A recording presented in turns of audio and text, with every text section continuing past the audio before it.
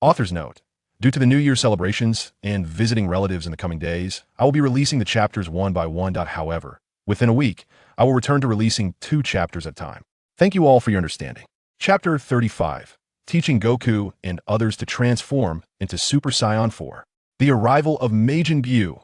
Upon hearing Son Goku's inquiry, Regg remarked, "You may comprehend it as the transformation into Super Saiyan 4, which is fundamentally the Super Saiyan state achieved after the Grade 8 transformation. However, the Grade 8 form is merely a transitional phase that to attain the true Super Saiyan 4. One must retain their rationality while in the Grade 8 form." Vegeta, upon hearing Regg's explanation, arrogantly declared to Goku, "It appears that the Super Saiyan 4 transformation is a skill reserved solely for elite warriors like us. How could a lowly warrior like Kakarot possibly master it?" In the original narrative, Vegeta had previously asserted that only lower-class warriors lose their reason when transforming into the Grade 8 form, while elite warriors like himself retain their sanity. Thus, Vegeta instinctively believed that a lower-class fighter like Kakarot could never achieve the Super Saiyan 4 transformation. In response to Vegeta's taunt, Son Goku remained unfazed, smiling as he replied, "Oh, come now, Vegeta. Life is full of surprises. As long as I maintain my rationality in the Grade 8 form, I should be able to succeed in the transformation, right?" Vegeta, angered by Goku's overconfidence, retorted fiercely, "If mastering the Grade 8 form were that effortless, the threat of the Saiyan race would have doubled. Do not underestimate the complexity of the situation, you fool. Indeed, when Saiyans transform into the Grade 8 form, most lose their reason and tend to attack indiscriminately, potentially even turning against their allies." This is why Vegeta was so incensed by Goku's nonchalant remarks. Had it been as simple as Goku suggested, the Saiyan team would have easily transformed into great apes when confronting Frieza instead of relying on their original forms. Upon hearing Vegeta's outburst, Goku merely shrugged and said, "How can one know without trying? Besides, Vegeta, you know me well enough that you truly believe I am one to give up easily?" Vegeta fell silent, refraining from rebuttal. After all, having fought alongside Goku for so long, he understood his personality better than anyone else. When one describes Goku's nature, it could be termed perseverance in flattering terms. Yet bluntly, he is simply stubborn. With a huff, Vegeta chose to ignore Goku. Observing that Vegeta had ceased to argue, Goku flashed a smile and turned his attention back to Regg, inquiring, "By the way, do you have any means of helping us regrow our tails? After all these years, it was Lord Kami who removed and sealed my tail." Upon hearing Goku's request, Vegeta too became intrigued and glanced towards Regg, recalling that someone had once informed him that tails could indeed regrow. Yet, after all these years, not a single hair has grown. It feels as though I have been forgotten by someone. Upon hearing Son Wukong's plea, Regg responded, "The reason I accepted your challenge is that I possess the means to restore your tails.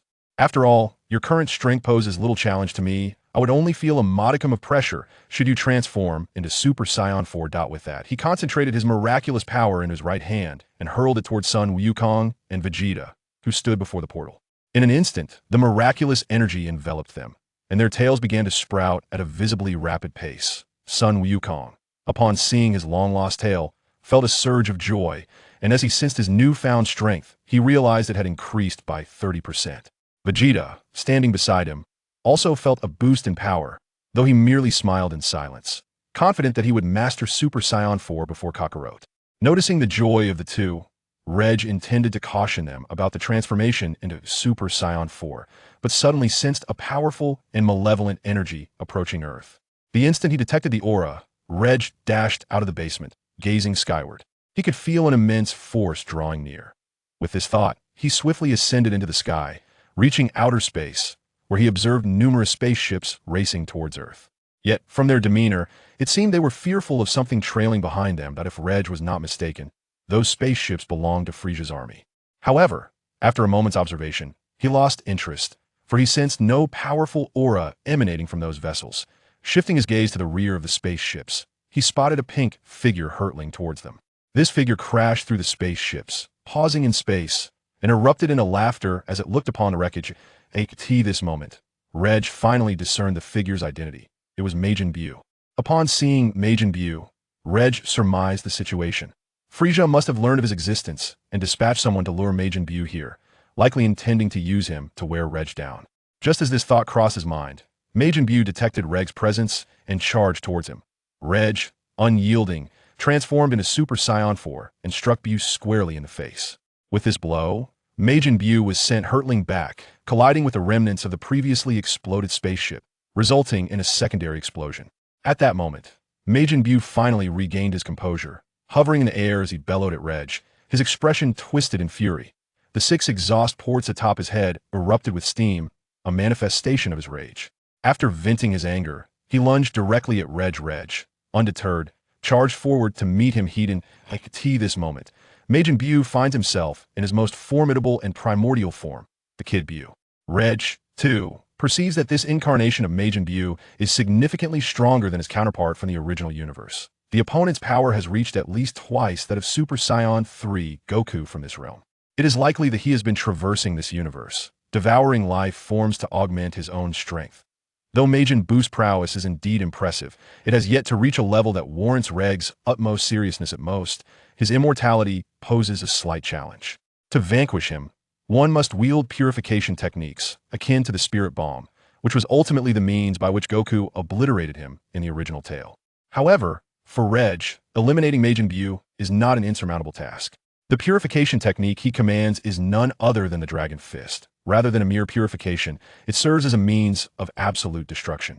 If one annihilates the foe to the last remnant, it effectively renders them unable to resurrect. Chapter 36, Slaying Majin Buu, the Assault of Frieza and Baby. With this thought, Regg ceased holding back and delivered a powerful punch to Majin Buu's face, sending him careening through the air. As Majin Buu flew backward, Regg unleashed several energy blasts directed at him. Following this series of attacks, Majin Buu's body began to exhibit signs of damage. Yet, this state of disarray did not last long, as the damaged portions were instantaneously restored. Majin Buu, seemingly unfazed, resumed his frenzied assault on Regg. Observing Majin Buu's relentless strikes, Regg did not remain stationary. Instead, he subtly shifted his body to evade the attacks, occasionally launching counterattacks.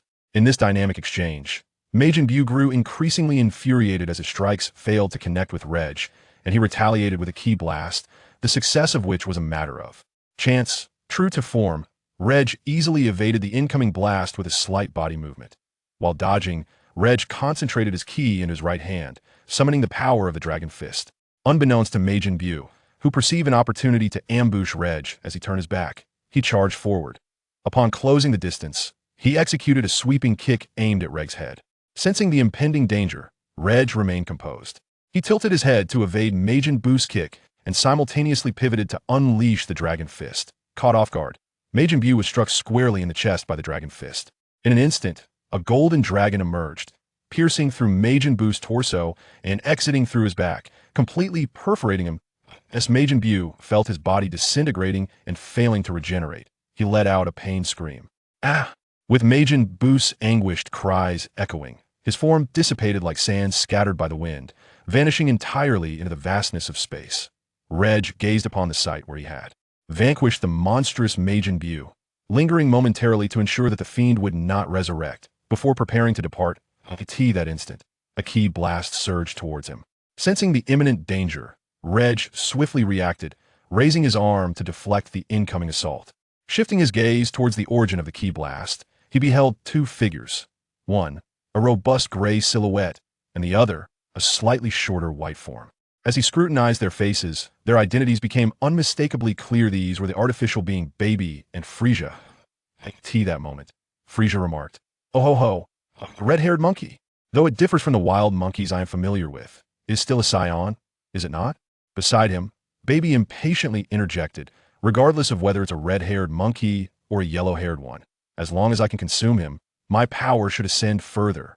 With his sunglasses-like eyes fixed on Regg, Baby's expression was rife not only with animosity towards the Saiyans, but also with an insatiable hunger for power. Hearing their exchange, Regg retorted without a hint of mercy, "What is it with the abundance of pests today? Just finished off one, and now two more appear." Frieza, incensed by Regg's words, felt veins pulsate on his forehead and bellowed, "A mere wild monkey dares to be arrogant before this emperor." Without restraint, he transformed into Golden Frieza and charged at Regg. As Frieza barreled toward him, Regg braced himself for combat, launching several ki blasts in Frieza's direction. However, Frieza deftly navigated through the oncoming blasts with remarkable speed, rapidly closing the distance between them. Recognizing that his key blasts were ineffective against Frieza, Regg abandoned this exhausting tactic and charged directly at him, ready for a heated confrontation. As they approached within striking range, both combatants unleashed a flurry of punches, resulting in a tremendous shockwave. Yet neither was deterred, and they instantly engaged in a fierce struggle amidst the cosmos. Presently, Regg maintained the upper hand, dominating Frieza with relentless force. Observing Frieza's predicament, Baby chose to cease spectating and rushed in to assist Frieza against Regg with Baby's intervention. Frieza found some reprieve still. The tide of battle remained unfavorably tilted against him. Unfazed by Baby's assistance, Regg perceived little distinction between an unknown and a known skirmish. As he had anticipated, the initial equilibrium was swiftly disrupted by Baby's presence. But as Regg acclimated to their combative rhythm, the tide once again turned in his favor. Reverting to the earlier state of overwhelming dominance, Frieza, who had been on the defensive, could no longer contain his frustration and shouted at Regg, "You wretched monkey! Do not presume this is all I am capable of."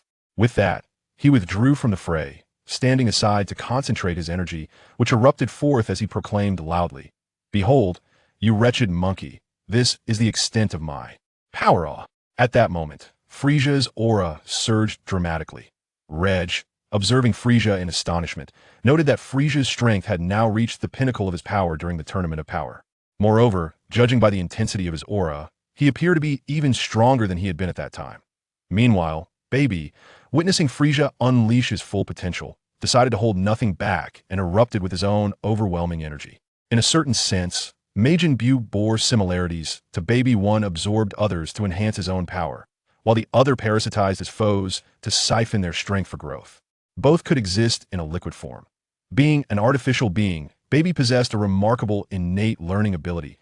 In the original narrative, Majin Buu had long since been vanquished by Goku, which meant Baby had never encountered him and thus lacked the opportunity to learn from him. Yet, in this alternate timeline, Baby faced Majin Buu and successfully acquired the ability to absorb and assimilate. After years of consumption, countless lives have been transformed into Baby's power. The energy he now emitted was even greater than in the original, having reached a state that surpassed the full power of Super Saiyan 4 Gogeta. In truth, Baby was not weak in the original narrative, he simply faced setbacks on Earth. His rise was due to successfully absorbing all life on Earth, including Vegeta and others, which significantly augmented his strength. However, his downfall was also tied to Earth, where the majority of its inhabitants were weak, and thus, parasitizing them yielded negligible gains. In this alternate timeline, although there were no formidable warriors like Vegeta or the Z fighters, sheer numbers proved advantageous. As the saying goes, quantitative change leads to qualitative change. After years of absorption, Baby's power had far exceeded that of the original narrative. Chapter 37. Baby's Scheme. The Super One-Star Dragon takes action. As the two combatants unleashed their auras, a tremendous tremor rippled through the cosmos. The space surrounding them began to fracture under the weight of their immense power. Once their energy subsided, both surged towards Regg simultaneously. Baby maneuvered behind Regg to launch his assault, creating a dual front attack. Regg, however, displayed remarkable composure, merely casting a sidelong glance at Baby's approach. The two charged at Regg with lightning speed, yet their strikes were effortlessly caught by Regg's hands. The three then engaged in a rapid, chaotic battle amidst the void of space, leaving a trail of devastation in their wake. In a split second, Baby and Frieza coordinated their attacks. Baby executed a sweeping kick aimed at Regg's head, while Frieza, with a clenched fist, targeted Regg's abdomen. Perceiving the trajectory of their strikes, Regg executed a lateral turn in midair, evading both attacks, and seized Baby's left leg with his left hand while gripping Frieza's right fist with his right. Seizing the fleeting moment, Regg began to spin, casting the two individuals away with great force, simultaneously unleashing an instant attack of ultimate flash towards the direction where Frieza and Baby were hurled. He struck them directly. The propulsion of the ultimate flash sent them crashing onto the surface of Mars. Observing the two he had dispatched, Regg showed no intention of relenting and soared towards Mars. Meanwhile, on the Martian surface, Frieza and Baby slowly emerged from the crater, their faces contorted in pain, clearly having sustained significant damage from the earlier assault. That moment, Frieza could not help but exclaim, "Damn it, how do these wild monkeys possess such formidable power?" At that moment, Baby, having overheard Frieza's words, directly addressed him, stating, "Currently, neither of us can inflict any significant damage upon him. We must first deplete his energy if we are to have any chance of defeating him." At this juncture, Baby recalled the plan devised earlier, lowering his head with a hint of greed, though this aspect remained unnoticed by Frieza. Subsequently, addressing Frieza, he said, I have a plan, but it requires your assistance. Upon hearing that Baby had devised a scheme, Frieza's interest was piqued, and he replied, Oh, what is this plan of yours? Speak quickly, we do not have much time. With the prowess of Regg, reaching Mars was merely a matter of time. Although the method by which the adversary overcame the challenges of the cosmic environment remained a mystery, it was of little consequence. Their time was severely limited. Upon receiving Frieza's agreement, Baby revealed a subtle, menacing smile that would elude the notice of ordinary individuals, and then stated, You will advance and do your utmost to defend against their onslaught while I conceal myself and gather energy for a formidable attack. The moment they expose a weakness, I shall deliver a devastating blow. Listening to this strategy, Frieza fell into contemplation. After all, this plan placed him in mortal peril, and the notion that he would serve as bait did not sit well with him. Nevertheless, with no superior alternative at hand and time pressing against them, Frieza clenched his teeth and reluctantly acquiesced. As the discussion between the two concluded, Regg arrived at the surface of Mars, observing the disheveled state of the duo before him. Regg jestingly remarked, Is this the extent of your resolve for vengeance? If you are so feeble, perhaps you ought to refrain from embarrassing yourselves, after all. Even trash collection is a laborious endeavor. Upon hearing Regg refer to himself as refuse, Frieza could no longer contain his fury and shouted at him, Putrid monkey. Do not presume that your temporary suppression of us equates to victory. I shall ensure that you pay dearly for every word you have uttered. With that, he charged towards Regg, engaging him in a fierce aerial tussle. Meanwhile, below, Baby was not idle. He placed his right index and middle fingers upon his brow, beginning to concentrate his internal energy, gradually channeling it into his fingertips. This technique was none other than the infamous Sapo, renowned as the most penetrating move in the Dragon Ball universe. Originally, Baby had not mastered this technique, but during a previous encounter on Earth with Cell, he had observed its execution. Cell, upon his creation, possessed the cells and techniques of all known Earth warriors at the time, including those of Piccolo. When Cell found himself unable to defeat Baby, he attempted to wield the penetrating power of the Sapo to eliminate him. However, the disparity in their strengths was so vast that it merely caused Baby a fleeting sting, failing to breach his defenses. Nevertheless, Baby did not underestimate the move, as there were few techniques capable of inflicting even minor pain given such a significant strength gap. Thus, he extracted the method of using the Sapo from Cell. Although Baby anticipated that he might one day employ this technique, he had not expected it to be needed so soon. Yet, it mattered little. The ultimate goal was victory. As the energy coalesced, the orb of light between the fingers grew increasingly larger. This fluctuation of power caught the attention of Regg, who instantly recognized the initiating stance of Baby as the magic penetrating light cannon. Although Regg possessed unwavering confidence in his own strength, he could not shake the uncertainty that lingered in his heart, given that it was the most formidable penetrating technique. Thus, upon witnessing his opponent gathering energy, Regg prepared to rush forward to disrupt the buildup. At that moment, Frieza discerned Regg's intentions and positioned himself in front of him, declaring, You insolent monkey. How dare you disregard this emperor? Did I grant you passage? With that, he charged toward Regg, engaging him in combat without any intention of letting him through. As time gradually slips away, the peril of the magical light killing cannon intensifies steadily. Regg, feeling a sense of urgency, no longer holds back and unleashes his full power. Fivefold King Kai Fist. As Regg invoked the King S Fist, a crimson aura enveloped his golden energy, significantly augmenting his strength. As the formidable aura emanated from Regg, Frieza stood frozen in disbelief, exclaiming, Impossible! How can this wild monkey possess such immense power?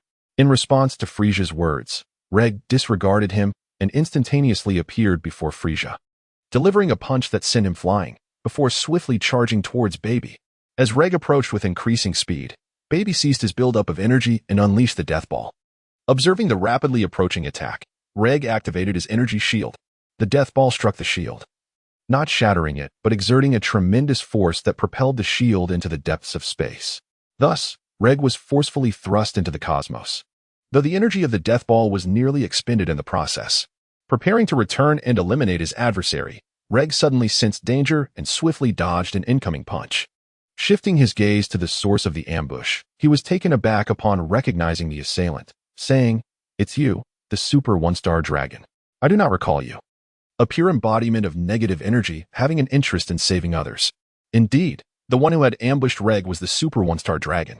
With a smile, the Super One-Star Dragon regarded Regg and remarked, "I had no intention of rescuing those two fools. I initially planned to reap the rewards from their struggle.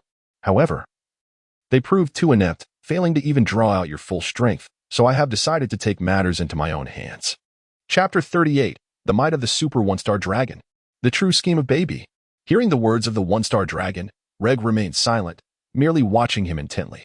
Thus, the two locked eyes in the vastness of space. As time gradually passed, the two engaged in a synchronized combat, directly clashing in the vastness of space.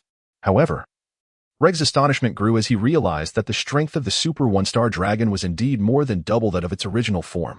It is noteworthy that Regg, in his Super Saiyan 4 state, was utilizing a fivefold Kaioken, yet the Super One-Star Dragon was still able to match him in power. With this realization, Regg's previously relaxed demeanor began to turn serious. After battling for a while in the cosmos, Regg seized an opportunity to momentarily disengage from the confrontation. Determined not to squander any more time with the Super One-Star Dragon, he unleashed his own power, amplifying the Kaioken to a staggering tenfold. As Regg unleashed a surge of crimson energy, it expanded once more, amplifying his strength beyond previous limits. Witnessing Regg's formidable aura erupt once again, the Super One-Star Dragon felt a twinge of surprise, yet it did not reach a level that would instill panic within him.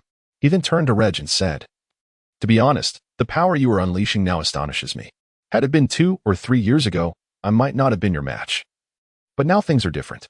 With that, the Super One-Star Dragon also began to unleash the energy within him. As the opponent's aura erupted, his strength surged once more. Regg, who had already harnessed the Kaioken, found his power significantly amplified, creating a considerable gap between him and the formidable Super One-Star Dragon.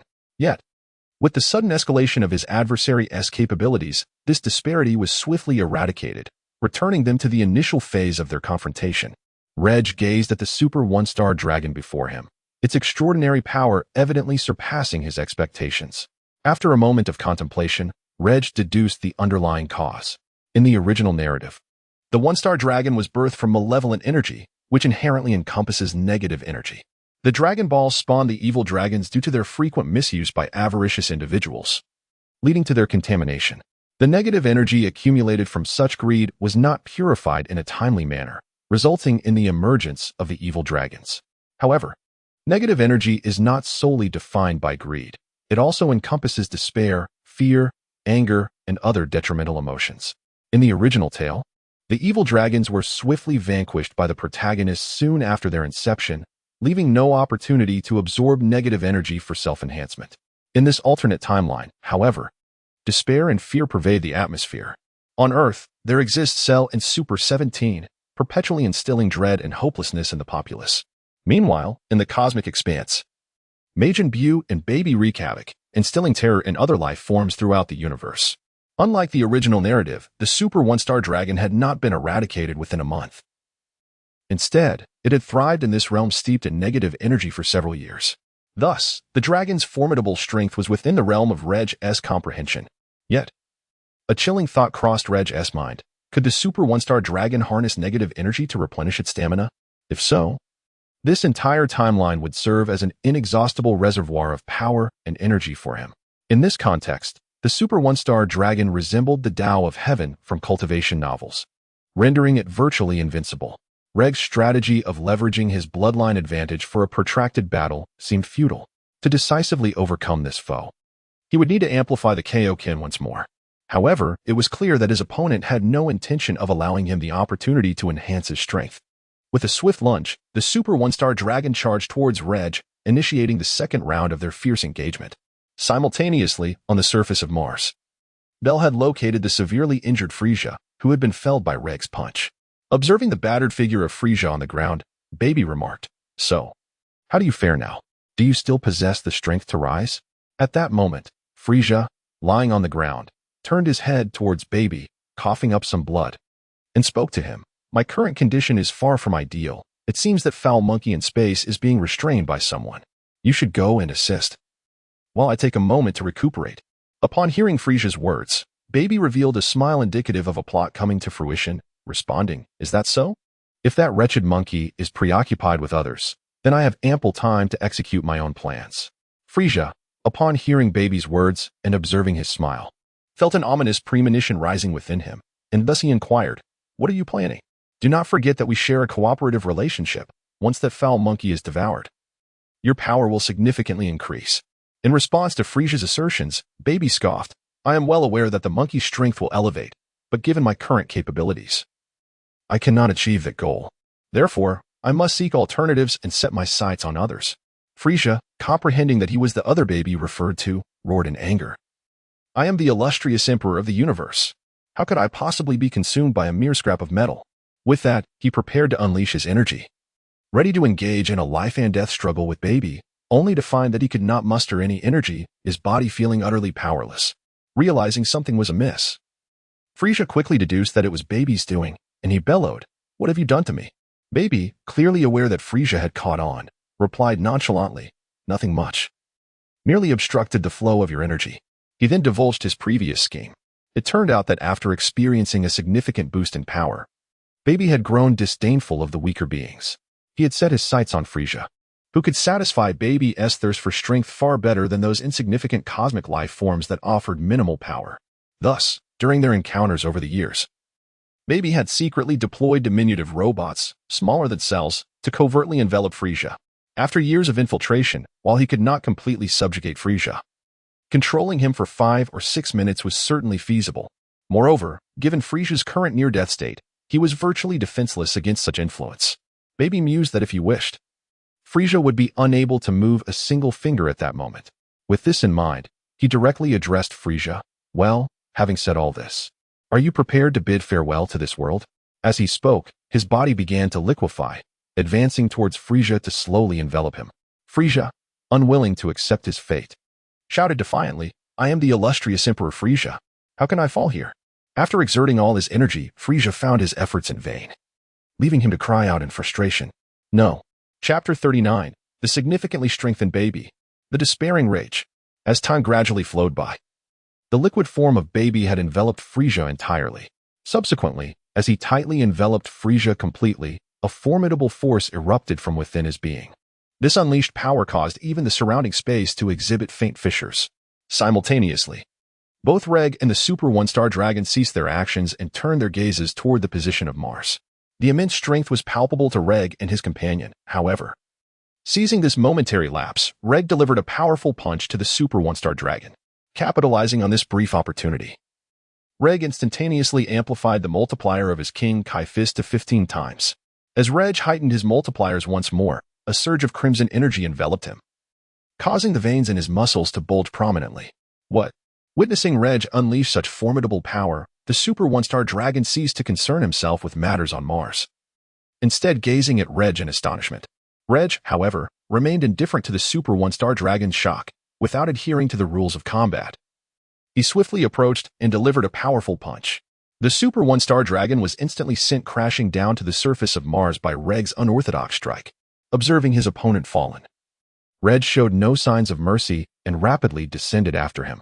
At that moment, their battlefield shifted from the vastness of space to the scarred terrain of Mars, already ravaged by the violent aftermath of their clash.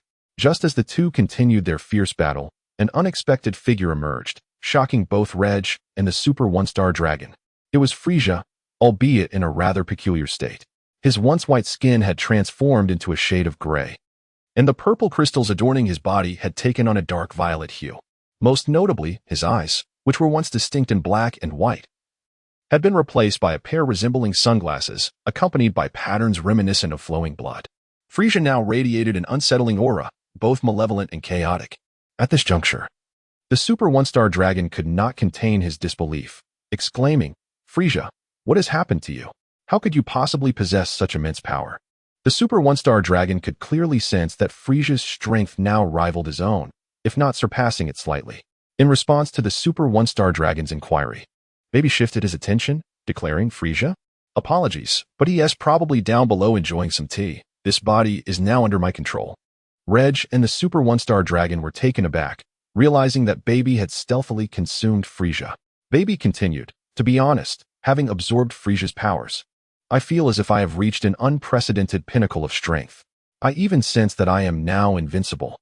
Regg, upon hearing Baby's boastful words, felt a surge of irritation, instantly appearing before Baby and delivering a punch that sent him flying. After all, Regg would never dare to call himself invincible. And to have a full boast of superiority before him was nothing short of provocation. At this moment, Baby found himself momentarily dazed, bewildered by the sudden turn of events. Acutely aware of the pain radiating from his face, upon realizing he had been inexplicably struck, a surge of indignation coursed through him. In an instant, he halted his backward trajectory and charged fiercely at Regg. As Baby approached, Regg too rushed forward, and thus the two engaged in combat anew. Meanwhile, the dazed Super One-Star Dragon regained his senses and, witnessing the struggle between the two, rushed to assist Baby. Though uncertain of the circumstances, he resolved to join forces with Baby, intent on vanquishing the interloper, Regg, before anything else. Thus, they reverted to the initial scenario of 1 against 2. Albeit this time their adversaries were significantly more formidable than before. Yet, for Regg, there remained no sense of pressure. However, as time elapsed, Regg began to grow impatient. In a flash, he sent the Super One-Star Dragon flying with a single punch, followed by a swift kick that propelled Baby away. Seizing the opportunity, Regg once again amplified his Kaioken, escalating to a 20-fold increase. As Regg ascended to new heights, his aura reached its zenith, and the muscles on his body swelled impressively.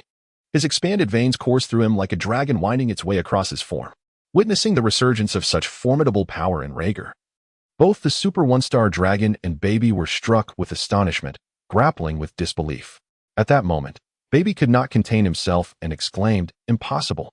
How can this wild monkey possess such overwhelming strength? I refuse to believe it." Subsequently, as if possessed by madness, Baby charged recklessly towards Regg, unleashing a flurry of wild strikes. In stark contrast, Regg maintained a serene demeanor as he observed Baby. However, growing increasingly impatient from the incessant dodging, Regg swiftly delivered a punch to Baby's abdomen. The blow caused Baby to involuntarily expel bile, his body bending at a sharp 90-degree angle before being propelled backwards towards the Super One-Star Dragon. The Super One-Star Dragon, realizing the imminent threat, adeptly sidestepped to avoid the incoming Baby. Regaining his senses amidst the pain, Baby hovered in the air, glaring furiously at Regg and declaring, "You wild monkey. Do not think this is the end." With that, Baby unleashed a tremendous surge of power, augmenting his strength by at least 50%. Meanwhile, the Super One-Star Dragon seized the opportunity to similarly manifest an overwhelming aura, concurrently absorbing the negative energies present in the cosmos to enhance himself. The power they both exhibited was now on par with one another. Once they had both completed their power surges, they surged towards Regg in unison. As the aftermath of the three combatants' clash intensified, their confrontation surged from the terrestrial realm into the vast expanse of outer space. The trio rampaged through the solar system, ultimately breaking free from its confines and venturing into other galaxies. As time gradually ebbs away, the devastation wrought by the fierce battle among the three leaves behind either the cataclysm of exploding planets or the annihilation of stars.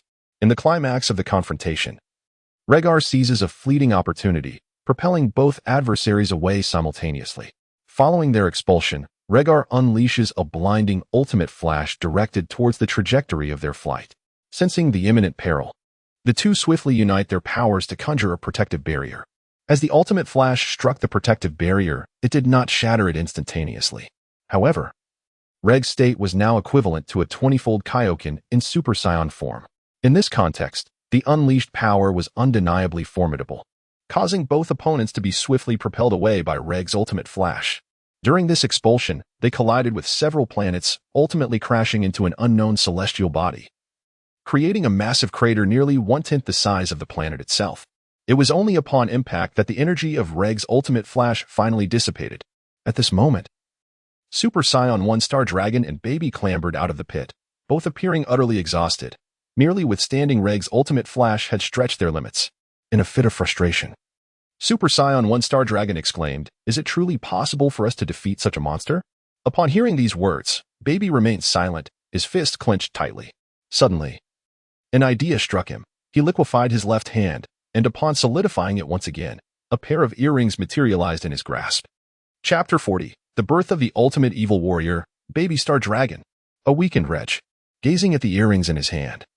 Baby hesitated momentarily before reluctantly tossing one of them to Super Saiyan One-Star Dragon. The latter caught the earring with a puzzled expression and inquired, "What does this earring signify? Do you believe this trinket can help us conquer that monster?" In response, Baby elaborated, "I discovered this earring while consuming a life form." The individual claimed to be the East Kaishin, accompanied by a candidate Supreme Kai. Initially, I was unaware of the earring's purpose. However, after absorbing the East Kaishin, I obtained his memories and journeyed to the Kaishin realm, where I sought what he deemed the strongest weapon. Upon encountering it, I found it rather unremarkable, albeit slightly heavier than expected. After shattering that sword, an entity identifying itself as the old Kaishin emerged. While his power was modest, he was still considerably stronger than typical beings, thus I consumed him as well, gaining a wealth of knowledge from his memories, including the function of this earring. Shifting his gaze back to the earrings, he continued, "These earrings are known as Patera earrings, also referred to as Batara earrings. A treasured legacy passed down through generations of Kaishins. Their function is to allow two individuals to merge into an exceedingly powerful warrior." Super Saiyan 1-star Dragon's eyes sparkled with intrigue, but he quickly regained his composure and asked, "Such a potent artifact must come with some drawbacks, does it not?" In response, Baby revealed the potential downsides, stating, "While there are no adverse effects per se, one significant limitation is the time constraint. The greater the energy consumed, the shorter the duration of the fusion." Upon hearing Baby's words, Super 1-star Dragon pondered for a moment before inquiring, "Do you believe we can annihilate him shortly after our fusion?" In response, Baby elaborated, "The Supreme Kai's fusion naturally has a time constraint. However, if both individuals are Supreme Kais, or if one of them is, the fusion becomes permanent. The two Supreme Kais I previously consumed, along with a candidate, may have granted me a portion of their divinity, thus eliminating any time limitations. It is precisely because it is permanent that I would not have revealed this unless we were in imminent danger." Hesitant about the decision to fuse, Super 1-star Dragon was still contemplating when both sensed a formidable presence rapidly approaching them. It was unmistakably Regg. Simultaneously, upon arrival, Regg caught sight of the earrings in their possession. Recognizing their significance, he charged toward them without hesitation, determined to prevent their fusion. As Regg barreled toward them, Super 1-star Dragon cast aside his doubts and promptly adorned his right ear with the earring, while Baby had already affixed his to the left. In that instant, Regg witnessed the two uncontrollably collide, erupting in a brilliant flash of light. As the radiance gradually subsided, a figure began to materialize from the brilliance. The silhouette bore a resemblance to Frieza, yet spiked black protrusions adorned every joint, and the formerly purple head sprouted two sharp dragon horns. The eyes were replaced by what appeared to be red-tinted sunglasses, with dark red markings emerging beneath the eyes, intricately covering the body. 6 tainted Dragon Balls were embedded in the abdomen, while a tainted 1-star Dragon Ball rested upon the forehead. At last, the entity moved, lifting its gaze toward Regg and declaring, "I am the malevolent warrior born of the fusion between Super 1-star Dragon and Ultimate Baby. Wild Monkey, remember that you shall perish at the hands of one known as Long." The voice of Long was distinctive, echoing the combined tones of Super 1-star Dragon and Baby. Despite the ominous proclamation, Regg remained motionless, his expression grave as he regarded the newly formed adversary, acutely aware of the impending threat of death emanating from it. Subsequently, Regg addressed the dimensional being, declaring, "Initiate limit enhancement." Upon hearing Regger's command, the dimensional entity responded, "Limit enhancement activated." Following this notification, Regger's power surged dramatically once more. His strength was now amplified to a staggering extent, a product of the miracle force enhancement, multiplied by the Super Saiyan 4 state, the Kaioken technique, and the limit enhancement. The base battle power enhancement was calculated as 8,022. Once again unleashing formidable prowess, Regger cast a glance at Long, the sense of impending danger still palpable. After a brief interval, Regger resolved to take the initiative, and in an instant, he appeared before Long, launching a fist aimed directly at his opponent's face. As the fist drew nearer, in a split second, before Regger could react, Long effortlessly seized his incoming strike. What? Witnessing his attack being caught with such ease, Regger was astonished that his opponent's speed was beyond his perception. It was worth noting that Regger was currently at full capacity with his buffs. Yet he failed to register Long's hand movement. Clearly, Long had grown so powerful that Regger could not keep up. Unfazed by Regger's astonishment, Long raised his other hand and struck with an imperceptible speed. By the time Regger regained his senses, he discovered a fist imprint had formed on his abdomen. Almost immediately, pain radiated from that point, engulfing his entire midsection. Unable to contain himself, Regg spat out a mouthful of bitter fluid, his body contorting like a boiled shrimp before he was propelled back with tremendous force. The speed at which he flew through the cosmos shattered several celestial bodies before finally colliding with a colossal asteroid, creating a crater nearly 10 kilometers in diameter upon impact. Lying in the center of the immense pit, Regg gritted his teeth against the pain and slowly rose to his feet. At that moment, Long appeared before him in an instant, gazing at the disheveled Regg with a mocking smile. I never expected this wild monkey to exhibit such a pitiful side. I thought you would unleash even greater power. What a disappointment, he taunted. Just as Regg managed to stand, he heard Long's derision. Ignoring the agony coursing through his body, he charged forward, throwing a punch. As the fist approached, Long caught it effortlessly and remarked, "Such a feeble punch, are you truly attempting to attack? Allow me to demonstrate what a real attack looks like." With that, he struck Regg's abdomen once more. However, since Long had grasped Regg's fist, he did not send him flying, yet the blow still forced Regg to spit out another bitter mouthful, as Long unleashed a series of powerful punches. Regg transitioned from merely lamenting his fate to spitting blood. Ultimately, with a forceful strike, Long caused Regg to expel a mouthful of fresh blood. At this moment, Regg had become a pitiable sight, stripped of his initial dominance. Long, lifting Regg with one hand, gazed at the disheveled warrior and remarked, "To be honest, you are the strongest Saiyan I have ever encountered, yet, in the end, you have failed to overcome me. Rest assured, you are a formidable adversary worthy of respect. I shall ensure that some of your cherished companions accompany you, so you will not be alone, will you?" With this, he erupted into a mocking laughter. However, Long remained oblivious to Regg's current state. In a fleeting moment, Regg's hair transformed into a vibrant green before reverting back, a phenomenon that escaped Long's notice. Chapter 41. The Pinnacle of Fury. The Transcendent Transformation of Regg. Unconscious Frenzy. At this moment, upon hearing Long's words, Regg, who had initially been prepared to give up, suddenly felt invigorated. In his previous life, Regg was an orphan who missed the prime social opportunities of university, spending his days and nights laboring tirelessly. This is precisely why his sole desire was to grow stronger rather than return to his former world, as there was no one in his past life deserving of his concern. However, in this world, there were individuals who cared for him, and the one who had accompanied him the longest was Sapali. Initially, he found her bothersome, having grown accustomed to solitude for so long, and it was his first experience of what it felt like to be loved.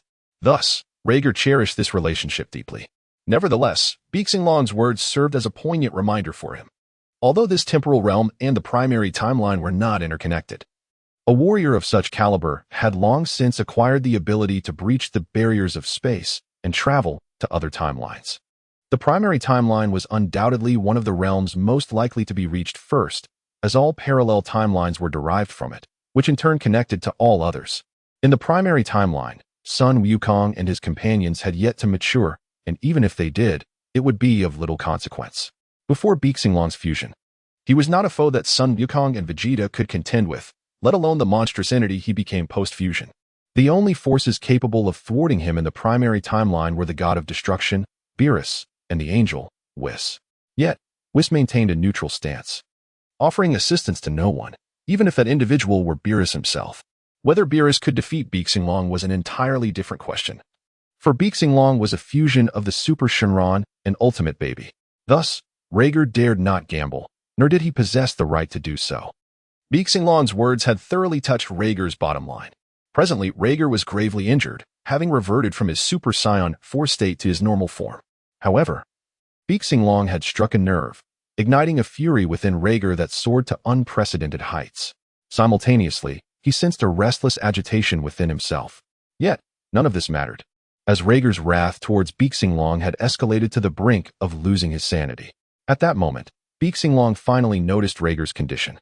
While Long was still observing, Regg unleashed a powerful punch to Long's face, sending him staggering backward.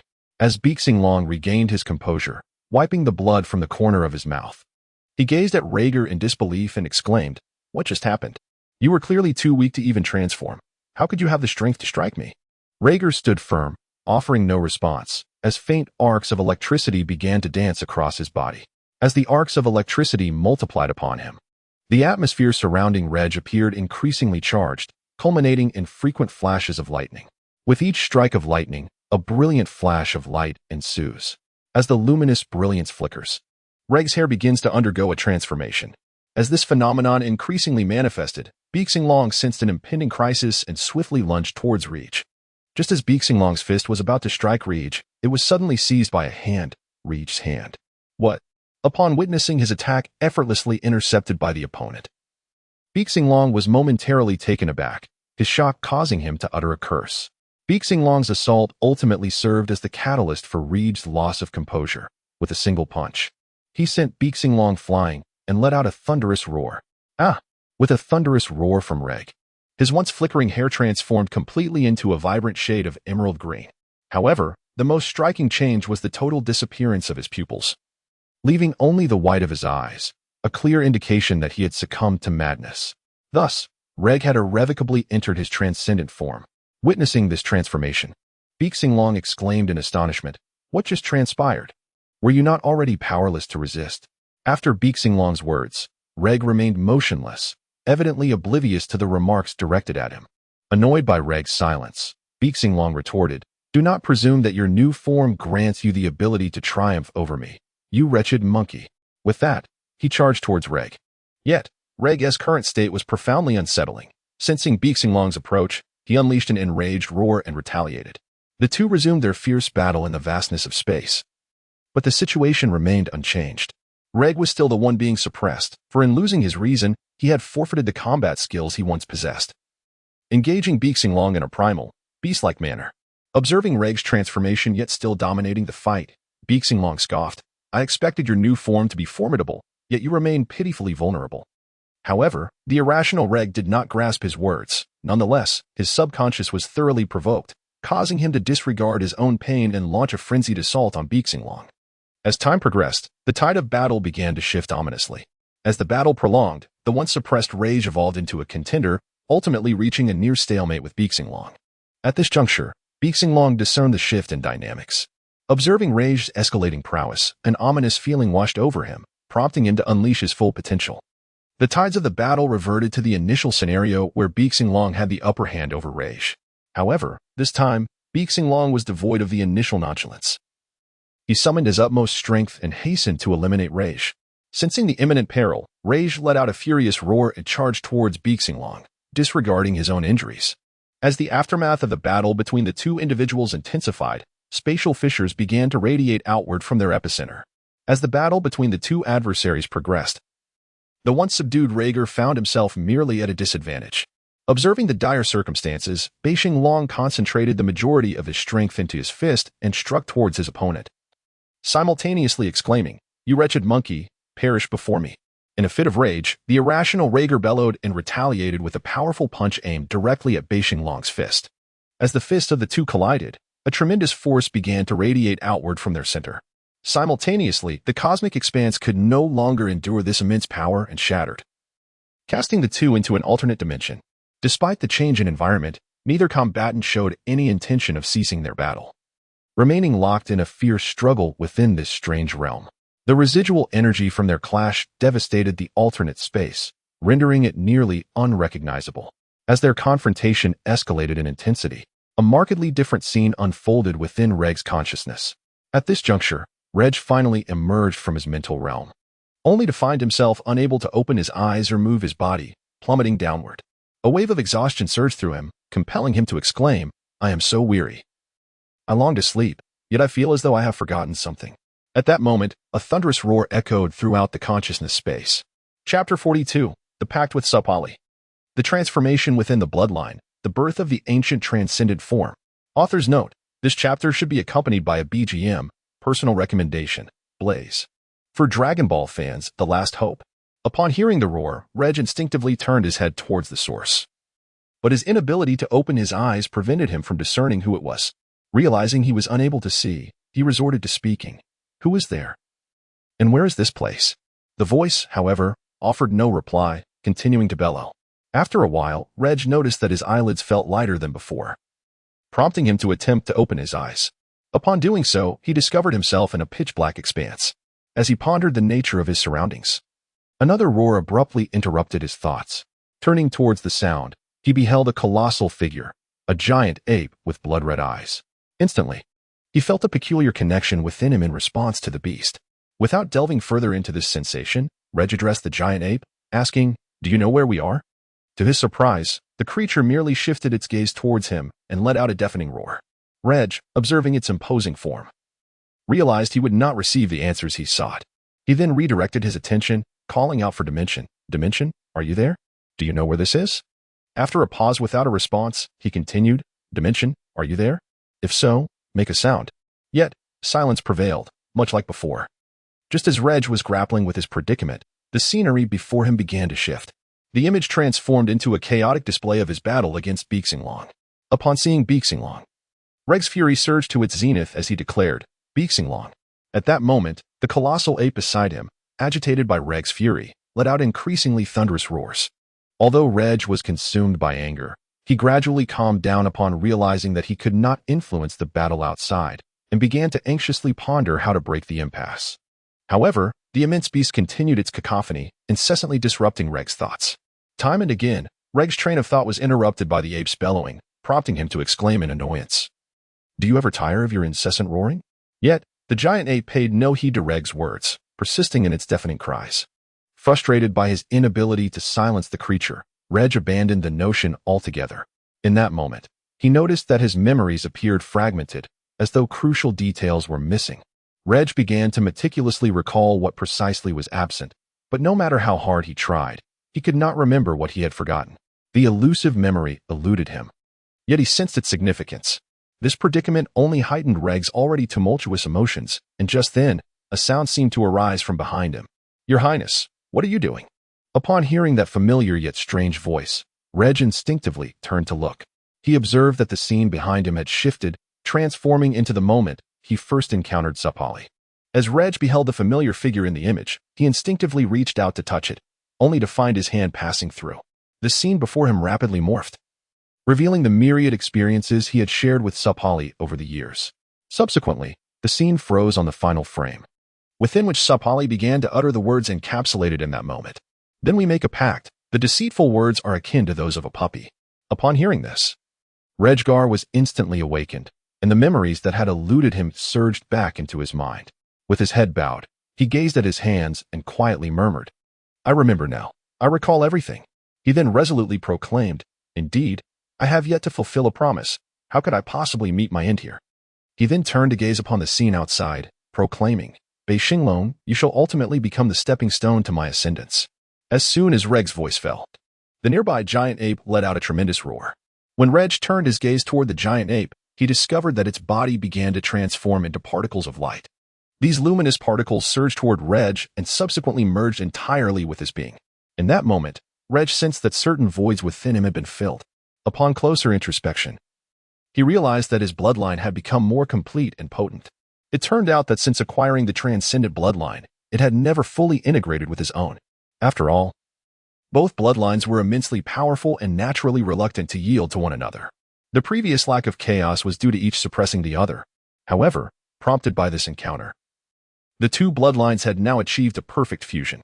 While he was still absorbing the particles of light, a sudden burst of radiant colors illuminated the dark expanse beside him. This brilliant spectrum, akin to a rainbow, merged with Regg's essence alongside the light particles.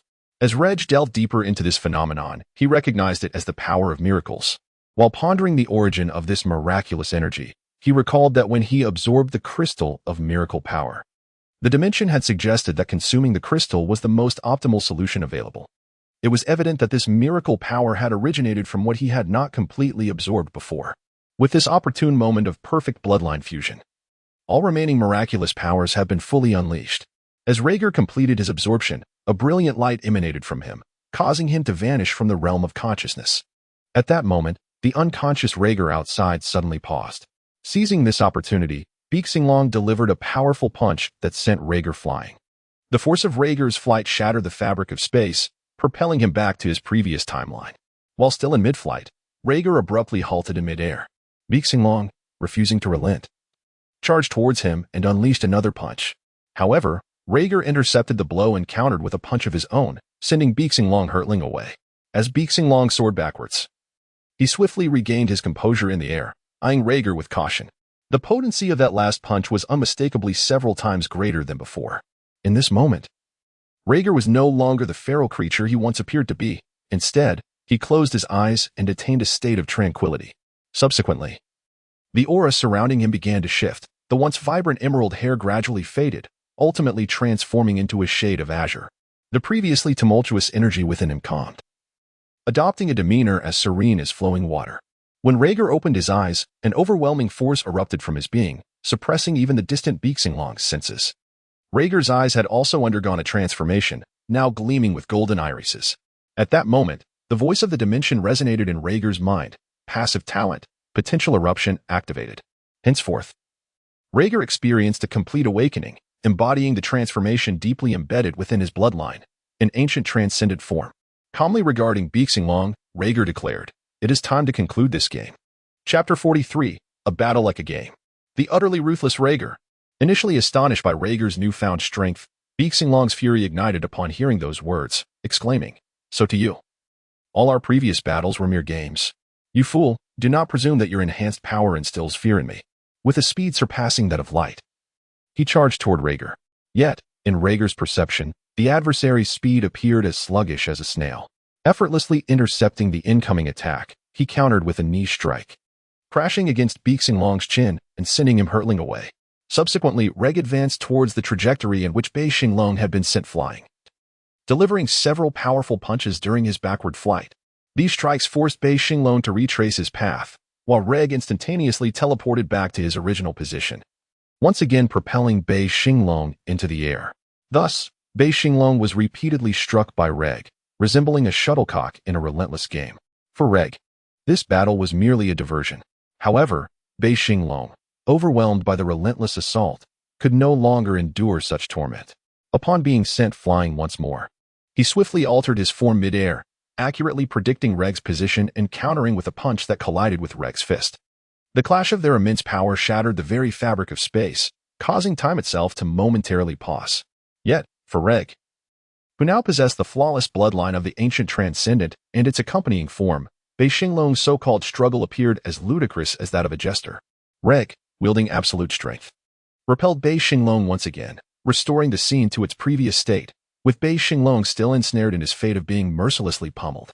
In the air, witnessing the futility of his counterattack, Bixinglong opted for a defensive stance, remaining suspended. Regg, perceiving Bixinglong's choice to forego struggle in favor of passive defense, found the encounter lacking in excitement. Abandoning his playful demeanor, he unleashed a full-force punch that sent Bixinglong hurtling away. As a result of this devastating blow, Bixinglong coughed up blood and was propelled not merely through planets but through entire small star systems, colliding with numerous celestial bodies before finally coming to rest upon one. As Bixinglong attempted to rise, he was met with Regg's rapid approach, culminating in a swift kick to his abdomen that punctured the very planet itself, sending Bixinglong flying once again. Ultimately, he was propelled beyond the confines of the small star system, hurtling into the vastness of the galaxy. Observing Bixinglong's significant distance, Regg showed no intention of relenting, pursuing him in the direction of his flight.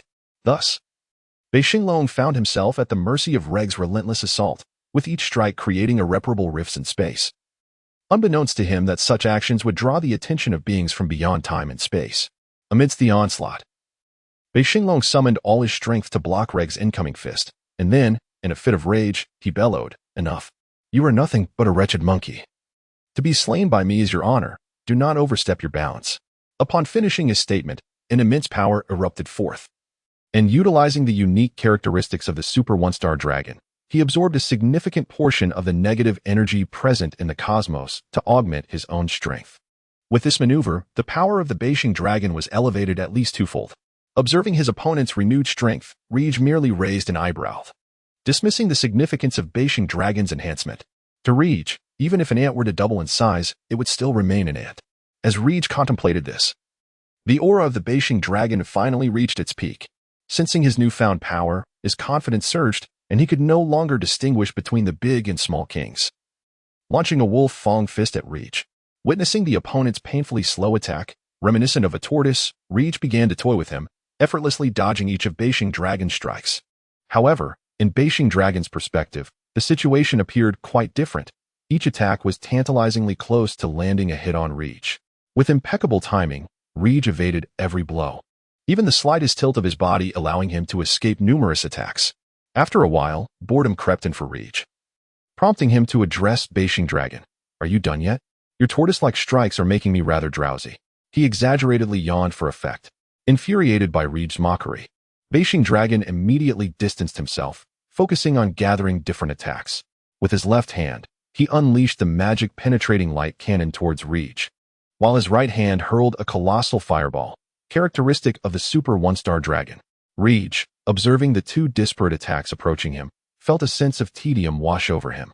Without even glancing, he effortlessly extinguished the gigantic fireball with a mere slap of his right hand. As for the so-called strongest penetrating skill in the Dragon Ball universe, the magic penetrating light cannon, Regg simply raised a hand and caught the attack in his palm. Thus, both formidable techniques were effortlessly neutralized by Regg. Meanwhile, Beishing Dragon, in disbelief, exclaimed, "Why is this happening? How do you possess such formidable power? I refuse to believe it." Just after uttering these words, Beishing Dragon charged at Regg in a frenzy. Observing his opponent's complete loss of composure, Regg abandoned his playful demeanor, preparing to decisively conclude the encounter. Despite this intention, Regg remained motionless, even neglecting to assume a defensive posture. Consequently, he took a solid punch to the face, but for Regg, it was merely a trivial inconvenience. As Beishing Dragon attempted to deliver another blow, Regg swiftly reached out and seized his arm. Simultaneously, he grasped Beishing Dragon's other hand with his other hand. In one fluid motion, Regg twisted and secured both of Beishing Dragon's forearms. Subsequently, with an increasing exertion of strength from both hands, Beishing could no longer withstand the torment and let out a resounding cry. Adu! With a resounding crack, the two small arms of Beishing were brutally crushed by Regg. After breaking free from Regg's grasp, his hands were rendered utterly useless. As Beishing, filled with rage, lifted his gaze toward Regg, he discovered that his adversary had vanished without a trace.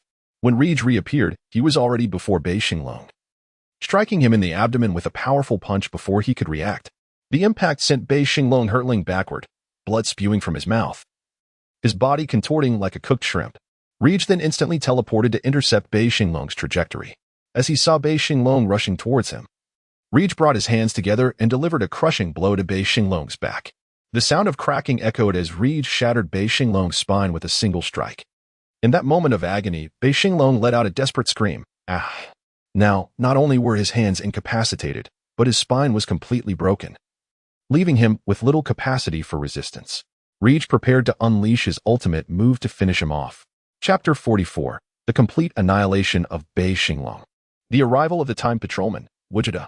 With this thought, Regg began to gather energy, and two colorful divine dragons emerged, swirling around him in a mesmerizing dance.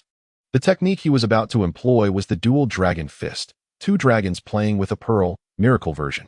At that moment, Beishing, recovering from his pain, sensed the ominous presence of the two divine dragons beside Regg, which instilled in him an overwhelming sense of danger. Instinctively, he sought to flee. However, with his cervical spine shattered by Regg's blow, he had lost his bodily balance, making escape an unrealistic endeavor. Realizing this, he decided to harness the unique properties of the Super One-Star Dragon to absorb the negative energy of the universe and begin mending his wounds.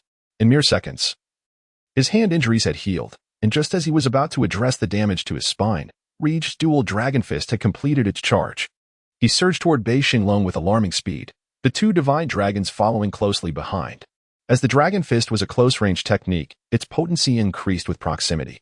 Seeing Regg approaching rapidly, Beishing disregarded the pain in his spine and braced himself for the impending impact.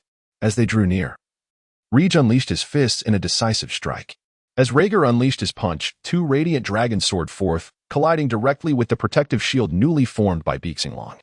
The powerful shockwave generated by the impact radiated outward, utterly obliterating the surrounding miniature star systems. This phenomenon endured for merely a few seconds before cracks began to surface on Beishing's shield. As time gradually slipped away, the cracks on the protective shield multiplied, ultimately shattering into fragments. The destruction of the shield ignited Beishing's survival instinct, compelling him to extend his hands to fend off the dual onslaught of the two seven-colored dragons. Yet, he could not withstand even a fleeting second. His hands and arms were reduced to ashes by the ferocious assault of the divine dragons. Both dragons seized Beishing's shoulders, lifting him skyward. After ascending a considerable distance from Regg, they released their grip, piercing through him directly from his chest, as two formidable forces penetrated his being. Bei Xinglong felt his body begin to uncontrollably disintegrate. Realizing the dire situation, he swiftly absorbed vast amounts of negative energy to restore himself, although he regained some strength. It was far too slow to counteract the pace of his dissolution. Coming to terms with the irreversible nature of his destruction, he bellowed at Regg, "Wait for it. You foul monkey. One day, I shall annihilate you in precisely the same manner." With that, Bei Xinglong erupted into laughter, yet it quickly morphed into a howl of agony. With the complete disappearance of Bei Xinglong from this world, the Batara earrings he wore shattered entirely, and simultaneously, the 7 Dragon Balls were thoroughly purified. Gazing at the 7 Dragon Balls floating before him, Regg slowly remarked, "This battle has finally come to an end." Just as Regg was preparing to return the Dragon Balls to Earth, a rift in time and space suddenly opened. From within emerged a Saiyan in the Super Saiyan 4 form. Judging by the aura he emanated, this individual's power surpassed that of Bei Xinglong at full strength, albeit only slightly. Subsequently, Regg gazed in that direction, at which point the figure also turned to look at him. After scrutinizing the individual closely, Regg confirmed the identity of his counterpart. At that moment, the figure spoke. "I have just received a mission and detected powerful spatial fluctuations in this timeline. So I was dispatched to investigate. Was it you who caused the recent spatial disturbances?" The voice appeared to emanate from 2 individuals speaking simultaneously, those being Son Wukong and Vegeta. The figure was, in fact, their fusion, Gogeta. It is worth noting that in the original fan narrative, it was Gogeta who triumphed over Regg, albeit narrowly. With a somewhat complex expression, Regg addressed Gogeta. "I was engaged in combat with a formidable adversary, and the spatial fluctuations you sensed were likely a result of our battle." Upon hearing Regg's words, Gogeta pondered for a moment before responding. "I see. Have you encountered a powerful foe? Do you require my assistance?" Gogeta observed Regg for a while, noticing that his energy was not only comparable but significantly stronger. An adversary capable of challenging such a potent warrior was certainly no ordinary foe. In response to Gogeta's inquiry, Regg shook his head and replied, "No. I have already defeated him." Gogeta appeared somewhat taken aback by Regg's statement, but then felt a sense of relief. If even such a formidable being could not handle his opponent, what chances would he have? Contemplating this, he addressed Regg once more. "Very well. Could you describe the individual you battled? I need to document this for my report." Upon hearing Gogeta's request, Regg nodded in agreement and continued. "The individual I fought is named Bei Xinglong Gogeta." Upon hearing this, contemplated for a moment and realized he was unfamiliar with the name. He then inquired, "Do you possess any specific information about this Bei Xinglong?" Regg elaborated. Bei Xinglong is a creature born from the fusion of Super One-Star Dragon and Ultimate Baby using the Batara earrings. Gogeta was taken aback by Regg's revelation, exclaiming, "What?" From the state of the other party, it is evident that they belong to a parallel universe within the GT timeline, where knowledge of the existence of Super One-Star Dragon and Baby is commonplace. Ignoring Goku Vegeta's astonishment, Regg continued to elaborate on matters pertaining to this timeline.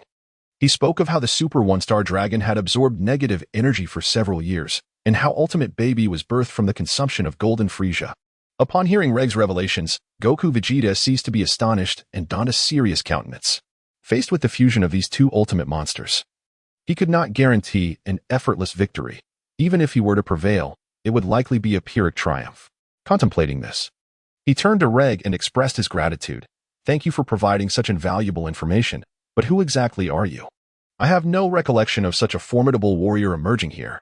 In response to Goku Vegeta's inquiry, Regg did not hesitate to reveal, "My name is Regg." Upon hearing this, Goku Vegeta's pupils contracted, and he swiftly assumed a combat stance. In the original narrative, Regg is indeed a character from the GT universe, making his formal appearance 3 years after the Evil Dragon saga. Thus, it was only natural for Goku Vegeta to recognize him. Noticing the sudden shift to an offensive posture, Regg remained unfazed and continued, "Rest assured, I am not the Regg you are familiar with. Moreover, I have never harbored thoughts of vengeance, so under the current circumstances, I should be considered an ally." Despite Regg's words, Goku Vegeta did not lower his guard. After all, in the original storyline, it was Regg who had mercilessly overpowered him. Chapter 45, The Mysterious Shadow. Acknowledgements from Dandy. Observing Goku Vegeta's continued vigilance, Regg crossed his arms dismissively and remarked, "Based on your current demeanor, you must have encountered me in other timelines, and therefore, you should be aware of my character. Do you truly believe that someone of my pride would stoop to utter such base falsehoods?" Goku Vegeta fell silent upon hearing Regg's words. Indeed, as Regg asserted, even if he were an adversary in their timeline, it would be implausible for him to abandon his pride to deceive an enemy. Noticing Goku Vegeta's silence, Regg wasted no time and stated directly, I do not concern myself with how I am perceived in your timeline. What I must do now is return these 7 purified Dragon Balls to this timeline's Earth. With that, he disregarded Goku Vegeta's astonished gaze and effortlessly took the floating Dragon Balls. As he watched Regg's departing figure, Goku Vegeta quietly mused. Perhaps this Regg is indeed different from the one in other timelines. With this thought, he shook his head and hastened to follow Regg towards Earth. Once alongside him, he inquired, given your age, you appear quite young. How is it that you possess such formidable power? Upon hearing Vegeta's inquiry, Regg replied directly, when I was born, my innate talent underwent a transformation. Intrigued by Regg's words, Vegeta inquired further, oh, your talent underwent a transformation? What kind of metamorphosis could possibly result in a being such as yourself? Rather than responding directly, Regg asked, are you familiar with Broly? Surprised by the question, Vegeta nodded and replied, yes, I know him. He is a remarkably powerful individual, albeit somewhat unhinged. Nodding in acknowledgement, Regg continued, I transformed in a similar manner, resulting in my innate combat power being not 50,000, but rather 250,000. Stunned by Regg's revelation, Vegeta found himself at a loss for words. In his own timeline, even the unaltered Regg could easily overpower him. He speculated that this transformed Regg could likely decimate him within the first minute of combat. He felt a sense of relief for not rushing into action, lest he endure the humiliating experience of being subdued once more. Thus, Regg and Vegeta engaged in conversation as they soared toward Earth. Moments after their departure, a portal opened at the site of their earlier battle.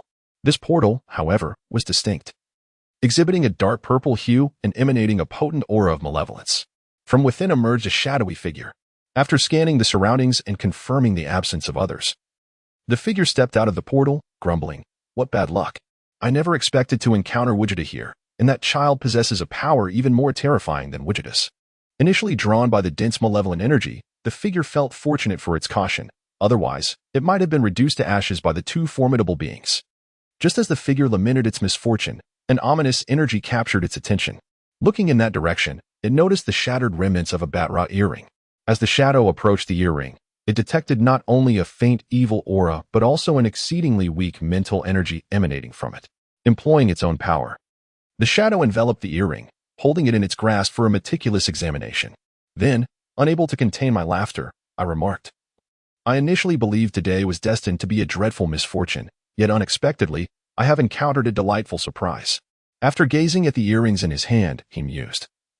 With this, it may be possible to create a creature of unfathomable power. Having uttered these words, he activated the portal and departed from this realm, leaving no trace behind, as though he had never been there at all. Meanwhile, on the other side, Regg and Gogeta, after a lengthy journey, finally arrived on Earth. Upon their arrival, Regg did not pause. He swiftly made his way to the basement where Bulma was located.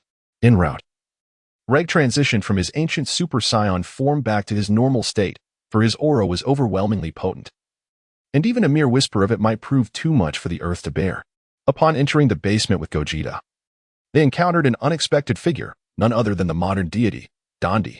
Surprised to see Dandi there, Regg inquired about the unfolding events involving Bulma. Subsequently, Bulma began to recount the events that transpired. It was revealed that during the time when Cell was mercilessly slaughtering humanity, Dandi had been using telepathy to convey messages to Bulma, urging her to gather the Dragon Balls to resurrect Goku and others. However, at that moment, Bulma's time machine was nearing completion, rendering the perilous task of collecting the Dragon Balls unnecessary. After all, it was stipulated by the Supreme Kai that once wishes were granted, the Dragon Balls would scatter across the globe. Thus, collecting them would essentially mean racing about the world, a scenario in which Cell would undoubtedly take notice. Ultimately, as everyone knows, Trunks was assassinated, and the time machine was abandoned in another timeline. Left with no choice, Bulma was compelled to pursue the Dragon Balls. Unfortunately, someone had already taken the initiative to do so. The good news was that the Dragon Balls had been gathered. The bad news was that the gatherer was a remnant of Frieza's forces. The worst news was that the Dragon Balls had been corrupted into evil dragons. At that moment, these malevolent dragons wreaked havoc across Earth, exhibiting cruelty that surpassed even Cell's. Upon witnessing this devastation, Dondi contemplated suicide to revert the Dragon Balls to stone, thereby eliminating the evil dragons. Yet, someone had anticipated his decision. The one-star dragon located the sacred temple, sealing it off from outsiders and even bestowing upon Dondi a certain ability that rendered any self-destructive actions futile. In that moment, Dondi was engulfed in despair, powerless to prevent the destruction caused by the evil dragons while helplessly watching. Just when hope seemed lost, a figure appeared, reigniting a flicker of optimism within him. That individual was Regg, who, upon arriving in this timeline, not only vanquished Cell but also defeated Super 17. Ultimately, the curse that bound Dondi was lifted, and he could sense that the Dragon Balls had been purified. Overwhelmed with joy upon receiving this news, Dondi wept tears of relief, as the destruction wrought by the evil dragons had long plagued him with guilt and remorse. Now, with the evil dragons vanquished, Dondi finally glimpsed a chance to continue living. After leaving the Divine Temple, I sought out Bulma, with whom I had established a rapport, to inquire about some fundamental information regarding Regg. Subsequently, I settled in the basement, awaiting Regg's return. After a considerable period, Regg finally arrived, cradling the purified 7 Dragon Balls. I approached him with a light jog, bowed, and expressed my gratitude, saying, "Thank you, Mr. Regg. Without you, I might have been forever ensnared in feelings of remorse and guilt." Chapter 46, A Limitless Challenge from Gogeta. An invitation to battle from Gogeta. Observing Dondi bowing in thanks, Regg dismissed it with a wave of his hand, remarking it was but a trifling effort. Let us first consider how to handle these Dragon Balls. He then placed the 7 Dragon Balls on the table. Dondi regarded the 7 orbs with a complex expression. After a brief internal struggle, he sighed and addressed Regg. "Do you have any wishes you wish to fulfill, Mr. Regg? If so, you should utilize the Dragon Balls. This may be the last opportunity to do so." Dondi had resolved that following the fulfillment of this wish, he would secure the Dragon Balls under strict supervision at the Divine Temple. Upon hearing Dondi's words, Regg pondered for a moment before shaking his head and replied, "I have no particular wishes to fulfill. I can manage matters with my own strength." Subsequently, turning to Dondi, he remarked, "How can you be so fearful of the Dragon Balls being tainted again? Why not resurrect Goku and the others to safeguard the Earth?" Upon hearing Regg's words, Dondi experienced a moment of clarity and expressed his gratitude, saying, "Thank you for your suggestion, Mr. Regg. I shall use the Dragon Balls to bring back Goku and the others shortly." While Dondi and Regg deliberated on the handling of the Dragon Balls, Bulma's gaze remained fixated on Gogeta. Feeling somewhat uneasy under Bulma's persistent stare, Gogeta finally inquired, "Is something the matter? Do I have something on my face? Why do you keep looking at me?" In response to Gogeta's question, Bulma shook her head and replied, "No, it's just that you exude a sense of familiarity." Realizing Bulma's implication, Gogeta clarified, "I am a warrior born from the fusion of Goku and Vegeta, known as Gogeta." Bulma, perplexed, responded, "What is fusion?" In this timeline, the narrative has only progressed to the Cell Saga, and Goku and Vegeta had met their demise prematurely.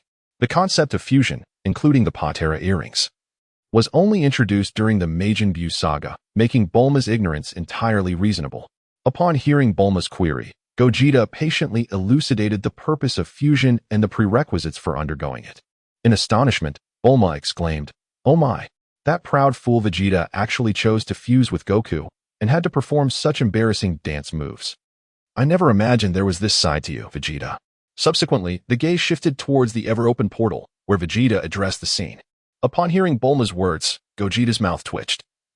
Nevertheless, he could not deny the truth in her statement and was left with no choice but to remain silent. Meanwhile, on King Kai's planet, Vegeta naturally overheard the exchange between Gogeta and Bulma. In a fit of rage, he seized Goku by the collar, bellowing, "Kakarot, you imbecile! Who in their right mind would willingly fuse with a lowly warrior like you, and to perform such disgraceful dance moves? I swear, even if I were to turn to ashes, I would never fuse with you." Goku, being clutched by Vegeta and bombarded with his tirade, responded helplessly, "That was merely an incident from another timeline, and besides, all formidable foes have already been vanquished, so there's nothing to worry about." He continued, "Even if we were forced to fuse, it would be an unavoidable circumstance." Initially, Vegeta was somewhat irked by Goku's earlier remarks, but upon hearing the final statement, he could no longer contain his fury, exclaiming, "You wretch! What do you mean by forced to fuse? Do you truly believe there is anything that could strip me of my dignity?" To Vegeta's inquiry, Goku replied matter-of-factly, "Of course there is. When Bulma's life is in peril and you lack the strength to save her, Wouldn't that be the perfect opportunity for fusion? At Goku's words, Vegeta was rendered speechless, stammering. I see how it is. So you play this way, huh? I never imagined you, Goku, with your prominent brow and wide eyes, could possess such a cunning side. Unable to find any grounds for rebuttal, he turned away with a huff, sulking in a corner. Noticing Vegeta's silence, Goku turned to Gogeta and inquired, by the way, I recall that the fusion technique is supposed to have a time limit, right? How much time do you have left? Responding to Goku's question, Gogeta stated, I am uncertain. Since the fusion, we have not separated, and it seems we are unable to do so for some reason. Goku, taken aback, exclaimed, Nanny, such an outrageous situation exists? At this moment, the brooding Vegeta also took note. He was astonished that such a powerful warrior had no time constraints while remaining wary of Goku. For if one day he were to fuse with Goku and be unable to separate, he would have no idea where to lament his fate. Just then, Gogeta appeared to have an epiphany and turned to Regg, excitement radiating from him. Let us engage in battle. It is the perfect opportunity for me to ascertain my limits. Sun Wukong and Vegeta are both warriors driven by an insatiable thirst for battle, and their fusion results in a formidable combatant. However, the strength of Gogeta is so overwhelming that few can compel him to unleash his full potential. After all, the title of the strongest in the dimension is not one bestowed lightly. When presented with an opponent worthy of his utmost effort, Gogeta certainly would not let the opportunity slip by. Upon receiving Gogeta's challenge, Regg, though initially taken aback, ultimately nodded in agreement. Subsequently, the two began to deliberate on the location of their impending battle. After all, the devastation wrought from their earlier confrontation with Bixinglong had yet to be mended. Upon reflection, they unanimously decided that the battle would take place on the King Kai's planet. This celestial realm exists in an alternate space, thus sparing the material world from any collateral damage. Upon hearing of the two formidable warriors preparing to clash on King Kai's planet, there were two who rejoiced and one who lamented. Naturally, the jubilant ones were Sun Wukong and Vegeta, for battles of such caliber are rare indeed. The one who despaired was the North Kai, who harbored no illusions that his humble little sphere could withstand the aftermath of their fierce confrontation. Although he had his reservations, he dared not voice them openly, for in the presence of such titans, his opinions would likely go unheard. Thus, the North Kai squatted in a corner, anxiously tracing circles upon the ground. Meanwhile, Regg used his power to distort reality, enlarging the portal. Once the portal reached an adequate size, the two stepped through, arriving at King Kai's planet. Upon their arrival, Sun Wukong jogged over to greet Regg, exclaiming, Hey, when does your battle commence? To which Regg replied, It will begin shortly. But we shall not engage on King Kai's planet. Rather, we will ascend into the skies to avoid any disruption to the realm. Subsequently, he glanced at the North Kai, who was crouched in the corner drawing circles, and said with resignation, In addition, I shall place a shield around King Kai's planet to prevent it from being shattered by the residual shockwaves of the battle. Upon hearing Regg's words, the North Kai's antennae perked up instantly as he hurried to Regg's side, eagerly inquiring, Is that truly the case? Will it really not affect King Kai's planet? Regg nodded in response to the North Kai's question. Chapter 47. Regg vs. Gogeta. Seeing Regg's affirmative gesture, the North Kai finally felt a sense of relief. Once the matter was confirmed, Regg and Gogeta soared into the sky. Upon reaching a comparable altitude, the two faced off against each other, simultaneously assuming offensive stances. At that moment, Regg unleashed his energy, transforming instantaneously into his Super Saiyan 4 form. Observing Regg's transformation, Gogeta expressed his surprise, saying, Aren't you going to use your previous form? You may find it difficult to defeat me in this state. Aware that Gogeta was referring to the ancient Super Saiyan form, Regg reassured him, Rest assured, this form is quite formidable as well, and I am no longer the same as I once was. Since the two bloodlines had merged flawlessly, Regg's lineage underwent a qualitative transformation. Even while standing still, his battle prowess would ascend like a rocket. Particularly during combat, his strength would escalate even more rapidly. This explains why Regg did not immediately eliminate Bixinglong after transforming into the ancient Super Saiyan form. Now, even in his Super Saiyan 4 state, Regg possessed the strength to contend with Bixinglong as he had previously. Noticing that Regg was unfazed, Gogeta refrained from further questioning and unleashed his own aura. Since Gogeta had consistently maintained his Super Saiyan 4 form, there was little change after he released his energy. Thus, both warriors erupted with formidable auras in the sky, causing the surrounding space to warp under their might. However, King Kai's planet remained largely unaffected due to the protective barrier Regg had set in place beforehand. As time gradually flowed by, the two individuals moved in perfect synchrony, instantly engaging in a fierce aerial duel. However, due to their extraordinary speed, Goku and Vegeta on Planet King could only hear the sonic booms, unable to even catch a glimpse of one another. After an extended bout in the skies, a tremendous explosion ensued, causing them to part ways, hovering mid-air while locking eyes. One bore the imprint of a fist on his face, while the other exhibited the mark of a foot. It was evident that the one with the fist mark was Regg, while the one with the foot mark was Vegeta. After all, Regg, being around 11 years old, could hardly exchange blows with Vegeta, as his small stature rendered him incapable of landing a punch. At this moment, Vegeta brushed his face where the footprint lingered and smiled at Regg, saying, "I didn't expect you to adapt so quickly. However, it is time for me to take this a bit more seriously, and you should also unleash a portion of your power." With that, Vegeta began to emanate a formidable aura. Though his appearance remained largely unchanged, arcs of electricity danced around him. Vegeta had completed his transformation into Super Saiyan 4, fully powered.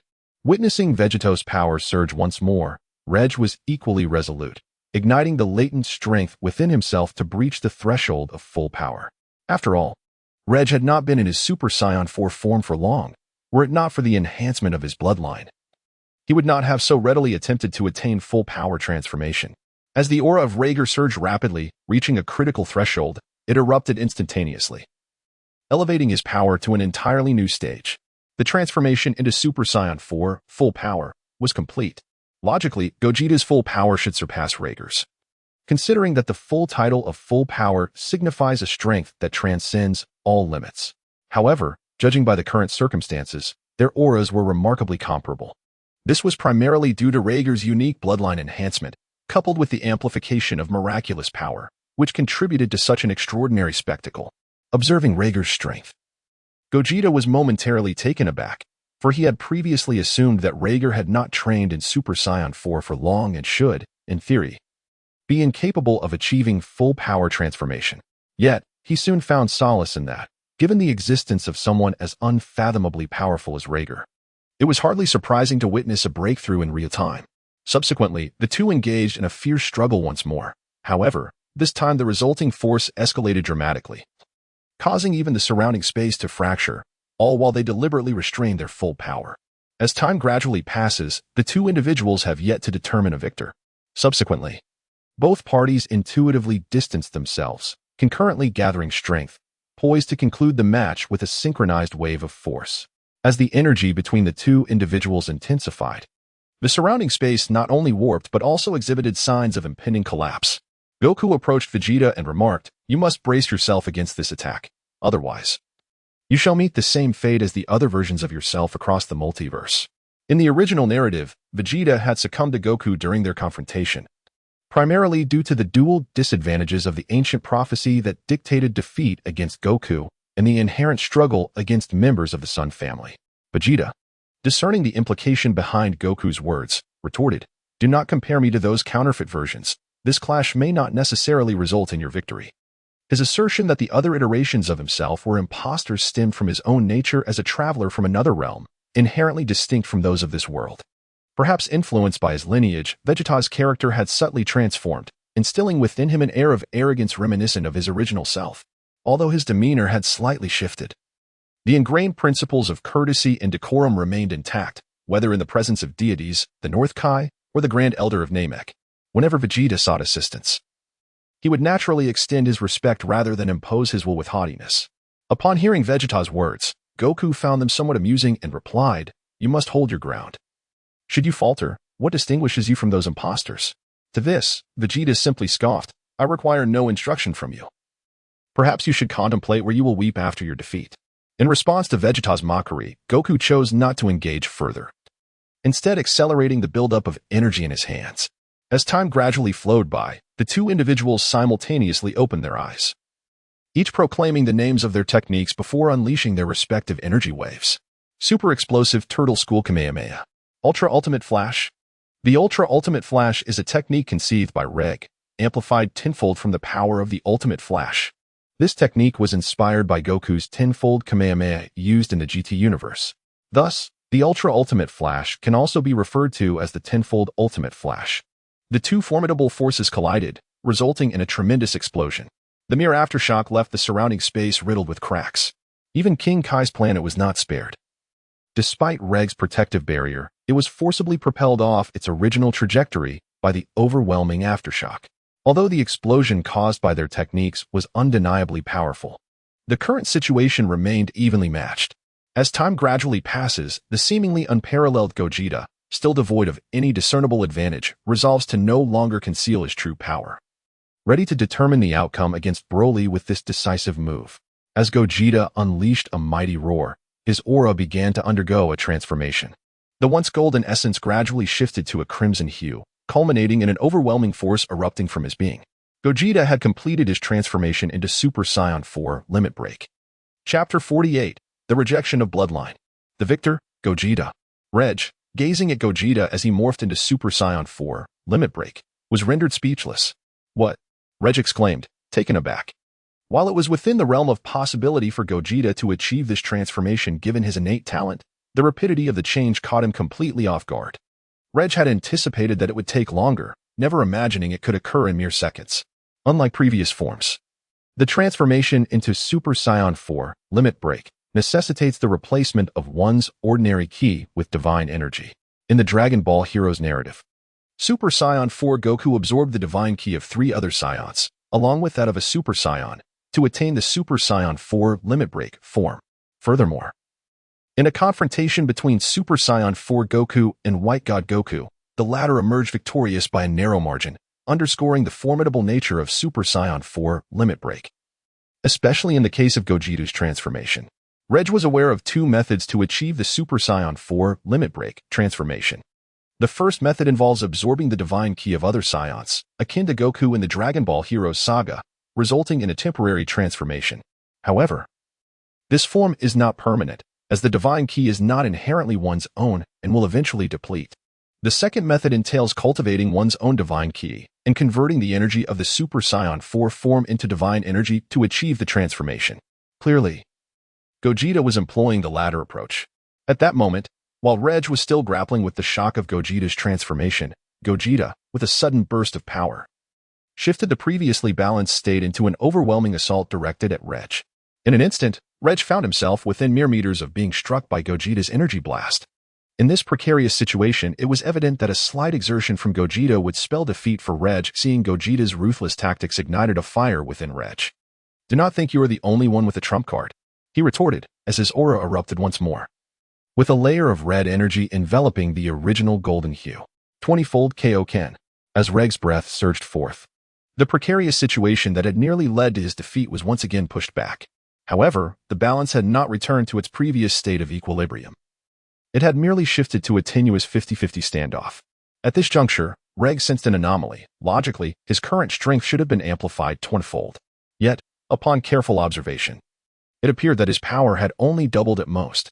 A peculiar sense of repulsion began to manifest within him, and through meticulous scrutiny, he discerned that it was his own bloodline rejecting the might of the Kaioken.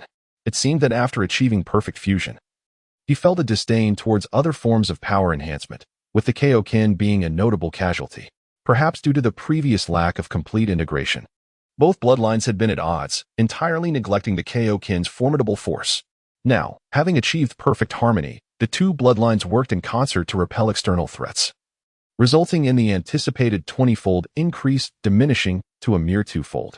Nevertheless, the augmentation from the power of miracles remained intact. It was likely that during the perfect fusion of his bloodlines, the miraculous energy had also been assimilated, thus escaping rejection. With these thoughts swirling in his mind, Regg shook his head, casting aside the myriad distractions. His immediate objective was to vanquish Gogeta and secure victory in this battle. Resolute in his determination, Regg intensified his energy output, transforming the previously balanced standoff into a decisive 50-50 equilibrium once more. As time gradually flows by, the energy accumulating within begins to intensify, revealing signs of instability. Witnessing this scene, both Regg and Vegeta swiftly gather their strength and swiftly assume a defensive stance. As the two individuals exerted their strength, the unstable energy in the middle erupted instantaneously, radiating outward in all directions. The surrounding space was marred by fissures, affected by this immense force. Naturally, both Regg and Gogeta found themselves within the range of this impact. As time gradually slipped away, the energy finally dissipated, and both Regg and Vegeta emerged from the smoke. However, there was no sign of their auras weakening. Instead, they seemed to have grown even stronger. This remarkable enhancement was primarily attributed to the extraordinary ability of Super Saiyan 4, which can absorb any energy to augment its own power.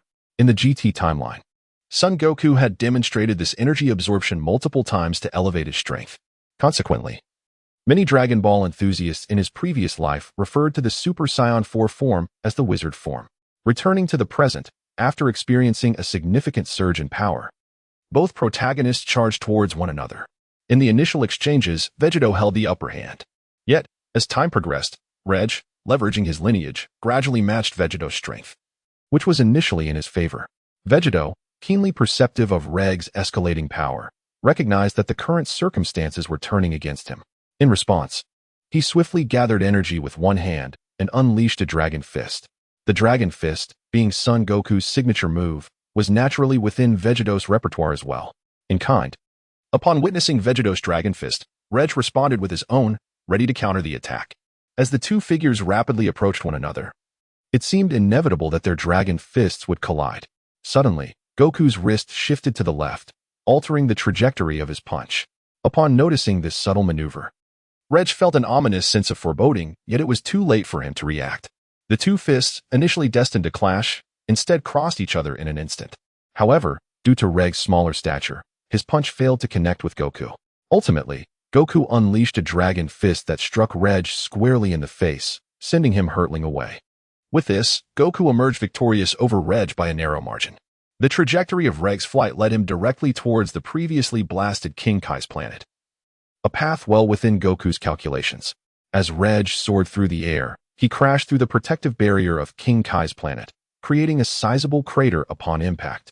In that moment, Regg had reverted to his normal state, lying in the crater, momentarily dazed, unable to comprehend how the outcome had unfolded in such a manner. Just then, Goku hovered before Regg and remarked, "I told you to unleash your full power long ago. If you had done so, would there have been so many complications?" Regg, shaking off his stupor, cast a dark glance at Goku, unable to fathom the audacity of such a statement coming from him. Unable to contain himself, Regg retorted, "You, of all people, have the nerve to say that? You're not adhering to the principles of martial ethics, bullying a mere 11-year-old. Upon hearing Regg's words, Goku awkwardly scratched his head. Subsequently, he retrieved a magical bean from the pouch at his waist and tossed it to Regg, saying, "Consume this to restore some of your injuries and stamina. Consider it an apology." Chapter 49. Inquiring about Wukong's method of cultivating divine energy. Returning to the main timeline, Regg remained silent, directly accepting the bean from Wukong's hand before promptly placing it in his mouth and chewing it. Upon swallowing, he felt his injuries and stamina miraculously return to their peak state in an instant. Experiencing the extraordinary effects of the magical bean, he couldn't help but exclaim that it was indeed a game-changing item. Regrettably, most of the magical beans had been consumed by Meat Suit Yasuo, leaving only a scant few for the main characters. Instantly, Regg pondered the idea of returning to ask the Cat Sage for additional beans. However, this notion lingered in his mind for merely a few seconds before being dismissed. In the current situation, the magical bean held little significance for him. As for restoring stamina, was his lineage merely ornamental? And when it came to healing injuries, given his current strength, how many could truly inflict severe harm upon him? Rising and brushing off the dust from his clothes, Regg addressed Wukong, "I hope you can instruct me on how to cultivate divine energy." After uttering these words, he clasped his fists in respect towards Wukong. Upon hearing Regg's request, Wukong was momentarily taken aback. In his perception, Regg's demeanor was entirely devoid of politeness. Even if he were to ask for guidance in cultivating divine energy, such courtesy would be utterly out of character. The Regg from his memories would undoubtedly transform into his strongest form, demanding answers while gripping his own throat, or dismissing the cultivation of divine energy altogether. After a brief moment, Wukong recovered from his astonishment and responded, "I apologize, but I cannot teach you how to cultivate divine energy. However, I can impart to you the mantra essential for its cultivation." As a time patrolman, Wukong had come to this timeline for a specific mission, and his time was limited. Had he not encountered a formidable being like Regg, he likely would have departed immediately after completing his task. Hearing Wukong's words, Regg nodded in agreement to his proposal. Seeing Regg acquiesce, Wukong began to elucidate the method of cultivating divine energy. Additionally, nearby, Son Wukong and Vegeta gathered closer, eager to absorb Wukong's explanation. After all, for them, learning the method of cultivating divine energy was undoubtedly another avenue to strengthen themselves. As time gradually flowed by, Vegeta finally completed the exposition of the cultivation method of divine energy. Subsequently, Gogeta addressed Regg. I have lingered in this timeline for quite some time. It is nearly time for me to depart and report on my mission. Upon hearing Gogeta's words, Regg promptly replied, Then I hope we shall have the opportunity for another bout. I shall make sure to deliver that punch I missed. With a smile, Gogeta responded, Is that so? I truly look forward to our next encounter. Subsequently, a peculiar artifact was extracted from the bag, resembling a pocket watch. As Gogeta pressed the button above, a portal suddenly materialized before him. Just as he was about to step through, a voice emerged from behind, Regg's voice, expressing gratitude. Thank you for your guidance. I shall never forget this kindness. With that, he clasped his fists together in salute, signifying his appreciation for Gogeta's teachings. Gogeta turned to witness Regg's gesture and replied with a smile, Rather than dwell on such sentiments, let us await our next encounter for a rematch. Bring forth your true abilities, and do not claim that I am taking advantage of you. He then reciprocated Regg's salute. They exchanged a knowing smile, and with that, Gogeta turned and stepped into the portal. As the portal sealed behind him, Gogeta completely departed from this realm. Subsequently, Regg's gaze shifted towards Son Wukong and Vegeta as he inquired, Do you still wish to engage in combat with me? After all, Regg was mindful of their previous agreement. Upon hearing his words, Son Wukong and Vegeta exchanged glances, and Son Wukong, with a wry smile, replied, Perhaps it is best to forego the idea. We are merely seeking a battle of equal footing, not a futile endeavor. They had both observed the earlier skirmish closely, although the intricacies of their movements remained obscured. Their dialogue revealed that even their fused form barely triumphed over their opponent. A true contest ought to showcase evenly matched strengths, rather than one side exhibiting an overwhelming advantage, which would be tantamount to courting disaster. Acknowledging Son Wukong's sentiments, Regg nodded and remarked, Since there are no further matters in this realm, it is time for me to take my leave. Upon hearing of Regg's intention to depart, Son Wukong merely nodded in acknowledgement, refraining from any attempt to dissuade him. After all, Regg was not a native of this dimension, and any attempt to hinder him would be futile, as he would inevitably depart. Subsequently, Regg utilized the power of distorting reality to open a portal. Initially, he was unaware of the coordinates of the primary space-time. However, he had long since prepared a contingency. He had previously solidified some miracle energy on Mars within the primary space-time as a temporal coordinate. The miracle energy was not as perilous as one might imagine. On the contrary, it exuded a tranquil essence. As long as one refrained from actively wielding it, it would remain dormant within one's being, ensuring the safety of life. There was no concern regarding chaotic energies causing internal injuries, and this power was versatile, capable of both offensive and healing abilities. However, the primary purpose was to evade this scrutiny, for the miracle energy was so gentle that it would go undetected unless one probed with great care.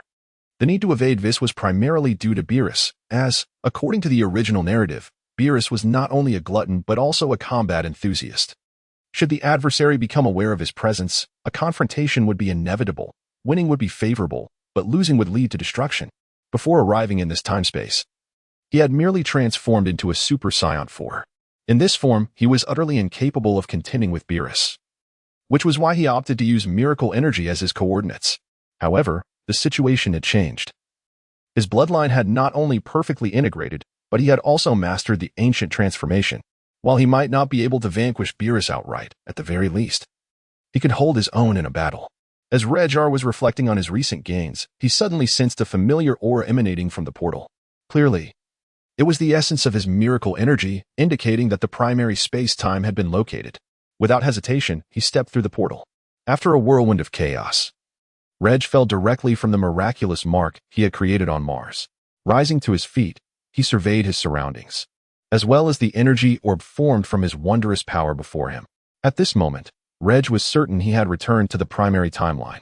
With this realization, he soared beyond the Martian atmosphere and into the vast expanse of the cosmos. Subsequently, he soared towards the direction of Earth. Upon arrival, he directed his flight towards his residence. After a considerable duration, he finally beheld the coastal villa before him. Regrettably, he had no time to admire his abode and proceeded directly to Sapali's chamber. Upon opening the door, he was taken aback to find Sapali still nestled in bed, indulging in a leisurely slumber. Observing Sapali in such a state, a twitch of irritation crossed Regg's lips. Here he was, having fought for survival in an alternate dimension, nearly losing his life, while she remained oblivious to the world around her. With a resigned sigh, Regg remarked, "It seems she continues to be the quintessential sloth. Despite the passage of years, she has not changed one bit." Chapter 50. The terrifying might of a D-class warrior. Does a heart of justice equate to S-cells?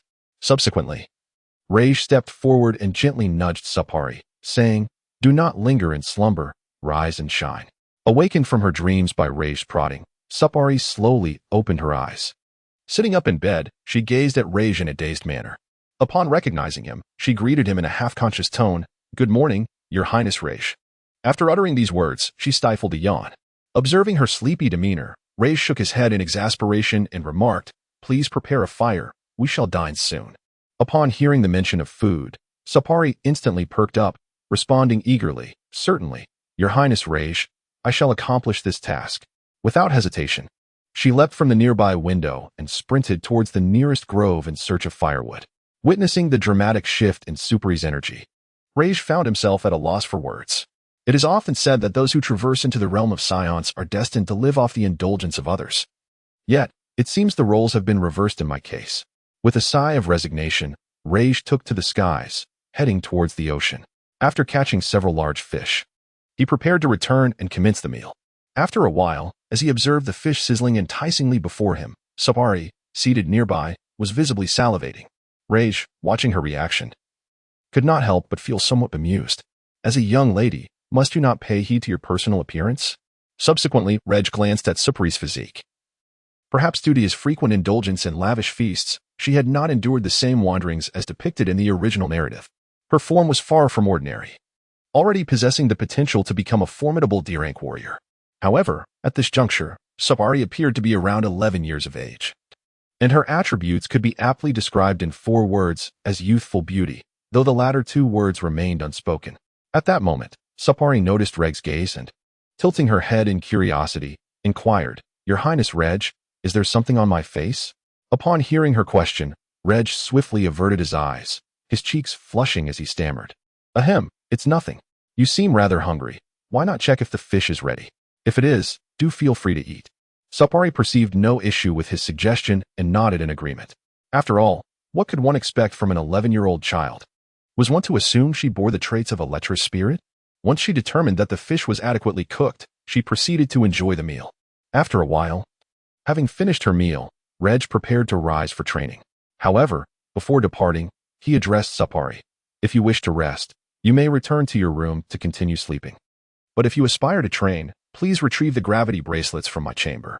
For Regg in his current state, the gravity bracelets were merely tools to enhance his baseline combat capabilities, while the forthcoming training pertained to the divine energy, rendering the bracelets temporarily unnecessary, as they had been placed in his room. With that, he executed a swift teleportation to the surface of Mars, where he found a flat expanse and seated himself upon a massive stone. Subsequently, Regg began to contemplate the cultivation of divine energy. According to the incantation articulated in Battle of the Gods, the essence lies in achieving a tranquil heart and spirit. While this may sound deceptively simple for Regg, it was far from merely challenging. It was as if it were an impossibility for him to cultivate. The very bloodline of the Saiyans is inherently combative.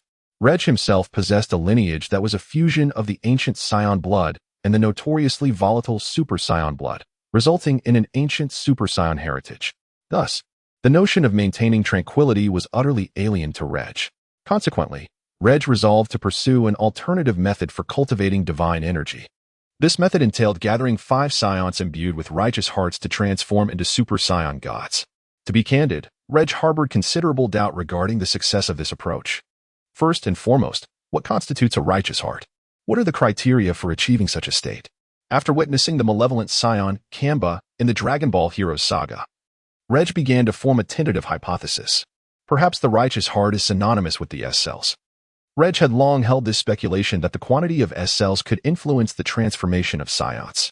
Trunks and Goten were born able to transform into Super Saiyans precisely because they inherited a portion of their forebears' cells, enabling them to assume that form from birth.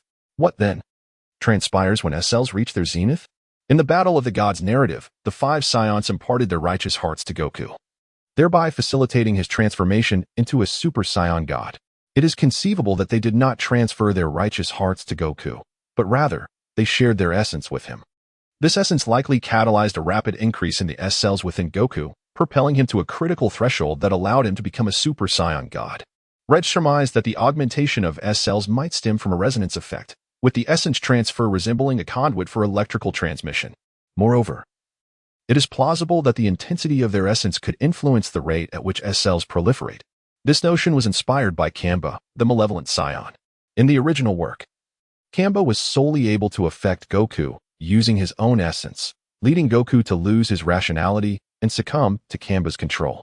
At that moment, Regg believed that the truly formidable Saiyans were only Vegeta and a Gohan who had not yet been completely diminished. Thus, Regg developed another hypothesis. Might the rate of S-cell proliferation be linked to bloodlines? After all, among the 5 Saiyans, 3 were blood relatives of Goku. Furthermore, even if S-cells bore no relation to the righteous heart, their role in the cultivation of divine energy would undoubtedly prove beneficial.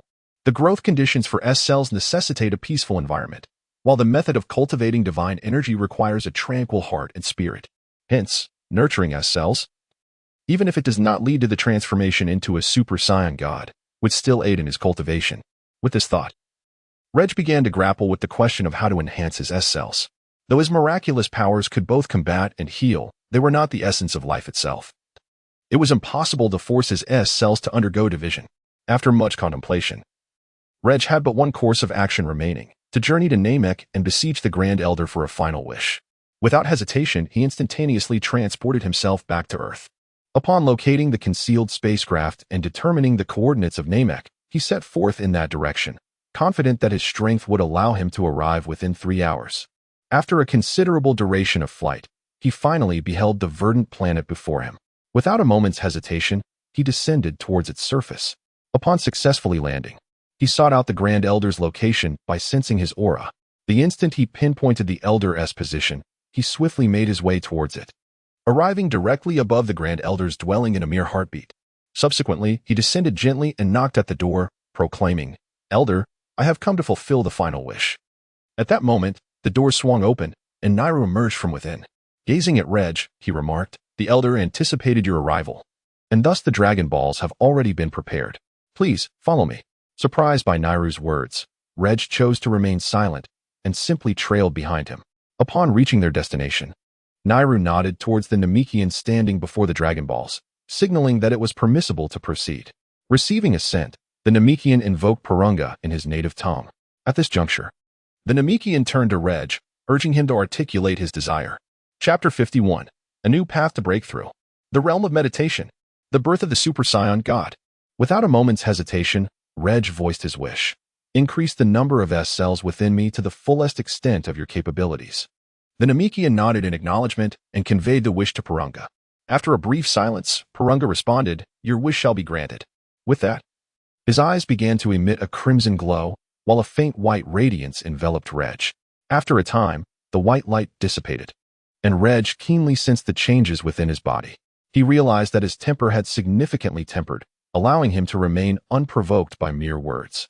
Once he concluded his assessment, he clasped his fists in gratitude towards Nairu and the other Namekians, saying, "Thank you all for your assistance. I have attained what I sought." In response to Regg's expression of thanks, Nairu shook his head, stating, "There is no need for gratitude. We owe you a wish." With the final wish now fulfilled, "We owe you nothing." Regg, hearing Nairu's words, offered a nod and replied, "Since my last wish has been granted, it is time for me to take my leave." Nairu nodded, saying, "It seems you have pressing matters. I shall not detain you. I hope we shall meet again in the future. Until we meet again." In a gesture mirroring Regg's earlier salute, he returned the gesture. Observing Nairu's action, Regg nodded and reciprocated the salute. Subsequently, utilizing the miraculous power, he instantly teleported to the coordinates of Mars. Upon returning, Regg sat down on the ground, closed his eyes, and prepared to cultivate the divine energy. Upon careful observation, It became evident that even with the increase of S cells, he could not completely suppress the restless energy, no matter how he attempted. His efforts were akin to a drop in the ocean. Helpless, Regg could only contemplate new methods. After a moment of reflection, he indeed conceived an idea. Since the restlessness could not be subdued, he would instead embrace it. This notion may sound contradictory, for how could turmoil and tranquility coexist? Yet, without experimentation, how could one ascertain the possibilities? Resolute in his decision, Regg closed his eyes and entered a state of meditation. When he reopened his eyes within this meditative state, he found himself enveloped in an expansive void. This emptiness was a result of his mind being devoid of thoughts as he entered meditation. Subsequently, Regg began to envision the expanse of the sea. This was, of course, no mere fantasy. It required the mobilization of his own energy to conceive this void of existence. As he regulated his breath, a vast expanse of ocean materialized beneath his feet. However, due to the tumultuous nature of the Regg's aura, this sea was frequently besieged by towering waves, perpetually restless and unruly. The Regg began to harness his essence, striving to subdue the tempestuous energy and anchor it to the ocean's depths. As the oppressive force of Regg intensified, the once tumultuous waves upon the surface of the sea gradually diminished to naught. Ultimately, the entire expanse of water lay tranquil, devoid of any ripples, as smooth as a polished mirror. Yet, this serenity was but a facade, for the turmoil instigated by Regg had not dissipated. It had merely retreated beneath the surface, transforming into an undercurrent. Regg stood upon the water's surface, summoning his own essence to rise from the depths below. The energies he conjured bore no traces of insurrection. The vast ocean above functioned like a sieve, suppressing all fury to the abyss below. In the end, the essence that lingered upon the water's surface reverted to its primordial state. Thereafter, I began to silently recite the teachings encapsulated in the verses of the Bhagavad Gita. As Regg gradually recited the incantation, a sense of tranquility enveloped his inner being. It was as if the combative spirit typical of a Saiyan had dissipated, leaving him in a state of serene detachment. Regg soon realized that the initial aura he had sensed seemed to vanish without a trace. He understood that his energy was beginning to transform into a divine essence, for the aura of a deity is imperceptible to mere mortals. Simultaneously, the outer manifestation of Regg began to undergo subtle changes. His muscles slowly contracted, though the alteration was not overt. It would be nearly imperceptible to an untrained eye. Subsequently, a surge of lightning erupted from his entire being. However, this lightning was unlike the white lightning of the Super 2. It was golden in hue. And it did not merely manifest around Regg. The sky itself also crackled with such lightning. Simultaneously, within the meditative space, Regg began to shape some divine energy, transforming it into the scenery of the meditative realm. As the thunder rumbled, the once pitch-black sky began to manifest clouds. As the speed of Regg's transformation accelerates, the sky becomes adorned with the sun, the moon, and a myriad of stars, all imbued with a fragment of miraculous power, thus giving rise to the alternation of day and night. Simultaneously, the weather on Mars begins to undergo a transformation. The passage of time appears to quicken, revealing the signs of both night and day, while golden auspicious clouds grace the heavens. At this moment, within the meditative realm, Regg prepares to complete the final step. He channels a portion of divine essence into the wind, allowing it to disperse across this world. As the wind made its presence known, the once tranquil surface of the sea was disturbed, giving rise to a few waves.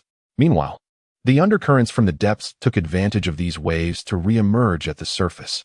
However, Regg did not intend to suppress them. Rather, his actions were a deliberate attempt to bring the undercurrents to light. The underlying reason for this was his desire to retain his humanity. Regg believed that human emotions should oscillate between serenity and anger. He would not permit one to be solely composed without any other emotional nuance. Nor would he allow one to succumb to rage and lose their reason. This approach stemmed from his aversion to being supplanted by divinity.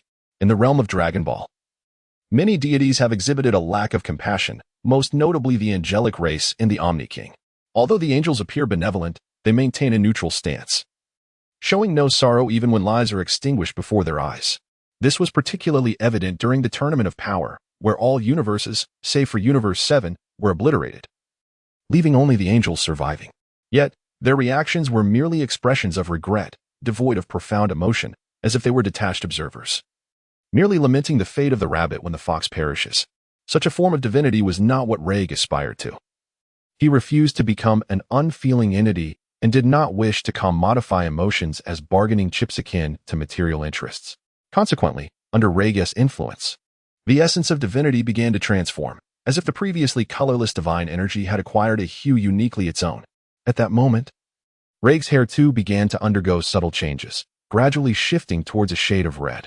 Simultaneously, the atmospheric conditions outside began to fluctuate, with moments of brilliant sunshine interspersed with ominous clouds, and at times, hail began to fall. Within the meditative space, Regg realized that the divine energy had reached a critical threshold.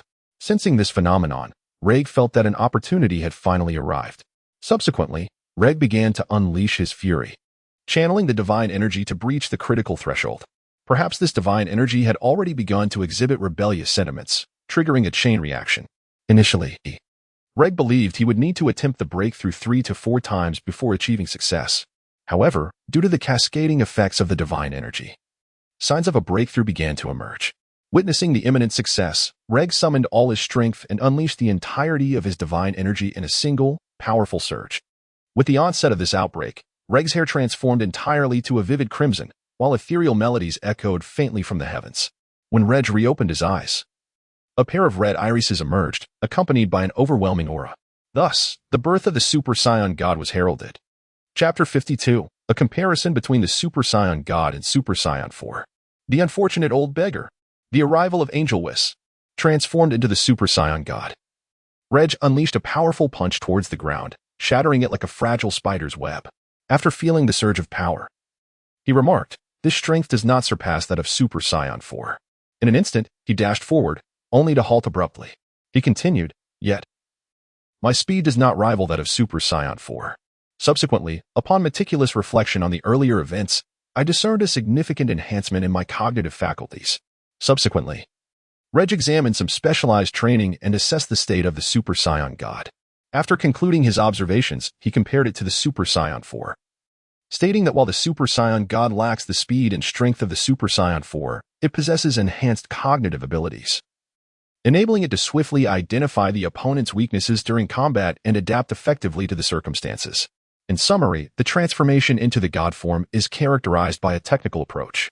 On the other hand, the Super Saiyan 4 boasts exceptional strength and speed, with a relatively rapid self-recovery rate, possibly linked to its grade 8 form. However, its cognitive abilities do not match those of the Super Saiyan God. In conclusion, the transformation into Super Saiyan 4 is categorized as a critical strike approach. Subsequently, Regg assumed the stance for the Ultimate Flash, unleashing a formidable beam formed from divine energy. This Ultimate Flash swiftly targeted a nearby mountain, reducing it to mere ashes in an instant. Yet, the Ultimate Flash showed no signs of abating, propelling itself beyond the confines of the universe. Observing the desolate scene before him, Regg remarked, "Divine energy surpasses ordinary energy. The might of that Ultimate Flash was merely slightly less than that of the Super Ultimate Flash." Subsequently, Regg transformed from the state of Super Saiyan God back to his normal form, and after a moment of contemplation, he remarked, "In scenarios involving long-range combat or energy waves, utilizing the divine energy transformation is optimal. However, in close quarters or protracted battles, the transformation into Super Saiyan 4 is superior." In summary, both Super Saiyan 4 and Super Saiyan God possess their unique strengths and weaknesses.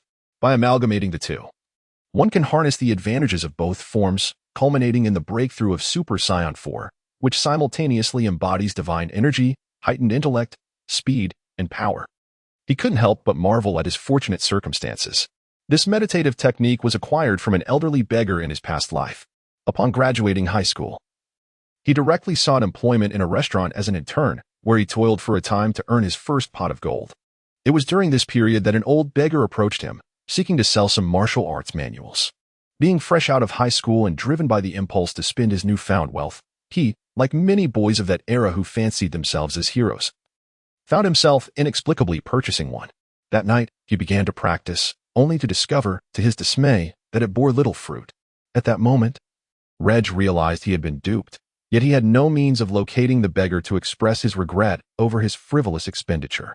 Since crossing into this world, he had not thought of that manual until he pondered the cultivation of divine energy. It was then that Regg speculated that perhaps the manual held some value. For after all, he had traversed realms. What could be more absurd than that? Initially, he approached the endeavor with a mere sense of experimentation, never anticipating success, yet inexplicably, he managed to cultivate divine energy. Subsequently, Regg shook his head, contemplating his next course of action. While he was still immersed in thought regarding the upcoming training, a sudden voice echoed from behind him. "Ah, a new deity has emerged, and it appears quite formidable." At the sound of the voice, Regg's pupils constricted, and he instinctively turned and retreated a few steps, eyeing the person who had unexpectedly appeared before him with caution. The figure before Regg held a staff, possessed pale blue skin and white hair, and was adorned in garments of intricate patterns. This was none other than Whis, the Angel of Universe 7. Noticing Regg's wariness, Whis merely smiled and said, "There is no need for concern. I am Whis, the Angel of this universe. We are unable to erase life without the consent of the higher authorities." The higher authorities Whis referred to were the Grand Priest and the Omni King.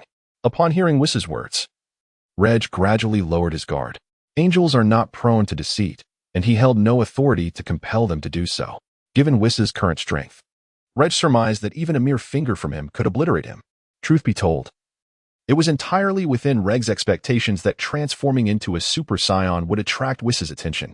After all, in a single universe, those possessing divine energy are exceedingly rare, particularly someone of his caliber who, upon transformation, wielded immense power. In such circumstances, it was akin to a naked man sprinting through a gay club, impossible to overlook. As Regg pondered how to respond to Whis, the latter smiled and inquired, "Young man, would you be interested in becoming a candidate for the God of Destruction?" Whis could perceive that the youth before him possessed extraordinary talent, and with proper training, he might surpass Beerus, potentially even approaching the level of an angel. Taken aback by Whis's proposition, Regg shook his head and replied, "I appreciate the offer, but I am not interested in becoming a candidate for the God of Destruction. Please seek another." Whis was somewhat astonished. The position of God of Destruction was coveted by all beings in the universe. Attaining such a role not only grants one the ability to wield formidable destructive powers, but also bestows a high status within the cosmos, essentially allowing one to annihilate whomever they please. Yet, Regg displayed no hesitation in his refusal, a reaction Whis had not anticipated. Although surprised, Whis respected Regg's decision and remarked, "Since you are unwilling to pursue the candidacy, I have no further business here. I hope we may cross paths again in the future." With that, Whis prepared to depart. At that moment, Regg called out to him, saying, "While I do not wish to become a candidate, I would be grateful if you could teach me how to cultivate the Ultra Instinct technique." He then saluted Whis with a respectful bow. Upon hearing Regg's request, Whis expressed his astonishment, saying, "I did not expect you to be familiar with Ultra Instinct, but it seems I have no obligation to instruct you."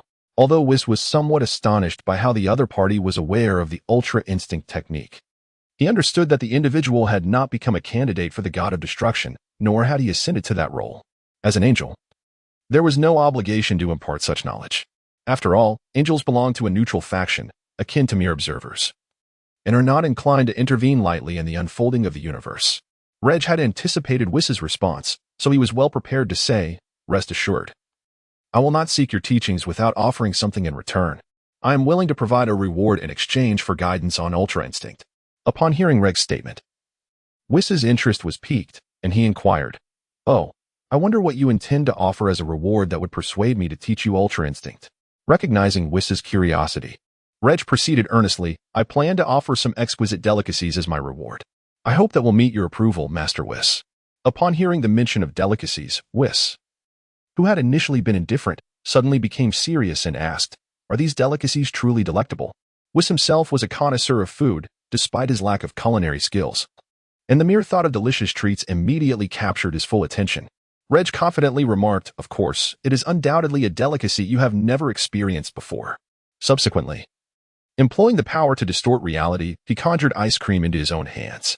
Witnessing Regg conjure ice cream seemingly out of thin air, Whis was somewhat taken aback. He could discern that Regg was utilizing a form of rule-based power. However, it mattered little. Angels are inherently neutral beings. Whatever kind of rule-based power the other possessed was a manifestation of their own fate, and angels held no authority to interfere. Chapter 53. The outrageous nature of the Freedom Supreme technique. The distinct transformations brought about by two different metamorphoses. He then took the ice cream from Regg's hands, examined it carefully for a moment, and upon taking a bite, his eyes immediately lit up. Then, I heard Whis exclaim, "This subtly sweet sensation is just right, perfectly complementing the refreshing chill." After taking another bite, he continued, "Upon careful savoring, an unexpected hint of creamy sweetness harmoniously blended together, creating an astonishing flavor. With a few more mouthfuls, he completely finished the ice cream, yet he remained lost in the delightful sensations he had just experienced. At that moment, Weiss regained his composure and, feeling somewhat awkward, looked at Regg with a cough. Ahem, I am quite satisfied with your compensation. So I shall teach you how to master the free and easy extreme skill. Regg, undeterred by the earlier events, was solely focused on the fact that he could finally practice the free and easy extreme skill. Just then, Weiss addressed Regg, let me assess your current strength, so I can better plan your subsequent training. Hearing Weiss's words, Regg nodded and inquired, understood, but how do we measure my strength? Weiss replied, it is quite simple. Just strike me. Although Regg outwardly remained composed, internally, he was taken aback, who was unaware that the angelic race had perfected the free and easy extreme skill. Nevertheless, Regg nodded and, with a mighty roar, transformed into his Super Saiyan fourth form at full power. Witnessing Regg's transformation, Weiss was somewhat astonished, as he had initially believed Regg's strongest form to be the Super Saiyan God. However, the current situation exceeded Weiss's expectations. Regg paid no heed to Weiss's surprise and launched an attack directly at him. Yet, despite his astonishment, Weiss adeptly evaded the oncoming strikes, all the while assessing Regg's present capabilities. As time gradually slipped away, Regg discovered that no matter how he attacked, he could not strike his opponent. Thus, Regg adopted a different approach to his offense. He swiftly retreated, maintaining a distance from Whis, and then executed the prince's strategy. As the prince's combat tactics unleashed a barrage of assaults, Weiss maintained a serene smile, deftly evading the incoming projectiles with an unhurried grace. Despite the subtlety of his movements, he remained unscathed amidst the relentless onslaught, his attire untouched by even a speck of dust. Observing that the prince's strategy bore no fruit, his opponent decisively abandoned it and charged towards Weiss for a second wave of attack. Yet, this shift in approach did little to alter the undeniable reality of his inability to land a blow. Faced with this predicament, Regg was compelled to rethink his strategy for engagement. Subsequently, after a significant leap that established some distance from Whis, Regg entered a powerful shout. His aura began to undergo a remarkable transformation, ultimately shifting from Ultra Instinct, Sign, to Ultra Instinct. Observing Regg's metamorphosis, Whis became intrigued, curious to discern what further surprises his opponent might unveil. Transformed into Ultra Instinct, Regg charged towards Whis, launching into a series of attacks. However, this time, a hint of perplexity graced Whis' expression. He could discern that Regg's speed had diminished compared to before, at least by a fifth. Moreover, the force behind Regg's punches lacked the potency exhibited during his Ultra Instinct, Sign, form, clearly indicating a reduction in strength. Yet, Regg's subsequent maneuvers illuminated Whis' understanding of his strategy. Regg swiftly unleashed a punch, which, predictably, did not connect with Whis. Instead, it sailed past him, striking the ground with a resounding impact, causing the earth to fracture like a spider's web, with debris scattering in all directions. This unexpected spectacle seemed to go unnoticed by Whis. Subsequently, Regg swiftly unleashed several punches, yet he still failed to make contact with Weiss, his strikes merely passing through and striking the scattered stones instead. In this form, Regg's mastery over his aura reached its zenith. He propelled the stones without shattering them, creating a cascade of collisions with other debris. Naturally, Weiss sensed the subtle shift and became intrigued, eagerly anticipating Regg's next maneuver. Throughout the duration of the stone collisions, Regg relentlessly continued his assault on Weiss. The airborne fragments, akin to a chain reaction, clashed together in a chaotic ballet. Ultimately, with a decisive punch from Regg, the stones in the air seemed to receive an unseen command, simultaneously hurtling towards Weiss. These fragments enveloped Weiss from every conceivable angle. Any slight movement on his part would result in contact with the debris. This was Regg's strategy. His transformation into Super Saiyan was initially intended to harness his rapid cognitive abilities. While attacking Weiss, he meticulously observed his surroundings for potential resources. After all, the objective was merely to touch Weiss, not to inflict harm, leading to this intricate maneuver. Witnessing this scene, Weiss remained unfazed, merely finding it rather intriguing. Subsequently, an occurrence transpired that even Regg had deemed somewhat absurd. With merely a slight adjustment of his body, Weiss executed a movement that appeared instinctual. Yet, this subtle shift allowed him to evade all fragments of debris, including Regg's assault, with remarkable precision. One attack came perilously close, missing Weiss by a mere centimeter. Yet he still managed to elude it in an astonishing manner.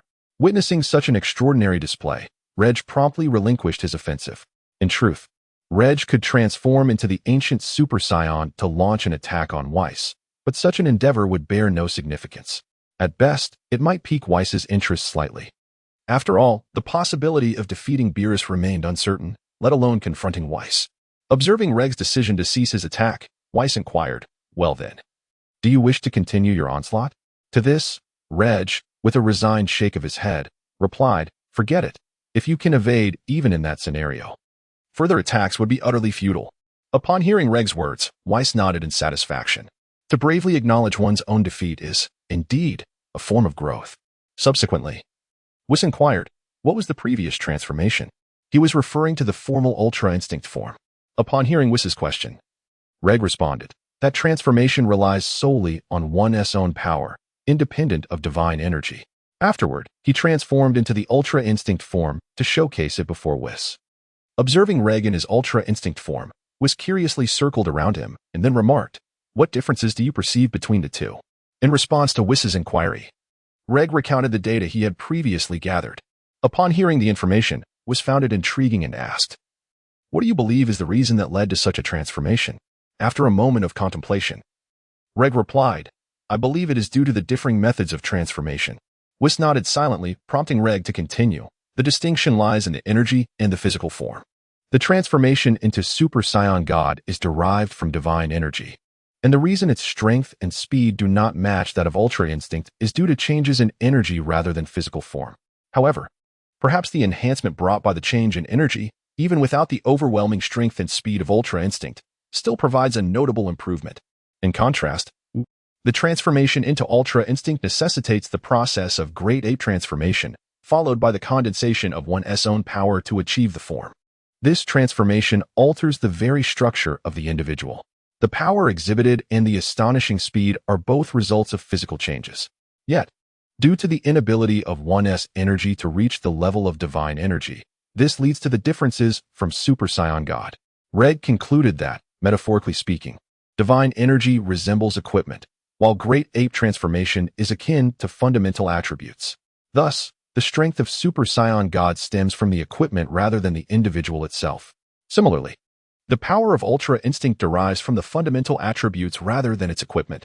Authors note, the above is purely personal analysis. If you find anything amiss, consider it mere nonsense. After all, what intellect is required for fanfiction? Chapter 54, The Slumbering Beerus. The Harsh Training. Ultra Instinct Limit Break Achieved. Upon hearing Regg's summary, Weiss nodded in satisfaction. The reason he had previously questioned Regg was to grasp the principles behind the transformations, which was merely a part of his inquiry. What he truly wished to ascertain was Regg's level of insight. After all, if one's comprehension is lacking, no amount of instruction could lead to the perfect mastery of Ultra Instinct. Having gathered sufficient understanding, Weiss addressed Regg. In that case, I believe I have learned enough. Subsequently, turning his back to Weiss, he said, "Place your hand upon my back. I shall guide you to a certain location." Upon hearing Weiss's words, Regg raised his hand and placed it on Weiss's back. Once adequately prepared, Weiss lightly tapped the ground with his staff, and instantly, a vibrant array of colors enveloped both him and Regg, propelling them away at a speed surpassing light, beyond the confines of the galaxy. Observing the transformations around him, Regg, filled with curiosity, inquired of Weiss, "Master Weiss, where shall we train next?" To Regg's question, Weiss replied succinctly, "We are bound for the realm of destruction, the abode of Lord Beerus." With the destination revealed, Regg fell silent. After enduring 2.5 hours of superluminal travel, they finally arrived at the realm of destruction. Gazing at the withered tree suspended in the void before him, Regg scrutinized his surroundings and simultaneously asked Weiss, "By the way, why do we not see Lord Beerus?" In response to Regg's query, Weiss stated, "At present, Lord Beerus remains in slumber, and ordinarily, I lack the authority to rouse him unless under urgent circumstances. After all, in addition to being Beerus's teacher, I also serve as his steward and attendant. Urgent circumstances refer to instances where the Grand Minister or the Omni King issues a command, granting me the right to awaken Beerus."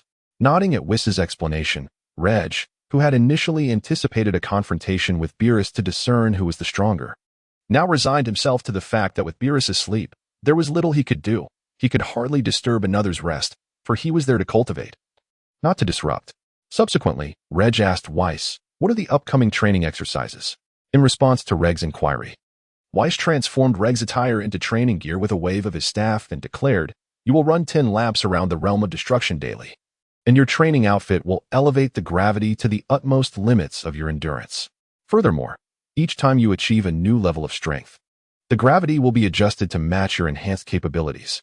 After speaking, Weiss gestured forward with his staff, and a track suddenly materialized around the perimeter of the realm of destruction. As Regg gazed at the track, he had yet to step onto it when a sudden weight enveloped him. An immense pressure bore down upon Regg, causing him to bend at the waist, his body sinking under the strain. The ground beneath him buckled under the pressure, erupting into 2 craters. After standing still for a moment, he finally acclimated to the overwhelming force and began to laboriously make his way toward the track. The moment he set foot on the track, Weiss called out from behind, "You must hasten your pace. There is a countdown on the track. Each segment will vanish once time expires. If you do not move swiftly, you will plunge into the void. Additionally, your training gear possesses the ability to inhibit your flight, so do not entertain thoughts of soaring back up after a fall." Regg, taken aback by the absurdity of these stipulations, was about to voice his protest when he noticed the segments beneath him rapidly becoming transparent. Without a moment's hesitation, he dashed forward. However, due to the constraints of his training gear, he could barely run, forcing him to advance step by step. Just in time, he reached another segment before it too began its countdown to transparency. Reluctantly, Regg pressed on. Amidst this grueling training, Regg discovered that his strength was escalating at an astonishing rate, akin to a rocket's ascent. If there were a display panel, it would reveal a continuous notification above his head, indicating a 10% increase in his power. As time gradually passed, Regg lay on the grass, drenched in sweat after completing 10 laps, utterly exhausted to the point of immobility. At that moment, Weiss approached him and remarked, after a brief 10-minute respite, "We shall proceed to the next phase of training." Noticing Regg's gaze directed towards him, Weiss continued, "The upcoming task involves mowing the grass. Though it is far from a simple chore, you must don your training attire." Upon hearing Weiss's words, Regg remained silent, feeling a sense of incredulity. Fortunately, being a Saiyan, he mused that had his constitution been even slightly weaker, he would likely have perished during the very first session.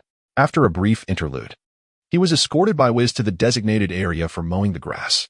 After bestowing a scythe upon Regg, Weiss continued, "The weeds here are no ordinary weeds. They must be eradicated swiftly, before they even realize what is happening. To enhance the challenge, I have infused a touch of magic, granting these weeds a chain reaction. This means that any mistake on your part will cause all the weeds to regrow." Regg stood in stunned silence, gazing at the expanse designated for weeding. According to the map provided by Weiss, this area was approximately 1/3 the size of Inner Mongolia. Moreover, Weiss informed him that there were 5 more such areas awaiting attention. Reluctantly, Regg steeled himself for the task at hand, eager to grow stronger. Thus, under Weiss's rigorous training for a month, Regg's power had surged to over 2,000 times its original strength. Furthermore, his control over the divine energy had experienced a qualitative leap. During each respite, he utilized the power of miracles to teleport back to Earth to visit Sapali, primarily to ensure that she was not causing any disturbances. Although Sapali's combat prowess was a mere 300,000, she could easily wreak havoc on Earth. Therefore, each return was a reconnaissance mission to confirm the planet's safety. Simultaneously, he brought back delicacies for Weiss, for the power to distort reality could not conjure sustenance from nothingness. One must provide a reference. Many items Regg had never tasted, leaving him uncertain of their flavors, thus rendering him incapable of creating them from thin air. Even if he succeeded, the result would be devoid of any taste. It would be akin to conjuring a piece of chocolate only to be told it bears the taste of excrement. Would you dare to consume it? This rationale was why Weiss consented to Regg's trips back to Earth. After all, it was illogical to commence training only to return midway. Meanwhile, Regg, hovering above the god of destruction's domain, commenced his preparations. As his strength surged, Regg transformed instantaneously into Super Saiyan 4 at full power. Yet, this newfound power did not wane. Instead, it continued to escalate in an upward trajectory. Ultimately, with a resounding roar, Regg ascended to Super Saiyan 4 at unparalleled power. Gazing at the ever-expanding force within him, the newly transformed Regg nodded in satisfaction. Subsequently, Regg once again emanated a formidable aura, poised to augment his power anew. However, this time, the essence of the enhancement was distinct. Regg intended to elevate himself using the divine energy. As the divine aura erupted, the essence within began to undergo a transformation. The original golden hue gradually shifted to a deep crimson, rendering his presence imperceptible to ordinary beings. Ultimately enveloped entirely by this red aura, Regg swiftly opened his eyes, unleashing a formidable energy that surged forth from his being. The Super Saiyan fourth limit break form had been attained. Chapter 55, The Fundamental Data of the Ancient Transcended Form. The collision between the realms of technology and martial arts. Due to the immense power radiating from himself, several nearby star systems were affected, with those in closest proximity utterly obliterated within the vastness of space. The realm of destruction remained unscathed, for Whis had preemptively established a protective barrier prior to the transformation's completion. Observing the surrounding circumstances, Regg promptly dissipated his power, returning to his normal state. Then, landing beside Vis, I awkwardly remarked, "I apologize for my earlier outburst. I was overly excited and did not exercise restraint. It should not pose any significant issues, should it?" Subsequently, Whis chuckled and shook his head, saying, "Rest assured. There is no life in any of the star systems surrounding the realm of destruction. No matter how much you wreak havoc, there will be no repercussions." He then turned his gaze towards Regg and remarked, "I truly did not anticipate that the Saiyans possess such formidable potential." With a sigh, he continued, "Indeed. Lord Beerus made a grave error in his judgment, particularly when he commanded Frieza to bring the Saiyans to the brink of extinction." Regg, fully aware of the decision Whis was referring to, shook his head and replied, "Let bygones be bygones. One must always look forward, do they not?" Regg held no concern for the annihilation of planet Vegeta. Had King Vegeta not displayed hostility towards him, he might have intervened in the past. However, at this juncture, he presumed the ashes of his adversary were scattered far beyond recognition. Upon hearing Regg's words, Whis merely smiled and remained silent. Fully cognizant of Regg's character after a month of companionship, if he had truly intended to save them, he would have acted long ago rather than waiting until now. Subsequently, Regg addressed Weiss, suggesting that they set aside other matters and focus on the forthcoming training regimen. Having only recently mastered the transformation state, he had yet to fully harness its power. Thus, training was an inevitability. Observing his partner's earnest dedication to training, Weiss nodded in appreciation and led Regg into further practice. Under Weiss's rigorous tutelage, Regg's strength ascended at an exponential rate. During their training, Regg also unveiled the ancient transcendent form before Weiss. The latter was greatly astonished, sensing the terrifying power encapsulated within this form. Together, they collaborated to study and observe the potency of the ancient transcendent form, which exhibited a power level approximately 30,000 to 40,000 times greater than in its normal state. This multiplier was not fixed. Over time, it would increase exponentially. Essentially, it would double the existing power and then continue to do so in an infinite cascade. However, nothing is truly infinite, as previously mentioned. When the rate of energy expenditure surpasses recovery, infinity transforms into finitude. With this understanding, Regg conducted tests and discovered that his strength would stabilize at the sixth power of the original multiplier. Furthermore, calculations revealed that this power would increase by an exponent every 10 minutes. Thus, upon transforming into the ancient transcendent form, Regg would experience an hour of limitless energy. Beyond this hour, he would enter a state of high consumption. Although his strength would significantly augment, his endurance would diminish sharply. Upon acquiring this foundational data, Regg was profoundly astonished. While he had anticipated the ancient transcendent form to be formidable, he had not expected it to be so overwhelmingly powerful. Following this revelation, Regg embarked on the cultivation of energy control, extending the doubling period from the original 10 minutes to 20 minutes. Consequently, the duration had increased to 2 hours, greatly enhancing Regg's endurance. As time gracefully slips away, the cooldown period of the Void Arena has concluded. Receiving the prompt, Regg addressed Vis, who stood behind him, saying, "I shall return to Earth shortly to bring back some delicacies for Lord Vis." Upon hearing Reg's words, Vis nodded with delight and replied, "What delightful treats shall you bring back? Do remember to return swiftly." Acknowledging Vis's words with a nod, Regg then teleported back to Earth. However, after Reg's departure, Vis displayed a contemplative expression. Vis sensed that Regg might not be entirely truthful. His journey to Earth appeared to be merely an excuse. Nevertheless, it was inconsequential. For angels are neutral beings, incapable of interfering with any life unless certain rules are breached, such as traversing through time and space. Meanwhile, having returned to Earth, Regg spoke to the dimension, "Activate the Void Arena." The dimension responded, "The Void Arena has been initiated." Countdown, 3, 2, 1. As the final sound faded away, Regg was instantly transported to the void arena. Upon opening his eyes, he discovered that the scene before him was not that of the previous arena, but rather a desolate star domain. He found himself situated on a small asteroid, facing another asteroid where stood a white-haired youth. At that moment, the white-haired youth uttered a perplexing statement. He said, "Rothan, analyze the current situation and identify the force that has brought me to this realm." A voice resonated in the mind of the white-haired youth, replying, "By comparing all known star maps, you are currently situated in an unknown star domain. The energy that has transported you here is not recorded in the existing data, belonging to an undiscovered unknown energy." However, Regg was oblivious to the meaning behind the youth's words, yet he sensed that something was following him. At that moment, the white-haired youth noticed Regg and addressed him. "Are you a native of this star domain? I wish to understand the matters of this realm. Please respond truthfully." Hearing the inquiry, Regg replied, "This is the void arena, and only the victors may depart from here." Upon hearing Regg's response, the white-haired youth turned to the intellect known as Rothan and commanded, "Rothan, analyze what the opponent has just said." Complying with the directive, Rothan responded, "Based on the description of the arena and its rules, it bears resemblance to the ancient Roman Colosseum. Analyzing the current circumstances, you appear to have been compelled into combat against this being by an unknown entity. Furthermore, the analysis indicates that this being closely resembles a human, albeit with slight differences. The energy detector reveals that it possesses an immensely powerful unknown energy, which, if unleashed, poses a catastrophic threat capable of annihilating an entire supercluster or even the known universe." Upon hearing Rothan's analysis, the white-haired youth began to contemplate the situation before him. Just as he was lost in thought, a voice echoed through the void. "The void arena is about to commence. Tech leader Gorton's versus dimensional fighter Regg. Please prepare both contestants. The countdown is about to begin. 3.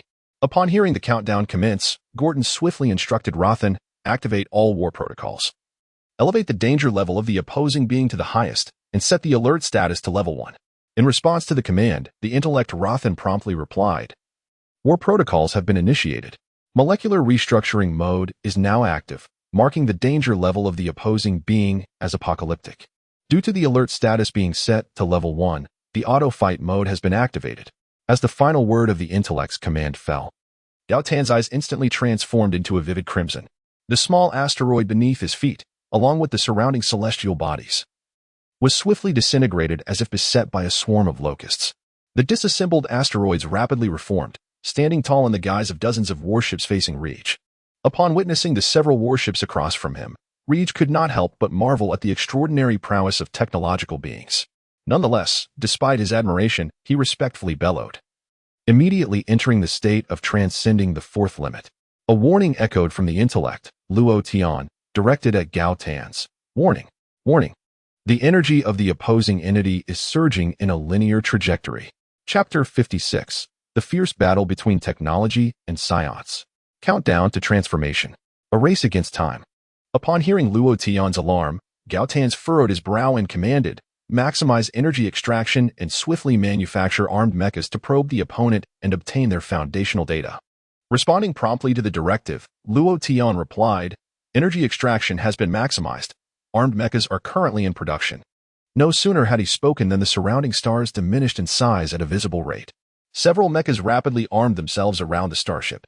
The palpable aura of advanced technology was so intense that even Regg felt a twinge of envy. After all, who among us has not fantasized about possessing their own mecha in their youth? However, despite his envy, the battle must proceed. With that, he assumed a stance, preparing for the impending conflict. The duel commenced. As the words left his lips, dozens of mechas charged towards Regg, some wielding shields and laser swords, while others provided support with long-range laser guns. Yet, to Regg, these efforts felt akin to mere tickling. In an instant, he shattered each mecha with a single punch. However, those destroyed mechas swiftly transformed into liquid, only to reassemble into new mechas nearby, charging once more at Regg. As time gradually passed, the number of mechs did not diminish. Rather, they multiplied with each confrontation. Regg was not inclined to engage in a prolonged battle with them. After swiftly distancing himself, he unleashed a series of princely tactics against the mechs, resulting in the rapid destruction of numerous foes. Just as Regg prepared to capitalize on his victory, a laser cannon suddenly hurtled toward him. Sensing the imminent danger, Regg quickly activated his protective shield, successfully deflecting the oncoming laser blast. Subsequently, he gazed in the direction from which the laser cannon was fired. There, unbeknownst to him, a fleet of dozens of starships had been constructed by Gaitans, forming a modest yet formidable armada. At that moment, Gaitan sat in the command center of the central warship, observing the screen as Regg analyzed the situation. Addressing Luo Tian, analyze the capabilities employed by the opponent, the techniques they utilize, and assess the extent of their energy recovery. Receiving the directive, Luo Tian responded, "The adversary is employing an undocumented energy source, utilizing techniques reminiscent of certain ancient martial arts from the last century. Current observations indicate that their energy expenditure constitutes 0.06 of their total energy value, with signs of recovery already manifesting, yet no significant progress has been made." Upon hearing this analysis, Gaitans pondered momentarily before swiftly replying, "Continue probing to extract new data from the opponent. Additionally, elevate the technological level of the armored mechs and establish a 3-layer magnetic field shield around the central warship." Acknowledging the command, Luo Tian replied, "Understood. The technological upgrade of the armored mechs is underway. The construction of the 3-layer magnetic field shield is currently at 21.42 completion." Just as Gaitans issued his orders, Regg was preparing to hurl a gas bomb towards the central warship. Suddenly, several mechs surged towards Regg, thwarting his assault. Reluctantly, Regg had to cease his attack on the central warship, opting instead to annihilate these mechs first. However, after their destruction, the mechs reformed with notable alterations. Their durability had increased to at least tenfold, and they ceased using shields and laser swords. Instead, they predominantly employed long-range weapons such as laser guns and electronic cannons. Although these weapons posed no threat to Regg, the sheer number of them became irksome. Regg was compelled to maintain a distance, engaging them in a long-range exchange. Yet, as time passed, the enemy's warships and mechs did not dwindle. Rather, they proliferated. Witnessing this, Regg furrowed his brow, contemplating, "I cannot afford to engage in a protracted battle. A swift resolution is imperative." With this thought, Regg decided to unveil his true power, unleashing a thunderous roar as he transformed into his ancient transcendental form. Observing this transformation, the intelligence system Luo Tian swiftly issued a warning to Gaitans. "Warning. Warning. The opponent's energy is experiencing exponential growth. Furthermore, analysis indicates that this surge shows no signs of abating." Witnessing this, Gaitans fell into a brief contemplation before a realization struck him. He instructed Luo Tian, "Analyze the opponent's energy consumption patterns and calculate the time frame for when their energy recovery will cease and their reserves will be depleted." Responding to the directive, Luo Tian stated, "Based on prior comparative analysis of energy consumption, the expenditure has escalated to 1,000 times the previous state. Upon analyzing the current trend of energy escalation, it is estimated that the recovery will cease in approximately 1 hour, 59 minutes, and 24 seconds. The complete depletion of energy is projected to occur around 2 hours, 39 minutes, and 23 seconds. Upon hearing the results of the analysis, Gaitans exhibited a knowing expression, for as a steadfast proponent of scientific rationalism, he could not possibly accept the notion that anyone could contravene the laws of energy conservation.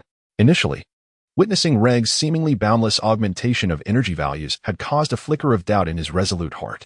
However, following the astute analysis conducted by the intelligence system, Luo Tian, it was confirmed that his suspicions were indeed correct. The opponent did not possess infinite energy, but merely a rapid recovery rate.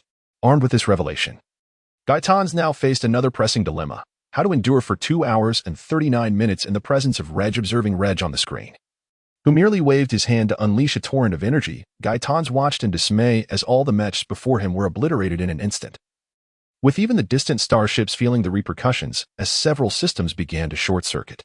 Witnessing Regg's overwhelming combat prowess, Gaitans found himself momentarily paralyzed by the gravity of the situation.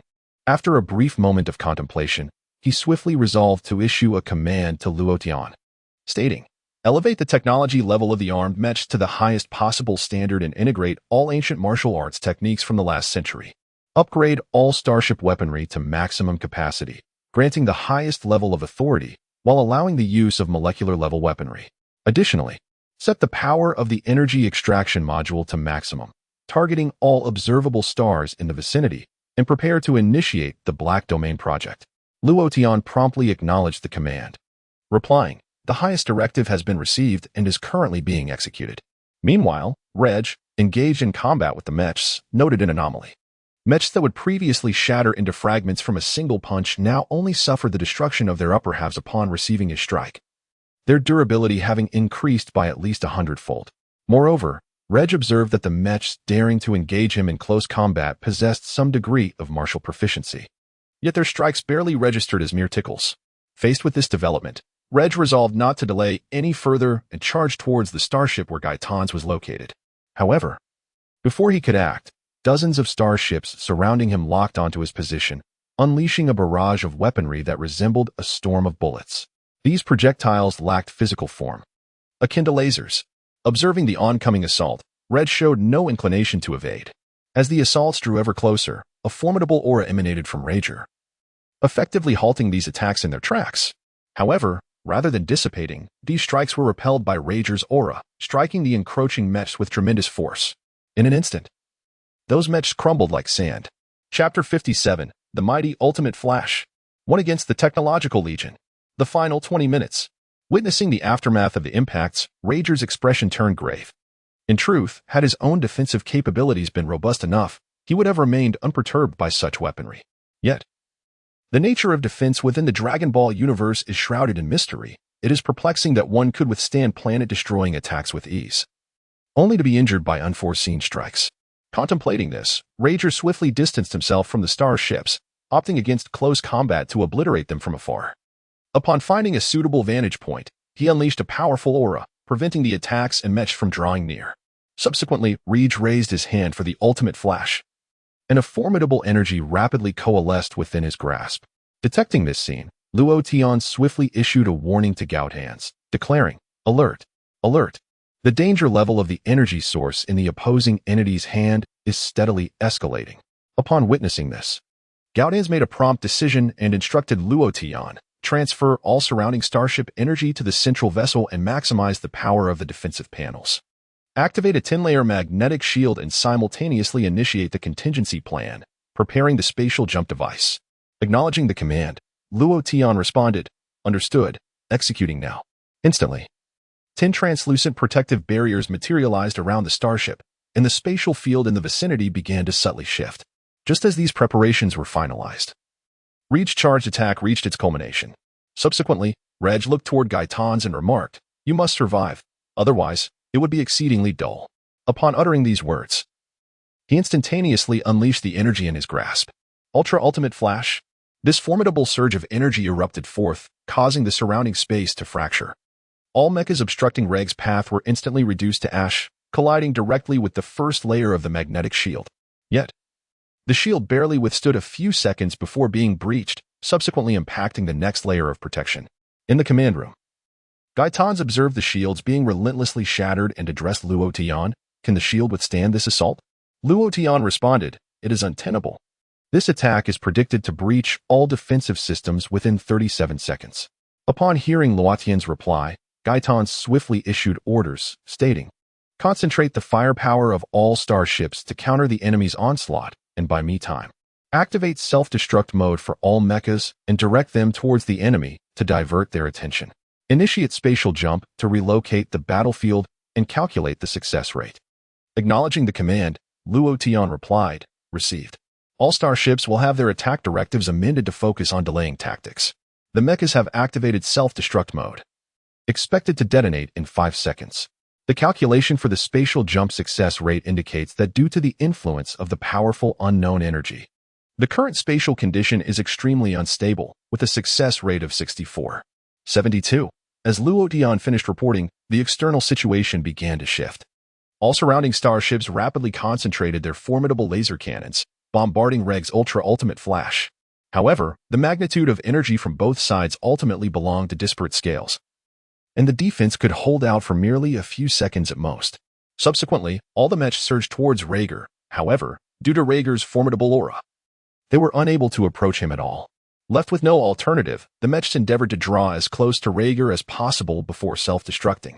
Nevertheless, these explosions, to varying degrees, caught Regg's attention, for the energy unleashed was sufficient to annihilate planets the size of the moon. Upon hearing that the success rate of space jumping was less than 70%, Hiatus pondered for a brief moment before swiftly issuing commands to Luotian.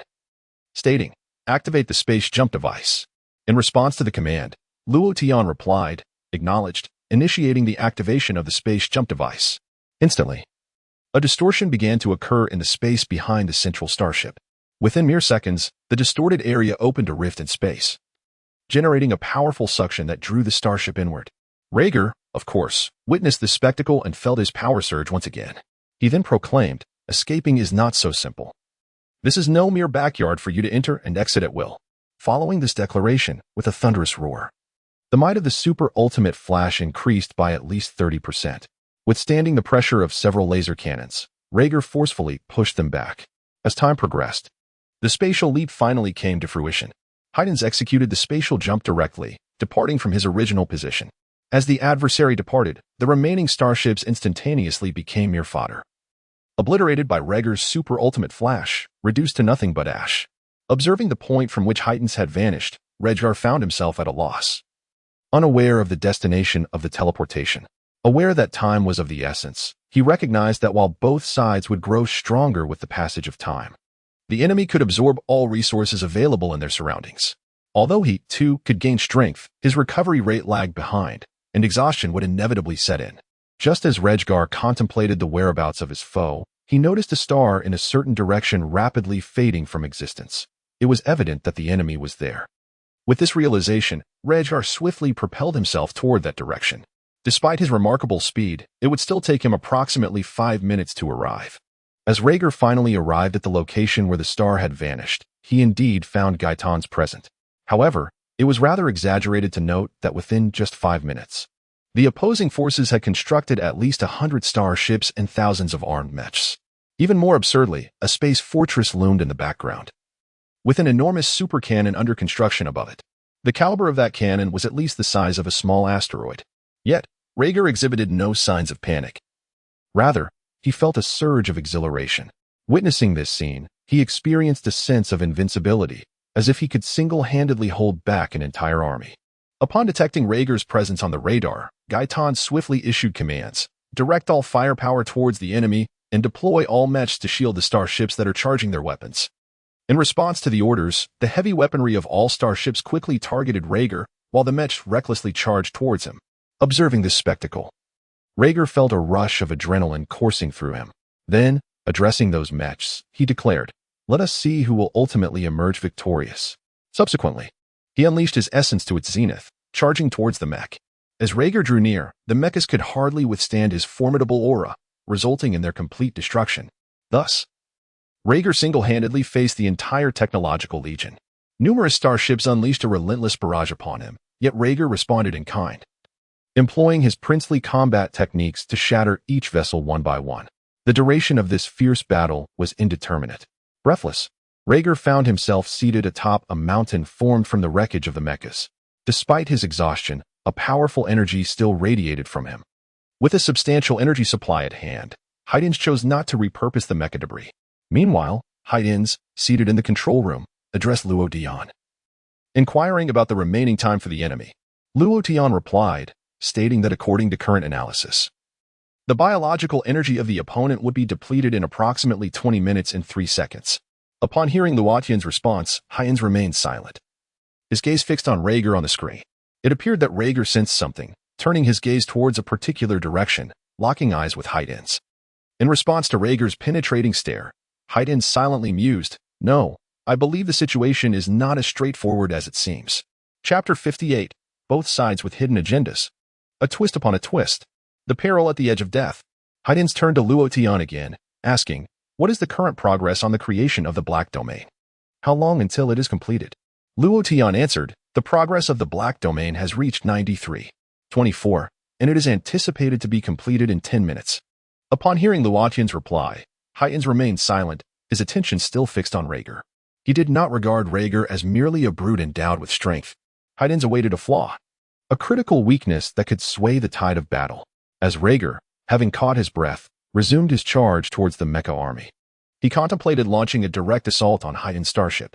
However, the opponent was far too composed, akin to an old dog. Not only had they established over 100 layers of protective shields, but they had also utilized surplus starships as cover. Even if he managed to strike the ship Hiatus occupied, the latter could instantly transfer to another vessel or employ spatial jumps once more. Thus, Regg bided his time, waiting for an opportunity to deliver a decisive blow. It could be said that both sides harbored their own cunning strategies. However, in the realm of intellect, Regg found himself slightly outmatched against his technologically adept adversary. As time gradually elapsed, the 10-minute mark was finally reached, and the Dark Realm conformed to the established criteria for formation. Subsequently, Luo Tian addressed Gao Tans, reporting, "The Black Domain has reached the requisite standards for formation. Shall we proceed with its deployment?" Upon hearing Luo Tian's words, Gao Tans replied, "There is no rush. Let us wait a while longer." After uttering this, he returned his gaze to the screen displaying Regg. At that moment, Regg was utterly exhausted. Calculations indicated that he could only sustain his strength for an additional 10 minutes. This meant that if 10 minutes elapsed without Regg resolving the conflict, the battle would conclusively declare the opponent as the victor. As time swiftly passes, 5 minutes have elapsed. In an instant, amidst the destruction of several star ships, an opportunity presents itself. One teleports directly behind the adversary's vessel and unleashes a swift Dragon Fist technique. The penetrative power of the Dragon Fist is formidable, effortlessly breaching multiple layers of protective shields in less than half a second. Observing this turn of events, Gaitans promptly addresses Luo Tian.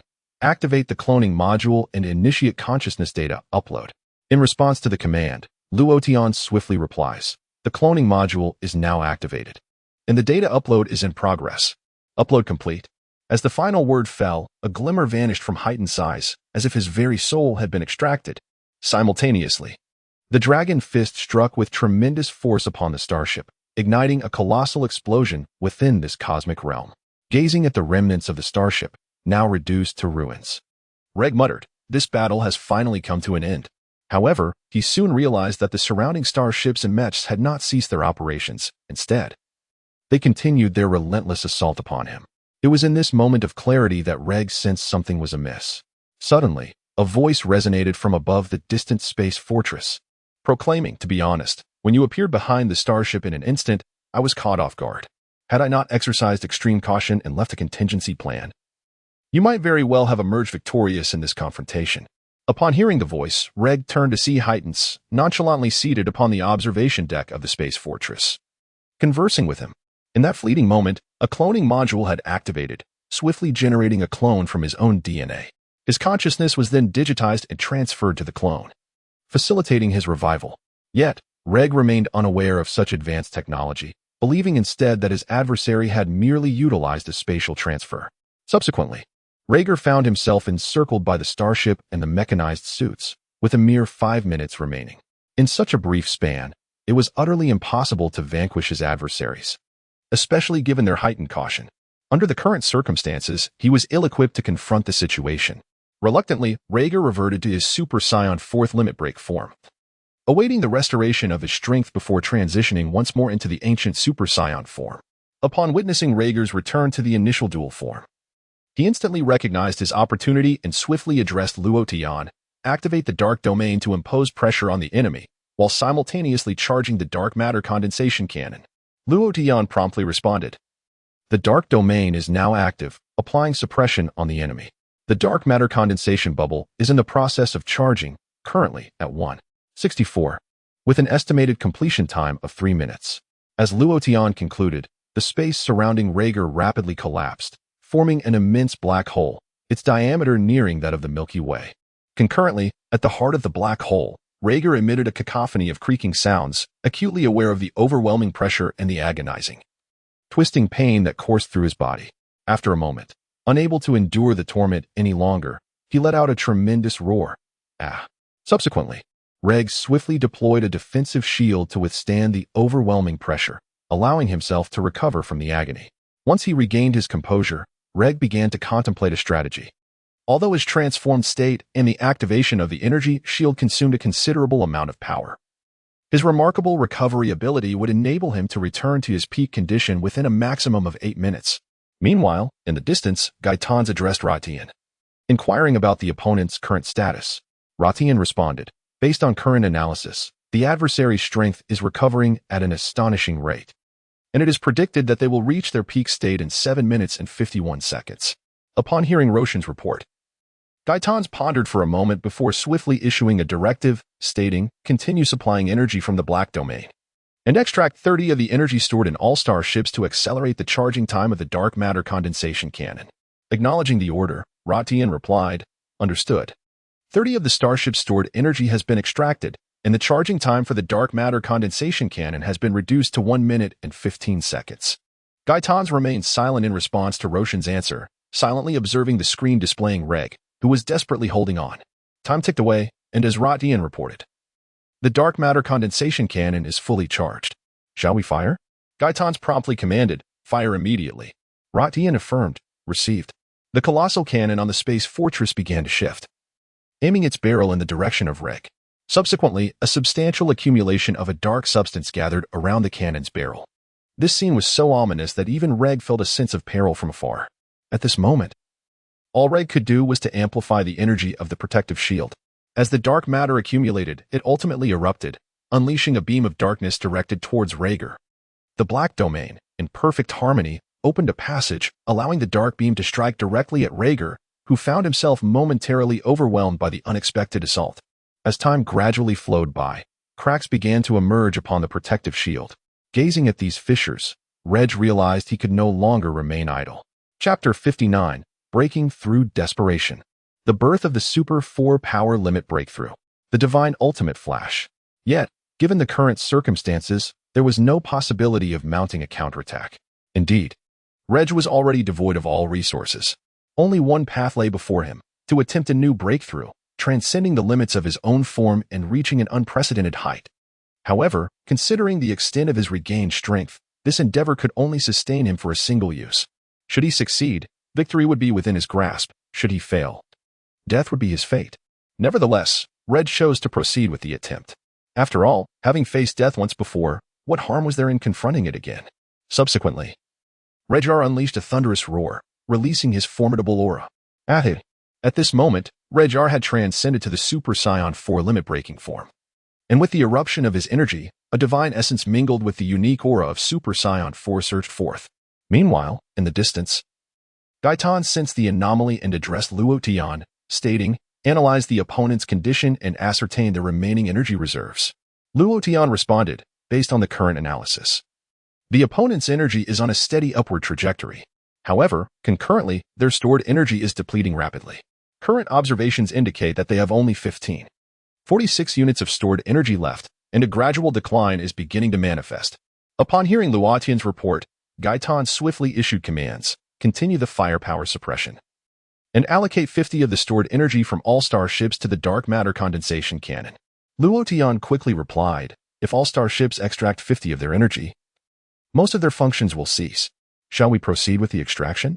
Gaitan's affirmed, continue with the extraction. Receiving the directive, Luotian acknowledged, understood, extraction in progress. At this moment, all-star ships outside began to experience energy shortages, with some large-scale weaponry ceasing operations altogether. However, in stark contrast, the dark matter condensation cannon underwent a second charging phase. Upon completion, this charge was directly compounded with the initial power output, resulting in a significant enhancement in potency. Cracks began to proliferate on Regg's protective shield, indicating that its endurance was waning. Observing the renewed exertion from his adversary, Regg summoned his strength once more for a second explosive release. As Liege erupted once more, his aura reached its zenith. Yet, concurrently, he discerned that he had arrived at a critical juncture. Nevertheless, Liege felt as though something essential eluded him, prompting him to further unleash his energy. Suddenly, it seemed as if he sensed something. In an instant, he erupted with tremendous force. It appeared that Liege heard a distinct crack, as if something had been shattered in the distance. A formidable aura erupted from Regg's being, transforming his hair from its original red-black hue to a vivid crimson. His eyes, too, morphed into the striking red pupils reminiscent of a Super Saiyan god. Alongside the divine energy that emanated from him, a delicate layer of golden energy enveloped him, while red lightning crackled around his form. Thus, Regg achieved a new breakthrough, the birth of the Super 4 full power limit break form. In fact, Regg had previously speculated the existence of this form.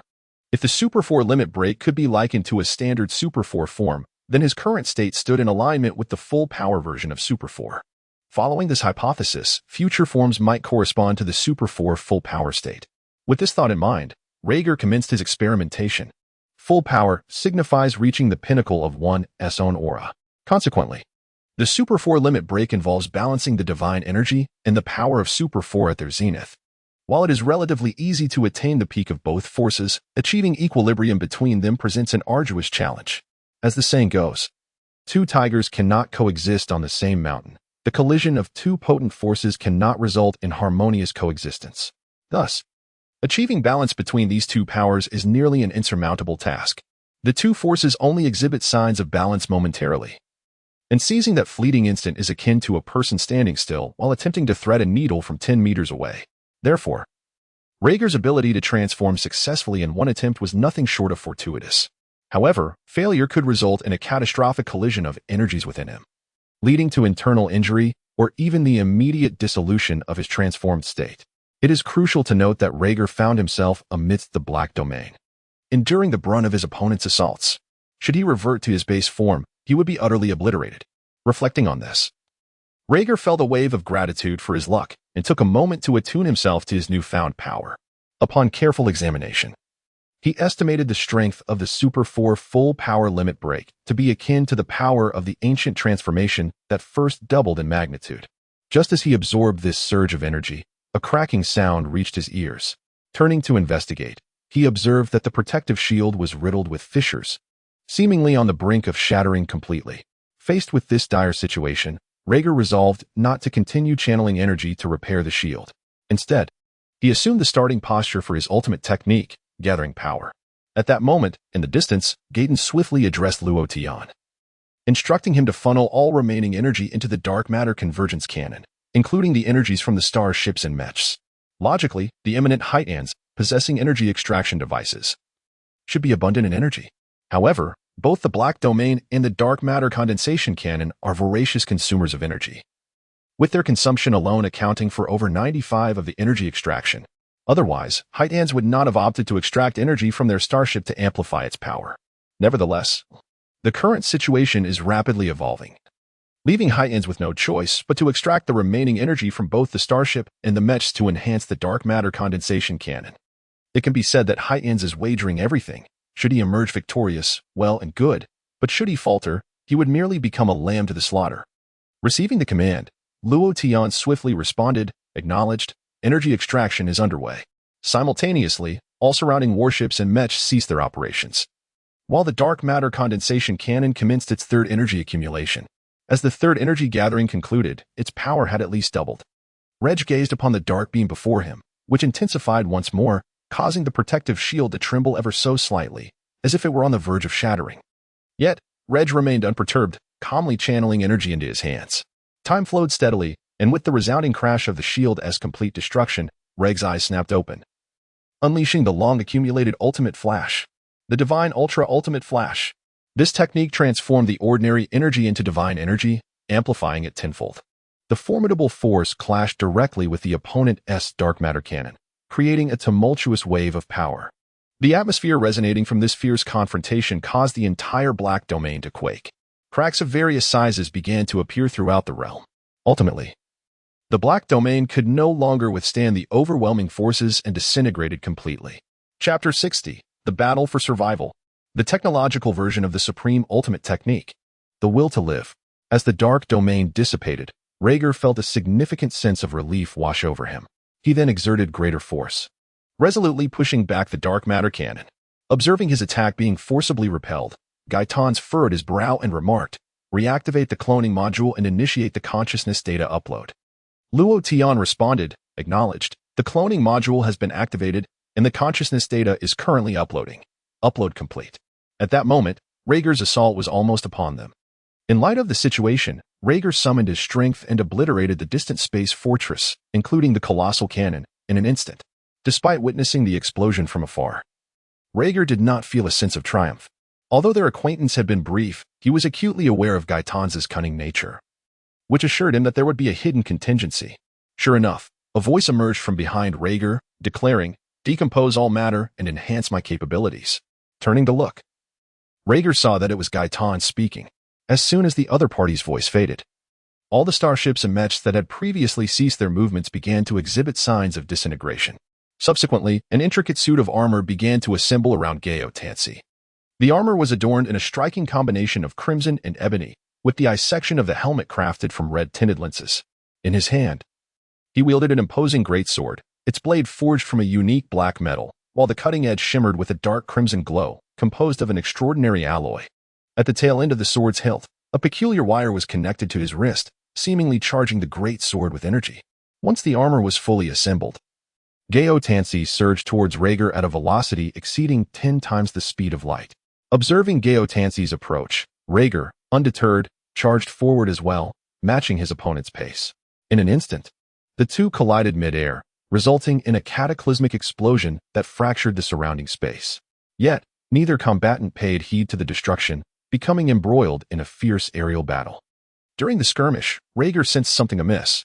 He discerned that Gogeta employed an array of martial arts techniques to counter his moves. At times, he utilized the principle of yielding force to neutralize Regg's attacks, while at others, he employed a steadfast defense to repel him.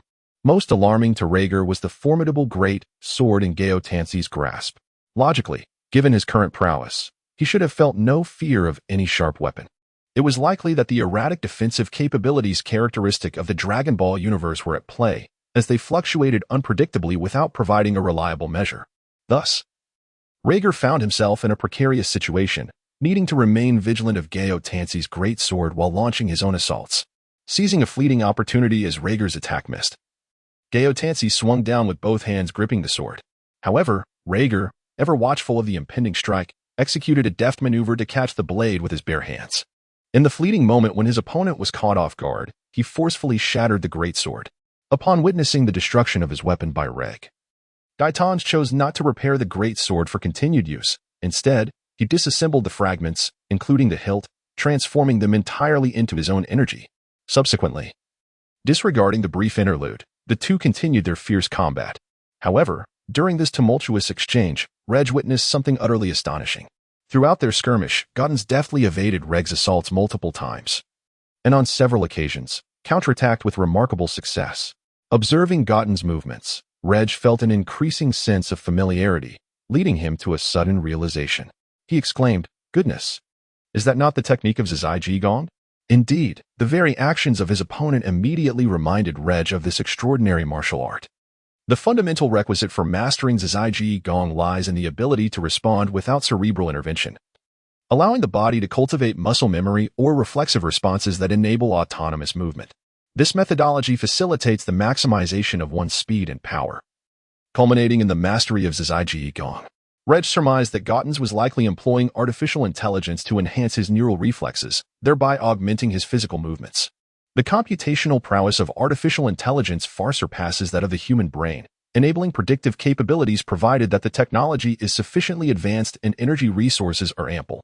However, given the current nature of their battle, it seemed improbable to anticipate movements of such complexity without the aid of a stellar-class computational array.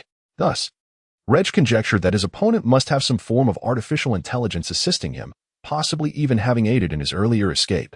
Contemplating this, Regg felt a surge of frustration.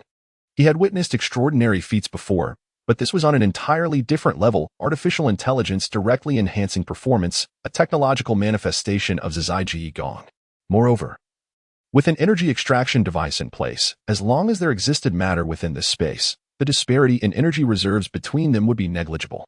With this realization, Regg swiftly formulated a plan, discarding all other considerations and accelerating the frequency of his assaults. As the frequency of Regg's assaults intensifies, the evasion speed of the high tank units accelerates correspondingly, leading to an increase in the computational demands placed upon the artificial intelligence, thus consuming even more energy. However, it is worth noting that they will inevitably sustain some hits from the adversary. Nonetheless, given the current resilience of their physical form, enduring a few blows poses no significant threat. As Lager's frequency of attacks escalated, during one such strike, hiatus faltered momentarily, resulting in a fissure forming in a section of his armor.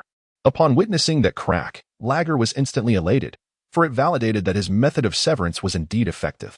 Subsequently, Regg intensified his assault, continuously elevating the frequency of his attacks.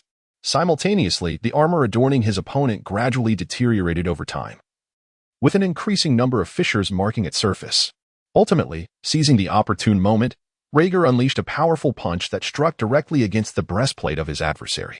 In an instant, the entire suit of armor was unable to withstand the force and shattered into fragments. At that moment, Galtans was also in distress, having endured the brunt of that heavy blow. According to Roshan's assessment, 3 of his ribs were fractured, and other internal organs exhibited signs of hemorrhage. Gasping for breath, Galtans wiped the blood from the corner of his mouth and addressed Regg, saying, "It has been a long time since anyone has pushed me to this extent." "When was the last time?" "Ah, yes, it was during our encounter in the slums. You are indeed a formidable adversary worthy of respect. Yet I am unwilling to relinquish my chance at survival. Although I possess the means to resurrect myself in my own realm, there remains an uncertainty. I cannot guarantee my revival. Therefore, unleash your full capabilities." The final words were almost a roar. Hearing this, Regg responded with a smile. "In that case, allow me to witness your resolve to survive." Chapter 61, The Utilization of Distorted Reality Power. A peculiar video? Abandon the final struggle. With that, he charged towards his opponent. However, at that moment, the adversary swiftly disassembled the fragments of armor suspended in the air and subsequently coalesced them into a bomb at the center of the 2 combatants. Upon sighting the explosive device, Regg quickly halted and activated his protective shield, while the opponent had already instructed Ratian to initiate a cloning process. As the bomb detonated, the resulting force was comparable to the simultaneous explosion of dozens of stars. Regg was situated at the epicenter of the blast, despite activating the protective shield in advance. The instantaneous surge of immense power caused extensive fissures to appear across the shield. Fortunately, it did not shatter completely, managing to hold its ground, albeit barely. As the explosion subsided, Regg gazed towards the original position of Galtans. In that fleeting moment of detonation, Regg witnessed with his own eyes Galtans vaporizing. Logically, one would assume that survival was utterly improbable. Yet, the absence of a victorious announcement suggested that the adversary still lived. However, no matter how one contemplated the situation, the opponent had indeed vaporized. Could it be possible for time to reverse and grant resurrection? Subsequently, Regg began to ponder what he might have overlooked. Recalling the words of Gaitans from earlier, the latter had mentioned that, with his abilities, he could resurrect in his original world. Perhaps the artificial intelligence he possessed held the capability for a fleeting revival. Contemplating this notion, Regg felt a twinge of headache. Possessing such an ability would equate to being invincible. I cannot kill him, yet he cannot defeat me. What a conundrum. Is this not an insurmountable dilemma? While Regg was engulfed in thoughts of how to proceed, he realized he possessed a power that Gaitans did not, the power of the laws. High technology does not necessarily grant one mastery over the power of the laws. Had that been the case, Gaitans would have employed it against him from the outset. With this thought, Regg swiftly sought Gaitans' whereabouts. Ultimately, he located Gaitans near a nearby star. At this moment, Gaitans was perhaps severely depleted of energy due to multiple clones. This time, the technological legion was far less numerous than before, yet still significantly improved from the very beginning. However, what set this encounter apart was that Gaitans was not merely resigned to fate. He had armed himself once more, standing at the forefront of the entire army. Pointing at Regg and declaring, "Let this battle serve as the final chapter." With that, he charged towards Regg, leading his entire legion. As Gaitans surged towards him, Regg instantly unleashed his aura to its zenith. As the breath of Regg erupted, the majority of mechs were rendered inoperative before they could even approach, culminating in a one-on-one duel between Regg and Galtans. However, this time, Regg did not engage Galtans in a straightforward confrontation. Instead, he wielded his power to distort reality against his foe. At that moment, Galtans was about to issue a command to the artificial intelligence, Ratian, when he was abruptly interrupted by Ratian's own report, informing him that it was undergoing self-uninstallation due to interference from an unknown force. Stunned by this revelation, Galtans remained momentarily frozen. Seizing the opportunity, Regg delivered a powerful punch, sending Galtans hurtling backward until he collided with a starship, which subsequently exploded upon impact. Regaining his composure, Galtans urgently called out to Ratian, demanding an explanation of the events that had just transpired. His voice boomed, almost as if he were shouting. Even Regg, positioned at a distance, could hear Galton's words. Upon hearing Galton's exclamation, Regg displayed an expression of vindication and remarked, "Indeed, they possess an artificial intelligence, and it appears they are unable to resist my power to distort reality. This confirms my earlier suspicions. Observing the effectiveness of his reality-warping abilities, he resolved to employ them once more to distort the opposing artificial intelligence. Amidst the interference caused by Regg, Luo Tian finally responded to Gaudan's, albeit in a rather disjointed manner. "Greetings, artificial intelligence at your service," he uttered. Upon hearing Luo Tian's words, Gaudan's appeared somewhat bewildered. Huh? Ignoring Gaotan's confusion, Luo Tian swiftly inserted a video into the latter's mind. The video depicted a pangolin placing a bowl of chicken soup on a table. Suddenly, a chicken leaped out of the bowl and exclaimed, "Greetings, I am the roast chicken that has been simmering for 2.5 hours. Skilled in the arts of Iron Mountain support in the underbelly delivery." After this proclamation, it retrieved an egg from the soup and began to frantically pass it back and forth beneath its 2 chicken legs. Ultimately, it hurled the egg at the pangolin's face, then proceeded to perform the Iron Mountain support. The pangolin, struck by the egg, was instantly filled with rage, drawing forth a pancake from its waist, albeit one unlike any ordinary pancake, for it had a fuse attached beneath it. Subsequently, the pangolin addressed the roast chicken on the table, declaring, "You have provoked me. You have truly encountered a calamity." With that, it swiftly extracted the fuse from beneath the oil cake and hurled it towards the roast chicken. In the wake of the pangolin's laughter, the roast chicken was obliterated in an explosion. At that moment, the spirit of the roast chicken emerged, questioning the pangolin. "What are you doing?" The pangolin, gazing at the spirit, replied, "Ghana." Following this, it vanished underground. As the narrative drew to a close, an unexpected twist unfolded. 2 young women appeared, performing a suggestive dance. However, their faces had been altered to resemble those of Grandpa Nyo and Old Dad. Upon reaching this point, the video concluded. Yet, Gao Tan's remained in a state of bewilderment, though his eyes hinted at the acquisition of newfound knowledge. From a distance, Liege observed Gao Tan's perplexed demeanor, knowing that his endeavor had met with great success. Unable to contain himself any longer, he erupted into hearty laughter, a sound that brought Hai Tan's back to his senses. As Hai Tan's turned towards the source of the laughter, upon seeing Regg, he instantly understood the reason for the earlier bewilderment. With a furrowed brow, he addressed Regg, "What have you done to my artificial intelligence?" Upon hearing Gaotan's words, Regg regained his composure and replied, "It's nothing. I merely utilized a modicum of the power of the laws on your artificial intelligence." Gaotan fell silent, fixated on Regg, fully aware that the power of the laws he referred to was likely some form of unknown force. The ability to interfere with his own artificial intelligence indicated that the concept of law had transcended the essence of energy. Hence, Gaodan's referred to it as an unknown force rather than an unknown energy. After a moment of scrutinizing Regg, he lowered his head and sighed softly, uttering, "You have prevailed. Proceed, for I am devoid of any capacity for resistance." In his former world, Gaodan's would have had several backups of his artificial intelligence. However, in this realm, he could rely solely on his singular artificial intelligence, Luo Tian. With his artificial intelligence now compromised, he found himself bereft of any chance of victory. Although he was a formidable figure capable of breaking genetic locks, this ability had not granted him substantial power. At best, it had merely enabled him to endure most harsh environments and extend his lifespan by several millennia. Chapter 62. A Promise to Meet Again. An Introduction to Realms Beyond the Multiverse. Upon hearing Gaotan's remarks, Regg's lips twitched, clearly taken aback by his statement. While there was no mention of the Saiyan lifespan in his previous existence, it was presumed to be roughly akin to that of humans, around a century. Yet here was Gaudan's, speaking of lifespans of several millennia, leaving Regg, a Saiyan destined for a mere century of life, in a state of disbelief. Taking a deep breath, he addressed Gaudan's, "Since you have chosen to concede, it stands to reason that in your original world, there must exist a means to resurrect you." Upon hearing Regg's words, Gaudan's offered no rebuttal, merely nodding in affirmation of the assertion. Observing this gesture, Regg continued, "If that is the case, then farewell."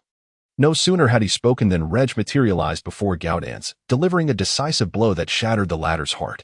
A spurt of crimson flowed from Gaotan's lips, and with a feeble breath, he uttered to Regg, "Should I succeed in my resurrection, I shall seek you out. Perhaps we may become friends." To ascend as a supreme warrior, one must inevitably tread the path of solitude. The human heart harbors treachery. One cannot ascertain whether all are benevolent or malevolent. Only by reaching the pinnacle alone can one truly be deemed powerful. However, when a second soul attains the summit, it may not necessarily result in a clash of titans, but rather a brotherhood, a profound understanding of one another. Despite the sinister nature of mankind, we remain social beings. No one relishes the pangs of loneliness. And this holds true for the strong as well. Thus, Gaudens expressed such sentiments, for in his heart, Regg was at least his equal, if not his superior. In response to Gaudens' words, Regg silently remarked, "Very well, I shall await your arrival. Do remember your promise, for should you falter, I shall hunt you down and deliver another beating." Gaudens merely chuckled in response, "Is that so? I find myself looking forward to it." With that said, the light faded from his eyes, and he succumbed entirely to the void. Gazing at the lifeless form before him, Regg felt no elation at his victory. Rather, he was enveloped by the bittersweet pangs of parting from a companion. After all, they had fought for so long, as the saying goes. One does not truly know another without a confrontation. Regg sighed, his expression a tapestry of emotions, and mused, "Perhaps we may meet again in the future. But will you still be as you are now?" No sooner had he spoken than a voice resonated in the air. Dimension Fighter Regg has triumphed. You may acquire everything from your opponent: data evolution talent, fantasy technology talent, human bloodline, fourth order, artificial intelligence lotion, energy extraction device blueprint. Upon hearing the bounty he had obtained, he inquired of the Dimension, "Pray, enlighten me about the data evolution and fantasy technology."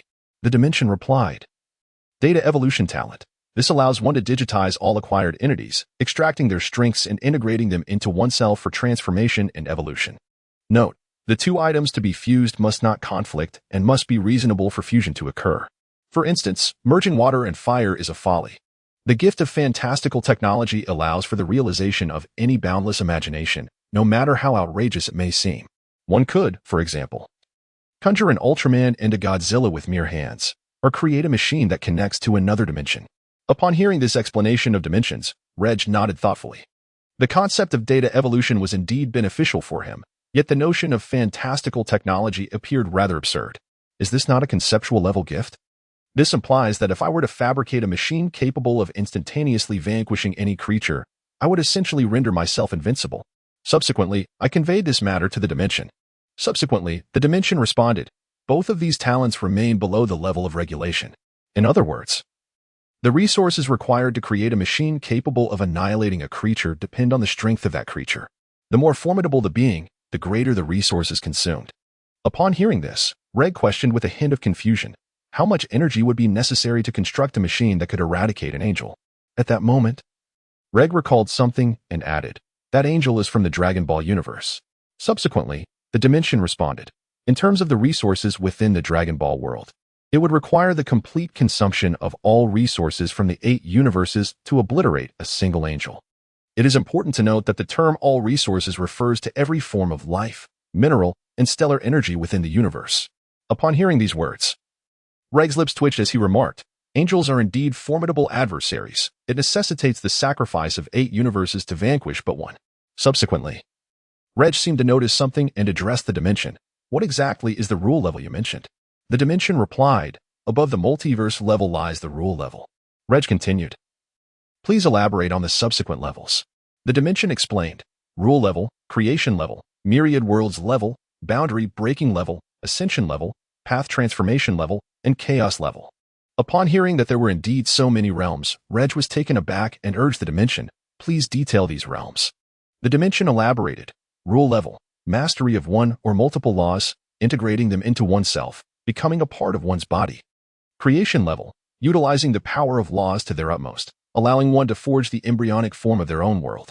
Myriad worlds level, once the world one has created reaches a certain strength, one can venture beyond it, a realm known to many as the myriad worlds.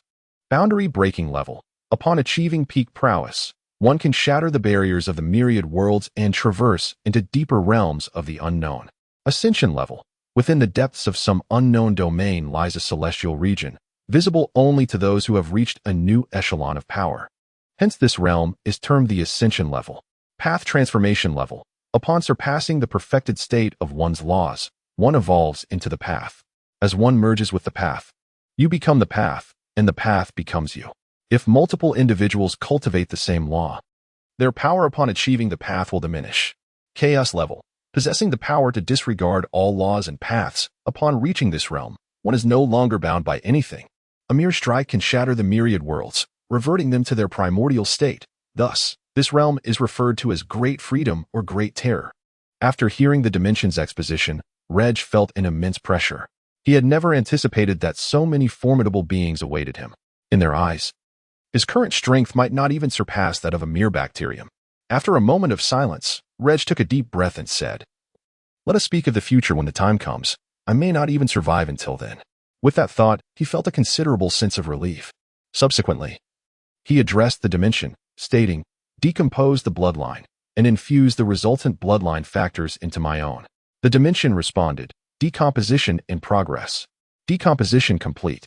Acquired bloodline factors, 200,000. Ancient transcendent bloodline, 7,043,000. Upon observing the mere 200,000, Regg expressed a sense of acceptance. After all, the opponent wielded technology rather than a bloodline. However, a perplexing question lingered. Why had the required bloodline factors diminished from the original 9,000,000 to a mere 3,000,000?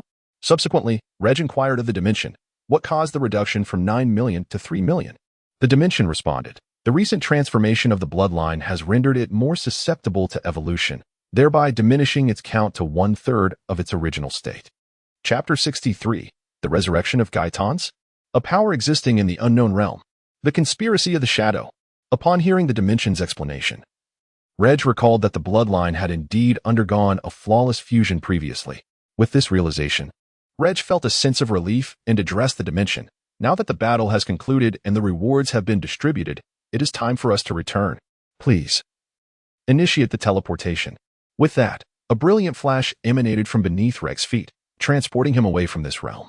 Concurrently, in an unknown technological dimension, a machine in a particular timeline emitted a sound. The first parallel universe Phoenix project was being activated. Subsequently, a surge of crimson light illuminated the surroundings. The first resurrection, influenced by an unknown force, was unsuccessful. Subsequently, several parallel dimensions resonated with such sounds, all culminating in failure. Ultimately, within one particular realm, the 10,086th iteration of the Phoenix project was poised for activation. Subsequently, it was once again disrupted by a certain force. However, this time the intensity of the interference had diminished considerably.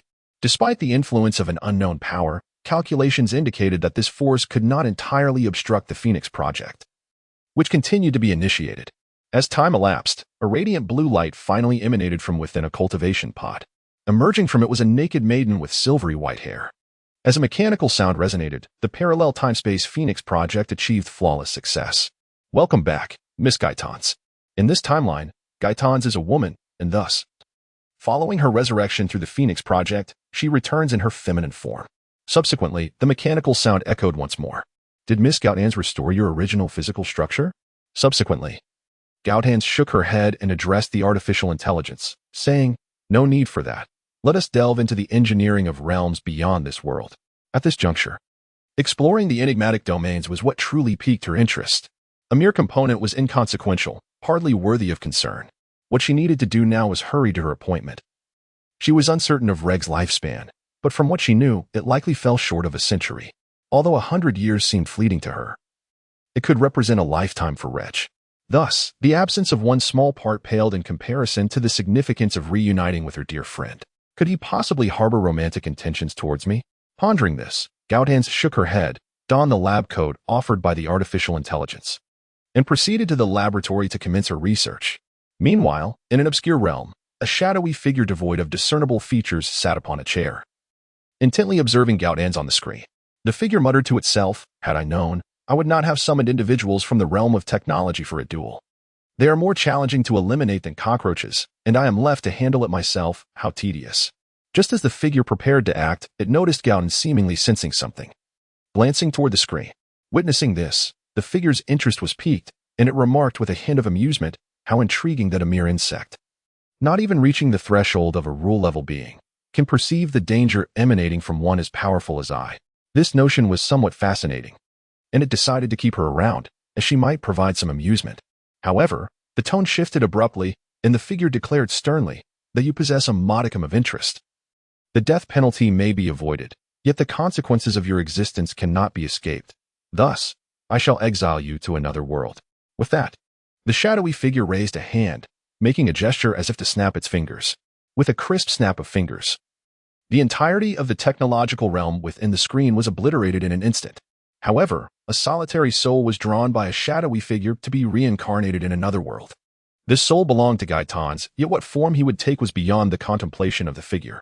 Meanwhile, back in the Dragon Ball universe, Regg remained blissfully unaware of the cataclysmic event that had just transpired, erasing an entire dimension. At that moment, Regg was perusing various food shops, selecting delectable treats to bring to Whis. After all, the recent battle had lasted over 3 hours, and it was prudent to return with some sustenance to avoid Whis's reproach for idleness. Once he had chosen his culinary delights, he immediately teleported to the God of Destruction's realm. Upon encountering Whis, he presented the bounty he had procured. Looking at the array of food before him, Whis exclaimed with a smile, "My, how generous of you to bring so much."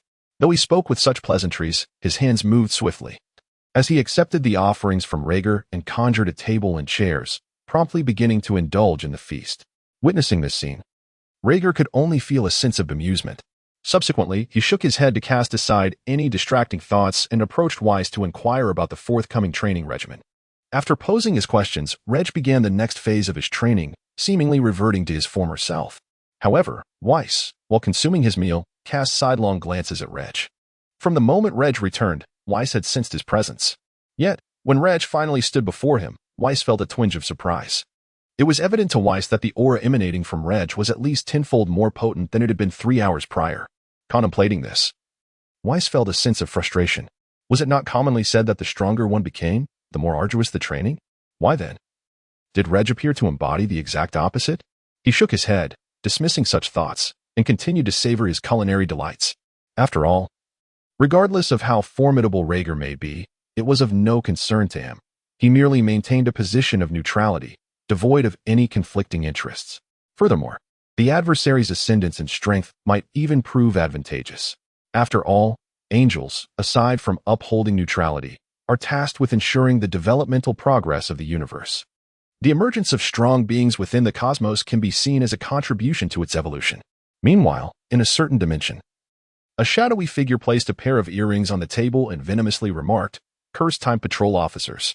Had it not been for my swift escape, I would have perished there." He subsequently felt a sense of dread as he reached down to touch his left leg, only to discover that there was no leg to touch. It was evident that his leg had likely been severed during the confrontation with the time patrol officer.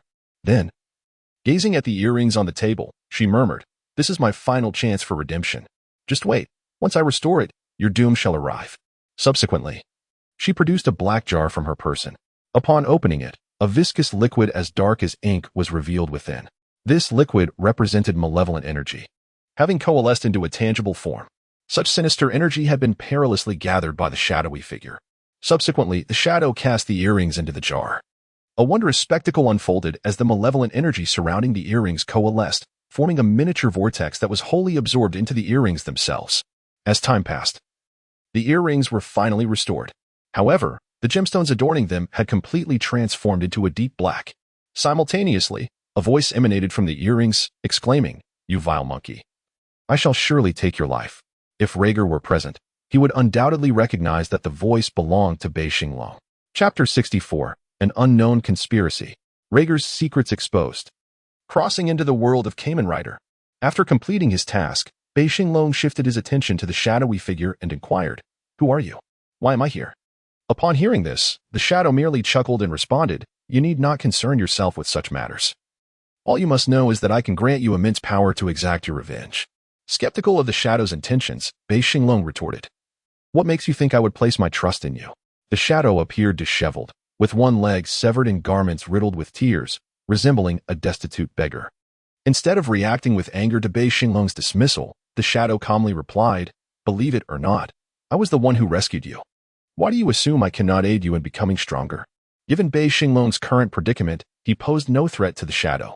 In fact, the shadow could easily erase Bei Xinglong's consciousness, turning him into a mere puppet, but refrained from doing so as the majority of his power and intellect were intertwined. A direct erasure would significantly diminish effectiveness. Unbeknownst to Bei Xinglong, he remained preoccupied with the shadow's words.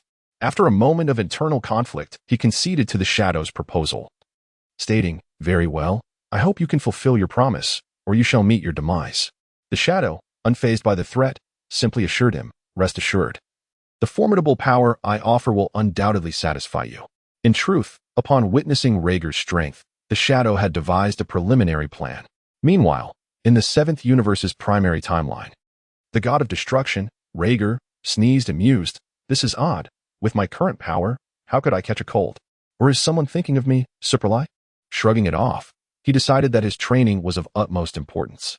Subsequently, Regg continued his cultivation. However, in the shadows, unbeknownst to him, a scheme was being meticulously devised. As time gracefully flowed by, Regg reached the age of 18. Presently, Regg's prowess has evolved to such an extent that he can now contend with the legendary Gogeta without the need for transformation. It can be said that Regg's strength has transcended that depicted in the original narrative. At this moment, Regg is perched upon a branch of the divine tree in the realm of destruction. Regg leisurely addressed Dimension, inquiring, "When shall the dimensional realm be unveiled?" Dimension responded, "The dimensional realm may be activated at any moment." Upon hearing this, Regg promptly sat upright and exclaimed, "Oh, has the cooldown period finally elapsed? Perfect. As I have been rather unoccupied lately. Dimension, please initiate the opening of the dimensional realm." Dimension replied, "The dimensional realm is currently in the process of being activated." As a brilliant flash of light surged forth, Regg disappeared instantaneously from the Dragon Ball world, as if he had never existed. At that moment, Whis, seated in the garden, gazed at the spot where Regg had vanished and sighed, remarking, "I wonder how Regg possesses such extraordinary powers that even I cannot perceive." After pondering for a while, Whis relinquished the notion of monitoring Regg and resumed savoring his afternoon tea. Previously, Whis had inquired about Regg's sudden disappearance. Although surprised by Whis' knowledge, Regg divulged some information, albeit concealing certain crucial details, falsely claiming to possess the ability to traverse to other worlds. When Whis learned from Regg that beyond the 12 universes, other realms existed, he was indeed taken aback. Nevertheless, despite his astonishment, Whis communicated this information through his staff to the Grand Minister. After some time, the Grand Minister replied, indicating that Zeno was quite intrigued by these other worlds. Thus, when Regg ventured into these alternate realms, he was to bring back some artifacts for amusement. Upon hearing the Grand Minister's words, Regg felt a twinge of surprise, yet it was within the realm of expectation. After all, given Zeno's nature, his desire for entertaining toys was not unexpected. Initially, there had been discussions about erasing Regg entirely. However, Whis interceded on Regg's behalf, prompting the Grand Minister to investigate Regg's actions from birth to the present. The findings revealed that Regg had committed no wrongdoing throughout his life, even resolving a minor nuisance. This nuisance was, of course, the Beishing Dragon. The very existence of the Beishing Dragon was fundamentally illogical and should have been eradicated by the Time Patrol, although Regg was responsible for its emergence. He ultimately vanquished the Beishing Dragon himself, thus redeeming his past and liberating that timeline to flourish positively. It was for this reason that Zeno chose to spare Regg, even extending an invitation for him to join the Time Patrol, which Regg politely declined, preferring the freedom of his own life over the chaos of traversing other timelines. Meanwhile, Regg, having reached another world, curiously explored his surroundings, his eyes darting with wonder. Subsequently, he inquired of Dimensional, "Which world is this?" Based on Regg's observations, this realm appeared to be contemporary, with the surrounding structures not towering high. Most were crafted from timber, leading Regg to speculate that it might be situated in a certain locale of cherry blossoms. Subsequently, the Dimension responded, after detection, "The world you currently inhabit is the Kamen Rider universe." Upon hearing this, Regger glanced around once more and continued, "So, in which rider's realm am I?" Before Regger could finish his sentence, a formidable figure strode past him. This imposing individual was known to many online as Xiaoming or Emperor Rider, and he was none other than Tsukuyami. At that moment, just as the Dimension was about to answer, Regger interjected, "All right, no need for further explanation. I already comprehend the nature of this world. Let us proceed directly to the task at hand." Upon hearing Regger's words, the Dimension declared, "Task refreshing. Refresh complete. Defeat Kamen Rider Zio. Must be taken seriously." Regger fell silent for a moment, then remarked, "Do you hold Zio in such regard? Or do you underestimate my prowess? With my current strength, if I were to exert even a modicum of seriousness, the formidable Zio would stand no chance. Given Regger's capabilities at present, even a slight release of his energy would obliterate the earth in an instant, leaving it in ruins. To suggest that he should fight earnestly, as if Tsukuyami could withstand a single blow from him, was utterly preposterous. In response to Rager's protest, the dimension replied, "The task is completely random. Failure to complete it will result in your inability to leave this world." At this, Rager's temples throbbed with anger. If the dimension had a physical form, he would have been tempted to grasp its throat and demand, "Is this truly a task conceivable by any human being?" Subsequently, Rage began to ponder whether he should choose to eliminate his opponent directly. After all, if he were to take the matter seriously, the only outcome for his adversary would be death. At that moment, Moya sure also took notice of Rage. Although Rage had perfected his control over energy, he still emanated an aura that could only belong to the truly formidable. As a second-generation powerhouse, Moya Sure, who was skilled in all things except photography, naturally discerned the uniqueness that Rage possessed. He approached and inquired, "Who are you?" "I do not recall any notable figures among the knights." Upon hearing this question from Monshishi, Regg returned from his reverie, gazing at his interlocutor as he responded, "I apologize. I was contemplating how to refrain from killing you under more serious circumstances." Although his words were impolite, they conveyed a certain truth. At that moment, Monshishi found himself somewhat bewildered. Throughout his life, he had never encountered someone so audacious. To assert, upon their first meeting, that he would spare his life and not strike him down in one blow, was that a statement a rational individual would make? Feeling a surge of indignation, Monshishi retorted, "Oh, so you consider yourself quite formidable? Since you are bold enough to utter such claims, how about a duel?"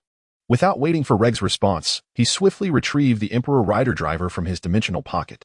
Subsequently, he fastened it around his waist and then retrieved the transformation card from the holster at his side.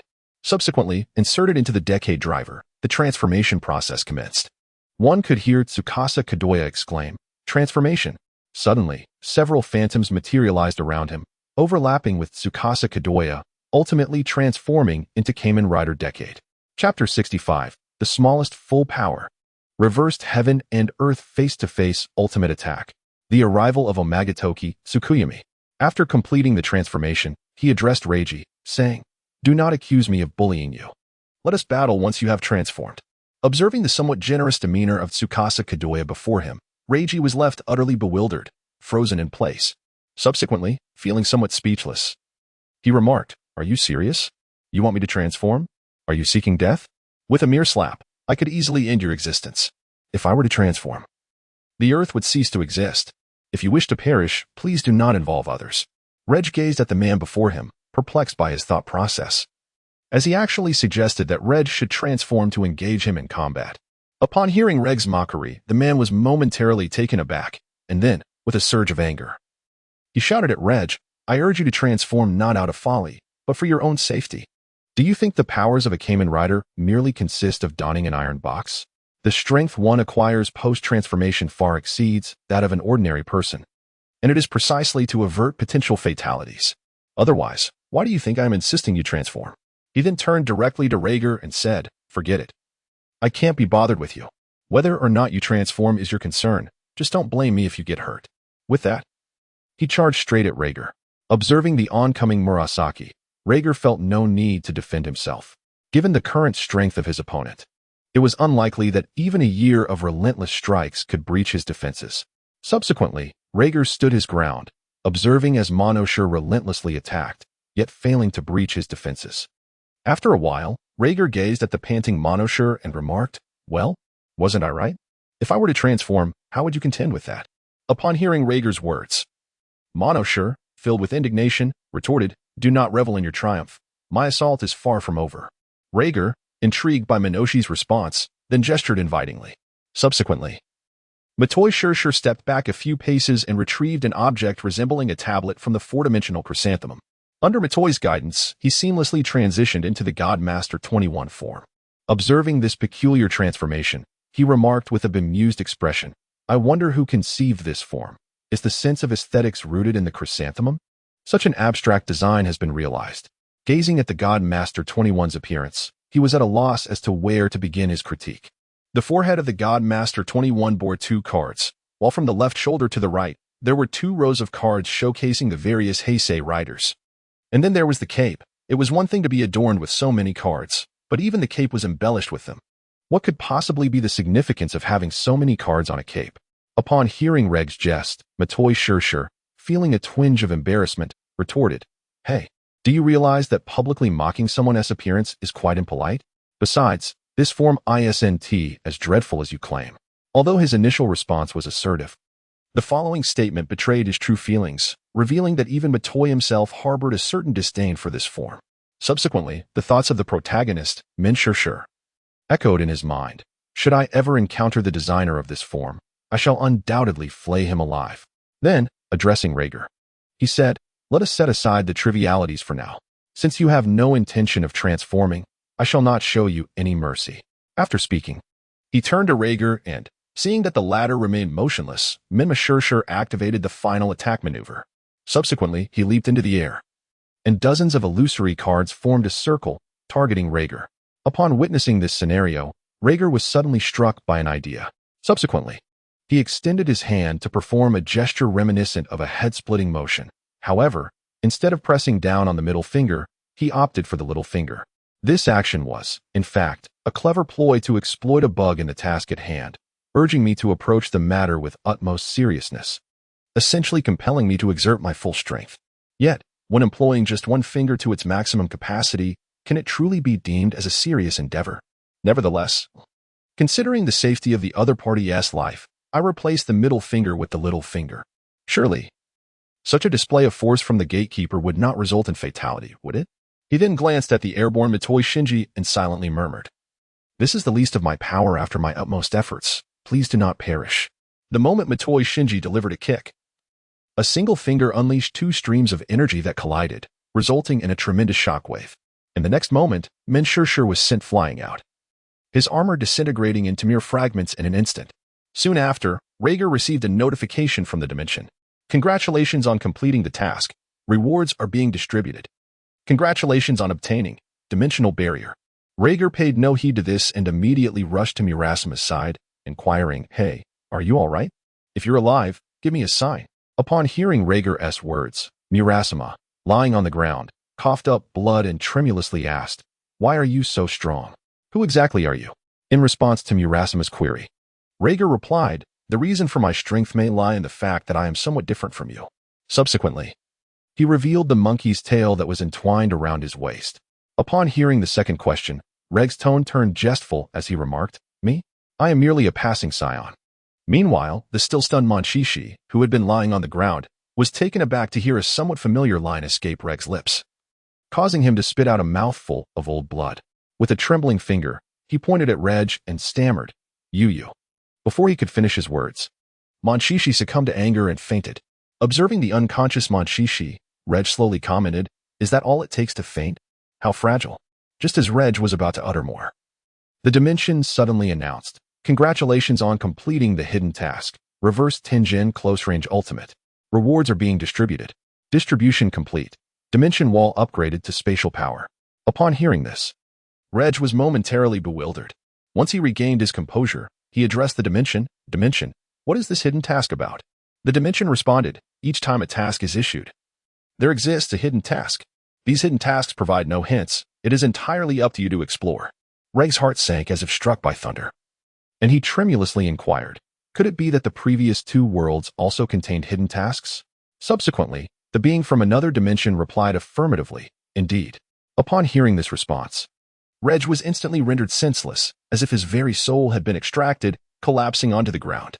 He then inquired, "Why did you not inform me earlier of the existence of hidden tasks?" The otherworldly entity replied, "You did not ask before." Immediately, Regg retorted, "Would you remain silent if I did not inquire?" To which the dimensional being replied, "How could I convey anything without your prompting?" Upon hearing these words, Regg found himself at a loss for a counterargument, reflecting on his previous two journeys across worlds, during which he had solely focused on fulfilling assigned tasks and neglected to seek out hidden missions. He suddenly felt as though he had suffered a loss of an astronomical magnitude, just as Regg was still mired in his discontent. A portal composed of clocks inexplicably materialized beside him. Then emerged a masked rider adorned in a striking blend of black and gold. Regg, sensing a disturbance, turned his head just in time to behold this formidable figure. In that fleeting moment, he instantly recognized the identity of the masked rider, the most powerful of them all. The sovereign of time, the overlord of the hour, Tsukuyami. Subsequently, the demon king of time inquired, "Outsider, how did you arrive in this world?" The reason for his presence here was due to the realization that Regg did not belong to this realm. More specifically, he was not a denizen of the Kamen Rider universe. Upon hearing the Demon King's words, Regg, already in a foul mood, impatiently retorted, "What business is it of yours how I came to this world?" However, he soon recognized that it indeed bore significance to the other party. The Demon King of Time, being the pinnacle of the Kamen Rider world, likely bore the responsibility of safeguarding this universe, akin to the representative of Tendu. And he himself was merely an intruder, an unauthorized entity within the Kamen Rider domain. If he did not seek him out, who would? Author's note: should that pair, Gao and Tans, be portrayed as lovers or brothers? Please choose so I can determine the direction of the subsequent narrative. Chapter 66, The Demeanor of a True Stronghold. The method to acquire the power of time. Upon hearing Regg's words, the old Demon King did not take offense. Rather, he continued to regard his opponent with vigilance. Until the strength of the other was ascertained, one must refrain from rash actions. Anger is a perilous emotion, capable of leading to irrational decisions and misguided maneuvers. Subsequently, he addressed Regg. "Though I am unaware of how you arrived in this realm, I advise you to depart, for this world does not welcome you." In response to the Dark Lord's words, Regg retorted with displeasure, "I come and go as I please. What business is it of yours, you old Regg?" Given the impolite tone of the exchange, Regg felt no obligation to maintain civility. Although the Dark Lord remained outwardly composed upon being called an old Regg, the tension in his clenched fist betrayed his irritation at Regg's words. Ultimately, he resignedly inquired, "What would it take for you to leave this world?" In truth, the Dark Lord had just utilized his power over time to glimpse the past timeline and witness how Regg had triumphed over the Emperor Knight. Consequently, the Dark Lord surmised that Regg's strength certainly surpassed his own, and engaging in battle would yield no favorable outcome for him. Thus, he sought a more diplomatic approach, asking what would persuade Regg to vacate this realm. Regg felt a twinge of surprise at the Dark Lord's resigned tone, for such words were entirely uncharacteristic of him. It was evident that the Dark Lord had come to some revelation. Subsequently, upon contemplating the temporal power possessed by the other party, Regg realized the general implications. Then he addressed the old Demon King, saying, "If you can defeat me or force me to retreat, I shall depart." Although this sounded simple, the disparity in their strengths was insurmountable. To claim victory was an impossibility, and merely stepping back would be an impressive feat. Regg's assertion was merely a guise to conceal the existence of a hidden quest. Having finally learned of such a quest, he would not so easily abandon this realm. Moreover, the Kamen Riders were interconnected across multiple worlds. Venturing into other Kamen Rider realms might unveil additional hidden quests. With this notion in mind, Regg was resolute in his decision not to vacate this world without due cause. Upon hearing Regg's words, the old Demon King's demeanor shifted to one of solemnity. Such a tone could emanate from only two types of individuals: one who perceives themselves as invincible, yet is merely a foolish jester, or one of formidable strength, brimming with confidence in their own power. It was evident that Regg, standing before him, belonged to the latter category, a person endowed with remarkable prowess. Indeed, the old Demon King was not one to flee without a fight. Subsequently, the ancient Demon King raised his right fist, gathering his strength. In mere seconds, he unleashed a devastating knight's punch, its force distorting the very fabric of space. Although this attack appeared formidable, to Regg, it was merely an unimpressive display. In the fleeting moment before impact, Regg effortlessly blocked the Demon King's knight's punch with a single finger. What? The Demon King gasped in astonishment as he witnessed his assault thwarted by just a finger. However, Regg paid no heed to the Demon King's exclamations. He simply nodded in acknowledgement and remarked, "The power of this punch has reached the level of star annihilation." He then continued, stating that the explosion involved not just any ordinary star, but one that had at least reached the status of a stellar body. Turning to the old Demon King, he remarked on his capabilities, suggesting they were commendable, having at least attained the rank of a squad leader. The power dynamics in the Dragon Ball universe are indeed absurd. The destruction of a star is merely regarded as the strength of a foot soldier. The obliteration of a stellar body is at least above that level, categorizing it as the rank of a squad leader. Upon hearing Regg's words, the old Demon King was taken aback, bewildered by the notion that in such a world, the annihilation of a star could only be considered the prowess of a mere foot soldier. Upon regaining composure, the ancient Demon King fixed his gaze sternly upon Regg. Just as he prepared to launch his next assault, he heard Regg's declaration, "Now that you have completed your attack, it is my turn." The Demon King, slightly bewildered by Regger's words, responded, "Wait a moment. Am I not the one meant to attack you? Why do you still have the opportunity to strike me?" To this, Regger replied, "Did I not mention earlier that I could attack you?" Then the old Demon King asserted confidently, "Absolutely not." Regg, seemingly unfazed, replied, "Oh, is that so? Then I suppose I can strike you now." The old Demon King stared at Regg in astonishment and exclaimed, "Is that even permissible?" With a smile, Regg responded, "Why should it not be? Only the strong possess the ability to establish the rules of the game, while the weak must adhere to them." It can be said that Regg's actions epitomized this sentiment perfectly. Subsequently, Regger swiftly delivered a punch. Upon witnessing Regger's assault, the old Demon King instinctively harnessed the power of time, momentarily suspending his opponent.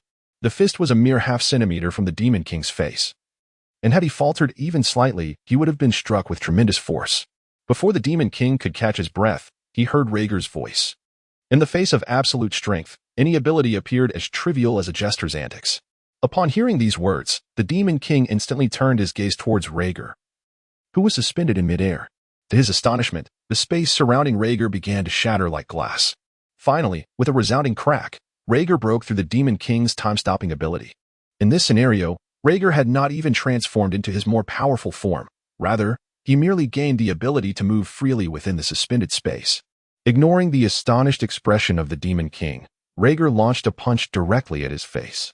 Caught off guard, the Demon King was sent flying by this unexpected strike. As the old Demon King was sent flying, the surrounding temporal stasis was likewise lifted.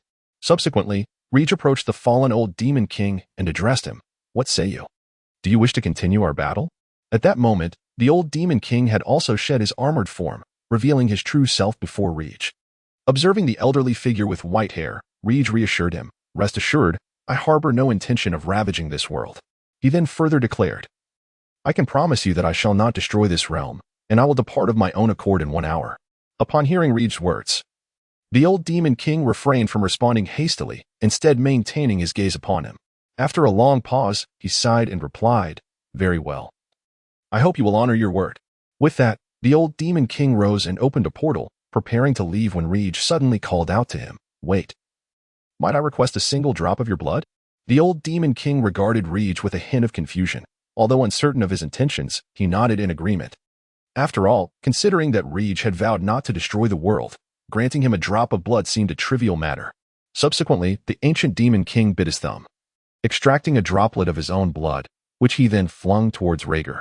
Observing the blood soaring through the air, Regger swiftly enveloped it in a gust of energy, preventing it from spilling.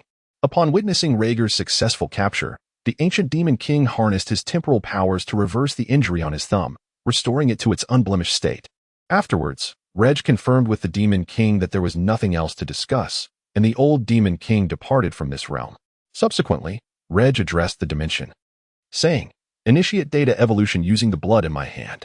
The dimension responded, "Data evolution initiated." Subsequently, the blood in Regger's hands was swiftly disintegrated, and soon 2 distinct pieces of information emerged within his mind. The power of the demon, possessing the strength of all Kamen Riders. This power would infinitely accumulate as the number of Kamen Riders increased.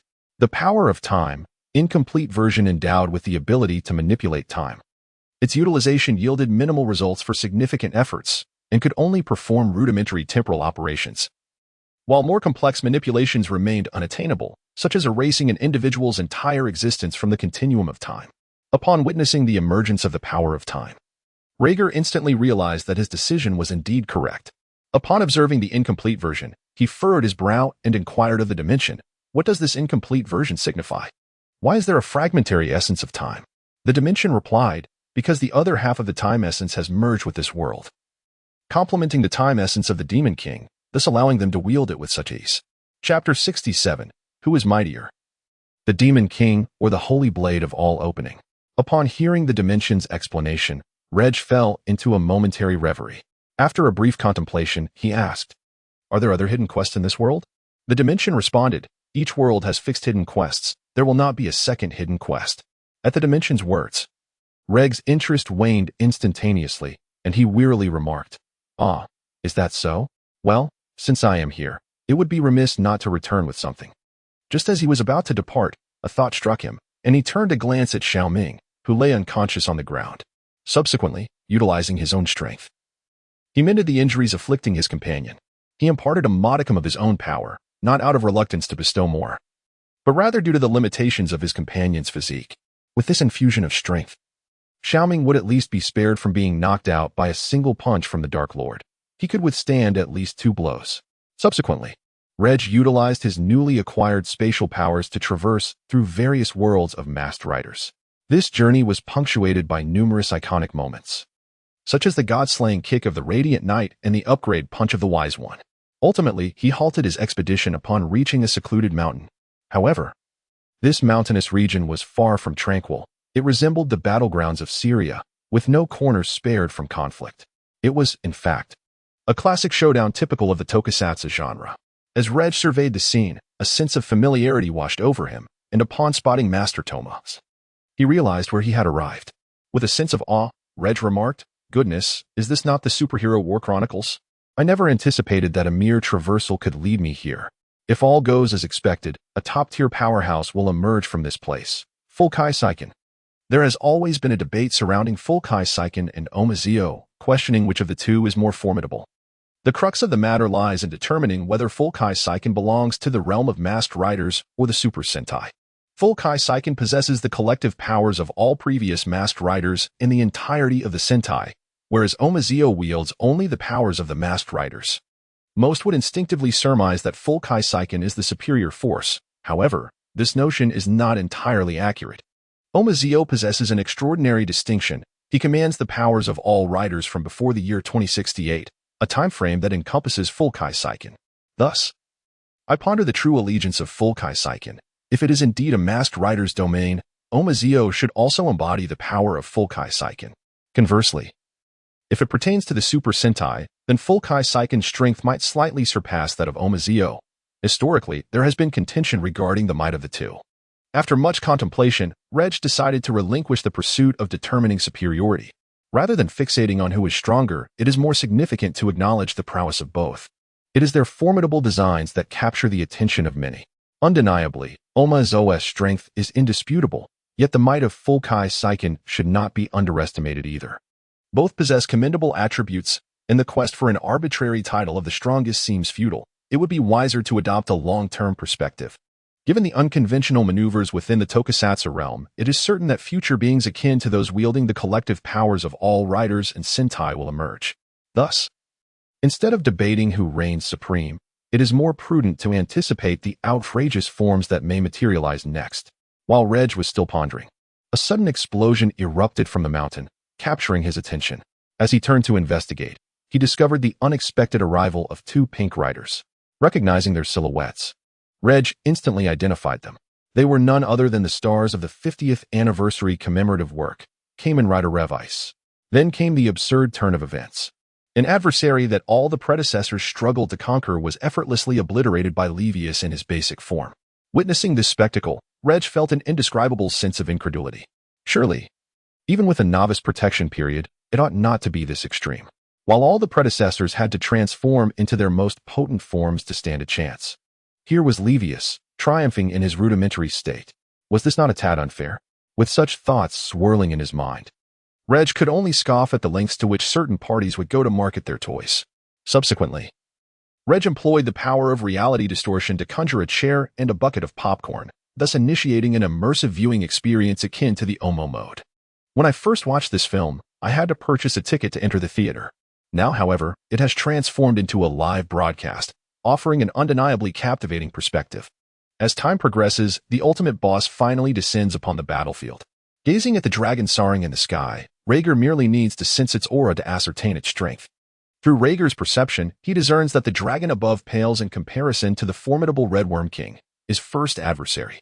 At this realization, Regg becomes certain that the others are mere decorations, and the true objective lies in peddling toys, even if they manifest into reality. Subsequently, the narrative reached its zenith. As the collective willpower of all Kamen Riders and Super Sentai surged to its apex, all their strength converged upon Kamen Rider Saber. Subsequently, a book materialized in the hands of Teacher Toma, and that book was none other than the Chronicles of Superheroes. Subsequently, under the gaze of all present, Teacher Toma transformed into the form of the fully unleashed Sacred Blade. Observing this magnificent transformation, Regg, while savoring popcorn, inquired of Dimensional. What exactly is the essence of this ideational force? Is it something that can be wielded by mortals? Dimensional replied, such inquiries elude definitive answers. It is a journey you must embark upon yourself. Upon hearing Dimensional's response, Regg exclaimed, even you are unaware of this power? Dimensional retorted, I am not an oracle. Must I provide you with answers to every question you pose? To this, Regg scoffed, if you choose not to speak, then do so. But why make it all so enigmatic? Meanwhile, the battle on the field approached its conclusion as Teacher Toma, now in the form of the fully unleashed sacred blade, swiftly dispatched the demonic dragon with decisive force. With that, the conflict drew to a complete close. After finishing the popcorn, Regg stood up and addressed the dimension, saying, initiate the teleportation. It is time to depart from this world. The dimension responded, acknowledged, initiating the transfer now. As a radiant beam of light flashed, Regg departed from this world. No sooner had he left than the old demon king arrived at the spot Regg had just vacated. Gazing at the place where Regg had stood moments before, the old demon king murmured, it appears he truly honors his word. After uttering these words, he promptly opened a portal and returned to his own time and space.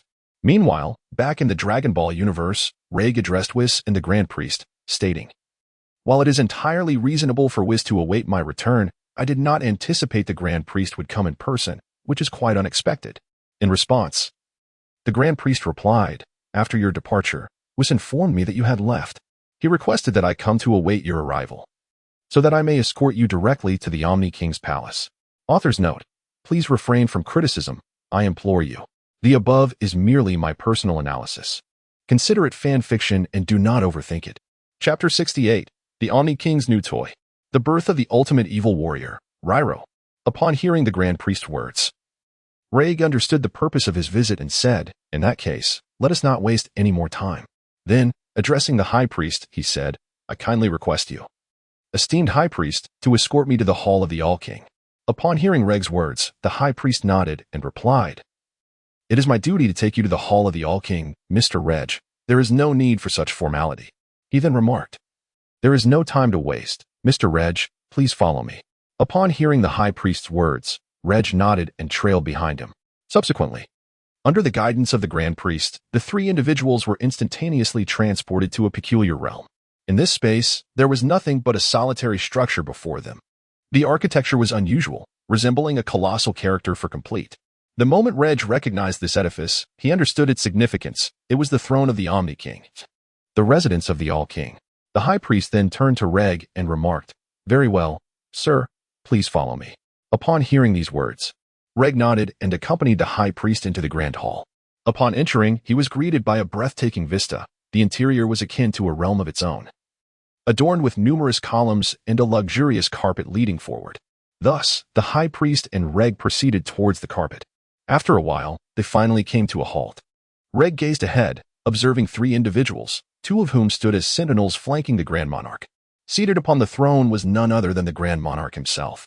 At that moment, the Grand Monarch joyfully exclaimed, ah, Regg, you have finally returned. I had heard from the High Priest that you traversed worlds. Is that not so? He then descended directly from the throne and approached Regg. Previously, when Vis reported on Regg's abilities, the High Priest had brought Regg to the Hall of the Sovereign for the first time. It was during that occasion that Regg and the Sovereign had their initial encounter. After each training session, during the breaks, the High Priest would take Regg to the Hall of the Sovereign to engage in playful activities together. As time passed, and their interactions grew, the two naturally became friends. Observing the Sovereign hastening towards him, Regg smiled and said, indeed, Your Highness, I have just returned from traversing worlds. Upon hearing Regg's words, the Sovereign exclaimed, oh, did you bring back anything amusing, Regg? Without hesitation, Regg replied, certainly. I have something that should keep Your Highness entertained for quite some time. Subsequently, the previously acquired power of the Omnipotent was bestowed upon the Omni King. Upon receiving this formidable power, the Omni King's eyes sparkled with delight, as if he had discovered something extraordinarily amusing. Then, turning to Regg, I exclaimed, oh, this object appears to be incredibly entertaining. Subsequently, the King of All began to strike a pose, and with a resounding transformation, armor enveloped his body, morphing him into Kamen Rider Kuga. However, due to the King of All's physique, his incarnation of Kuga bore a somewhat chibi-like charm. Gazing at his transformed self, He turned to Riger and remarked, Riger-kun, the toy you bestowed upon me is quite delightful. Is this a specialty from the world you traverse to? Upon hearing the king's words, Riger chuckled awkwardly and replied, a specialty, you say? I suppose it could be considered one. After all, the current Kamen Riders are increasingly adept at stacking forms. Anyone without the power of a complete rider would feel embarrassed to face others. So, calling it a specialty does not seem far from the truth. After spending some time with the king of all, I eventually bid farewell to him amidst his reluctance and departed from the king's palace. Upon returning to the realm of the destroyers and saying my goodbyes to the Grand Priest, I turned to Whis and said, I shall be taking a few days off on Earth. If you desire any delectable treats, feel free to come find me there. Upon hearing my words, Whis smiled and replied, it seems I am always imposing on you for delightful delicacies, which makes me feel rather embarrassed. He then remarked, when I feel the urge to eat, I shall send you a message directly, allowing you ample time to prepare, so it won't be so rushed. Upon hearing the initial statement, Regg was somewhat taken aback, pondering whether the sun had risen in the west. However, upon receiving the subsequent remark, his confusion dissipated entirely. Indeed, it was still that same food enthusiast, unchanged in his essence. Reluctantly, he nodded in agreement, and with that, Weiss transported him back to Earth. Meanwhile, in an unknown dimension, a shadowy figure held a pair of earrings and murmured, after such a long preparation, it is finally complete. At that moment, the earrings spoke.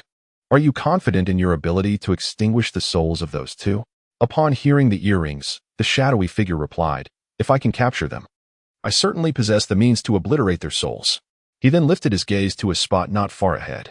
There, precisely positioned, were two incubation pods, within which lay two individuals in a deep slumber. Each of them bore a tail, allowing one to reasonably conclude that both were Saiyans. As the shadow drew nearer, the features of the two individuals within the incubation chamber began to sharpen into focus.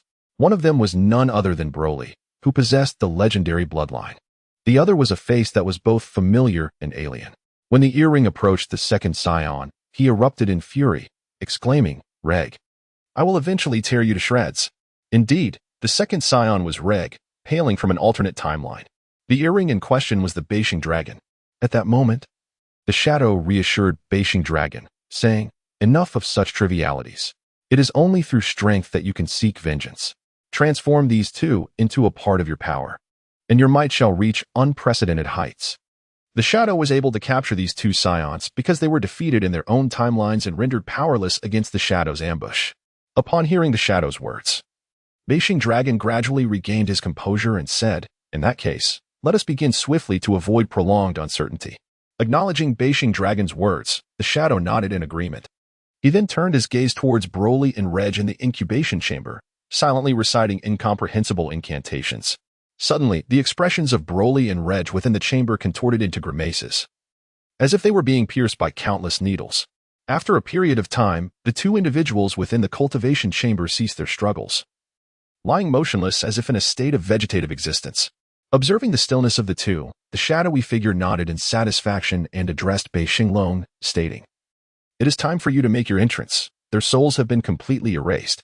Upon hearing these words, Beishing Long responded eagerly, is it finally time? Hurry. I can reclaim my corporeal form at last. In acknowledgement of Beishing Long's words, the shadow nodded and proceeded to adorn Broly's left ear and Regg's right ear with the earrings. Subsequently, the two figures, seemingly drawn by an unseen force, surged forth and merged within the cultivation chamber. Yet, unlike the usual radiant white light emitted during a typical fusion, this time an eerie black luminescence enveloped their union. With the completion of the fusion, a formidable power erupted from the fusion warrior.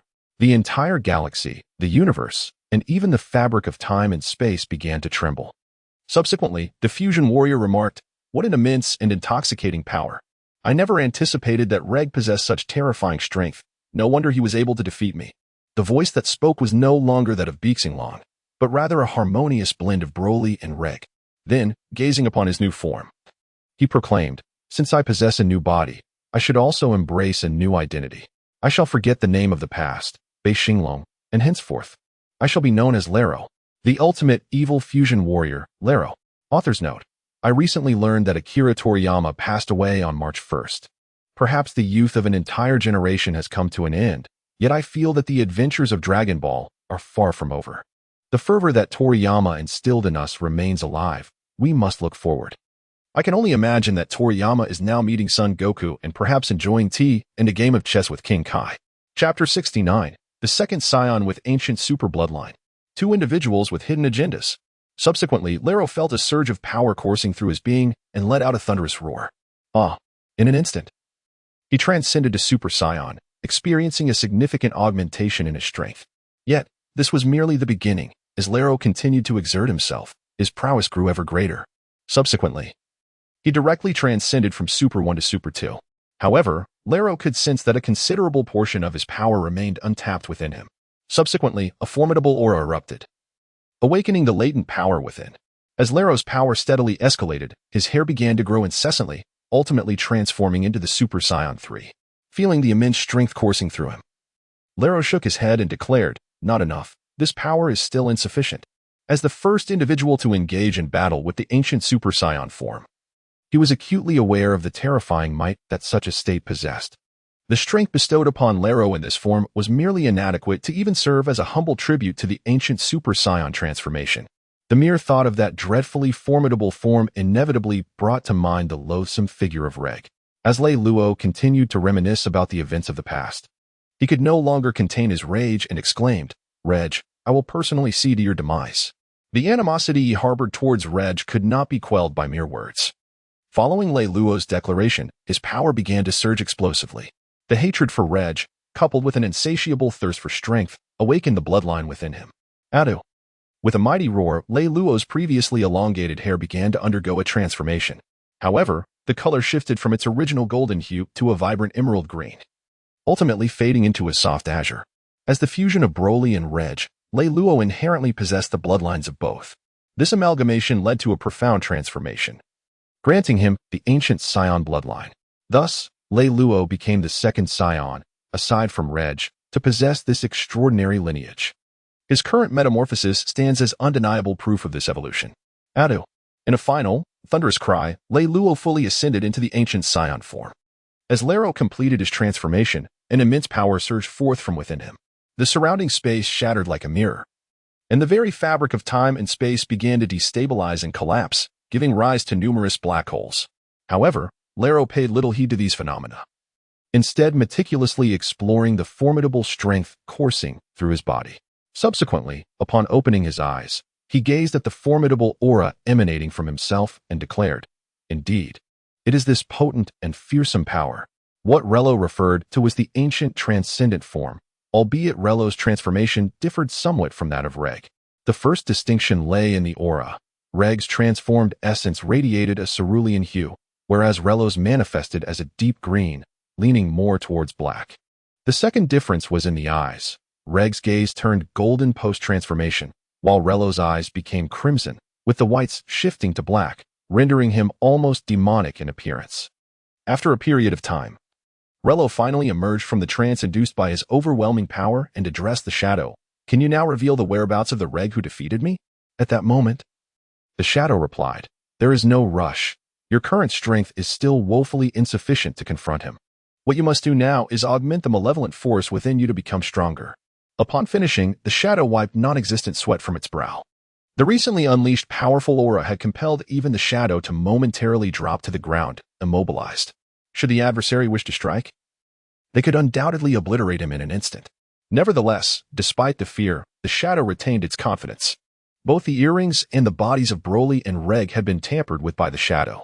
Any attempt to attack the shadow would result in excruciating pain, akin to being devoured by countless ants. This torment would not only afflict the body, but could also consume the very soul. Thus, if Relo attempted to strike the shadow, it could instantly erase his consciousness, transforming him into a mere puppet. With this thought, the shadow grew bolder and remarked to Relo, "After all, I have sought a corporeal form for you for quite some time. Given your enemy's talent, his strength is surely not stagnant. Therefore, your current power is insufficient. Once you grow stronger, you may pursue him at a later time." With this, the shadow turned its gaze back to Relo, eager to observe his choice. Listening to the shadow's words, Relo supported his chin with one hand, contemplating the validity of the shadow's assertions. After a moment of reflection, Relo acquiesced to the shadow's proposal, stating, "Very well, I shall allow him to live for a few more years." Pleased with Relo's agreement, The shadow nodded in satisfaction. Subsequently, Lero addressed the shadow, saying, "In that case, I shall retire for the time being. Unless there is an urgent matter, do not disturb me." Subsequently, he seamlessly transitioned from an ancient form back to his usual state, approaching the castle that loomed like a ruin behind the shadow. However, as he brushed past the shadow, Lero cast a fleeting glance before choosing to ignore it and entered the fortress. In the moments of contemplation, Lero found himself not only pondering the validity of the shadow's words, but also contemplating whether to eliminate the shadow altogether. After much deliberation, he ultimately dismissed the notion of murder. It was not that Lero harbored any fondness for the shadow. After all, no formidable individual relishes taking orders from a weaker counterpart. The decision to forego the idea of assassination stemmed from two primary reasons. The first was the shadow's ability to traverse time and space. Although Lero possessed the strength to shatter the fabric of time itself and navigate through different realms, the multitude of parallel dimensions surpassed his imagination, making the search for his adversary akin to searching for a needle in a haystack. The second reason was the uncertainty of whether the shadow had left any hidden traps for him. After years of interaction, Lero was acutely aware of the shadow's cunning nature. Given the shadow's devious disposition, it was certain that it had devised numerous contingencies against him. Even if he succeeded in eliminating the shadow, he would likely be left with nothing but ruin. It was for these two reasons that Lero temporarily relinquished the thought of vanquishing the shadow. Thus, the dialogue concluded with both parties harboring ulterior motives, parting ways in an unsatisfactory manner. Meanwhile, in the primary realm of the seventh universe, on a precipice by the sea, Regg sat cross-legged, harmonizing his energy in a meditative state of cultivation. Subsequently, a hand extended towards a massive boulder beside it. With a mere clasp of the palm, the colossal stone was instantaneously reduced to dust. Subsequently, he spread his hands and made a slight counterclockwise turn. Incredibly, the boulders that had been reduced to dust, as if time were reversing, transformed back to their original state. The reason for this extraordinary phenomenon was the utilization of the power of time by Regg.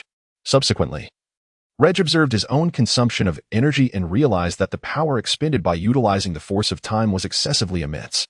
Were this force to be purely transformed into destructive capability, it could, in an instant, reduce the entire planet to ashes. Subsequently, Regg utilized the power of space to directly transport some large fish from the depths of the ocean to the surface. He then observed the consumption of energy and discovered that the expenditure incurred from employing the power of space was merely 1/10 that of the power of time. Chapter 70, The Distinction and the Strength of World Laws. Successful initiation. The form of ultimate freedom. Beyond mere consumption, Regg also uncovered other applications for the two forces, such as utilizing them to assess the current strength of the world. According to Regg's observations, the power of time and space inherent in each world vary significantly. Previously, when Regg employed the power of space in the Kamen Rider world, the personal toll was minimal. However, upon using the power of space in the Dragon Ball world, he noted a considerable increase in his own expenditure. The primary reason for this disparity lies in the differing strengths of the two worlds. Regg noted that both time and space in the Dragon Ball universe are notably complete and robust, whereas the time and space in the Kamen Rider world lack such integrity. This can be exemplified by the villains emerging from the recent decade of Kamen Rider, none of whom possess even a modicum of the power of time or space, thus rendering them unworthy of the title boss. Perhaps the rampant misuse of the powers of time and space by many has led to the emergence of fractures within the fabric of their world. In stark contrast, the Dragon Ball universe exhibits no such abuse. Instead, it is governed by stringent regulations. This is evident in the Dragon Ball Super arc featuring Black Goku, where Beerus, upon witnessing future Trunks traverse to the primary timeline via a time machine, had remarked on the matter. The act of traversing through different timelines is deemed a grave offense, as noted by Weiss, who suggested that Trunks should be presented before the Omni King for judgment. From these two statements, it is evident that the Dragon Ball universe imposes exceedingly stringent regulations on the matter of time travel, to apprehend those who recklessly traverse timelines.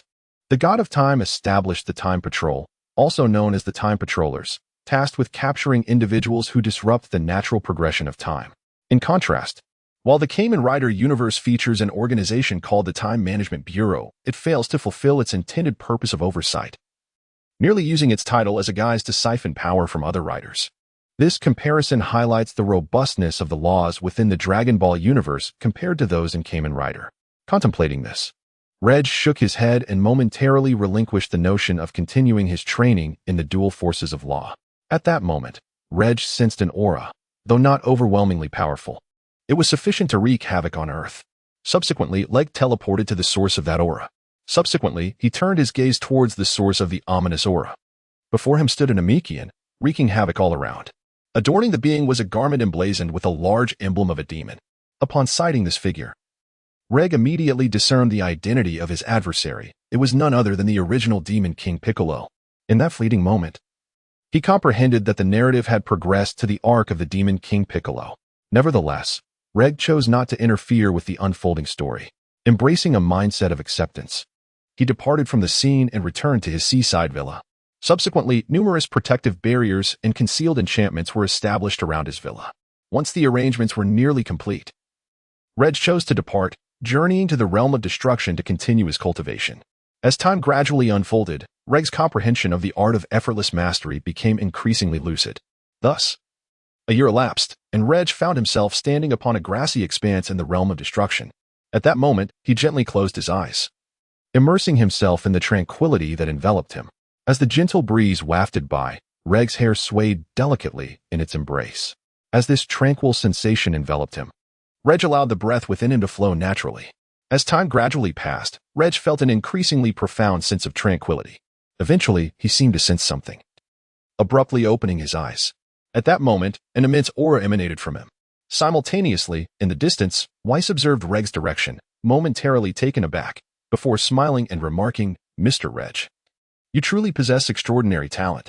I never anticipated you would grasp the fundamentals of the free ultimate art so swiftly." At this juncture, Regg began to undergo subtle transformations. Although his hair remained black, a delicate layer of white light enveloped him, occasionally accompanied by specks of white luminescence. Moreover, Regg's pupils began to exhibit subtle changes. While still black, a faint silver light began to shimmer around the edges. At this moment, Regg became aware of the alterations taking place within him. He could distinctly feel a newfound ease in his mastery over his physical form. No, it was more accurate to say that he had completely relinquished control. No longer consciously directing his body's movements, but instead allowing it to make its own choices in evasion and counterattack. This sensation was extraordinary, leaving Regg momentarily at a loss for words. At that instant, Weiss teleported to Regg's side and said, "To be honest, Mr. Regg, your talent has left me somewhat astonished. It is indeed remarkable to have cultivated the free ultimate art to its introductory level in such a short span of time." Subsequently, he addressed Regg, "Mr. Regg, have you truly considered the prospect of becoming a candidate for the God of Destruction?"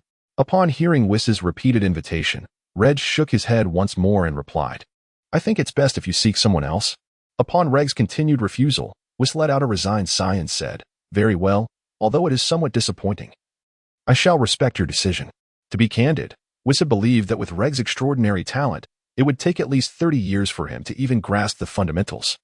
However, reality proved that Weiss had underestimated Regg's capabilities. The talent Regg now exhibited was, in truth, quite formidable. Regg then spoke to Weiss, "Mr. Weiss, might you engage me in battle under equal conditions? I wish to ascertain the limits of my abilities." Awakened from his contemplation by Regg's words, Weiss responded, "Of course, Mr. Regg, but once this is accomplished, should there not be some form of compensation?" With a smile, Weiss gazed at Regg and gestured with a single finger, making it clear what kind of reward he anticipated. He then turned to Weiss and said, "Of course, what would you like to eat?" Upon hearing Regg's agreement, Weiss immediately smiled with satisfaction and replied, "I've been indulging in greasy foods lately. Could we perhaps opt for something more refreshing and delightful?" Regg nodded in response, suggesting, "How about strawberries?" The mention of the small red fruit evoked a fond memory in Weiss. He nodded and said, "Certainly, if that is the case, let us begin." Without waiting for Regg to react, he swiftly launched an attack. Regg, however, remained in a state of effortless tranquility, instinctively evading Weiss's strikes. Still in a daze, Regg was unsure of what had just occurred. It was only then that he realized he had subconsciously sidestepped Weiss's assault, demonstrating that the state of effortless tranquility indeed required no conscious thought, allowing the body to evade instinctively. While pondering this, Weiss continued to press the attack, increasing both the speed and proximity of his strikes. Despite this, Regg remained calm and composed, effortlessly dodging every blow. Chapter 71. The Division of Realms in the Art of Effortless Tranquility. The Transformation of Sapali. However, Regg's mastery of the art of effortless tranquility was merely at the beginner stage, possessing only the ability to evade for the time being and lacking the capacity for counterattack. As Regg deftly evaded Weiss's relentless assaults, his awareness of the situation became increasingly acute. His speed in dodging grew more rapid, even allowing him to anticipate and evade strikes in advance. At that moment, Weiss executed a sweeping motion with his staff. Unsurprisingly, Regg performed a backflip to evade the attack. However, Weiss was undeterred, continuing to lunge at Regg with his staff. It was at this juncture that the formidable nature of the Zazai Jiagon became evident. Regg adjusted his position mid-air, deftly avoiding all of Weiss's incoming strikes.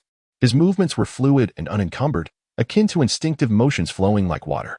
Thus, amidst the barrage of attacks, Regg gracefully completed his backflip. Just as he touched the ground, Weiss's strike surged towards him in an instant. This time, Regg did not even glance at the attack, simply evading it with ease. This exchange continued for a full half-hour before Regg began to feel a hint of fatigue. To be precise, it was not a depletion of his physical energy, but rather a weariness of the mind. Then, addressing Weiss, he said, "Mr. Weiss, let us conclude here for now." After speaking, he stood still, his expression devoid of emotion as he gazed at Weiss. At the moment when Weiss's staff was about to strike Regg, he abruptly halted his motion. The staff was mere millimeters from making contact with Regg. Subsequently, Weiss slowly retracted his staff and remarked to Regg, "Very well, but do not forget my strawberries." Upon hearing Weiss's words, Regg nodded resignedly and replied, "Of course. That is something I shall not forget." Just as Regg was preparing to teleport back, he was suddenly called by Weiss. "By the way, do take some time to tidy up your appearance before returning. After all, it has been a year of training here, and it is high time you allowed yourself a moment of relaxation." At that moment, Regg, having spent an extensive duration training in the realm of destruction, had neglected his appearance. He looked akin to a beggar, with none of his garments intact, each bearing various ribs and tears. If one were to draw closer, they might even detect a rather unpleasant odor. Furthermore, his hair, having gone untrimmed for so long, cascaded down to his waist, reminiscent of a Super Saiyan. Upon hearing Weiss's words, Regg was initially taken aback, then raised his arm to take a whiff. The sour stench immediately prompted a look of distaste across his face. Subsequently, feeling a sense of awkwardness, he addressed Weiss, stating, "Very well, I shall return only after I have thoroughly cleansed myself." Without allowing the other party a chance to respond, he instantly teleported back home. Upon arriving, Regg destroyed his clothes without hesitation and proceeded to the bathroom, where he spent an hour and a half washing himself. He then donned a sleek black trench coat. Subsequently, Regg sat upon the sofa in the hall, contemplating his next course of action. Having only recently embarked on the path of the Supreme Freedom Technique, he found little progress in further cultivation. Presently, Regg understood that the Supreme Freedom Technique encompasses 3 realms. The initial stage, known as the Supreme Freedom Moment, grants the ability to evade automatically. The pinnacle of entry, characterized by both automatic evasion and counterattack capabilities, is the form recognized by many as the White Deity. The final realm, known as the Supreme Freedom Perfection, remains elusive even to the likes of Wukong. Upon reaching this level, one no longer perceives the Supreme Freedom Technique as merely a form, but rather integrates it into their very essence, maintaining the state of Supreme Freedom Technique at all times. Currently, only celestial beings or those of higher echelons can attain this realm. At this moment, Regg found himself troubled, uncertain of what to pursue next. Subsequently, Regg rose and gazed out of the window, where he observed an individual engrossed in training. That person was none other than Sapali, albeit with a notable divergence from her depiction in the original narrative. Unlike her previous portrayal, Sapali now wore her hair elegantly styled in a high ponytail, embodying the essence of a spirited, athletic young woman. Furthermore, her physique exhibited pronounced development both in the front and the back. At this juncture, Sapali's combat prowess was estimated to have reached approximately 20 million. Subsequently, Regg teleported down, eager to converse about recent endeavors. Upon witnessing Regg's arrival, Sapali was initially taken aback, but soon set aside her training and approached him, saying, "Regg, what brings you here lately?" After all, in the past, whenever Regg found a moment's respite, he would immerse himself in the destruction of the divine realm, rarely lingering on Earth. Upon hearing Sapali's address, Regg was not overly surprised. He simply replied, "There has been much progress recently, so I thought I would take a break." Due to their prolonged companionship, Sapali's demeanor had transformed from her once timid nature. She now displayed a character reminiscent of Caulifla from the 6th universe. Intrigued by Regg's words, Sapali exclaimed, "Since you find yourself with time to spare, why don't we engage in some practice? It would be an excellent opportunity to assess my current strength." Regg did not oppose her suggestion. He merely nodded in agreement.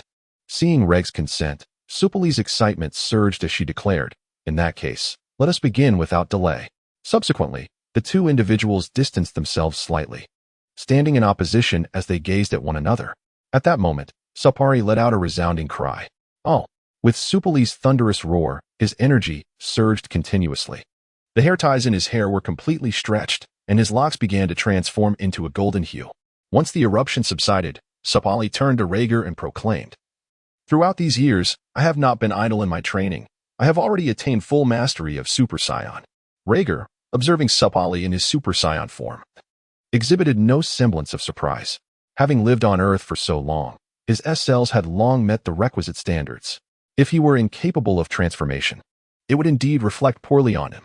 Contemplating this, he addressed Sapali. "While it is commendable to strive for strength, one must also allow for adequate rest. Maintaining the body in a perpetual state of tension is not beneficial." In response to Regg's words, Sapali pouted and retorted, I get it. You sound like an old man lecturing me." With that, he charged directly at Regg, unleashing a flurry of attacks. Yet, Regg merely raised a hand, effortlessly deflecting all assaults. After a spell of fruitless attempts, Sapali realized his strikes bore no effect and retreated slightly with a backward leap. He then let out another resounding cry, initiating a second surge of power. Adu. With this explosive surge, Sapali's aura began to increase dramatically. Ultimately, during a final eruption, he achieved a complete breakthrough. With the onset of this eruption, Sapali not only radiated a more intense golden aura, but also exhibited subtle flashes of lightning. At this moment, Sapali had triumphed, transforming into Super Saiyan's second form. Proudly, Sapali declared to Regg, "The current me is not the same as before. I have long transcended my limits and evolved into a Super Saiyan too." Witnessing Sapali surpass his own boundaries and attain this new form, Regg couldn't help but smile with a sense of satisfaction. After all, who wouldn't wish to see their loved ones grow stronger? Subsequently, Regg raised a finger and remarked, "Let me see just how formidable your strength is now." Observing Regg's demeanor, Sapali expressed her discontent, saying, "Do not underestimate others so casually." With that, she charged forward, resuming her assault on Regg. However, even with her transformation into a Super Saiyan 2, the situation remained unchanged. Soon after, Sapali created some distance between them and unleashed a powerful energy wave aimed at Regg. Yet, this energy wave posed no threat to Regg, who effortlessly swatted it aside with a single hand. Subsequently, the energy wave descended from a distance, resulting in a tremendous explosion. Prior to the battle, Regg had already established a protective barrier around the vicinity, thus the attack did not affect the surroundings. Chapter 72, A Visit to the Current King of the Realm. The Mysterious Elder. Witnessing his own energy wave, it became evident that it inflicted no substantial harm on Regg. In response, Sapali let out a quiet scoff before charging directly at Regg for a second round of assault. However, once again, no harm befell Regg. Every attack was effortlessly caught by him with a single hand, or more precisely, a single finger. As time gradually elapsed, Sapali began to exhibit signs of fatigue. Despite her prolonged assaults, she had yet to inflict any harm upon Regg. Observing this, Sapali felt a surge of irritation and deliberately distanced herself from Regg. Subsequently, all the strength of the body was concentrated in the right hand. Once the gathering was complete, a powerful punch was unleashed. As the forceful punch collided with Regg's finger, ripples began to manifest in the surrounding space. However, this strike, which concentrated all of Sapali's strength, failed to even budge a single digit of Regg's. Sensing this force, Regg felt a flicker of interest. This attack was undoubtedly more formidable than the previous ones, approximately around 58 times stronger. Just as Regg was contemplating the significance of this assault, Sapali, witnessing that his utmost effort had inflicted no damage upon Regg, cast a reluctant glance towards him before succumbing to exhaustion and fainting. Noticing something amiss, Regg swiftly reached out and caught the unconscious Sapali. Observing the fallen figure, Regg remarked with a hint of exasperation, "Why must you be so stubborn? Do you derive joy from making me endure harm?" Sighing softly. Subsequently, Regg lifted Sapali and, with a swift teleportation, returned home. Gently placing Sapali upon the sofa and covering her with a blanket, He departed once more through another teleportation. Regg began to ponder his next destination. After much contemplation, he decisively set his sights on King Kai's planet. Reflecting on this, he mused. It has been quite some time since I last visited King Kai. I wonder how he has fared. Without hesitation, he conjured a portal and stepped through to the realm of King Kai. At that moment on King Kai's planet, the deity was engrossed in reading a collection of jokes pinned by Regg in the past. Suddenly, a portal opened and Regg emerged from within. Observing King Kai seated in a rocking chair, absorbed in his book, Regg greeted him with a warm smile. Greetings, Lord Kai. It has been ages. I hope you have been well. Upon hearing the voice behind him, King Kai turned his head, only to be met by the sight of an unfamiliar figure standing beside him. With a hint of confusion, he inquired, Might I ask who you are? I do not recall meeting you. It was quite natural for King Kai to not recognize Regg, as their initial encounter occurred when Regg was merely a year and a half old, resembling a mere child. Thus, the familiarity King Kai felt was overshadowed by his inability to place the individual before him. In response to King Kai's question, Regg chuckled softly and replied, Indeed. It has been many years. I once sought your guidance on the Kaioken technique. However, given my youthful appearance back then, it is understandable that you do not recognize me now. Upon hearing Regg's words, King Kai paused momentarily before the realization of Regg's identity dawned upon him. He then exclaimed in astonishment, You are Regg. After all these years, few have traversed the serpent's path and undergone the training of the King of Worlds, let alone mastered the King of Worlds' ultimate technique, the King Fist. Thus, when Regg uttered the name of the King Fist, the King of Worlds had already deduced his identity. Upon hearing the king acknowledge him, Regg smiled and nodded in affirmation. Witnessing Regg's nod, the King of Worlds joyfully remarked, I never imagined that the young Regg has grown so much. I nearly failed to recognize him myself. After all, when Regg sought the king's tutelage, he was not even taller than the king. Yet, in the blink of an eye, many years have passed, and Regg is no longer that boy. He has transformed into a formidable figure standing at 6 feet 3 inches. Subsequently, the two began to reminisce, sharing recent events that had transpired.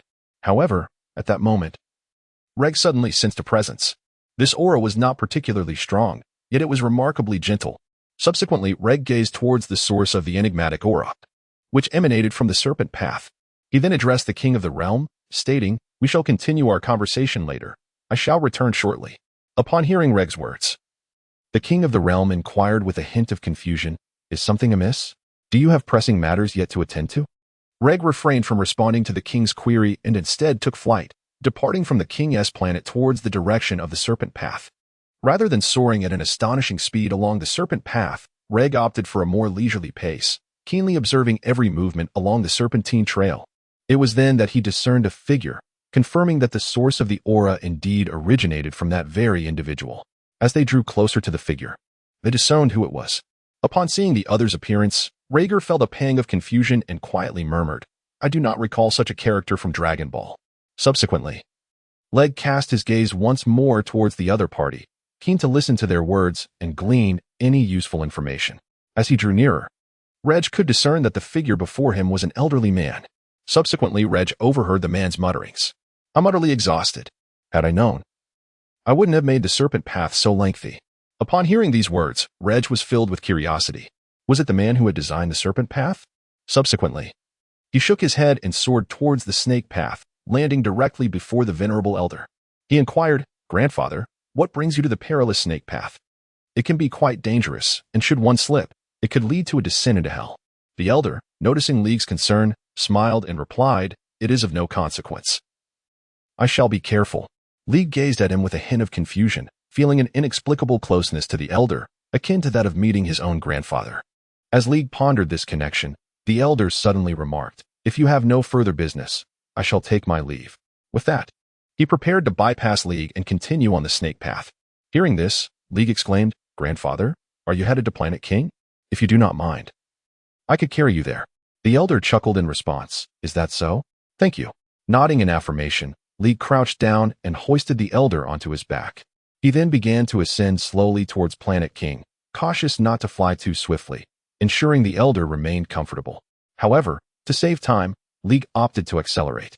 He sought the elder's consent, and upon receiving it, he increased his speed while enveloping the elder in a protective layer of energy to shield him from the turbulent air. After nearly 3 hours of flight, they finally arrived at Planet King. League maintained his aura around the Elder, for the gravity on Planet King was tenfold that of Earth. Given the Elder's current physical condition, it was likely that he would be rendered incapacitated upon arrival. Once they landed, the Elder dismounted and smiled at League, saying, "Thank you. Young man, without your assistance, I would have been traversing the snake path for quite some time." At that moment, the king approached, eyeing League and the unfamiliar Elder with curiosity. "League, who is this Elder?" he inquired. League shook his head and replied, "I am uncertain. I sensed a gentle aura on the snake path and discovered this grandfather when I went to investigate." The king then turned his gaze to the Elder, sensing a warm and familiar aura emanating from him, as if they had crossed paths before, in a manner reminiscent of close friends. The Elder then remarked, "Planet King is indeed a splendid place. Perhaps it would be delightful to rest here for a while." At that moment, the venerable Elder addressed the King of the Worlds, stating, "Having lingered in the mortal realm for such an extended period, I am finally able to descend and meet you." Upon hearing the Elder's words, the King of the Worlds responded with a hint of perplexity, asking, "Me? Are you certain, esteemed Elder, that there has been no misunderstanding?" In response to the King's inquiry, the Elder smiled and nodded affirmatively, confirming that his previous statement was indeed accurate. Author's note: the identity of this Elder is likely known to some Dragon Ball enthusiasts. Thus I shall refrain from extensive elaboration. Chapter 73. It is time for the Bird Master to take a much-needed respite. A journey through time to meet little Goku. Observing the Elder's nod, the King of the Worlds began to ponder whether he had overlooked something. After much contemplation, he realized that there was no information regarding the Elder within the recesses of his memory. Subsequently, the King of the Realm addressed the Elder, inquiring, "May I ask your name?" Upon hearing the inquiry, the Elder scratched his head and replied, "It is rather inconvenient for me to disclose my name here. If you wish, you may call me Uncle Bird." In response to the Elder's words, the King of the Realm and Regg exhibited distinctly different emotions. The king was deep in thought, pondering whether he had encountered that name before, while Regg displayed an expression of utter astonishment, having heard the Elder's self-referential title. Along with the prior remarks made on the serpent path and the Elder's appearance, Regg began to formulate a bold hypothesis. He then spoke hesitantly, Bird Uncle, what was your previous occupation?" Upon hearing Regg's inquiry, Bird Uncle chuckled and replied, "My former profession? I suppose I was a cartoonist." With this revelation, Regg could ascertain the identity of the other party with absolute certainty. At that moment, the King of the Realm interjected, saying, "Bird Uncle has traveled a long way. Allow me to fetch some tea, for you are a guest, and it is only fitting to extend the most basic courtesy." Subsequently, the King of the Realm brought forth a folding table, a pot of tea, and some cups from the small cottage. Subsequently, the King of the Universe engaged in a delightful conversation with Uncle Bird over tea, occasionally sharing some corny jokes to amuse the king, creating an atmosphere of harmonious camaraderie. Subsequently, the elder gentleman, appearing fatigued, settled into a rocking chair and drifted into slumber. At that moment, the king approached Regg and remarked, "This elder fellow is quite intriguing. He seems to possess an uncanny understanding of me, as if he is aware of all my actions." Upon hearing the king's words, Regg merely smiled in silence, yet internally reflected, how could he not understand? You are but a figment of his imagination. At this juncture, the sleeping elder slowly opened his eyes, gazing in the direction of Regg and the king, and with a tone of apology stated, "I must apologize for dozing off. My age makes me prone to such lapses." Regg immediately waved his hands and replied, "It is of no consequence, dear elder. Sleep as long as you wish. We shall not disturb you." The elder chuckled softly and responded, "In truth, you need not treat me with such formality. Consider me a regular guest." With that, he picked up a teacup from the table, preparing to sip some water to soothe his throat.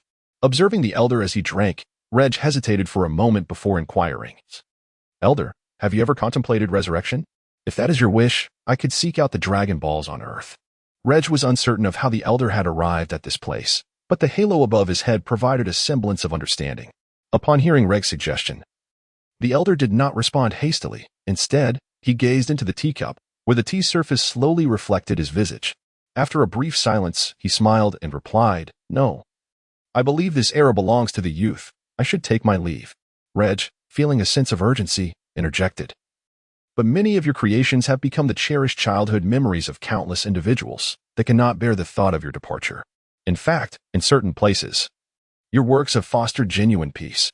Noticing Regg's anxious demeanor, The elder refrained from providing a direct answer and instead pointed towards the snake way, saying, "Do you not think that for an ordinary person, the snake way appears rather lengthy?" Although puzzled by the elder's indirect response, Regg nodded and said, "Indeed. For an average individual, it may take years or even decades to traverse, and those lacking resolve might simply choose to abandon the journey altogether." The elder smiled, acknowledging Regg's response with a nod before inquiring, "You are correct. Have you discerned any deeper meanings?" To this, Regg, scratching his head in confusion, replied, "I apologize, elder. I truly cannot fathom any other significance." Upon hearing Regg's response, Uncle Bird did not express anger. Instead, he smiled and offered an explanation, stating, "This serpentine path resembles life itself. No matter how lengthy the journey may be, it inevitably culminates in an endpoint. Regardless of the experiences one encounters throughout life, they're all events one must face. Ultimately, what is rightfully yours shall be possessed, while that which does not belong to you cannot be forcibly claimed." He then smiled at Regg and added, "In essence, I suppose it is time for me to rest. My serpentine journey has reached its conclusion, and I can no longer accompany you. The remaining path is yours to traverse." Upon hearing Uncle Bird's words, Regg fell into a contemplative silence. Noticing Regg's quietude, Uncle Bird chuckled and remarked, "One must not dwell on the past. Sometimes looking forward may reveal delightful surprises. History advances like a train, and I am merely a passenger aboard this journey. Do not grieve my departure. I have merely reached my destination and must disembark." Regg nodded silently in response to Uncle Bird's sentiments. At that moment, the king of the realm, sensing the weighty atmosphere, cleared his throat and said, "Let us not allow the mood to remain so somber. After all, it is a rare occasion for the king planet to be so lively. Let us not dampen the spirits." With the king's interjection, the tension began to ease, and Uncle Bird smiled, affirming, "Indeed, life should not be shrouded in such heaviness. It ought to be filled with joy and enjoyment." He turned to Regg and continued, "I recall penning a phrase that is quite fitting for this moment. Rest well. Study diligently, play joyfully, exercise regularly, and savor your meals. Live a life imbued with vitality and happiness." Regg nodded in agreement, smiling as he replied, "Uncle Bird is absolutely right. After all, the essence of life lies in happiness. What is the purpose of earning wealth if one is not content?" Satisfied that Regg understood his meaning, Uncle Bird nodded with a sense of relief. For a while, the two engaged in conversation. Regg casually inquired, "Uncle Bird, would you like to meet Goku?"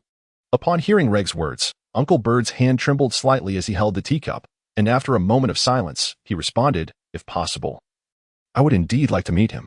Listening to their exchange, the king of the realm asked, "Who is this Goku you speak of?" Regg smiled at the king and replied, "No need to rush. You will come to know him in due time." The king scratched his head, not wishing to press further. Observing this, Regg turned his gaze back to Uncle Bird and said, "In that case, it seems we are ready to set forth." Subsequently, Regg opened a portal to another dimension, simultaneously harnessing the powers of space and time. It was not that Regg was unwilling to take Uncle Bird to witness the present state of Goku. Rather, the version of Goku in this timeline had only recently triumphed over the demon King Piccolo, approximately a year prior, and was likely still engaged in rigorous training at the Heavenly Temple. Thus, it seemed more prudent to explore other realms instead. Once the portal had stabilized completely, Regg led Uncle Bird into alternate dimensions. After a brief traversal, they successfully arrived at a new realm. Upon surveying their surroundings, Regg noted the absence of any collapsed structures, indicating they were not in a future timeline. Subsequently, accompanied by the Bird Master, they ascended into the skies, heading towards the venue of the esteemed First World Martial Arts Tournament. According to Regg's understanding of this timeline, it was indeed still within the era of the inaugural tournament. Upon arrival, Regg promptly summoned a spatial barrier, allowing the Bird Master to hover aloft, gazing down upon the unfolding spectacle. Their timing was impeccable, for they arrived just in time for the final match, featuring the illustrious Goku against Master Roshi. The two of them reveled in the aerial view, thoroughly enjoying the contest. At times, Master Roshi employed his drunken fist style, while Goku countered with his monkey fist technique. In a pivotal moment, Goku suddenly beheld the moon in the sky transform into a colossal ape, marking the onset of extraordinary power in the Dragon Ball saga. Master Roshi unleashed a Kamehameha wave, obliterating the moon. Consequently, the transformed Goku reverted to his original form, and as he rose from the ground, he faced Master Roshi in the ultimate showdown. Both warriors unleashed their Kamehameha waves in a clash of energies. However, Finding themselves evenly matched, they abandoned their ranged attacks in favor of close combat. Ultimately, they both leapt into the air, executing flying kicks toward one another. Alas, Goku's shorter legs prevented him from landing a blow on Master Roshi, resulting in his being kicked out of the arena, thus declaring his defeat. Chapter 74. The first and last encounter between Goku and the Bird Master. Witnessing this scene, the Bird Master sighed. Such a familiar sight. It feels as though it were painted just yesterday. Subsequently, he turned to Regg and remarked, "The match has concluded. It is nearly time for us to descend and meet little Wukong." Upon hearing the words of Uncle Bird, Regg nodded and, accompanied by him, began to glide slowly towards the ground. Along the way, they passed a steamed bun stall, where Uncle Bird suggested they purchase a bag of buns. He was aware that little Wukong, having just finished his match, was likely quite hungry. After completing this errand, Uncle Bird finally encountered little Wukong. Gazing at the young competitor before him, Uncle Bird smiled and called out, "Young runner-up, might I have a moment of your time?" Upon hearing the call, little Wukong turned to look. There stood Uncle Bird, waving a bag of buns and seemingly beckoning him. Though little Wukong did not recall having met this man before, he approached politely and inquired, "Sir, did you call for me?" In response to little Wukong's question, Uncle Bird chuckled and said, "Oh, it's nothing much. I merely wish to ask you, young friend, how old are you now?" Immediately, little Wukong began to count on his fingers and eventually replied, "Sir, I am 12 years old this year." Upon hearing his answer, Uncle Bird expressed his satisfaction, saying, "I cannot believe you are already 12. Your performance on the arena was truly impressive." Feeling a bit bashful at the compliment, little Wukong scratched his head and said, "Thank you for your kind words, sir. However, I am not as remarkable as you suggest. I ultimately lost." As he spoke, a hint of dejection crossed his face.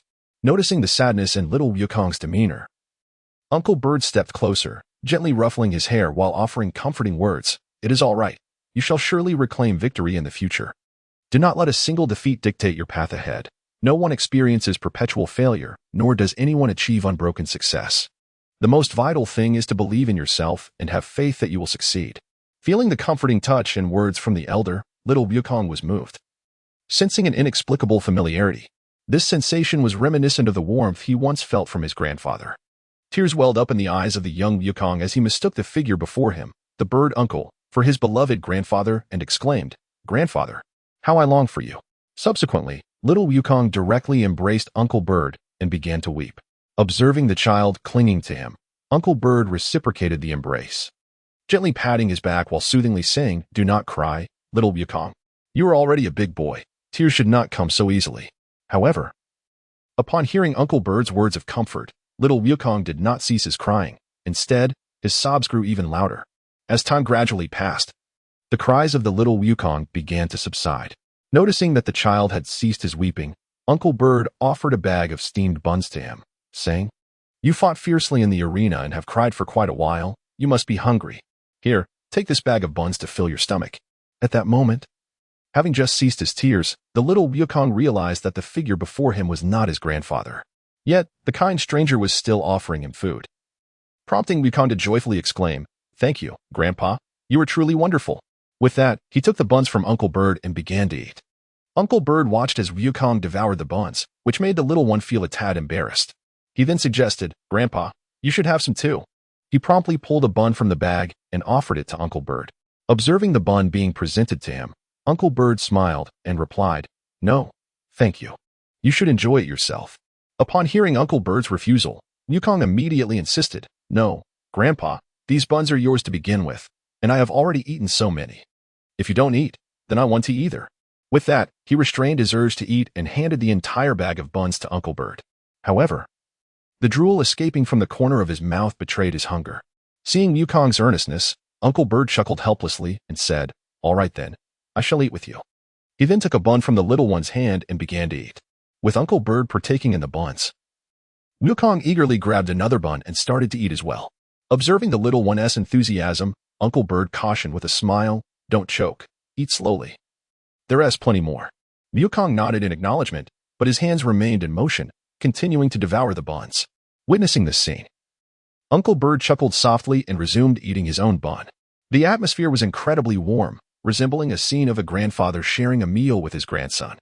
Once both had finished their buns, Uncle Bird turned to the little Wukong and said, "All right, the buns are all gone. It's time for us to take our leave. By the way, I haven't asked your name yet.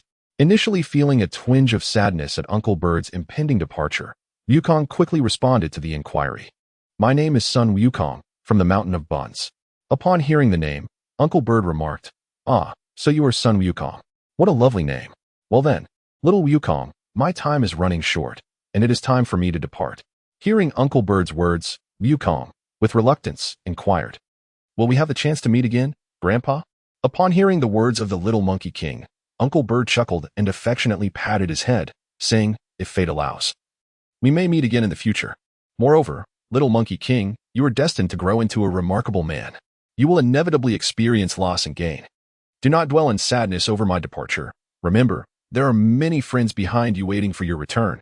After speaking, he took a few steps back and addressed the little Monkey King. It is time for me to leave, and you must go on to join your friends and continue your unfinished adventure. With that, he turned away, leaving the little Monkey King to ponder.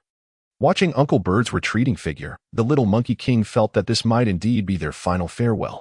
He fought back tears and waved, calling out, Goodbye, Grandpa. Under the little Monkey King's gaze, Uncle Bird vanished into the crowd. Yet, the little Monkey King remained lost in thought, struggling to come to terms with Uncle Bird's departure. At that moment, a voice interrupted beside him. Monkey King, what are you doing standing here? I searched for you everywhere and couldn't find you. Never mind that for now. I heard that Master Roshi is treating us to a meal, and if we arrive late, there will be no food left. Upon hearing these words, the little Monkey King snapped back to reality and glanced behind him, where he found Master Roshi, Krillin, and Bulma. He then recalled some of the words Uncle Bird had shared earlier. Wiping away the tears from the corners of his eyes, he smiled at his friends and said, It's nothing, just bidding farewell to a friend. But let us not dwell on that. Let us eat first, as I am quite famished. Hearing the little Monkey King's words, Master Roshi and the others exchanged glances, puzzled yet willing to heed the little Monkey King's suggestion to go and eat. Subsequently, Xiao Wukong and the others set off towards the restaurant. However, in the sky, Uncle Bird and Regg were observing this scene, witnessing such a heartwarming moment. Uncle Bird merely smiled without uttering a word. Regg, upon seeing this, remained silent as well, but after contemplating for a while, he turned to Uncle Bird and said, Uncle Bird, now that Xiao Wukong has met with everyone, it seems we can head back. Hearing Regg's words, Uncle Bird shook his head and replied, No, there is still one more person to meet. Regg, somewhat perplexed by Uncle Bird's statement, chose to listen to his companion's perspective before responding. Subsequently, the bird elder inquired, Could you take me to meet Aral? Upon hearing this, Regg felt somewhat perplexed. In truth, Regg had become somewhat muddled regarding certain plot lines of Dragon Ball and was unaware that, aside from Dragon Ball Super, Aral had made a cameo appearance in the original Dragon Ball series. Chapter 75 reveals the return of Aral to the primary timeline. The bird elder's crimson pencil. Despite his confusion, he replied to the bird elder, Of course, I would be delighted to do so. Subsequently, under the guidance of the esteemed bird uncle, Regg led him to a place known as Penguin Village.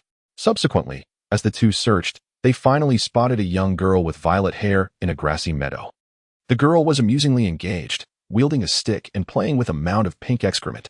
Upon catching sight of her features, a glimmer of tears welled in the eyes of the elder man, who then inquired, Might you be Alaire? Hearing the commotion behind her, the girl paused her antics and turned to look. Upon noticing the two figures behind her, Alaire tilted her head in curiosity and responded, I am indeed Alaire. What brings you to seek me? The elder man, smiling gently, replied, Oh, it's nothing of great consequence. I merely wish to invite you to play a game. Upon hearing this, Alaire's eyes sparkled with excitement as she exclaimed, Really? Oh, how delightful. Without waiting for the elder's consent, she seized his hand and dashed away into the distance. However, her pace was astonishingly swift, breaking the sound barrier as she pulled the elder along with her. Witnessing this scene, Regg wiped the cold sweat from his brow and remarked, Fortunately, I had the foresight to enhance the elder with some buffs. Otherwise, in such a scenario, he might have lost at least half his life. Soon after, I observed Alalay and Uncle Bird engaging in a variety of games, such as hide-and-seek and whack-a-mole. As time gradually passes, it reaches the twilight hour. Meanwhile, Uncle Bird, having exhausted himself, lies on the grass, panting heavily. However, Alalay appears to show no signs of fatigue, continuously running around Uncle Bird and exclaiming, Grandpa, please get up. Let us continue our game. Upon hearing Alalay's words, Uncle Bird, reclining on the grass, chuckles and replies, "Dear child, I too wish to accompany you in our game. Yet, it seems I have grown old and no longer possess the strength to play with you." She then turned to Alalay and said, "Moreover, my time is nearly up, and I can no longer accompany you in your games." Upon hearing Uncle Bird's words, Alalay looked up at the sky and realized, unbeknownst to her, that dusk had quietly arrived. Then, addressing Uncle Bird, she remarked, "It seems that the time is indeed drawing near. Will you come to accompany me in playing games tomorrow?" Upon hearing Alalay's words, Uncle Bird smiled and affectionately ruffled her hair, responding, "Of course. I happen to be free tomorrow, and it's perfect for continuing our gaming adventures together." Elated by Uncle Bird's affirmation that they could indeed play games the next day, she joyfully exclaimed, "Hooray!" observing Alalay's exuberance as she danced about. Uncle Bird wore a contented smile, choosing to remain silent. Subsequently, Uncle Bird slowly rose and walked towards the position where Regg was located. He then said, "Regg, I wish to remain here to accompany you all. It should not cause any disruption to this timeline, right?" Upon hearing Uncle Bird's words, Regg replied with a hint of resignation, "Of course, it will not cause any disruption. After all, Aral is merely a cameo character and will not affect the main storyline. However, Uncle Bird, you must also consider other factors." He then gestured towards the halo above Uncle Bird's head. Upon noticing the halo, Uncle Bird instantly comprehended Regg's implication and subsequently smiled wryly, saying, "It appears I must break my promise to Aral." Uncle Bird was well aware of the significance of the halo above his head. The deceased were not permitted to linger in the mortal realm for an extended period, as he had originally penned in his own narrative. Observing Uncle Bird's forlorn expression, Regg promptly remarked, "Actually, there is not a complete lack of options." Upon hearing Regg's words, Uncle Bird's spirits lifted as he inquired, "What option? Please do not suggest resurrecting with Dragon Balls. I am a naturally deceased soul, and the Dragon Balls cannot revive me." Noticing Uncle Bird's excitement, Regg chuckled and replied, "Naturally. It is not about resurrection with Dragon Balls, but rather taking Aral back to the main timeline. This way, you can remain in paradise alongside Aral. And as I mentioned before, Aral is merely a cameo here, so her departure will not affect the main storyline. Thus, there is no need to worry about any consequences after Aral leaves." Upon hearing Regg's words, Uncle Bird's eyes brightened. Indeed, since he could not stay, he could simply take Aral with him. Then, addressing Regg, he remarked, "This method is indeed effective. I shall inform Alalay at once." With that, he hurried in the direction Alalay had departed. Upon relaying the matter to Alalay, she promptly responded, "Shall we leave together? That sounds splendid." Although Alalay was a robot, she sensed an inexplicable familiarity and warmth emanating from Uncle Bird. It was precisely this sentiment that led Alalay to trust him.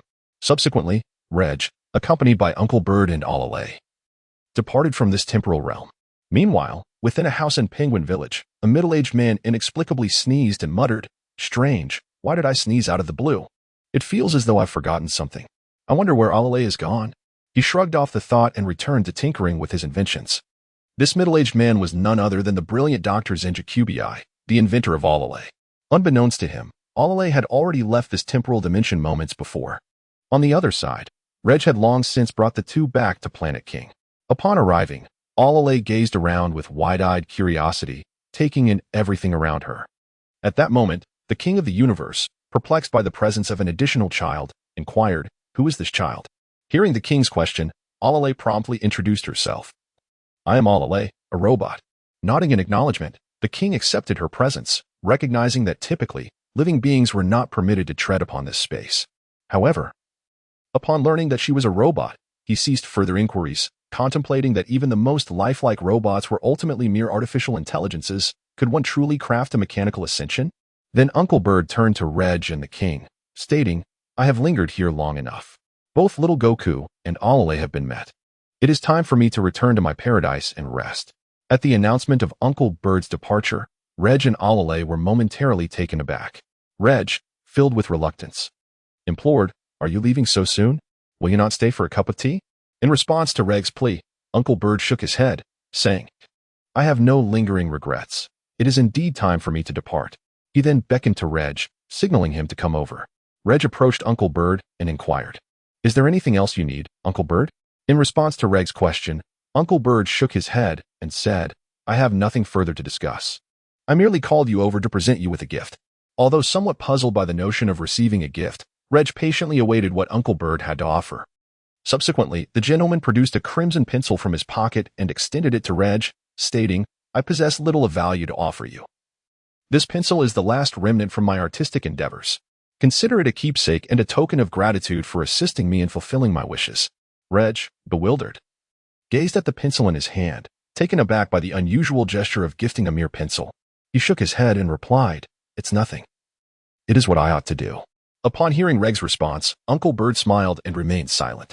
Subsequently, he took Alelia's hand and, bidding farewell to Regg and the others, remarked, "Perhaps we may meet again in the future. Keep striving, young man. Do not forsake your steadfast path." With that, Uncle Bird's body began to ascend gradually, pulling Alele along with him. As he witnessed Uncle Bird's departure, Regg waved goodbye, saying, "Farewell, Uncle Bird. I shall persevere as well." After uttering these words, Uncle Bird vanished completely, taking Alele with him. Chapter 76, The Enchanting Power of the Red Pencil. Only after Uncle Bird had entirely disappeared did Regg emerge from his sorrowful reverie. Subsequently, Reg glanced at the crimson pencil in his hand, pondering that it might be the final gift left to him by the esteemed Uncle Bird. However, no matter how he scrutinized it, this red pencil bore no remarkable qualities. It struck him as exceedingly mundane. Given Uncle Bird's stature, he ought to have bestowed something far more extraordinary. After contemplating it for a while, without deriving any insight, Reg resolved to depart from Planet King and return to his studies. Addressing the king, he remarked, "If there are no pressing matters, I shall take my leave."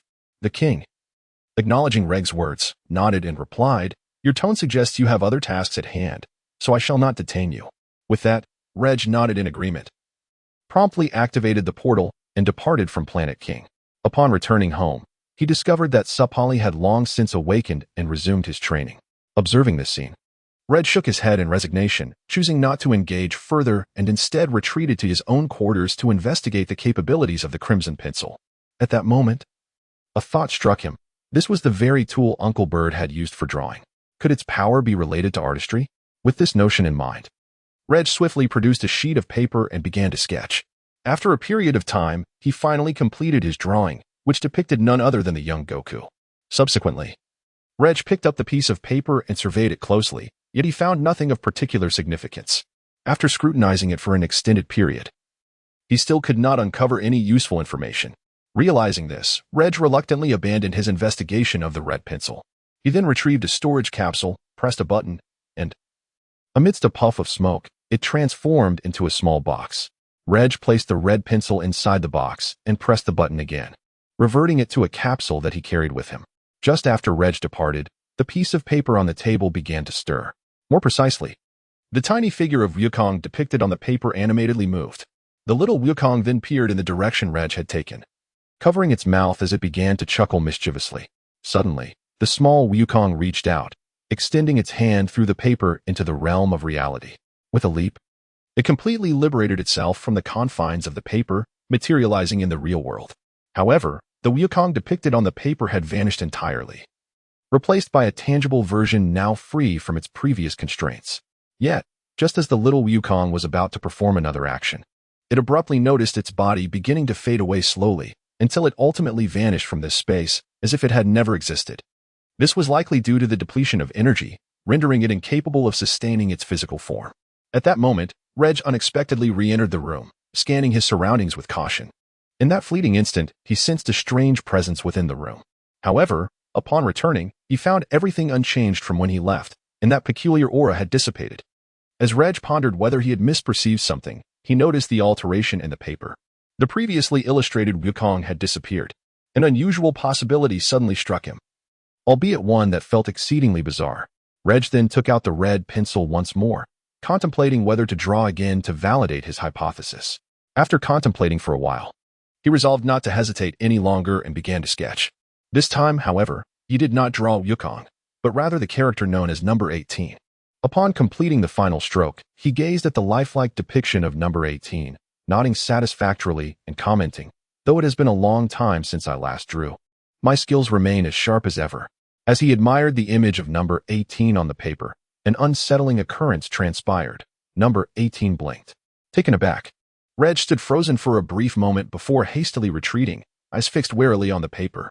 He watched in astonishment as number 18 gradually emerged from the paper, transforming into a living being. Staring at this unexpected transformation, Regg could only stammer, "Are you a human or a ghost?" Although Regg is a steadfast realist, this does not diminish the fact that he harbors a fear of ghosts. Even with the cataclysmic powers at his disposal, he is not immune to such trepidations. After all, even Saiyans are known to possess their own fears. According to the intelligence available to Regg, Goku is apprehensive about needles, while Vegeta harbors an irrational fear of insects, specifically those resembling earthworms. It seems hardly excessive for him to fear ghosts. Upon hearing Regg's words, the entity known as Android 18 responded, "Master, you are the one who created me. You may call me whatever you wish." It was only then that Regg realized that she was indeed a manifestation of his own creation. Following an awkward cough, he inquired, "If that is the case, why did you suddenly emerge from the painting?" Upon hearing Regg's words, the other party pointed directly at the location of Regg's right hand. Regg then turned his gaze in the direction indicated and noticed that the red pencil was still firmly grasped in his hand. He pointed at the red pencil and asked, "Are you saying you transformed because of this pencil?" The other party nodded in affirmation, realizing that it was indeed the pencil's power. Regg proceeded to pose a second question, "From whence does your power originate? To be precise, what is the source of your core energy?" In response to Regg's inquiry, the other party pointed at him. Confused, Regg exclaimed, "You mean me?"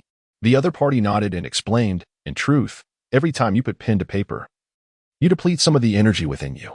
Regg, puzzled by this revelation, asked, "Then why can I not feel the energy being drawn away?" Scratching his head uncertainly, the other party replied, "Perhaps it is because your power is so immense that you cannot perceive the energy being extracted. It is akin to a mosquito drawing blood. One only notices the bite when the wound begins to itch."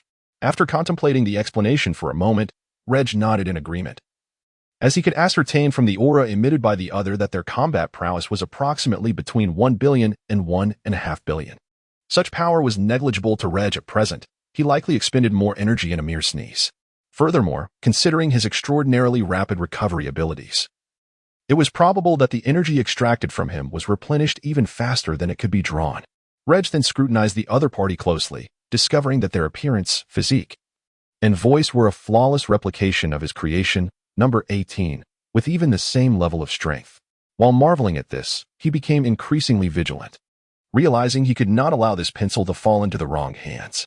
If it were to be obtained by someone with nefarious intentions, it could lead to dire consequences. At that moment, the other party's form began to gradually dissipate. Witnessing this, Regg was initially taken aback, then asked, "Why is your body starting to fade away?"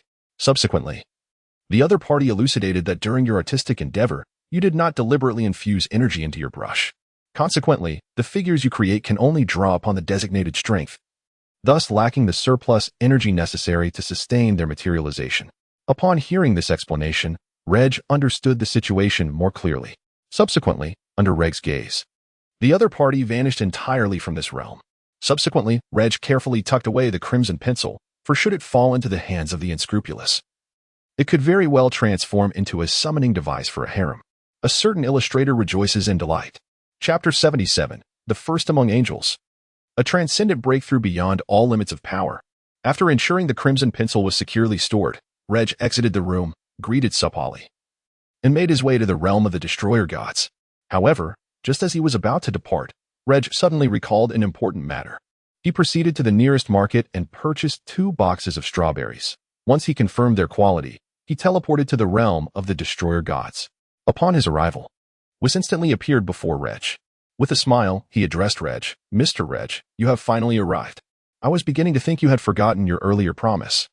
Upon hearing Weiss's words, Regg chuckled softly and, producing a box of strawberries, said, "Due to certain unforeseen circumstances, I was delayed. As a gesture of compensation, I purchased an additional box of strawberries." The sight of the 2 boxes of strawberries instantly brightened Weiss's eyes, and he responded with a grin, "In truth, I haven't waited too long, but if it is your kind intention, I shall graciously accept." He promptly took the 2 boxes from Regg's hands, opened one, and began to indulge in the delightful fruit. "This tangy sweetness is truly a delightful treat," he exclaimed. Observing Weiss's enjoyment, Regg chose not to interrupt his pleasure. After exchanging greetings, he moved to a distance to commence his training. Regg had already contemplated a new direction for his cultivation, to develop the technique known as Boundary Break 3. The full title of this technique is Ultra 4 Ultra Full Power Limit Breakthrough. Regg found it rather cumbersome and decided to simplify it into Boundary Break 1, Boundary Break 2, and Boundary Break 3. With his direction firmly established, Regg began his training. As time gradually slipped away, Regger's mastery over his powers grew increasingly stable. Thus, a year passed, and Regger's combat prowess in his normal state ascended to the rank of the foremost below the angels. Of course, this was merely in his standard form. Should he transform, he could even contend with an angel. Nevertheless, Regger had no intention of ceasing his training. After all, he had previously inquired with Whis about whether he could withstand the destructive force of Beerus. At that time, Whis had remarked that without transformation, it would likely require an immense amount of energy to endure it. Hearing this, Regger formed a tentative hypothesis in his mind. In the earlier chapters of the universe survival saga of Dragon Ball Super, Frieza was ambushed by other gods of destruction. They sought to eliminate Frieza, thereby ensuring that the number of participants from Universe 7 would dwindle and lead to their automatic disqualification. To safeguard their interests, one of the gods of destruction concentrated a portion of their destructive energy and dispatched it to eradicate Frieza. However, the outcome was ultimately a failure. No one anticipated that Frieza, relying solely on his own resilience, would merely sustain superficial injuries and exhaustion without being obliterated entirely. This incident illustrated that destructive energy is not insurmountable. Although such destructive power may not be overwhelmingly potent, it remains an embodiment of destruction, capable of forcibly erasing the existence of any entity. Upon analysis, there are two methods to confront destructive energy without fear. The first is the aforementioned approach: directly withstand it with absolute power. While one may sustain minor injuries, one would not be directly erased. The second method involves countering destructive energy with the power of law. Destructive energy is essentially a manifestation of the power of law. As long as one's own law power is at the same level or exceeds that of the destructive energy, one need not fear it. Regger possesses great confidence in his strength. Although his law power has yet to reach that formidable level, he is not intimidated by the destructive energy of others. His inherent strength is supported by both lineage and talent, making it merely a matter of time before he grows stronger.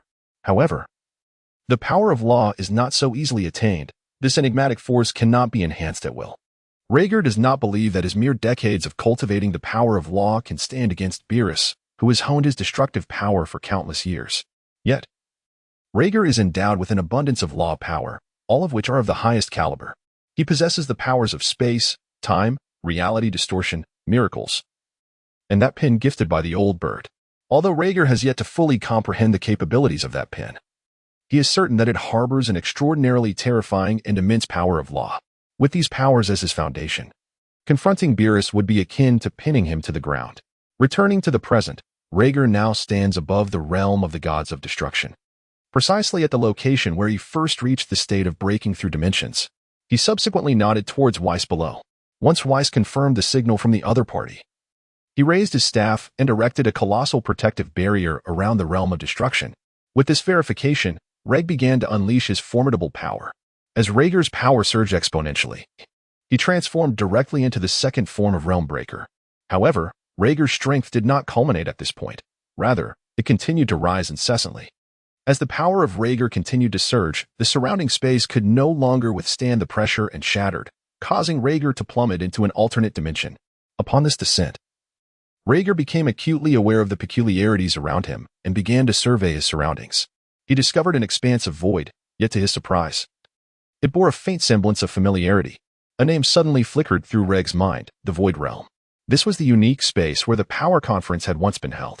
This realm was extraordinary, existing in no universe at all, and true to its name, it was devoid of anything. However, Regg paid no heed to these fleeting thoughts, resolutely channeling his own strength to elevate himself further. With a mighty roar, Regger felt his power surge exponentially. However, after a brief moment, he refrained from recklessly unleashing this energy. Instead, he opted to compress it, forcibly folding the strength within himself repeatedly. The transformation process of breaking the Boundary 3 differs significantly from breaking the Boundary 2. The latter involves elevating the divine energy and Super Saiyan 4 powers to the same level for a breakthrough.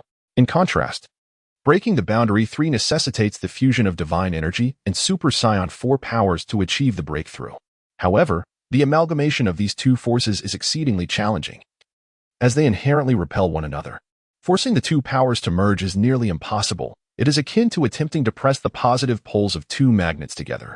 While they may briefly join due to your exertion, the moment you release your grip, they will instantly repel each other. This sudden separation can be likened to a backlash. If one attempts to merge these energies using their own strength, any hint of laxity will result in a far more formidable backlash. Thus, Regg needed to adopt a different approach. Rather than forcing the two positive poles together, he must reposition one side. Allowing them to merge naturally would enable him to exert perfect control over his power.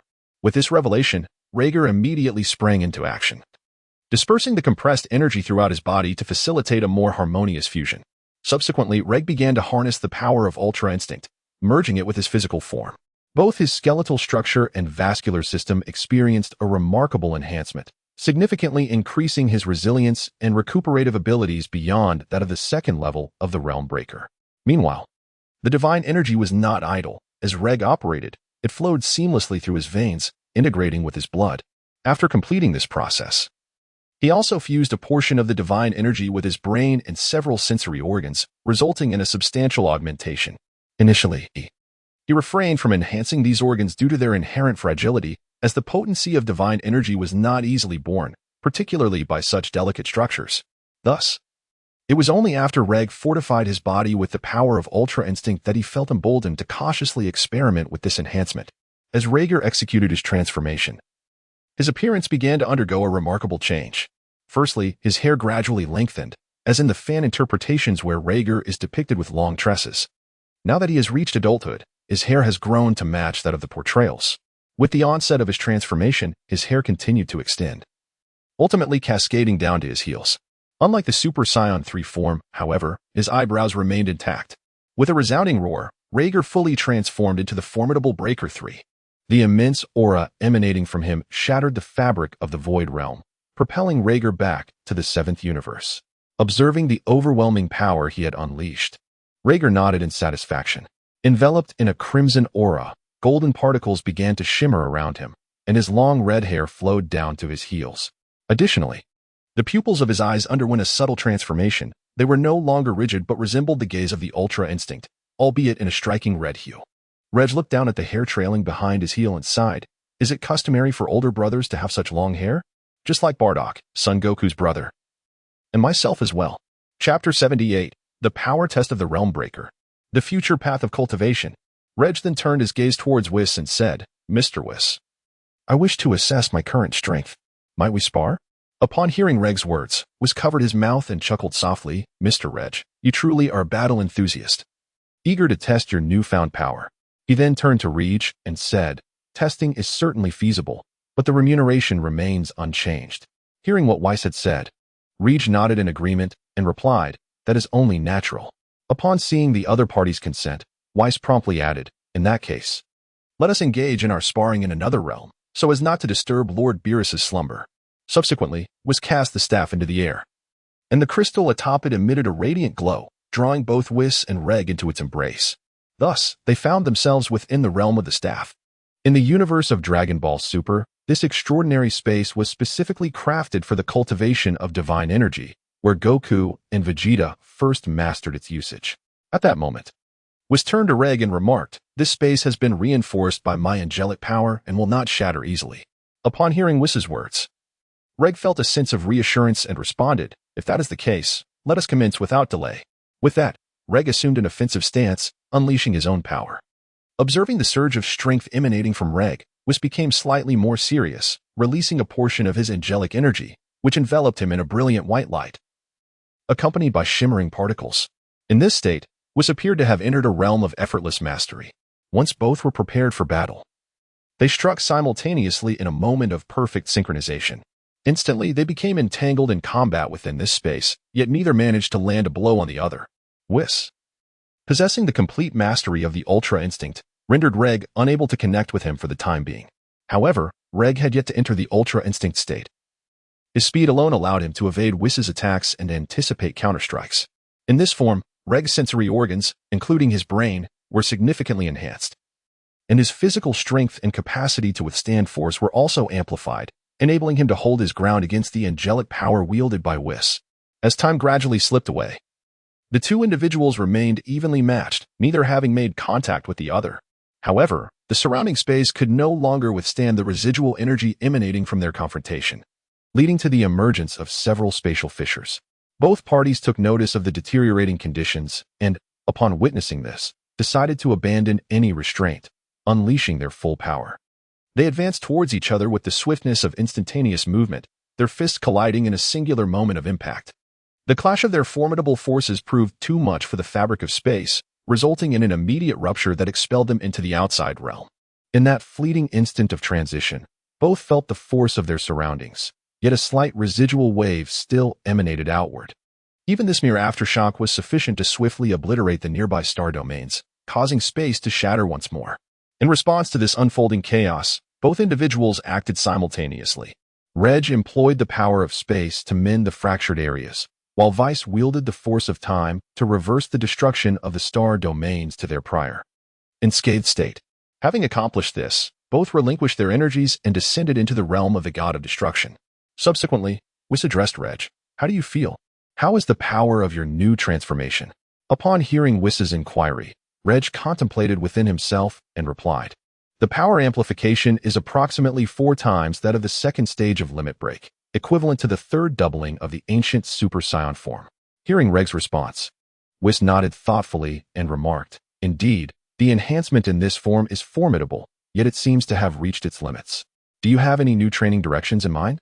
At Whis's question, Regg fell into deep contemplation. As Whis correctly stated, the limits of Super Saiyan 4 had been met, and the third stage of limit break was the utmost pinnacle. The emergence of a fourth limit break in the Super Saiyan realm was implausible. Thus Regg had to seek alternative methods to continue his advancement. After a moment's reflection, Regg identified a new direction and said to Whis, I believe I have found a new path for my cultivation. However, reaching that level requires not only a physical breakthrough, but also an advancement in divine energy. Observing that Regg was not disheartened by having reached a plateau, but rather was choosing to forge ahead with a new direction, Whis nodded with satisfaction and said, in that case, you should first conduct some tests to see if it is feasible. Although I cannot impart much regarding your physical strength, I possess some knowledge about the cultivation of divine energy. Upon hearing Whis's words, Regg promptly replied, if that is the case, I humbly request your guidance in my future training, Mr. Whis. After expressing his gratitude with a respectful gesture, Whis merely smiled and said, Mr. Regg, you are far too courteous. Rather than seeking guidance, it would be more pragmatic to provide some compensation, don't you think? Hearing Whis's suggestion, Regg's lips twitched slightly. Yet he responded, naturally, due rewards will not be lacking. With that, he waved his hand, and a rift in space suddenly opened, revealing a plethora of delicacies that Regg gently placed upon the grass. Upon seeing the feast, Whis's eyes brightened, and he smiled at Regg, saying, Mr. Regg, your generosity remains unchanged. Truly, this is more than necessary, and I cannot possibly consume it all. With that, Whis swiftly approached the array of food and picked up a dish to begin savoring. As he ate, he remarked, this flavor is unlike any I have tasted before. Though different from previous experiences, it possesses a unique charm. At this point, Whis suddenly sighed and said, it is a pity that Lord Beerus is still asleep. He is destined to miss out on these exquisite dishes. After speaking, he produced a handkerchief, not for drying tears, but for wiping away the remnants of food at the corner of his mouth. In response, Regg merely twitched the corner of his mouth, saying nothing. He simply shook his head in resignation and soared to another location to begin his training.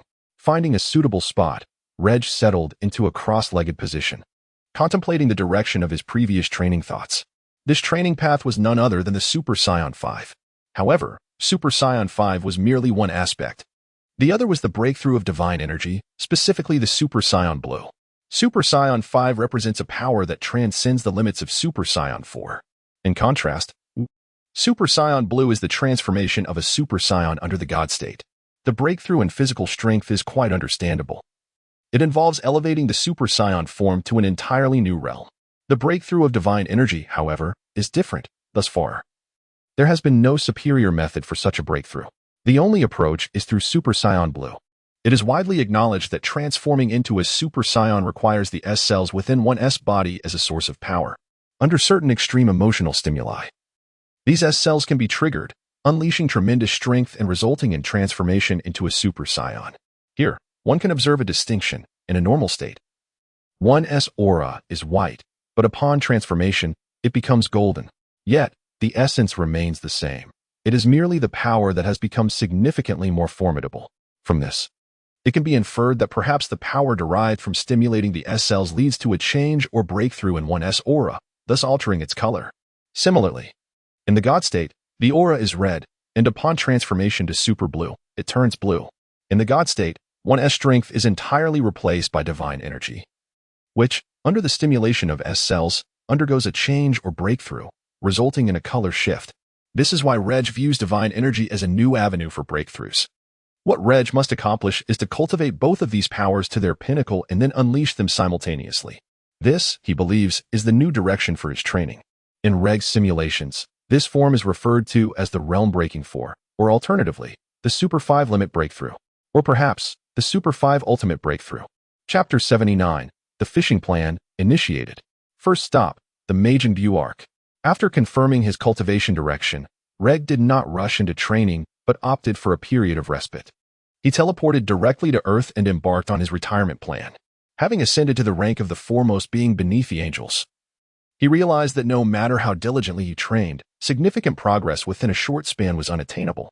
Moreover, with the bloodline he possessed, even in a state of complete stillness, his combat prowess would naturally increase. Thus, Regg commenced a month-long hiatus from exertion. However, his approach to leisure was somewhat unconventional. While others might indulge in gaming, fishing, or sleeping, Regg opened a portal to witness live events across different dimensions. His first destination was the Majin Buu saga. Upon arriving in this realm, Regg expanded his perception to assess the state of the Earth. A formidable and malevolent aura was swiftly identified and locked onto by him. Subsequently, Regg appeared in an instant above the source of the ominous aura. Observing the attire of the demon Buu, it appeared to have just recently devoured Gotenks. Subsequently, Regg manifested a bucket of popcorn, settling in to watch the live broadcast from above. His confidence that he would go undetected by others did not stem from an exceptional ability to conceal himself, but rather from the fact that he had transformed his essence into divine energy prior to his arrival. In essence, Regg was maintaining a state akin to that of a Super Saiyan god. The power of divine energy is imperceptible to mortals. Among the crowd below, the only one likely to sense Regg's presence was Majin Buu. After all, Majin Buu had previously devoured a Supreme Kai and possessed their divine power, making it unsurprising that he could detect Regg's existence. To ensure his safety, Regg erected a spatial barrier with his own power. Thus, he could watch the live broadcast with peace of mind. At that moment, Majin Buu, with a smug expression, addressed Gohan, stating, "I sensed your presence from a great distance. Even then, you possessed strength that surpassed my own. It is precisely for this reason that I orchestrated the absorption of Piccolo and Gotenks' powers." Gohan, feeling a mix of discomfort and resolve, gazed at Majin Buu. He understood that Buu's words were intended to disrupt his rationality and cloud his judgment. Realizing this, Gohan smiled and replied to Majin Buu, "If that is the case, why didn't you absorb me from the very beginning?" Upon hearing Gohan's question, Majin Buu responded, "Without an enemy, what is the purpose of being invincible? I am not the foolish brute I once was, solely driven by slaughter." Subsequently, he assumed an offensive stance and addressed Son Gohan, saying, "I am aware that Gotenks' fusion duration is limited, yet I shall torment you to death within that time." Upon hearing the words of Majin Buu, Son Gohan ceased his smile and, with a serious demeanor, responded to Majin Buu, "Oh, is that so? However, before that, it will be you who meets your demise." Subsequently, the two combatants launched simultaneous assaults, engaging in a mutual exploration of their strengths. As they exchanged blows, they ascended into the heavens with astonishing speed, their movements becoming imperceptible to the naked eye. However, after only a few tentative exchanges, the formidable Majin Buu found himself at a disadvantage as Gohan struck him with a powerful punch that sent him crashing towards the ground. In his descent, Majin Buu attempted a surprise attack with a ki blast directed at Gohan. Yet, Gohan had already anticipated this maneuver and swiftly ascended to evade the onslaught. Following his evasive action, Gohan promptly concentrated his energy to unleash a Kamehameha wave toward Majin Buu. Unyielding, Majin Buu retaliated with a ki wave of his own, resulting in a fierce clash. Despite the initial parity of their exchanges, it soon became evident that Gohan was not fighting at full capacity. a fact that Majin Buu discerned with keen insight. Subsequently, Majin Buu addressed Son Gohan, stating, "There is no need to conceal your true power any longer. From our recent skirmish, it is apparent that you have not exerted your full strength. If your intention is merely to exhaust my energy, I regret to inform you that my power is boundless." Acknowledging that his intentions had been discerned, Gohan decided to abandon his pretense, saying, "In that case, I shall no longer hold back." The reason Gohan had lingered was not solely to deplete Buu's stamina. He was also devising a means to rescue Piccolo and the others who had been engulfed by the fiend. However, with his strategy laid bare, he resolved to defeat Buu first and then seek a way to save them. The two then assumed their offensive stances, commencing the second round of their battle. As Sun Wukong launched the initial assault, he executed a flying kick aimed at the demon, only to be intercepted as if the adversary had anticipated his move, resulting in his attack being effortlessly captured. Subsequently, the opponent gathered energy into a powerful blast, propelling himself instantaneously into the ground, barely having been driven into the earth. Son Gohan attempted to rise, only to be met by the swift energy wave unleashed by Majin Buu. As this wave of chi struck down, it instantaneously shattered the surrounding terrain into countless fragments. As the ethereal waves of chi gradually dissipated, Gohan rose from the ruins. However, the injuries adorning his body were indicative of the severe wounds he had sustained. Nevertheless, Majin Buu showed no intention of sparing Gohan. In an instant, he unleashed a devastating attack, the Demon's Ray. Observing this dire situation, Gohan swiftly reacted, raising his hands to shield himself, bracing his body to endure the onslaught of the Demon's Ray. As the brilliance gradually faded, Gohan found himself unable to withstand his injuries and knelt upon one knee. Observing the severity of Gohan's wounds, Majin Buu slowly approached, mockingly uttering, "How does it feel? Is this technique, the Super Ghost Kamikaze attack, not more formidable than your master's?" Yet, Gohan paid no heed to Majin Buu's taunts, his eyes tightly shut as he secretly gathered his energy. As the formidable Majin Buu drew near, he suddenly opened his eyes wide. With a swift motion, he unleashed a powerful energy wave, executed single-handedly by Gohan. However, it appeared that Majin Buu had anticipated this attack, swiftly bending down to evade the oncoming strike. He then leaped backward while extending his arm to grasp Gohan. Caught off guard by this unexpected turn of events, Gohan failed to react in time and was seized by Buu's outstretched arm, forcefully hurled backward. Following this, Majin Buu expelled a white specter from his mouth, a technique reminiscent of Gotenks Super Ghost Kamikaze attack. Subsequently, under the guidance of Majin Buu, the specter soared towards Gohan.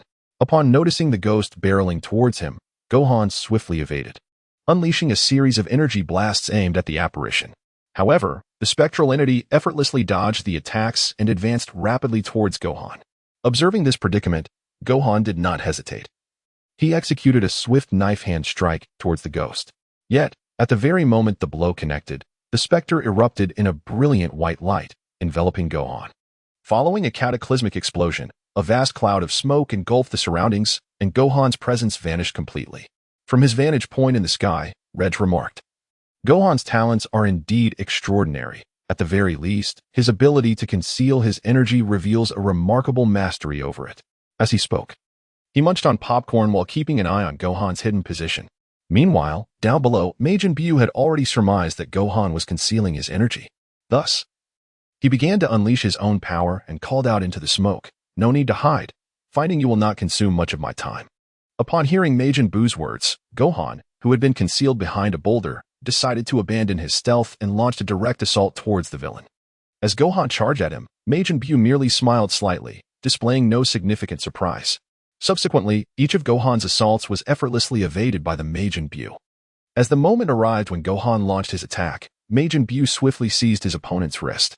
In an instant, he teleported behind Gohan and delivered a punch, halting mere centimeters from Gohan's face. Observing this scenario, Gohan, though momentarily taken aback, quickly responded with a sweeping kick directed backward. However, this maneuver proved futile as Majin Buu effortlessly evaded it with a graceful leap. Chapter 80, The Narrative Discrepancy of Parallel Universes. The Unexpected Emergence of Beta Majin Buu. Subsequently, the formidable Majin Buu clasped his fists together, delivering a powerful blow that sent Gohan crashing into the ground. As the dust began to settle, Gohan emerged from the deep crater, struggling to rise. Before he could catch his breath, Majin Buu materialized before him, gripping Gohan's neck with a single hand, taunting, "Is this what you consider strength? If this is all you possess, then you may as well perish. With that, he began to gather energy in his other hand, preparing to deliver a final, devastating strike. In that moment of impending doom, a figure suddenly sprang forth from the debris. It was Satan. He launched a frenzied assault on Majin Buu's head. Alas, as an ordinary human, Satan's efforts were utterly futile against the mighty Majin Buu. Finding this pesky fly quite bothersome, Majin Buu swiftly dispatched Satan to the ground with a flick of his antenna. At that moment, Majin Buu shifted his focus from Gohan to the fallen Satan. Subsequently, a finger was extended towards Satan, gathering power with the intent to eliminate the bothersome fly. Seizing this opportunity, Gohan executed a knee strike, freeing himself from the clutches of Majin Buu. In that fleeting moment, Gohan leapt into the air, preparing to distance himself from Majin Buu. However, the astute Majin Buu quickly reacted, unleashing several energy rings that ensnared Gohan mid-flight. Meanwhile, far removed from the battlefield, in the realm of the Kaishin, Goku and the Kaishin watched with anxious expressions as the crystal ball projected the unfolding scene. After a moment's hesitation, the elder Kaishin turned to Goku and declared, "Goku, I have decided to bestow upon you all of my remaining lifespan, allowing you to resurrect and confront Majin Buu." The other onlookers were taken aback by the elder Kaishin's resolution. In the East, Kaishin was the first to voice his concern, saying, "Elder, this cannot be. If you give all your life to Goku, what will become of you?" Upon hearing the East Kaishin's admonition, the elder Kaishin's anger flared, exclaiming, "Baka, what are you saying at a time like this? Sacrificing myself to save the entire universe is a small price to pay." At that moment, Goku, understanding the gravity of the situation, earnestly responded to the elder Kaishin, "Yash, I will ensure that the universe does not perish." Meanwhile, within the halls of King Yama, the king wiped the cold sweat from his brow and remarked, "Fortunately, I did not send Vegeta directly to hell. Otherwise, bringing him back to the mortal realm would have been quite the challenge." Just then, he noticed a witch seated upon the crystal ball, accompanied by an individual clad in a blue bodysuit entering the scene. Subsequently, the king of hell gazed at the individual behind him and declared, "I shall summon the fortune-telling matron to temporarily restore your corporeal form. The fate of Earth now rests in your hands." The person in question was none other than Vegeta. The scene then shifted to the battlefield, where the East Kaishin arrived alongside the resurrected Goku. He then turned to Wukong and said, "In times of urgency, do not hesitate to use these earrings directly." Sun Wukong accepted the earrings from the East Kaishin's hand, nodding in acknowledgement. Subsequently, 2 fingers were placed upon the forehead, initiating a connection to Gohan's essence. The moment the presence was sensed, he vanished from his original position, reappearing at Gohan's side. Observing Gohan's confinement, Sun Wukong swiftly gathered his energy into a sphere and launched it towards Majin Buu. In response to the unexpected assault, Majin Buu disregarded Gohan entirely and took flight to evade Wukong's attack. The aura that had ensnared Gohan dissipated into particles as Majin Buu relinquished control. Now free, Gohan wasted no time in distancing himself from Majin Buu. At that moment, he recognized his savior and exclaimed with delight, "Father, you've come." Hearing Gohan's words, Wukong nodded and replied, "The situation is dire. Quickly don this earring to fuse." He then tossed an earring towards Gohan. However, due to its diminutive size, Gohan failed to catch it properly, causing the earring to slip past him and fall into a crevice. Witnessing this spectacle from afar in the Supreme Kai realm, the East Supreme Kai and the newly adorned Elder Supreme Kai simultaneously slapped their faces in exasperation, lamenting, "Couldn't we have exercised a bit more caution at such a critical juncture?" Meanwhile, Majin Buu overheard Wukong's declaration and remarked, "Though I do not fear your fusion, I shall not allow you to achieve your desires." Subsequently, Majin Buu charged directly at Goku, intent on eliminating his opponent. Observing this impending confrontation, Goku ceased his hesitation and transformed into Super Saiyan 3 to buy time for Gohan, engaging in combat with Majin Buu. The latter launched a straightforward punch towards Goku, who skillfully evaded the attack with a leap. However, upon witnessing Goku's evasion, Majin Buu swiftly pivoted and landed a kick on Goku midair, sending him crashing into a deep pit. As Goku struggled to rise from the depths of the pit, he was met with the rapid approach of Majin Buu's attack. With no other option, Goku resorted to a defensive stance. Meanwhile, Gohan managed to locate the earrings, but Majin Buu detected him and unleashed a ki blast, causing the terrain to tremble and resulting in the loss of the earrings once more.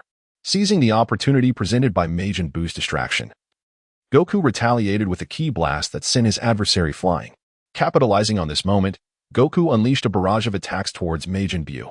After a sustained onslaught, the battlefield was shrouded in smoke, yet Majin Buu emerged unscathed before Goku. Recognizing that his efforts had been futile, Goku resolved to engage Majin Buu in close combat. Majin Buu mirrored this decision, and the two exchanged blows at remarkable speed in the air. However, after only a few exchanges, Majin Buu seized upon an opening, landing a decisive punch that drove Goku into the ground. In response, Majin Buu charged towards Goku's falling trajectory, while Goku rose from the rubble, bracing himself for the forthcoming assault. Yet, midway through his flight, Majin Buu suddenly clutched his head in agony. Goku, momentarily bewildered by this turn of events, observed as Majin Buu's form began to alter, devolving from Gotenks to Piccolo. Understanding the implications of this transformation, Goku remarked to Majin Buu, "It seems the fusion time for Gotenks has elapsed, and judging by your appearance, you have reverted to a form you deem stronger." In this diminished state, Majin Buu's power significantly waned, far less formidable than before. Meanwhile, Gohan had also located the earrings, only to be confronted by an unexpected figure, Vegeta. The appearance of Vegeta puzzled Regg, who concealed himself in the sky. According to the timeline, Vegeta should have emerged only after Majin Buu fused with Gohan. Thus, his presence was perplexing. Nevertheless, Regg chose to disregard this anomaly, recognizing that in parallel universes, anything is possible, even the notion of Goku being female. Such narrative deviations were trivial in comparison. In the meantime, Gohan, gazing at the suddenly materializing Vegeta, felt a sense of confusion but chose to ignore it. Soaring into the sky to call out to Goku, "Dad, I found the earrings." On the other side, Vegeta gazed at Goku in the sky with gritted teeth. Goku remained in his Super Saiyan 3 form. Upon witnessing Goku's transformation, Vegeta realized that his opponent had indeed held back during their previous battle. With a fierce glare, Vegeta exclaimed, "Kakarot, you scoundrel! To choose to hold back in battle, what sort of Saiyan warrior are you?" Meanwhile, Goku in the sky also took note of the events unfolding below. Then, addressing Gohan, he remarked, "There is no need for fusion. The current Majin Buu is no longer my adversary." He then turned to Vegeta and apologized, saying, "My sincerest apologies. I assure you that I will give my all in our next battle." Meanwhile, Majin Buu, gazing at Goku with a previously pained expression, revealed a hint of a smile and said, "Did you think this would be the end? I anticipated such an outcome long ago, which is why I have a contingency in place." Subsequently, he revealed the tips of the tendrils atop his head for Wukong to behold. He then addressed Wukong, saying, "Do you know why I did not promptly restore the severed segment? Because that portion serves as my contingency." After uttering these words, he disregarded Wukong, who instantly pivoted and directed commands towards the separated fragment. In that instant, a pink curtain unfurled, enveloping its target not Gohan, but Vegeta. According to the variations in the original narrative, Vegeta stood firmly on the ground while Gohan soared through the air. This unforeseen turn of events prompted Vegeta to react swiftly, transforming into Super Saiyan 2 in an attempt to thwart the fusion of his adversary. However, all of this proved to be in vain, as he was swiftly enveloped and subsequently condensed. Subsequently, with a mere wave of his hand, Majin Buu absorbed that portion directly into his being. Following this fusion, Majin Buu's appearance began to transform, adorning himself in Vegeta's battle attire. Unexpectedly, the Majin Buu Vegeta version was born. Chapter 81, The Fusion Warrior That Does Not Exist in the Plot. The enigmatic fusion warrior, Son Goten, emerged, witnessing the occurrence of events not found in the original narrative. The concealed Regg, hidden in the skies, became intrigued. Observing Majin Buu, he quietly remarked, "What an unforeseen development this is." Indeed, this journey was not in vain. Subsequently, he harnessed the power of space to retrieve a watermelon stored in another dimension. While indulging in the fruit, he observed the unfolding dynamics of the battlefield. There, Goku and Gohan were astounded by the formidable surge in strength of Majin Buu, while simultaneously remaining vigilant of his next move. After Majin Buu had flawlessly absorbed Vegeta's power, he twisted his neck and declared to Goku and the others, "Now I am invincible. Who among you shall perish first?" Upon hearing Buu's words, neither Goku nor Gohan chose to strike. Instead, they remained wary of him. Noticing their inaction, Majin Buu continued, "Since neither of you will volunteer, I shall make the selection myself." With that, he vanished from his position, reappearing right in front of Gohan. Startled by Buu's sudden presence, Gohan quickly reacted, attempting to distance himself. However, Majin Buu offered no opportunity for escape, delivering a powerful punch to Gohan's abdomen. struck in the belly.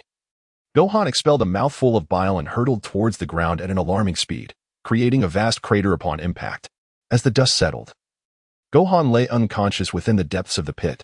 Witnessing Gohan's dire state, Goku cried out in alarm, "Gohan!" Once Majin Buu perceived Gohan's utter helplessness, he shifted his focus to Goku. Sensing the imminent danger as Buu's attention turned to him, Goku transformed into Super Saiyan 3 to confront the threat. Intrigued by Goku's transformation, Majin Buu charged at him. The two then engaged in an aerial battle. However, within mere exchanges, Goku was sent plummeting to the ground. The impact created a deep crater. Yet Majin Buu showed no intention of relenting, relentlessly unleashing energy blasts toward Goku. Just as Goku managed to rise from the crater, he beheld a barrage of energy spheres hurtling toward him, compelling him to leap into the air to evade the onslaught. Yet, before he could regain his composure in the sky, Majin Buu appeared before him in an instant. Subsequently, Majin Buu unleashed a sweeping kick aimed at Goku's face. Reacting swiftly to the sudden assault, Goku crossed his arms to shield himself from the attack. Observing Goku successfully block his strike, Majin Buu immediately twisted his form and directed his other leg towards Goku. The attack came once more. Yet Goku failed to respond in time and was struck squarely in the face, sending him hurtling into the sea. This time, Majin Buu chose not to employ energy blasts, but instead flew directly toward the direction where Goku had fallen. As Majin Buu and Goku engaged in a fierce battle in midair, on the ground, Dandy hurriedly reached the deep pit where Gohan lay. Seeing Gohan unconscious, Dandy employed his healing spells to tend to him. After a period of treatment, Gohan gradually stirred from his stupor. Upon noticing Dandy's presence, he sat up abruptly and inquired, "Dandy, what is the current situation? Can my father defeat Majin Buu?" Hearing Gohan's question, Dandy furrowed his brow and replied, "The situation is dire, mister. Goku is unlikely to hold out much longer." At Dandy's response, Gohan, filled with despair, struck the ground with his fist, creating a small crater. In a moment of frustration, he lamented, "Is it truly impossible to prevent the destruction of the world?" Just then, Gohan felt something in his hand. Opening his palm, he discovered the earring Goku had given him. The sight of the earring instantly reminded Gohan of Goku's earlier words. He promptly adorned his right ear with the earring. Meanwhile, Majin Buu was holding the barely conscious Goku and remarked, "It seems you are not as formidable as I thought." With that, he prepared to separate a portion of himself to fuse with Goku's power. At this moment, Goku had not only reverted to his normal state, but also borne numerous wounds, oozing blood profusely. Just as he was on the brink of being consumed, the earring on Goku's left ear emitted a blinding light, breaking the grasp of Majin Buu and shooting off into the distance. At the same time, Gohan, having just donned the earring, was also drawn uncontrollably toward the same direction due to this overwhelming force. Sensing the disturbance, Majin Buu immediately took flight toward Goku. Just as he was about to catch up, Gohan collided with Goku. In the wake of a brilliant flash of light, a stranger clad in an orange martial arts uniform appeared before Majin Buu. Blinded momentarily by the dazzling illumination, Majin Buu took a moment to regain his sight. As he focused ahead, the original Gohan and Goku had vanished, replaced by an entirely unfamiliar figure. Noticing this stranger, Majin Buu cautiously demanded, "Who are you? Where have you taken those two individuals?" Upon hearing the question from the fiendish Majin Buu, the stranger slowly curled his lips into a smile and replied, "I am the fusion of those two beings. If I must be given a name, let it be Goku." Upon hearing Goku's response, Majin Buu immediately regarded him with caution, simultaneously placing one hand discreetly behind him. Moments later, Majin Buu launched a surprise attack, hurling a premeditated energy sphere towards Goku. As the energy sphere hurtled towards him, Goku effortlessly deflected it with one hand and swiftly closed the distance to stand before Majin Buu. In an instant, as Majin Buu remained oblivious, he was forcefully kicked into the sea. Son Goten, unlike Vegeta, embodies a different essence. Devoid of Vegeta's arrogance and pride, he possesses the caution and intellect reminiscent of Gohan. Thus, Son Goten does not approach his adversaries with the disdainful arrogance typical of Vegeta, which could lead to underestimating them. Instead, he engages with unwavering determination, meticulously evaluating his strengths and weaknesses to devise a strategy against his foes. At that moment, Majin Buu swiftly emerged from the water, his eyes blazing with fury as he glared at Son Goten and declared, "Do not presume that your fusion renders you my equal." Subsequently, he unleashed his aura in an explosive manner and charged towards Sun Wukong. Upon witnessing the approaching figure of Majin Buu, Sun Wukong responded by intensifying his own aura and unleashing a barrage of energy blasts towards the formidable foe. However, Majin Buu, undeterred by the relentless assault, crossed his arms defiantly and barreled through the onslaught. Despite emerging from the storm of blasts battered and bruised, he continued his relentless advance, rapidly mending his wounds as he pressed forward. Observing the ineffectiveness of his attacks, Sun Wukong too surged forward, prepared for a close-quarters confrontation. In the ensuing aerial clash, the battle escalated swiftly, with Sun Wukong demonstrating overwhelming dominance, leaving Majin Buu no opportunity to retaliate. Frustrated by the relentless onslaught, Majin Buu resorted to a desperate tactic, engaging in a brutal exchange that ultimately sent Sun Wukong crashing into the ground.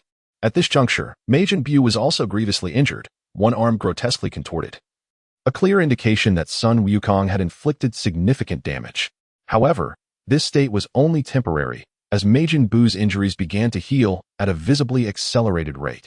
Once he had sufficiently recovered, Majin Buu taunted Sun Wukong, lying on the ground, declaring, "A mere fusion warrior is nothing to be concerned about." At that moment, Sun Wukong gradually rose from the depths of the crater, dusting himself off before fixing a determined gaze upon the hovering Majin Buu. He then spoke slowly. "Since you are so eager to court death, I shall oblige you." Suddenly, the aura surrounding Sun Wukong erupted, unleashing a formidable power. With a mighty roar, Sun Wukong exclaimed, "Ah!" With a resounding roar, Sun Wukong's appearance underwent a remarkable transformation.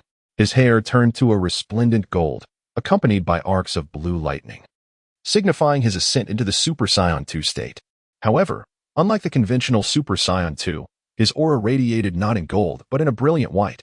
Clearly, this form was a novel amalgamation of the Super Saiyan 2 state and a mysterious essence.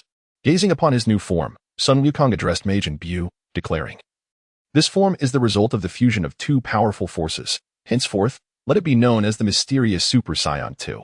Chapter 82, Speculations on the Mysterious Form. The Significance of Mindset. Observing Son Goku transform into the enigmatic Super Saiyan 2 form, Regg remained unfazed, continuing to enjoy his snack. Regg harbored his own perspective regarding this mysterious transformation. In the original narrative, it was the Elder Kaioshin who aided Gohan in unlocking his latent potential, resulting in this transformation. However, Regg believed that the Elder Kaioshin did not contribute significantly.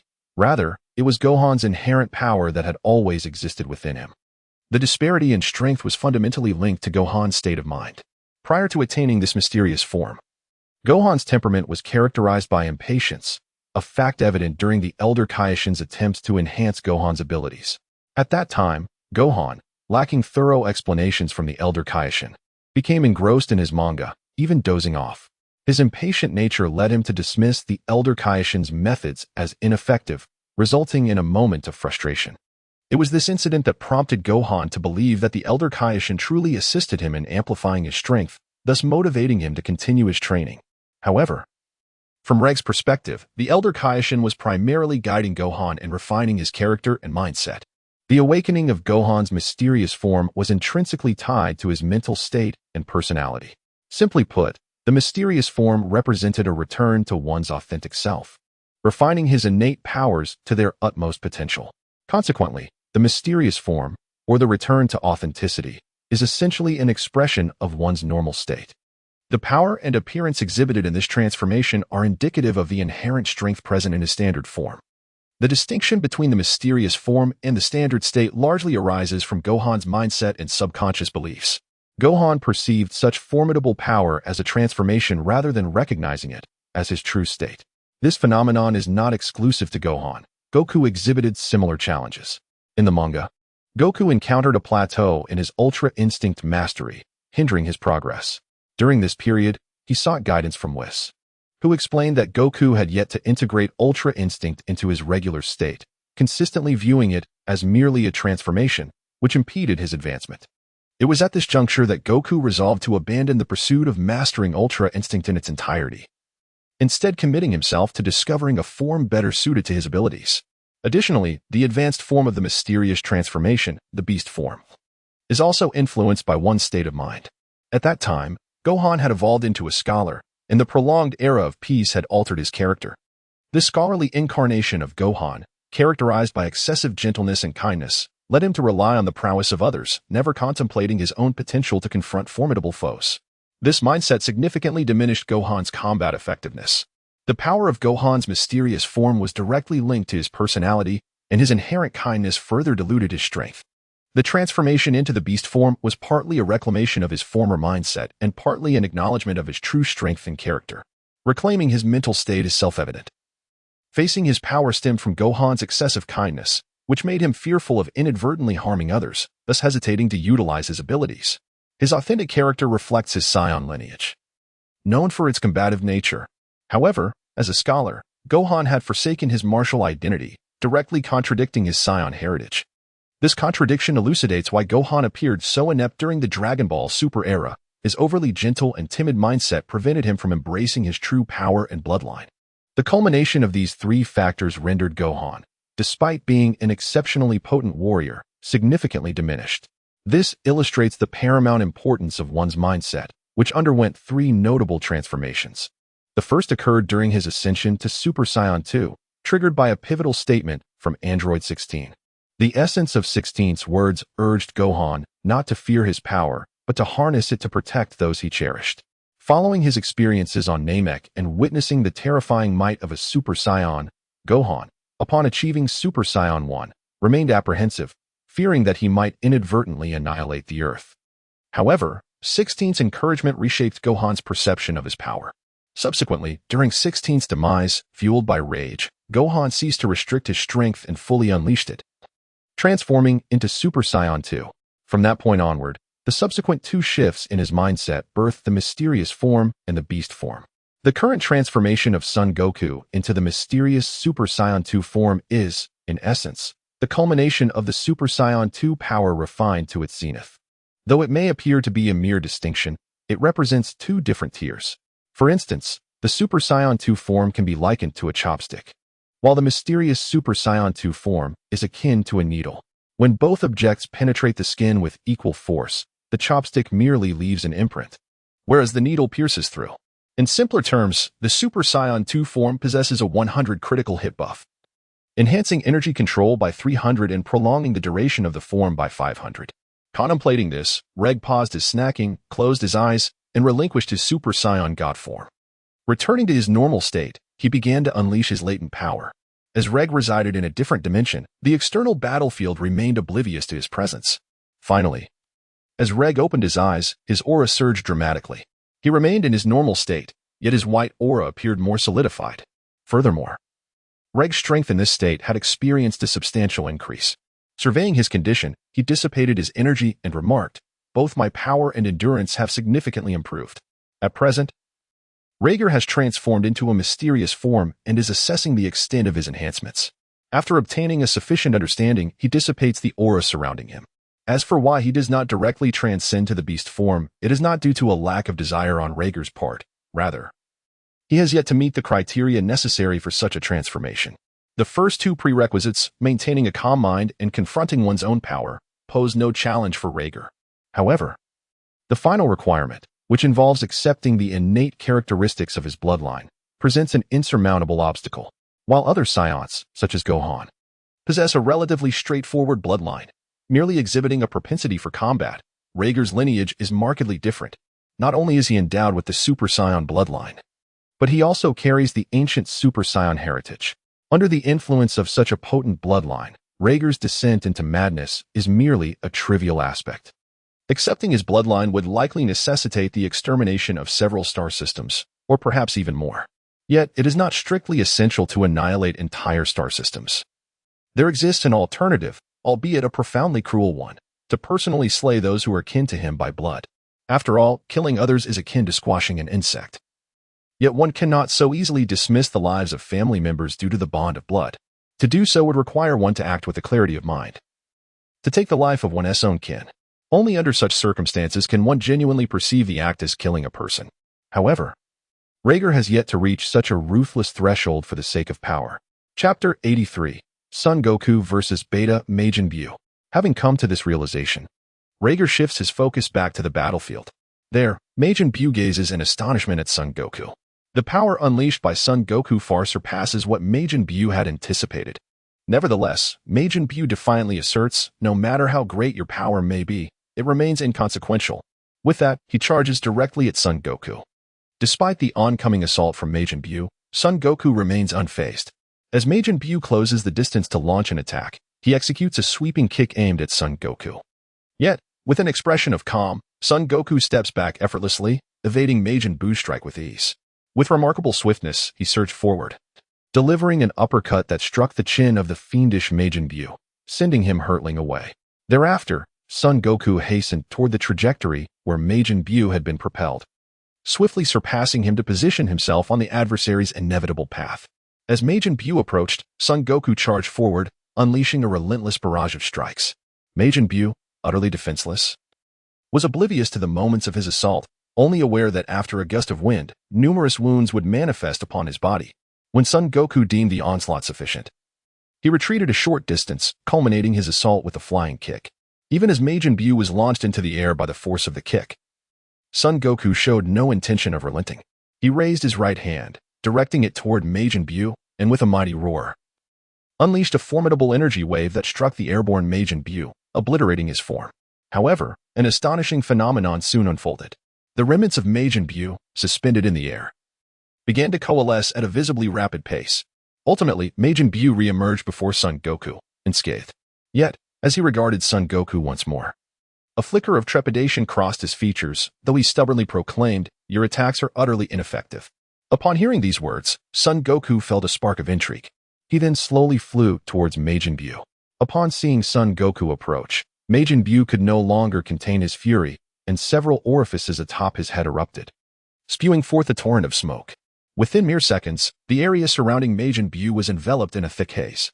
Nevertheless, Son Goku remained unfazed. He swiftly darted into the mist, and after a few resounding clashes, Majin Buu emerged from the other side of the smoke. However, he was in a disheveled state, his body marred with injuries, with not a single part unscathed.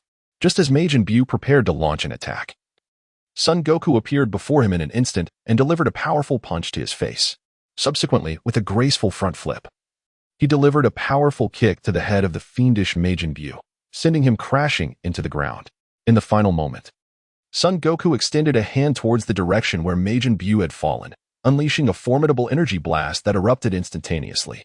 The very spot where Majin Buu had been located was engulfed in a tremendous explosion, leveling the surrounding area within a 10-kilometer radius to the ground. Majin Buu was propelled through the air by the force of the blast. Thereafter, Son Goku raised his hand and grasped, rendering Majin Buu suspended in midair, immobile. Subsequently, Son Goku remarked to Majin Buu with an air of indifference, "If this is the extent of your power, it would be wise for you to abandon your aspirations of annihilating the world, for your current strength is far too trivial to pique my interest." Upon hearing Goku's scornful words, Majin Buu was instantly consumed by rage, transforming his body into a liquid form to extricate himself from Goku's grasp.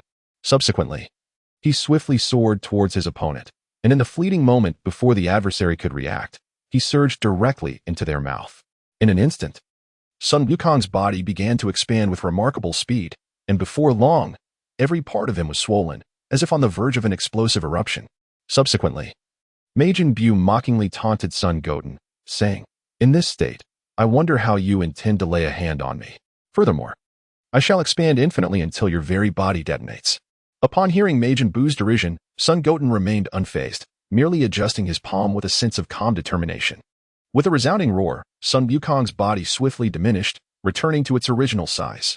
Subsequently, wherever he felt a protrusion on his body, he would strike with a fist. Harnessing his energy, Sun Wukong restrained Majin Buu's movements, preventing him from traversing freely within his form. Ultimately, compelled by a sense of unwillingness, Majin Buu was forced to emerge from Sun Wukong's body. Upon witnessing his adversary's exit, Sun Wukong casually wiped the corner of his mouth and remarked, "Although you did not inflict any substantial harm upon me, it was rather distasteful. After all, I do not relish consuming refuse." In response to Sun Wukong's taunt, Majin Buu, in a fit of rage, let out a furious howl. Instantly, Majin Buu unleashed a formidable power, causing the sky to fluctuate ominously. Meanwhile, fissures of varying sizes began to appear on the ground, as if it were on the verge of splitting apart. Sensing the gravity of the situation, Sun Wukong realized that if he allowed Majin Buu to continue his rampage, the Earth would inevitably face destruction. With this thought, Sun Wukong concentrated a portion of his power into his fist and surged toward Majin Buu. Just as he was about to strike, a barrier obstructed his path. Nevertheless, Sun Wukong remained unfazed and intensified his assault. As Sun Wukong unleashed his power, cracks of varying sizes suddenly appeared on the barrier. Sensing that the moment had arrived, he erupted with a mighty roar. He shattered the barrier and, without losing momentum, delivered a powerful punch directly to Majin Buu's face, sending him plummeting into the sea. As the malevolent Majin Buu was vanquished, the apocalyptic scenery that once enveloped the world returned to its former tranquility, with the sky regaining its azure splendor. Meanwhile, the defeated Majin Buu emerged from the depths of the sea, took a deep breath to calm his tumultuous emotions, and swiftly charged towards Son Goku. He unleashed a powerful punch, yet Son Goku evaded it with remarkable agility. Subsequently, Sun Wukong delivered a powerful knee strike, impacting the abdomen of Majin Buu, causing the adversary to expel all his anguish. Subsequently, a punch was thrown towards the opponent's face, after which Sun Wukong seized hold of Majin Buu's tentacle. With an air of inevitability, Majin Buu rebounded once more. The instant he returned, Son Goku launched him away with a powerful kick. Even the very tips of his tendrils were forcefully severed by Goku's strike. Disdainfully, Goku observed the severed tendril in his hand before casting it aside. He then turned his gaze toward Majin Buu and remarked, "Do you possess any more intriguing abilities? I find this rather tedious." Upon hearing Goku's words, Majin Buu, filled with fury, retorted, "If that is the case, then prepare to witness my true power." Subsequently, taking a deep breath and exhaling slowly, a series of ethereal souls materialized. This was none other than Wu Tian Keisai's super divine wind fist. Subsequently, under the command of Majin Buu, 5 specters charged towards Son Goku. Initially, Son Goku had anticipated further capabilities from Majin Buu, but was met with this. Disheartened, he let out a sigh, only to find the 5 souls rushing towards him. With a swift motion, Son Goku raised both hands, causing the advancing spirits to halt abruptly in midair, as if ensnared by an unseen force. Subsequently, Sun Wukong clasped his hands together, causing the uncontrollable souls to converge. In an instant, these souls emitted a blinding white light before culminating in a collective explosion. After executing this act, Sun Wukong, with a tone of disappointment, remarked, "Such childish tricks are utterly futile against me. How dare you resort to them?" In response to Sun Wukong's words, the malevolent Majin Buu remained unfazed, even offering a sinister smile as he retorted, "Of course. I am aware that this is ineffective against you, but it serves quite well to divert your attention." Upon hearing Majin Buu's reply, Sun Wukong feigned confusion, questioning, "What? Dear fathers, a 5-star review? I implore you." Chapter 84, Sun Wukong's Dominance. The Terror of Majin Buu. Majin Buu paid no heed to Sun Wukong's puzzlement. Instead, he persisted in conjuring forth souls, this time summoning 10. Observing Majin Buu's repeated use of such juvenile tactics, Sun Wukong sighed, saying, "Didn't I already mention how childish this move is? By employing it again, you merely make me appear foolish, as though I were indulging you in a game of make-believe."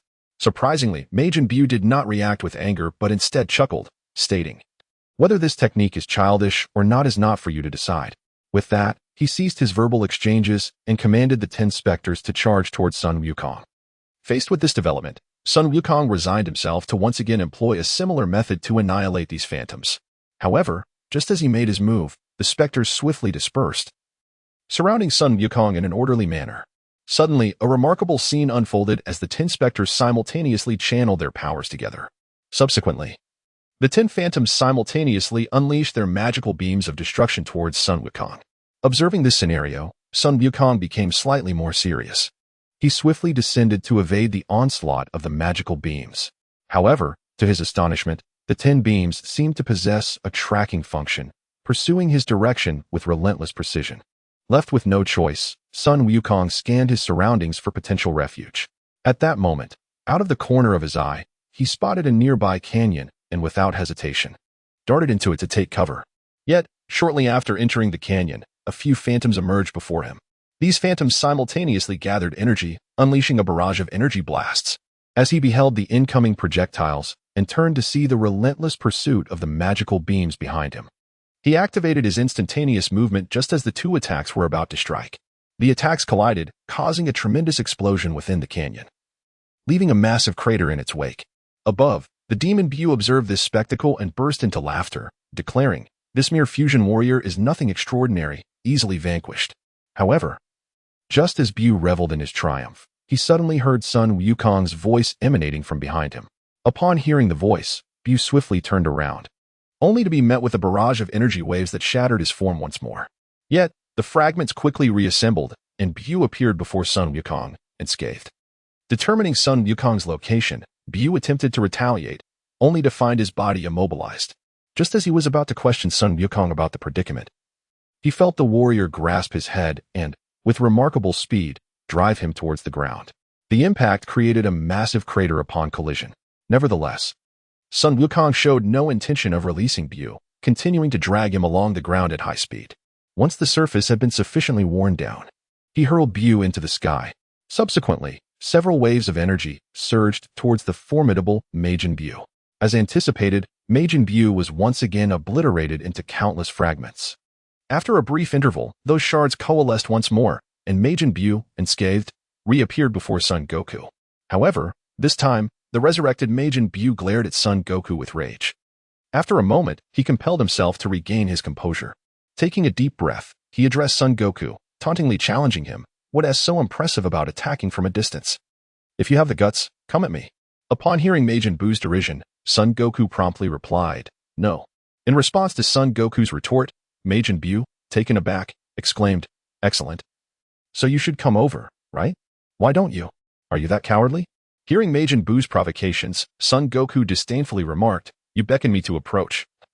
Yet it would only undermine my dignity. If anyone should advance, it ought to be you insolent wretch. Realizing that his attempts to provoke had backfired, Majin Buu was consumed by fury, disregarding any strategy, and charged recklessly towards Son Goku.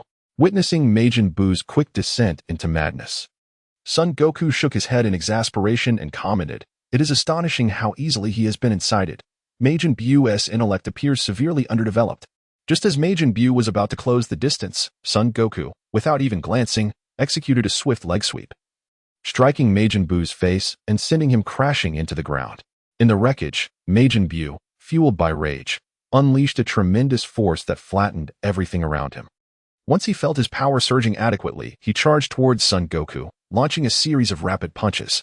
Unfortunately, despite his speed, he could not even graze a single hair on Son Goku. Instead, Son Goku seized the opportunity, capturing Majin Buu's head and delivering a powerful knee strike. Having executed this maneuver, Son Goku showed no signs of restraint, unleashing a flurry of attacks upon Majin Buu's chest. As Majin Buu was battered, he could only emit groans of despair. Ultimately, with a decisive blow, Son Goku pierced through Majin Buu's chest, retracting his arm and following up with a fierce kick that sent Majin Buu plummeting downwards. During Majin Buu's descent, Son Goku swiftly began to gather his energy. Kamehameha. Upon uttering the final syllable, Son Goku instantaneously appeared behind Majin Buu. Here I come. Son Goku unleashed the Kamehameha with unwavering intensity, nearly touching the face of Majin Buu as he unleashed a relentless barrage of energy. The Kamehameha wave persisted for a considerable duration before gradually dissipating into the ether. Majin Buu reappeared before Son Goku, albeit in a severely disheveled state. At the very moment he was about to be struck, Majin Buu tilted his body slightly, thereby avoiding complete annihilation. However, his condition was far from favorable. His lower half had entirely vanished, and the left side of his upper body, including half of his head, had also ceased to exist. Majin Buu was no longer gathering strength and was slowly disintegrating. Nevertheless, Son Goku continued his assault on Majin Buu. After several exchanges, Majin Buu utterly lost the capacity to resist and was hoisted up by Son Goku, who grasped the tendrils atop his head. Then, addressing the fiend Majin Buu, he remarked, is such a meager attack truly insufficient? What of your esteemed regenerative abilities? Surely they cannot be rendered ineffective by such a trivial assault. Upon hearing Son Goku's taunt, Majin Buu raised his solitary hand and unleashed a wave of energy towards him. As the dust settled, Son Goku emerged unscathed before Majin Buu. It was at this moment that the true expression of fear manifested on Majin Buu's face. Subsequently, Son Wukong released Majin Buu, allowing him to descend freely through the air. Subsequently, Son Goku swiftly unleashed a barrage of energy waves directed at Majin Buu. As the smoke dissipated, Majin Buu's current condition was revealed, with even the last remaining hand completely severed. Observing his physical state, Majin Buu let out a deafening roar, and his body began to heal at a visibly accelerated rate.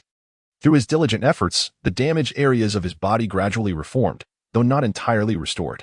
Both his left hand and abdomen remained unrepaired, still in a state of complete desolation. In a plea to the esteemed readers, a 5-star rating is earnestly requested.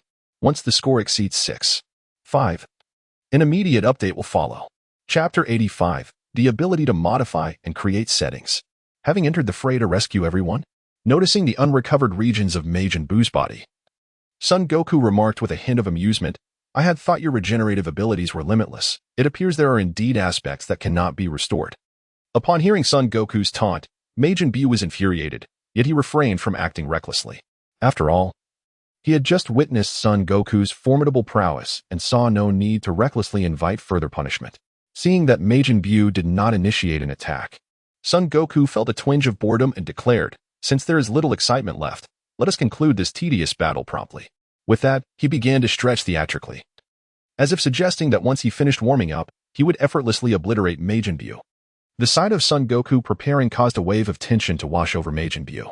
Subsequently, a flurry of thoughts surged through his mind as he contemplated strategies to confront Sun Wukong. In that moment, the Demon Buu's peripheral vision caught sight of the severed tendril lying on the ground. Instantly, a bold idea materialized within Buu's consciousness.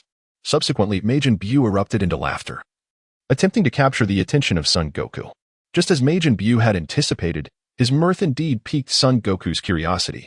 At that moment, Son Goku, bewildered, inquired of Majin Buu, "What are you laughing about so inexplicably?" Observing the still laughing Majin Buu, Son Goku felt a sense of confusion, unable to comprehend the cause of his laughter. He even began to suspect that perhaps the intensity of his previous attack had somehow impaired Buu's faculties.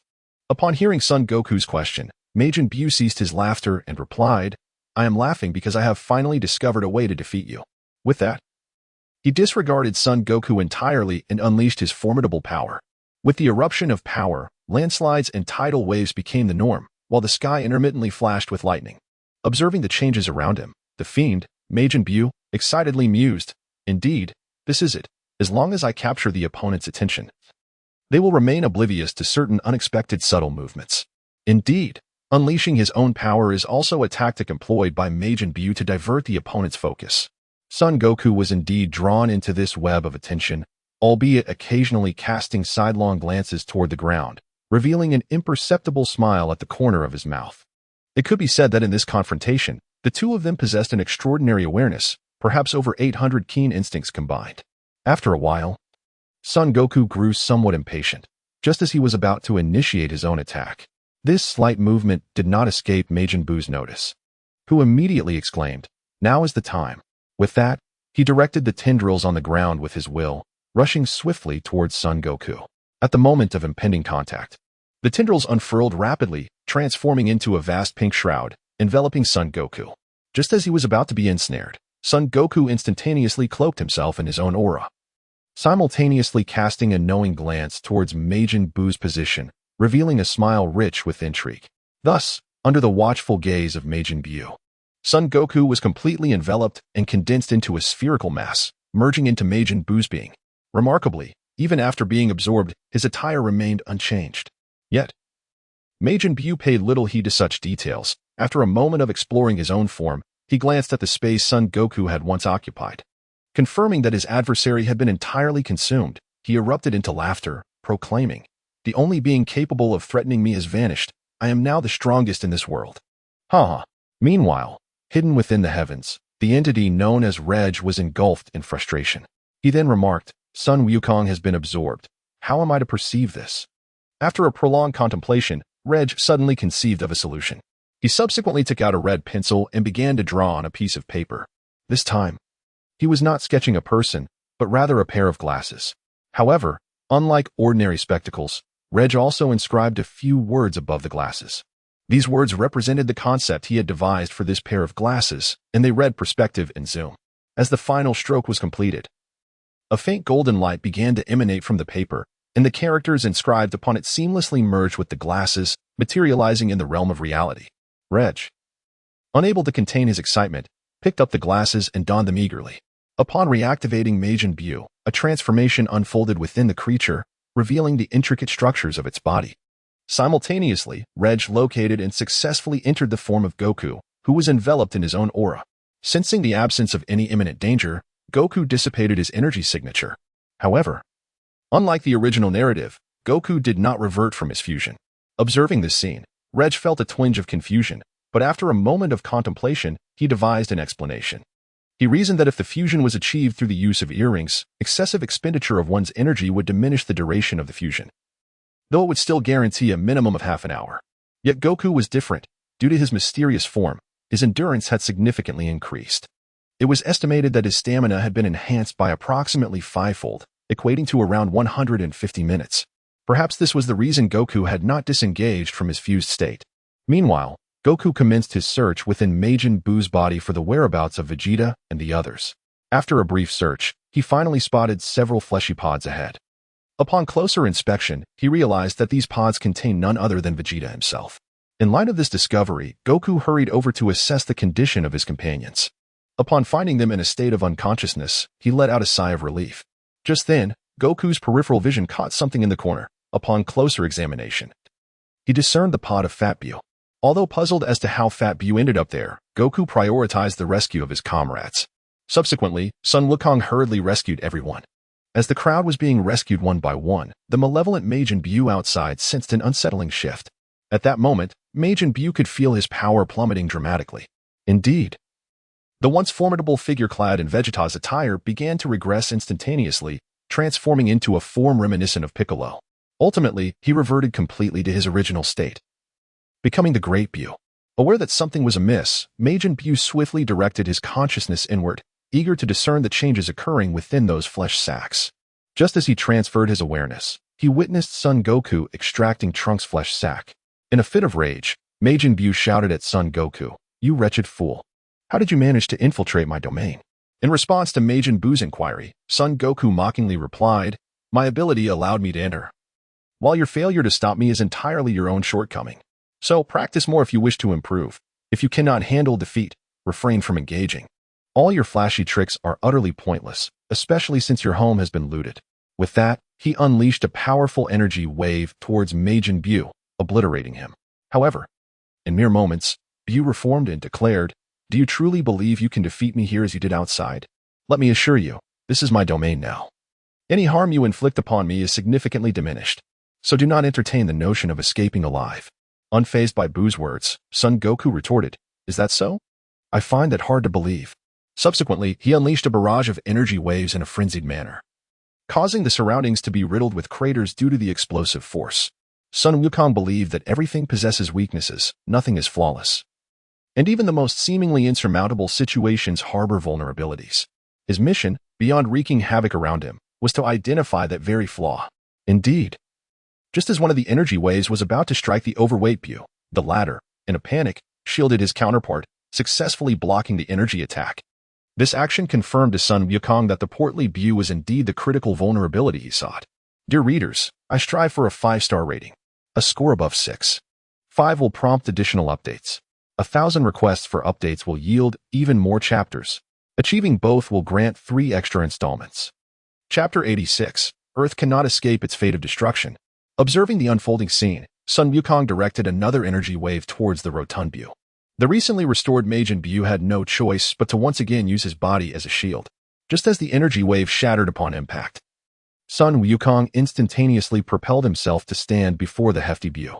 The freshly reformed Majin Buu, in a fluster, implored Sun Wukong, "Stop. Let us negotiate. I will allow you and your companions to leave, but you must not harm that one." Upon hearing Buu's plea for mercy, Sun Wukong's interest was piqued. He replied, "Oh, that sounds rather appealing. You have proposed quite an enticing offer." Sensing an opportunity, Majin Buu pressed on, "Indeed, once you are outside, I will depart from Earth and vow never to cause trouble again." In response to Buu's continued propositions, Sun Wukong stated, "Your conditions are indeed commendable. However, I must decline, for I take pleasure in denying those who are self-righteous." Majin Buu, who initially felt assured of victory, displayed a look of utter disbelief, realizing he had been outmaneuvered. In a fit of rage, he exclaimed, "You scoundrel! Cease this at once."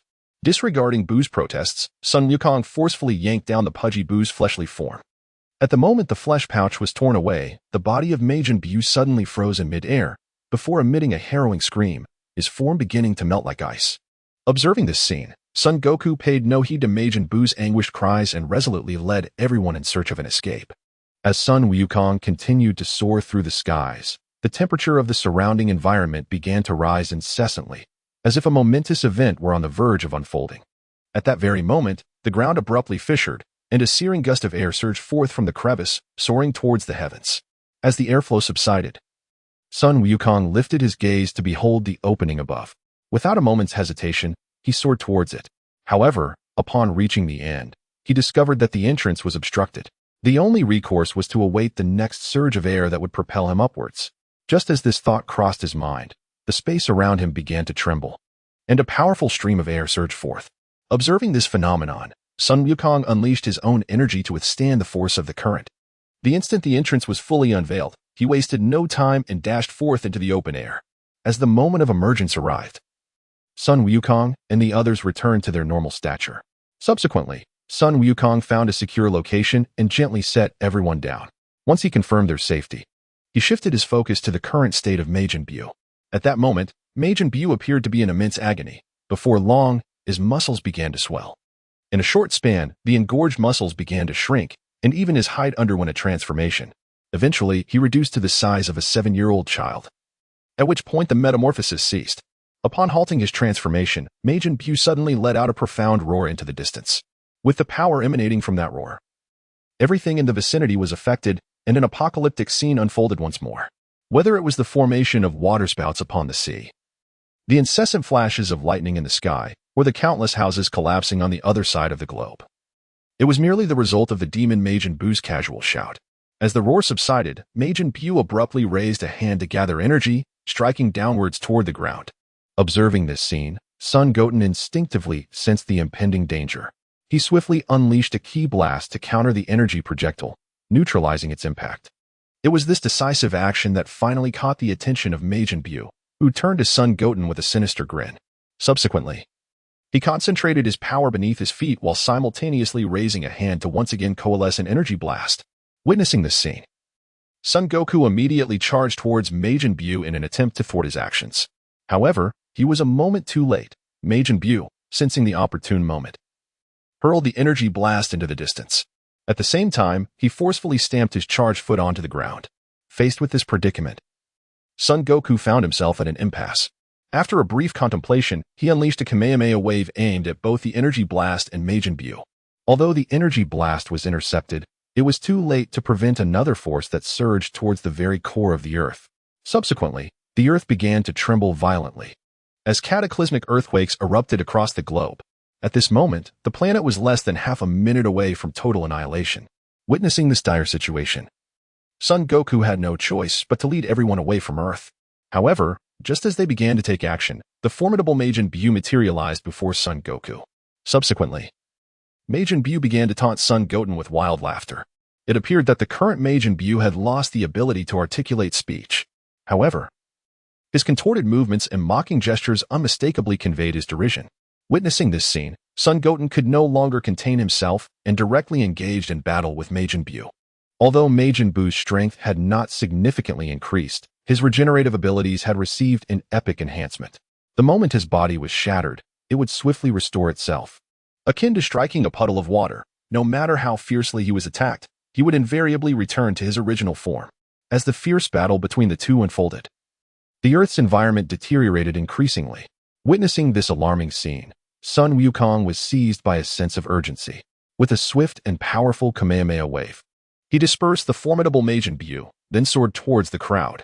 Just as he was nearing them, a sudden energy wave was hurled in his direction. Alerted in the nick of time, Sun Wukong pivoted and deflected the energy blast aside. The assailant of this wave was none other than Majin Buu, who had mysteriously regained his full strength and charged towards Sun Wukong. Reluctantly, Sun Wukong found himself compelled to engage in battle with Majin Buu once more. However, the situation on Earth had grown increasingly perilous, with molten lava sporadically erupting from beneath the surface. Aware that the planet's fate was hanging by a thread, Sun Wukong felt an escalating anxiety within him. As the moment of Majin Buu's restoration arrived, Son Goku delivered a swift flying kick that sent his opponent soaring. After executing this maneuver, he instantly teleported to his companions, gathering them all before swiftly moving to the Supreme Kai's realm. Just as Son Goku departed, Earth could no longer withstand the impending doom and erupted, disintegrating into cosmic dust. Upon arriving at the Supreme Kai's realm, Son Goku began to emanate an extraordinary glow. As the radiance dissipated, Gohan and Goku reappeared before everyone, evidently having reverted from their transformations. This occurrence was precipitated by Son Goku's momentary turmoil as Earth faced its obliteration. Given that the mysterious form was inherently linked to one's mental state, any disruption in composure would naturally lead to the dissolution of the transformation. In essence, Son Goku no longer possessed the endurance enhancement of the mysterious form, resulting in its cessation. The two who had reverted from their transformations were momentarily bewildered, only regaining their senses in response to the old Supreme Kai's thunderous call. Subsequently, the two removed the earrings and returned them to the old Kai. However, at that moment, an unexpected event occurred. The East Kai noticed an anomaly in the projection from the crystal ball. Within the crystal ball, a pink mass began to writhe. And as its form stabilized, it transformed back into Majin Buu. At this juncture, Regg also instantaneously transported himself to the Kaioshin realm alongside Goku and the others, albeit a fraction too late, resulting in him enduring a planetary explosion. Nevertheless, for Regg at this moment, it was akin to a mere scratch. In the past, he had withstood the force of a black hole and battled formidable foes. A simple planetary explosion was insignificant in comparison. Returning to the main narrative, the recently resurrected Majin Buu sensed the presence of nearby planets. He promptly utilized the Kaioshin's instant transmission to arrive at a nearby planet. Without a moment's hesitation, he unleashed an energy blast to obliterate the surroundings.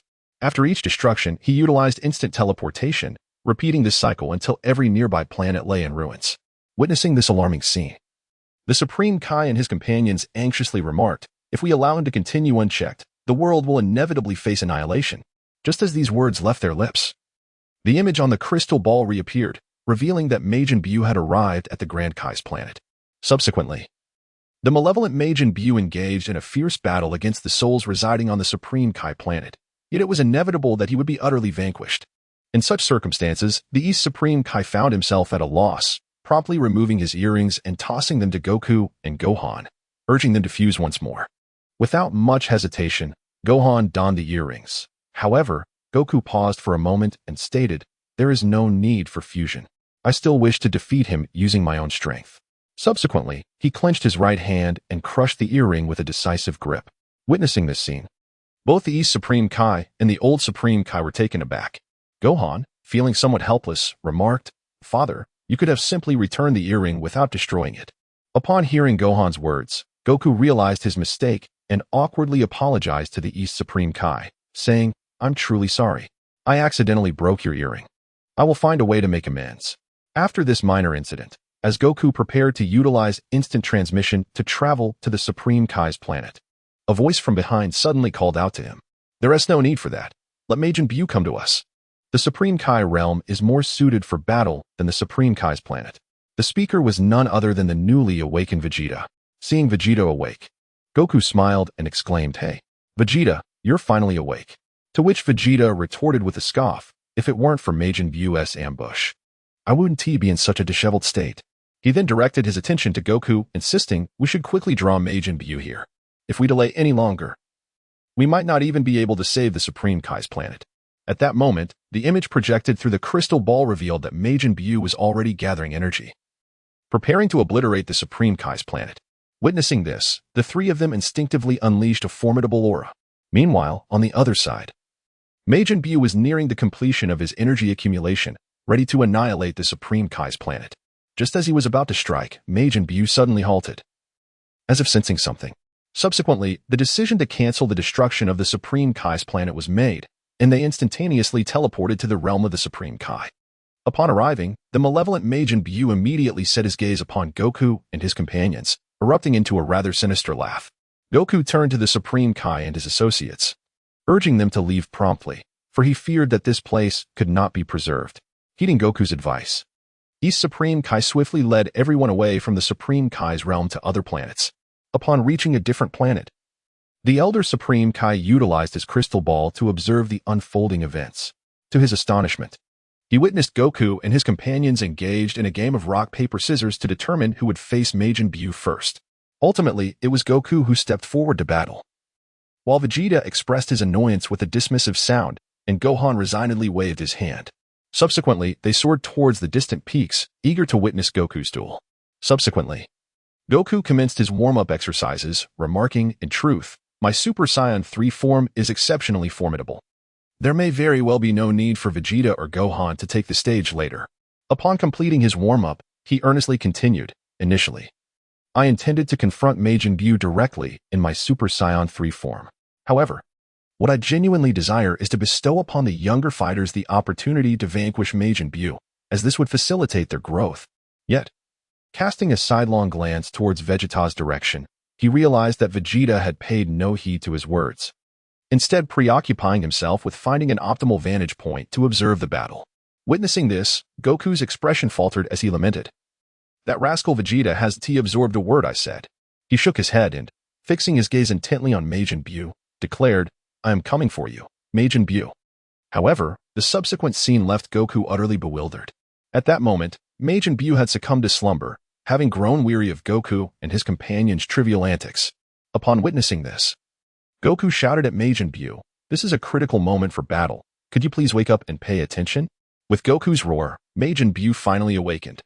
Perhaps due to the remnants of slumber, he glared furiously at Goku and let out a furious shout before charging towards him. Upon witnessing the imminent attack, Goku also began to take the situation seriously. As the two parties engaged, a sudden burst of white light illuminated the scene, and craters manifested wherever their strikes landed. However, within just a few exchanges, Wukong found himself effortlessly subdued. At this moment, Wukong was merely in his Super Saiyan 2 form and could not possibly contend with the current Majin Buu. As Majin Buu delivered a powerful headbutt, Goku was sent flying. After this display, Majin Buu began to gather energy in place, intent on obliterating the Kaioshin realm.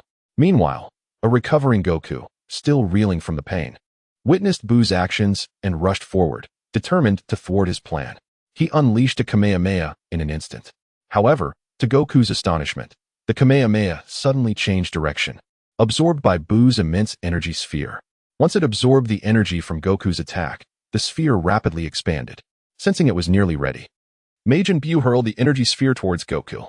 Goku, taken aback by this turn of events, raised both hands to brace against the incoming attack. Yet, the sheer force of Buu's energy was overwhelmingly potent, and even as Goku stood his ground, he was inexorably pushed backward by the sheer might of the blast. With a mighty roar, Goku hurled the energy sphere into the sky with immense force. The colossal energy orb was propelled by Goku's formidable strength, soaring high into the atmosphere. It circled the King Kai's realm before returning to its original position. Witnessing this spectacle, Goku resolved not to withstand it any longer and swiftly retreated to a safe distance. As Wukong nimbly evaded, the colossal energy projectile descended upon the realm of the Supreme Kai. Even a planet revered as divine found it arduous to withstand such a formidable strike. The surface of the Supreme Kai's realm shattered extensively under the force of the energy blast. Had it not been for the unyielding nature of the Supreme Kai's domain, it would have likely been reduced to mere ashes long ago. In the vicinity where Wukong stood, darkness enveloped the sky, accompanied by flashes of lightning and the tremors of the earth, which began to crack and fissure, resembling the cataclysmic end of the world. In the distance, the East Supreme Kai, witnessing this catastrophic scene, fell to his knees, clutching his chest in despair. The sight of his home being obliterated induced a fear so profound that it could have instigated a heart condition, even in the absence of one. Meanwhile, Wukong within the Supreme Kai's realm was preparing to unleash his full power. With Wukong's roar, his own power began to surge dramatically. With a brilliant flash of gold soaring into the heavens, Goku successfully transformed into his Super Saiyan 3 form. Witnessing this spectacle, Majin Buu swiftly materialized before Goku to launch a surprise attack. However, Goku deftly evaded the oncoming assault by sidestepping, and then leaped backward to create distance between them. Immediately thereafter, he swiftly unleashed his own aura and charged towards the demon Majin Buu. Unyielding, Majin Buu prepared to engage in a direct confrontation with Goku. As the two collided, a blinding white light radiated outward, centered around them. As the brilliance of white light dissipated, Goku seized the opportunity and delivered a powerful punch to Majin Buu's abdomen, swiftly following up with a knee strike to the opponent's chin. In response, Buu raised his hand to retaliate. However, Goku anticipated the move and deftly blocked it. Goku then grasped Buu's hand firmly and unleashed a fierce blow to his midsection. After executing these maneuvers, Goku instantly released his grip, bringing his hands together in a prayer-like gesture, channeling a tremendous force that sent his adversary soaring. Subsequently, Goku rapidly concentrated his energy, unleashing a formidable Kamehameha wave. As the wave of chi dissipated, the malevolent being Majin Buu had already been obliterated into fragments. However, these shards did not linger for even a moment. They swiftly coalesced once more, and Majin Buu was resurrected. Upon his revival, Majin Buu found his upper and lower halves inverted. Yet, despite this peculiar state, he continued to engage in a fierce exchange with Goku. At that moment, seizing the opportunity, Goku delivered a powerful punch that sent Majin Buu crashing into the ground. Slowly rising from the ruins, Majin Buu glared in Goku's direction and let out a furious roar.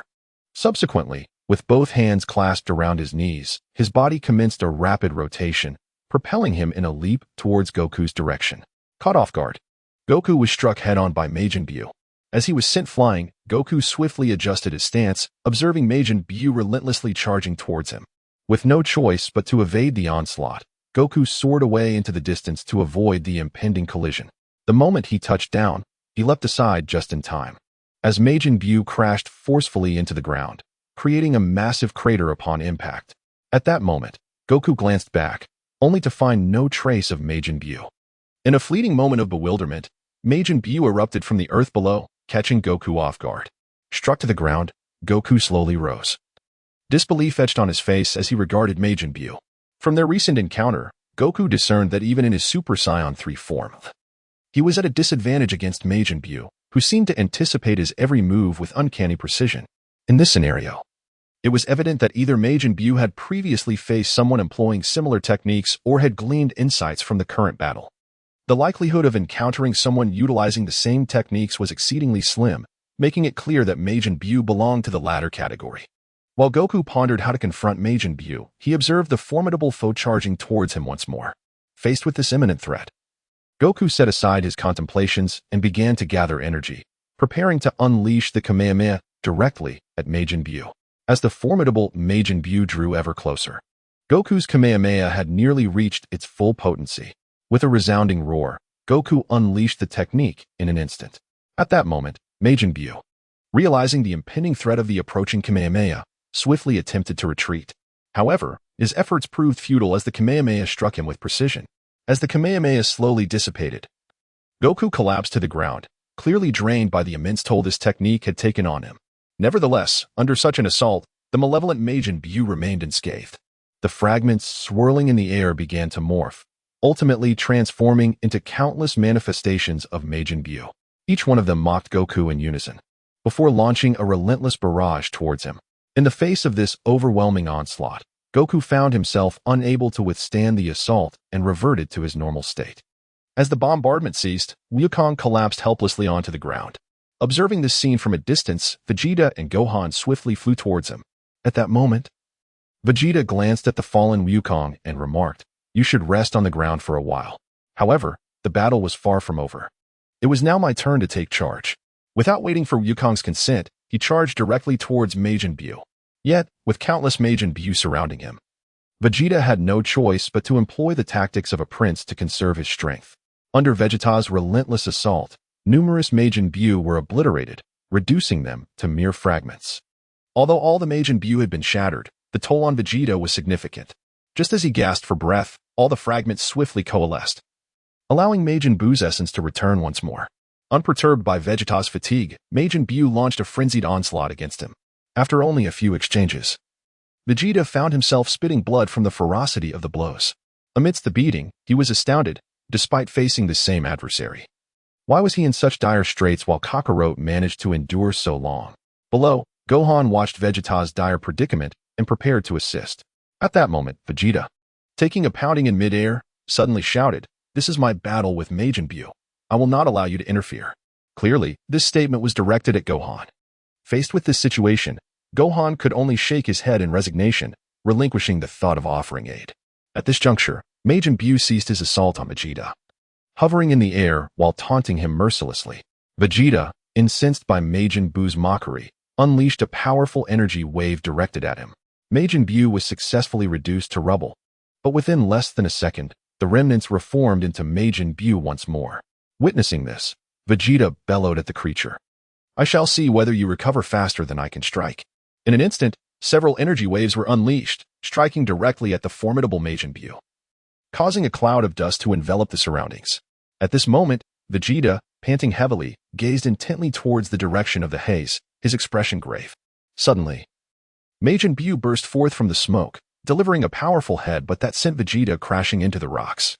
Subsequently, Majin Buu began to gather energy, preparing to eliminate Vegeta with finality.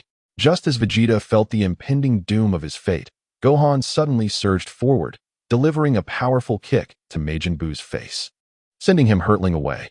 Subsequently, Gohan addressed Vegeta, saying, "All right, Uncle Vegeta, it is time for a change in the arena. You may step down and take a rest while I take your place." With that, he cast a serious gaze towards the direction of Majin Buu. Subsequently, he transformed into a mysterious form and charged towards the demon, Majin Buu. They engaged in a fierce aerial battle. However, it wasn't long before Gohan found himself at a disadvantage. Although Majin Buu had not significantly increased his strength, he was still beyond Gohan's capacity to contend with, especially considering Buu's enhanced regenerative abilities. As anticipated, Majin Buu seized Gohan by the head and delivered a crushing blow. Just as Gohan felt the world spinning around him, Majin Buu hurled him towards the ground, followed by a barrage of energy blasts. At that moment, Gohan lay helpless amidst the ruins, blood trickling from the corner of his mouth, clearly suffering from severe injuries. Just as Majin Buu prepared to deliver the final blow, Goku burst onto the scene, launching a powerful punch that sent Majin Buu flying. Then, addressing Gohan amidst the ruins, he said, "All right, it's your turn to step down. Now it's my time to take the stage." With that, he transformed into Super Saiyan 2 and charged forward. Meanwhile, the battered Majin Buu glared at Goku with a face full of fury. After all, it was a rare opportunity to vanquish his foe. And yet he was thwarted time and again. Even the most patient of souls would struggle to endure such provocation. Then, with a furious roar directed at Wukong, he charged forward. As he drew near, Wukong transformed into Super Saiyan 3, engaging in a fierce confrontation with Majin Buu. Despite Wukong's formidable strength, he could only match Majin Buu blow for blow. In the midst of their intense struggle, Majin Buu performed an astonishing maneuver that left Wukong utterly astounded. At that moment, Majin Buu assumed the stance for the Kamehameha wave, and to Wukong's shock, unleashed the attack. Faced with this overwhelming display, Wukong could only cross his arms in a desperate attempt to block. Nonetheless, he was still forced to retreat under the sheer force, with the mountains behind him crumbling to dust. Subsequently, the battlefield erupted in a violent explosion, a blinding white light illuminating the swirling dust. Amidst the haze, the voice of Goku soon emerged. Kamehameha.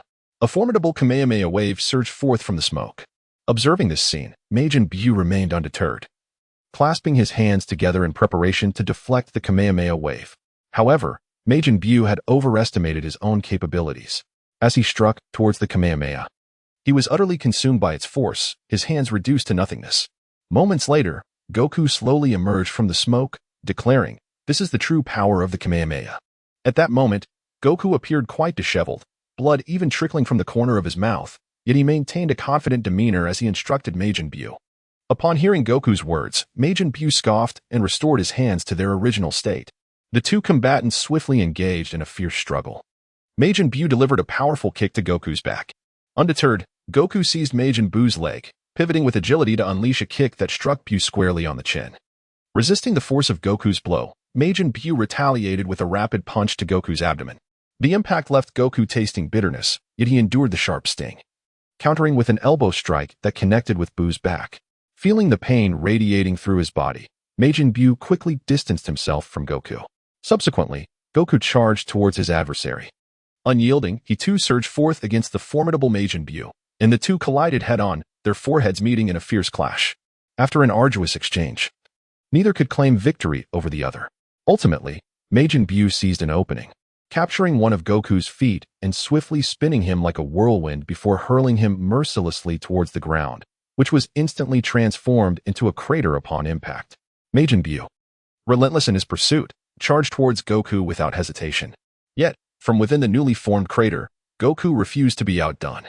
He rapidly unleashed a Kamehameha wave directed at Majin Buu. Caught off guard, Majin Buu had no choice but to absorb the blast. Given Majin Buu's formidable strength, he successfully contained Goku's energy wave. Seizing the moment, Goku unleashed another Kamehameha wave. Sensing the imminent threat, Majin Buu swiftly discarded the wave he was deflecting, which fortuitously canceled out Goku's incoming attack. In an instant, a resounding explosion erupted, and as the dust settled, Goku had vanished from the battlefield. Just as Majin Buu was momentarily distracted, Goku reappeared above him, delivering a powerful blow that sent Majin Buu crashing into the earth. As Majin Buu struggled to rise from the debris, Goku seized the opportunity, delivering a swift kick that sent him reeling back. Goku would not let this chance slip away. He firmly grasped Majin Buu's head, swiftly gathering his energy. As the radiance grew increasingly blinding, it completely engulfed the entire form of the Demon Buu, leaving no trace of the surrounding terrain, which was utterly laid to waste. As Wukong continued to exert his strength, this wave of energy was forcefully unleashed from the far side of the King Kai's realm. As the smoke dissipated, Wukong found himself utterly exhausted, gazing into the seemingly bottomless pit before him. At that moment, the enigmatic Majin Buu emerged from an unknown source, seizing Wukong's foot with a single hand and dragging him underground, where he was mercilessly hurled about, struggling to break free from Buu's grasp. Wukong swiftly gathered his energy to unleash a Kamehameha wave, propelling Majin Buu back to the surface. However, despite being obliterated, Majin Buu restored himself to his original form. At that juncture, Gohan and Vegeta arrived at Wukong's side. Vegeta addressed Wukong, stating, "From the very beginning, you have not exerted your full strength. With your current prowess, you could undoubtedly vanquish Majin Buu." In response to Vegeta's assertion, Wukong confidently replied, "I can indeed defeat Majin Buu, but the condition is somewhat challenging. I require a minute to gather my energy." Upon hearing Wukong's response, Vegeta solemnly declared, "If that is the case, I shall buy you that minute." Wukong, with a serious demeanor, cautioned Vegeta, "You must understand the gravity of this. Should you perish once more, your soul shall be lost forever." Vegeta smiled in reply, saying, "Even if my soul is lost, I shall not hesitate, for I am not alone in this battle." Gohan chimed in, "Father, you can focus on gathering your energy. Uncle Vegeta and I will hold off the enemy for you." Unlike in the original tale, Gohan's assistance this time could prove significantly advantageous. As the saying goes, 3 cobblers can outsmart Zhuge Liang. Having confirmed their roles, Vegeta swiftly transformed into his Super Saiyan 2 form and charged forth, with Gohan resolutely reverting to his mysterious form, closely following behind. Thus concludes this chapter of the Majin Buu saga. The next chapter will herald the Tournament of Power, where Regg will not merely spectate but will directly engage in combat alongside Jiren and others. At this juncture, I still beseech all esteemed readers for your 5-star reviews and encouragement for updates. Chapter 89, The Final Resort. Regg's powerful intervention. For 1,000 words. As Vegeta and Gohan entered the battlefield, they immediately engaged in a fierce struggle with Majin Buu. Vegeta confronted Majin Buu in close combat, while Gohan sought for openings to unleash his ki blasts in support. Through their coordinated efforts, Majin Buu was once again shattered into pieces. However, the fragments of Majin Buu swiftly reassembled, and the restored fiend fixed his gaze squarely upon Vegeta.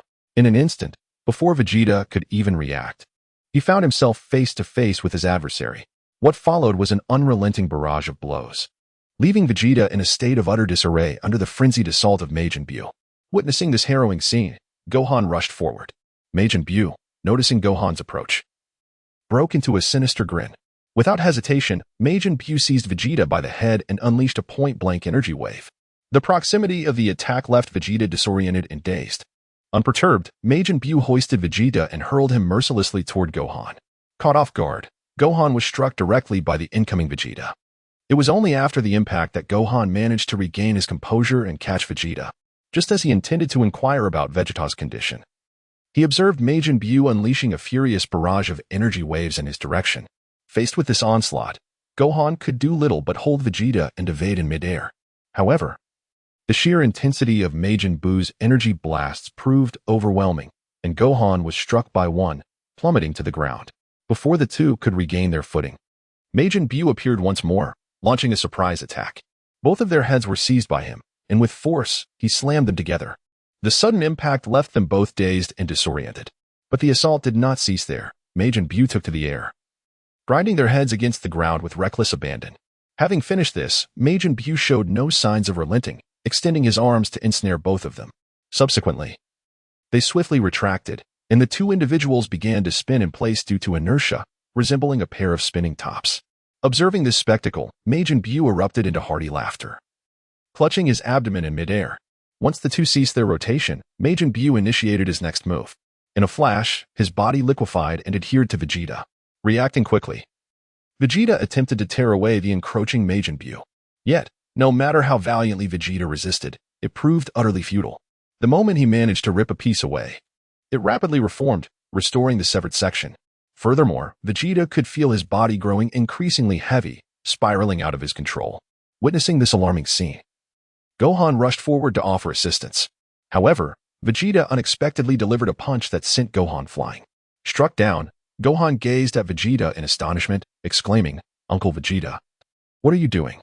At that moment, Vegeta also wore a bewildered expression, entirely perplexed as to why he had just attacked Gohan. Meanwhile, Majin Buu's visage emerged on Vegeta's form, erupting into laughter and mocking both Vegeta and Gohan. Upon hearing Buu's cackling, the duo grasped the situation's gravity. With newfound understanding, Gohan swiftly rose to launch an assault on Vegeta, who was under Majin Buu's influence. In turn, Buu maneuvered Vegeta's body to evade the attack. Just as Gohan was about to land a hit, the covering over the targeted area vanished. Gohan struck directly at Vegeta, causing him to spit out a mouthful of bitter fluid from the abrupt assault. Observing this, Gohan awkwardly remarked, "Uncle Vegeta, I didn't mean to." Before he could finish his sentence, Majin Buu seized control of Vegeta once more, delivering a punch to Gohan's face that sent him sprawling. Witnessing their disarray, Majin Buu erupted into yet another fit of laughter. Subsequently, he swiftly disengaged from Vegeta, but once free, Majin Buu unleashed a close-range energy wave upon Vegeta's chest, sending him hurtling away. The force of the blow caused Vegeta to crash through several mountains before finally coming to a halt amidst the ruins. In that moment, he lay in agony, unable to maintain his Super Saiyan 2 form, and reverted back to his base state. Upon reopening his eyes, he discovered that only Gohan remained to hold off Majin Buu. To describe it as containment would be a misnomer. It was more akin to enduring a relentless beating, as Gohan was drenched in blood. Had it not been for his desire to assist Goku in gathering energy, Gohan would have long since succumbed to his injuries. In a fit of rage, Vegeta shouted towards Goku, "Kakarot, how much longer must you gather energy? Your son is on the brink." Without waiting for a response, he charged forward in his base form to share the burden of damage and protect Gohan from impending doom. Goku, now drenched in cold sweat, stared incredulously at his own hands, and he too reverted from Super Saiyan 3 back to his base form. At that moment, Goku could distinctly feel his strength waning, a perplexing phenomenon that left him confounded. Despite being in a near-death state earlier, he could typically achieve full power within a minute. Yet, after several minutes of charging, not only had he failed to reach full power, but his energy was depleting at an alarming rate. Perhaps the toll of transforming from a living body into Super Saiyan 3 was excessively draining. With a tone of embarrassment and resignation, Goku addressed Vegeta, "Vegeta, it seems I am unable to elevate my power to its maximum potential." Hearing Goku's words while enduring the onslaught, Vegeta retorted angrily, "What? Kakarot, you." Before he could finish, Majin Buu landed a punch that sent him flying. With Goku proving unreliable, Vegeta was compelled to contemplate alternative strategies. He then called out to the Kaioshin in the sky, hurried to Namek and utilized the Dragon Balls there. The distant Kaioshin, taken aback by Vegeta's urgent plea, were momentarily bewildered. However, recognizing the gravity of the situation, East Kaioshin swiftly transported the old Kaioshin and Den to Namek. Following this, Vegeta rejoined the fray, aiding Gohan in the battle against Majin Buu. Not one to remain idle, Goku also rushed to assist. The three Saiyans, in their base forms, confronted Majin Buu. During the confrontation, Goku remarked to Vegeta, "Isn't it a bit premature to use the Dragon Balls now?" Vegeta, instead of directly responding, retorted, "Kakarot, how many times have you circled the Earth by now?" Taken aback by Vegeta's seemingly nonsensical question, Goku hesitated before answering, "I've saved Earth a few times, I'm not entirely sure."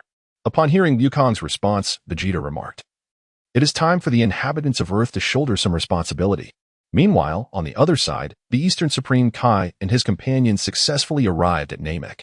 As they set foot on the planet, they were greeted by the Grand Elder and others. Subsequently, the Grand Elder spoke, "We had already foreseen the course of events. Furthermore, we have brought the Dragon Balls. Let us commence without delay." Subsequently, the East Kaioshin called out to Vegeta, inquiring, "Vegeta, the Dragon Balls have been gathered. What desires do you wish to articulate?" Upon hearing the East Kaioshin's query, Vegeta promptly articulated two wishes. The The first wish was to restore Earth to its former state. The second wish was to resurrect all those who had perished since the day of the World Martial Arts Tournament, excluding the most vile individuals. As for the third wish, he left it open-ended. At that moment, Goku, with a puzzled expression, remarked, "Wouldn't it be simpler to state that you wish to resurrect those killed by Majin Buu?" In response to Goku's inquiry, Vegeta elucidated, "If that were the case, Babidi and Dubra would also be resurrected. And those whom I had slain during the tournament could not be brought back to life." This exchange clearly indicated that Vegeta had given far more thought to the matter than Goku. Meanwhile, the East Kaishin initiated action. The first wish was successfully fulfilled. Earth was revived once more. However, the second wish, due to the sheer number of individuals, required some time to manifest. The battle in the Kaishin realm was far from over, and Goku and Vegeta's conversation during the fray irritated Majin Buu, who unleashed a powerful assault, sending all three warriors hurtling away. They swiftly regained their footing and evaded the ensuing energy blasts. At this juncture, Vegeta's injuries healed rapidly, and even the halo atop his head vanished. Observing this from a distance, Goku chuckled, remarking, "It seems that Vegeta is not quite the malevolent fiend after all." However, Vegeta paid no heed to such comments and charged forth once more to confront Majin Buu. He called out to Goku, saying, "Kakarot, I will buy you some time. You focus on gathering a spirit bomb. Not just a small amount of energy, but absorb as much as possible to maximize the spirit bomb's potential. As for how to convey this, I will communicate with the Kaishins." Upon hearing Vegeta's instructions, Goku nodded seriously and descended into the air to begin gathering energy. Thanks to Vegeta's revival, all his injuries healed, and his strength returned. While he could hold his own against Majin Buu, he was still capable of restraining the opponent. At that moment, the East Kaishins found themselves in a predicament, lacking the ability to transmit their thoughts into each individual's mind. Just then, the Kai spoke up. "Lord Kaishin, I possess a unique skill. I can convey messages into everyone's consciousness." Subsequently, the king swiftly connected his energy with Vegeta. Sensing the unusual occurrence, Vegeta, aware of the recent events, proclaimed, "People of Earth, your impending demise is the result of the devastation wrought by Majin Buu. Therefore, we require your strength to vanquish this malevolent entity. I implore you all to raise your hands towards the heavens." "All right, let us commence. Quickly, raise your hands." Upon hearing these words, the king broke into a cold sweat, remarking, "Is it customary to make such requests of others?" However, Vegeta remained undeterred, fixated solely on the task of defeating Majin Buu. At that moment, Goku had already lifted his hands above his head, beginning to gather the spirit bomb. Meanwhile, on Earth, Bulma and the others raised their hands in unison, channeling their energy to assist Goku. As the spirit bomb gradually swells in size, it remains insufficient to vanquish the malevolent Majin Buu. Unlike in the original narrative, Mr. Satan does not ascend to the Supreme Kai's realm this time, thus rendering him unable to gather all the energy from Earth into Goku's hands. As time gradually slips away, the spirit bomb remains unchanged in size. Gohan and Vegeta lie on the ground, evidently exhausted and unable to contend with Majin Buu any longer. Subsequently, the malevolent Majin Buu shifted his focus toward the airborne Goku. In this dire moment, an unexpected figure made a sudden appearance. With one foot, this individual pinned Majin Buu to the ground, rendering him immobile. Goku and his companions were left in a state of utter bewilderment upon witnessing this unforeseen arrival. The person in question was none other than Regg, who had been observing the unfolding events for several chapters. At that moment, Regg held a slice of watermelon in his hand and remarked, "It appears that this timeline is indeed different from what I had envisioned. If I do not intervene, this universe may very well cease to exist." This statement was far from mere rhetoric. Regg was acutely aware that in this timeline, there were neither angels nor deities of destruction. Thus, had Regg chosen not to take action, the universe might have faced imminent annihilation. Meanwhile, beneath Regg's foot, Majin Buu thrashed wildly, desperately attempting to free himself from Regg's grasp, even resorting to liquefying his form. However, all efforts proved futile, as Regg's aura effectively sealed off all of Majin Buu's actions, forcibly solidifying even his liquefied state. Subsequently, Regg looked up at Goku in the sky and inquired, "Do you require energy?" Upon hearing Regg's question, Goku appeared somewhat bewildered, yet he nodded and replied, "I do need energy, but not merely a trivial amount to contend with Majin Buu. That may not suffice."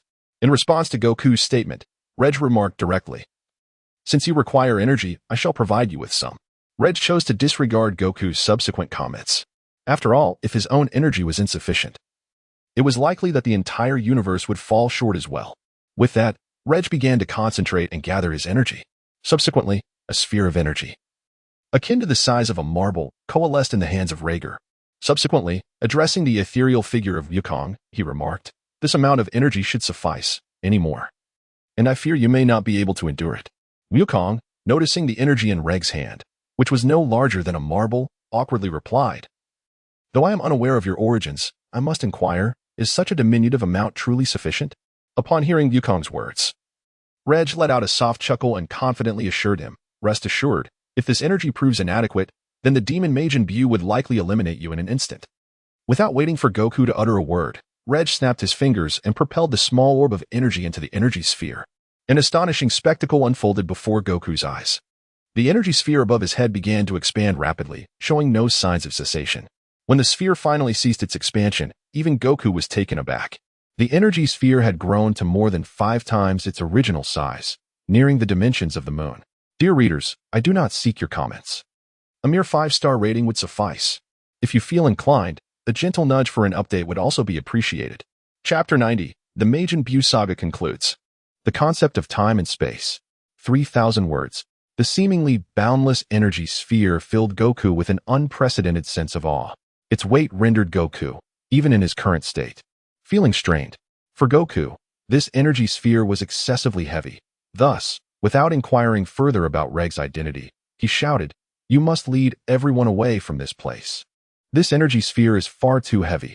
I can barely hold it." Clearly, Goku wished to expend his final reserves of strength to hurl the energy sphere at Majin Buu. Yet he feared for the safety of Regg and the others. Hearing Goku's words and understanding his intent, Regg replied, "Do not concern yourself with me. Just throw it. Can I truly be harmed by my own energy?" With that, Regg shifted his gaze towards the already fallen Vegeta and Gohan. Subsequently, he concentrated his energy, dividing it into 2 portions, which he then bestowed upon Gohan and Vegeta. Sensing the influx of fresh energy, both warriors regained a measure of their strength. The 2 individuals gradually rose to their feet, yet Vegeta's gaze remained fixed upon Regg. After a prolonged silence, Vegeta inquired, "Who are you? Why do you assist us?" In response to Vegeta's question, Regg merely chuckled and replied, "What matters is not who I am, but rather that we must first vanquish Majin Buu." After pondering Regg's words for a moment, Vegeta acquiesced to his proposal. Subsequently, he and Gohan departed from the range of the Spirit Bomb's assault. Noticing that Vegeta and Gohan had retreated, Regg then turned his attention to Goku in the sky. Addressing Goku, he stated, "Very well, those 2 are gone. Now you can unleash your attack without hesitation." Upon hearing Regg's words, Goku nodded earnestly and directed his focus towards Majin Buu beneath him, declaring, "Prepare yourself. A powerful move is imminent." Subsequently, the colossal energy sphere was cast downward. As the spirit bomb descended, a colossal aura surged downward, reducing everything in its vicinity to mere ruins. Regg remained steadfastly in place, fixated upon the spirit bomb, when a sudden realization seemed to dawn upon him. He reached out and grasped the neck of Majin Buu beneath him, lifting the creature to his own eye level. Subsequently, he enveloped Majin Buu's form with his own energy. At that moment, it appeared that Regg had discovered something profound. He concentrated his energy into a single finger, which did not cease its expansion, transforming into a slender white needle. Subsequently, he inserted the needle composed of essence into the head of the Majin Buu. Swiftly withdrawing the needle, a morsel, no larger than a grain of rice, materialized in Regg's hand. He propelled this morsel into the distance, where it rapidly expanded in midair, transforming into the rotund Majin Buu. Regg harbored a favorable impression of the chubby Buu during the Maro saga. The plump Buu had guided the newly reincarnated Kid Buu in harnessing divine power to aid Goku in vanquishing Moro. Furthermore, within the GT universe, the chubby Buu merged with the reincarnated Kid Buu, evolving into a formidable warrior to combat Vegeta, who was possessed by Baby, thereby buying time for Goku's arrival. Thus, Regg's perception of the chubby Buu was quite positive, with some netizens even asserting that the chubby Buu was, in essence, the Grand Kaishin living in an alternative form. Just as Regg contemplated this, the spirit bomb drew perilously close. Observing the imminent approach of the spirit bomb, Regg remained unfazed. He simply hoisted Majin Buu and pressed him against the spirit bomb, rendering him incapable of escape. At the moment of contact with the spirit bomb, Majin Buu experienced excruciating pain and thrashed violently in Regg's grasp.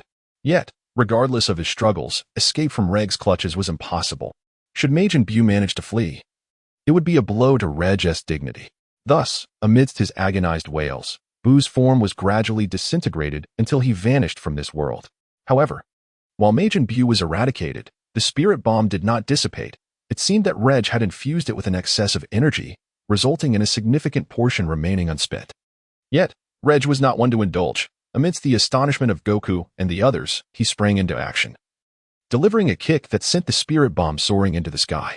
Thus, the spirit bomb was propelled beyond the atmosphere, hurtling into the cosmos. But this was merely the beginning. Regg raised one hand skyward and then clenched it into a fist, instantly immobilizing the spirit bomb in midair. As Regg exerted a firm grip, the energy sphere erupted in the air, releasing a blinding radiance. However, Regg was well prepared, donning sunglasses to observe the spectacle of the energy sphere's explosion. As the brilliant light faded, the energy orbs in the sky had already burst forth like fireworks, shimmering in their splendor.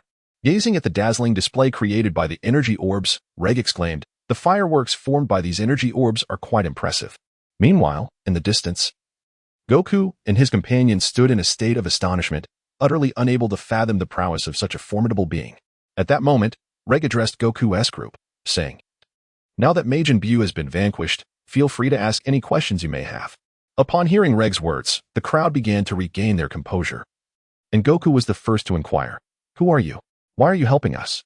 In response to Goku's question, Regg simply replied, "Assisting you is merely a matter of convenience for me. As for my identity," he then unveiled the tail coiled around his waist. The instant they beheld the tail, their pupils dilated in shock, and Vegeta, with a wary tone, declared, "You are a Saiyan. I distinctly recall that only pure-blooded Saiyans, myself and Kakarot, remain. What is your true identity?" To Vegeta's inquiry, Regg merely chuckled and replied, "You will come to know my identity in due time."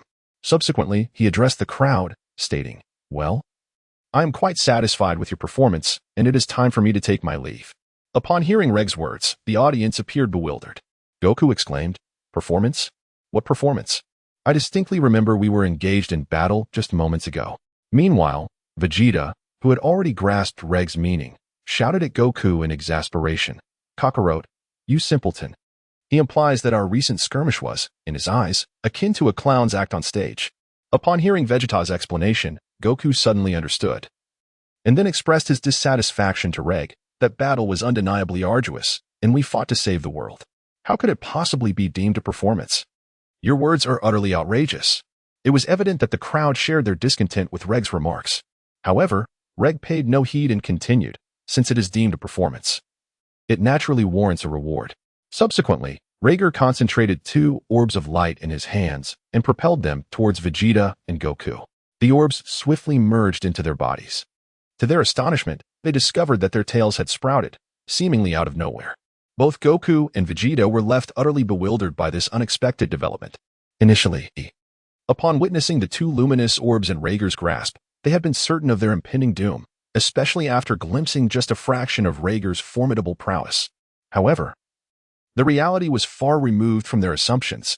He was merely aiding them in the restoration of their tails. Still grappling with their confusion, Regg continued, "Allow me to share another secret. The transformation into Super Saiyan 4 is intricately linked to the tail." Upon hearing this, the 2 snapped back to attention. Shock etched across their faces as they gazed at Regg. Goku then exclaimed, "Have you truly mastered the transformation of Super Saiyan 4? In response to Goku's inquiry, Regg simply smiled, remaining silent. Subsequently, he activated the portal, preparing to depart from this realm of existence. However, before his departure, Regg declared, "Super Saiyan 4 is not the ultimate peak for the Saiyans. There are even loftier realms awaiting you." Amidst the astonished gazes of those present, Regg exited this dimension. As Regg traverses through dimensions, he arrives at a new space-time. Here, it is pertinent to elucidate the order of space-time. Space-time is categorized into positive space-time and negative space-time, with the principal space-time situated in between the two. Positive space-time is typically characterized by the triumph of virtuous entities, while negative space-time is the antithesis, marked by the victories of malevolent forces. Positive space-time is generally numbered as 1, 2, 3, and so forth, whereas negative space-time is denoted by -1, -2, -3, and so on. The higher the number in positive space-time, the more formidable the heroes, conversely, in negative space-time. A higher number signifies greater power among the villains. The despair-laden space-time that Regg previously traversed lies approximately between -1000 and -900, while the realm of Majin Buu is situated between -100 and -50. Moreover, there exist certain unique space-time configurations, such as fragmented space-time. Unlike conventional space-time, fragmented space-time is composed of shards of space-time. When a particular space-time meets its demise, fragments may emerge that have not been entirely obliterated. These shards resemble the miniature worlds found in the realm of cultivation, their dimensions comparable to that of superclusters. If left unaddressed, these shards will drift in the void, eventually colliding and merging to give rise to fragmented space-time. This type of space-time is distinct from normal space-time, as it harbors no life forms and possesses an exceedingly unstable internal environment. The fragmented space-time that has been encountered thus far is the realm where Regg and the Shadow reside. In addition to the inherent instability of fragmented space-time, it serves other purposes as well. Due to its abnormal origin, the Kaishin of time is unable to ascertain the coordinates of fragmented space-time. This uncertainty regarding coordinates has rendered it a bastion for Regg and his companions. The aforementioned content is entirely of personal creation and does not reflect the original work. Thus, I appreciate your understanding. At this moment, Regg had traversed a long journey, arriving in another dimension. Upon entering this space-time, he first sensed the whereabouts of Goku and his companions, only to realize they were not on Earth.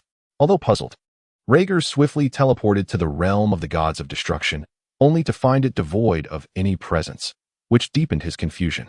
After contemplating for a while, he decided to head to the Void Realm, the venue of the power tournament. Since everyone was absent, there could only be two possibilities. They were either engaged in the power tournament or competing against the sixth universe. Regg was uncertain about which planet of the sixth universe they were on, so he opted to visit the Void Realm to ascertain if Goku and the others were there. The moment he arrived in the Void Realm, he was immediately locked onto by a powerful aura. Looking up, he recognized it was the Grand Minister. The Grand Minister, with a serious demeanor, stated, "You do not belong to this space-time. To traverse dimensions recklessly is a grave offense, warranting judgment from the Omni King." Dear readers, I humbly request a 5-star rating. If that is not feasible, a gentle nudge for updates would suffice. Chapter 91, The Unintended Transformation into a Melon. The Second Power Tournament. As Regg was about to respond to the Grand Minister's words, he was forcibly transported before the Omni King. The Omni King, upon witnessing the sudden appearance of the Grand Minister and Regg, inquired with a perplexed expression, "Grand Minister, who is this individual?" After hearing the Omni King's question, the Grand Minister recounted the events that had transpired. Once the Grand Minister finished his explanation, the Omni King, with an impassive expression, turned his gaze to Regg and declared, "In that case, you shall simply vanish." With that, the Omni King prepared to raise his hand to erase Regg from existence. In this moment of crisis, Regg suddenly interjected, "Wait, I have something to present."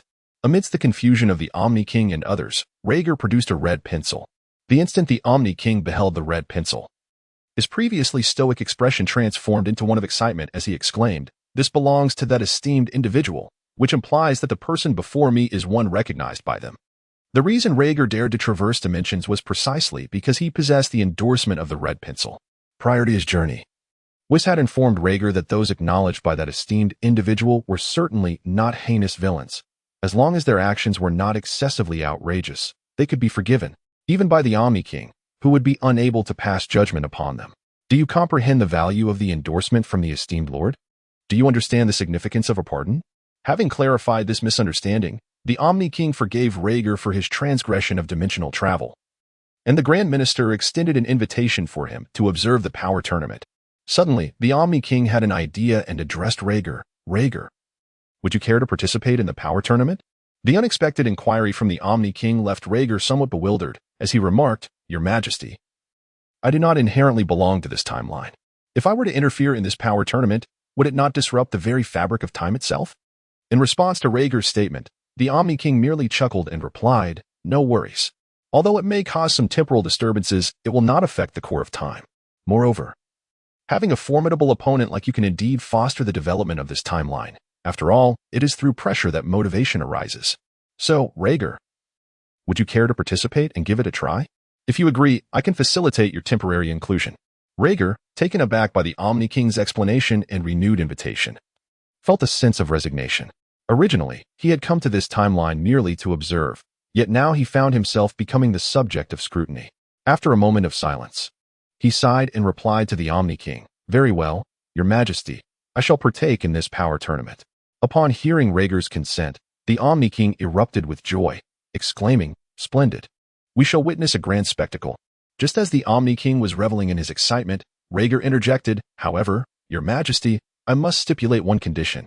The Omni King, intrigued, inquired, "What is your condition, Regg?" With clarity, Regg articulated his request, "I hope that Your Majesty will show mercy and refrain from erasing those universes.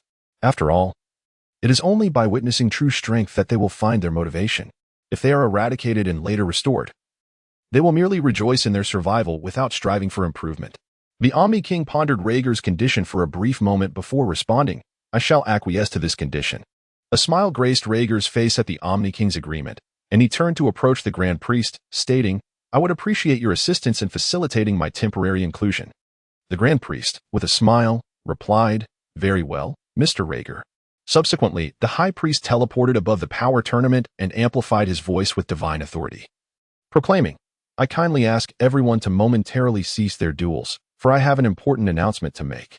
Upon hearing the High Priest's voice, both the spectators and the combatants on stage halted their actions, turning their attention towards him.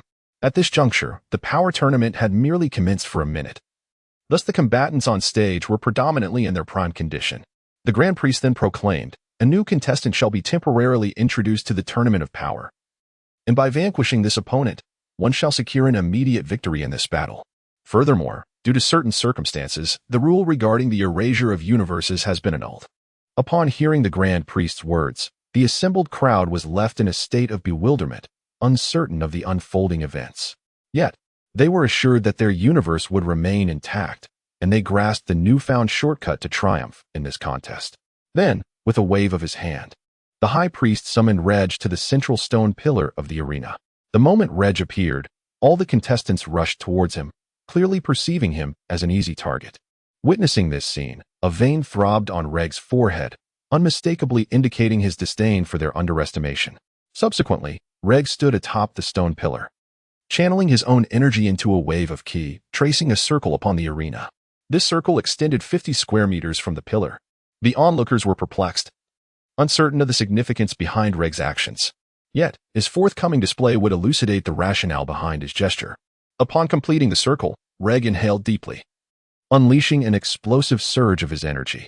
This formidable force radiated outward, enveloping the entire arena. Those unprepared or relatively weaker were forcefully pinned to the ground, creating a series of craters in their wake. Subsequently, Regg addressed those on the stage, declaring, "This is but a fraction of my power. Only by stepping into the circle I have drawn do you earn the right to challenge me.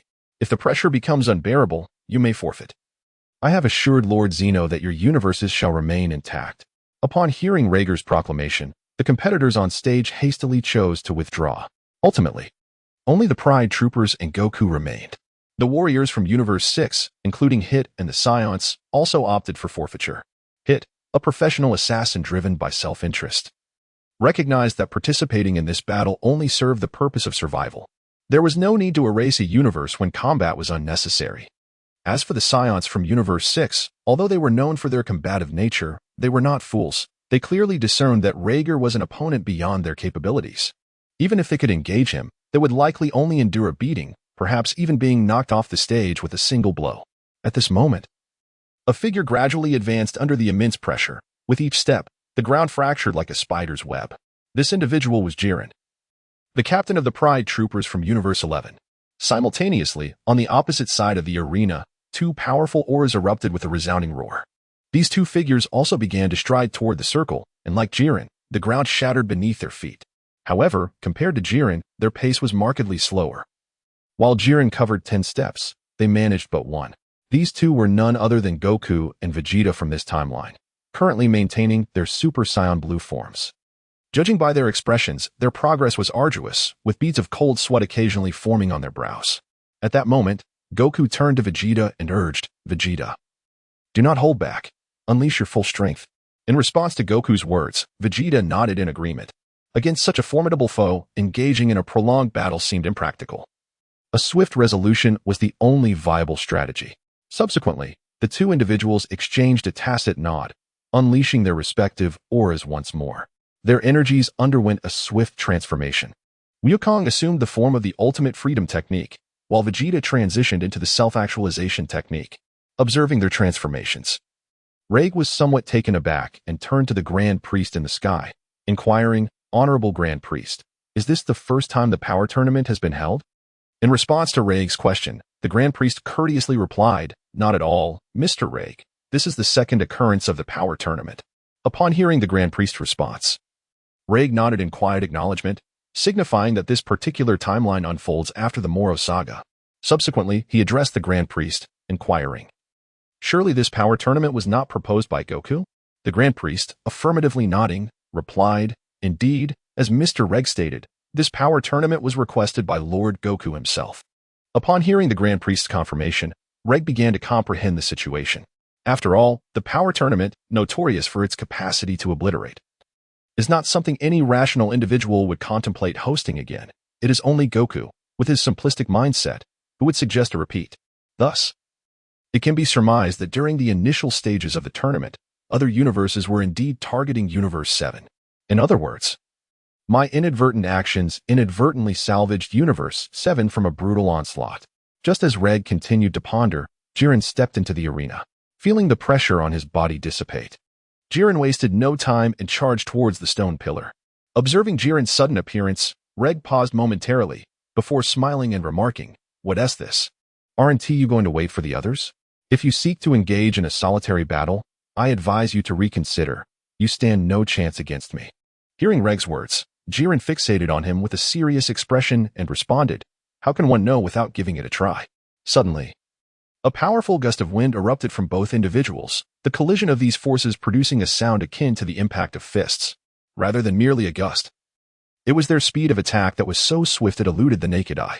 Although the scene appeared to depict an equal struggle, in truth, Jiren had already succumbed to a disadvantage.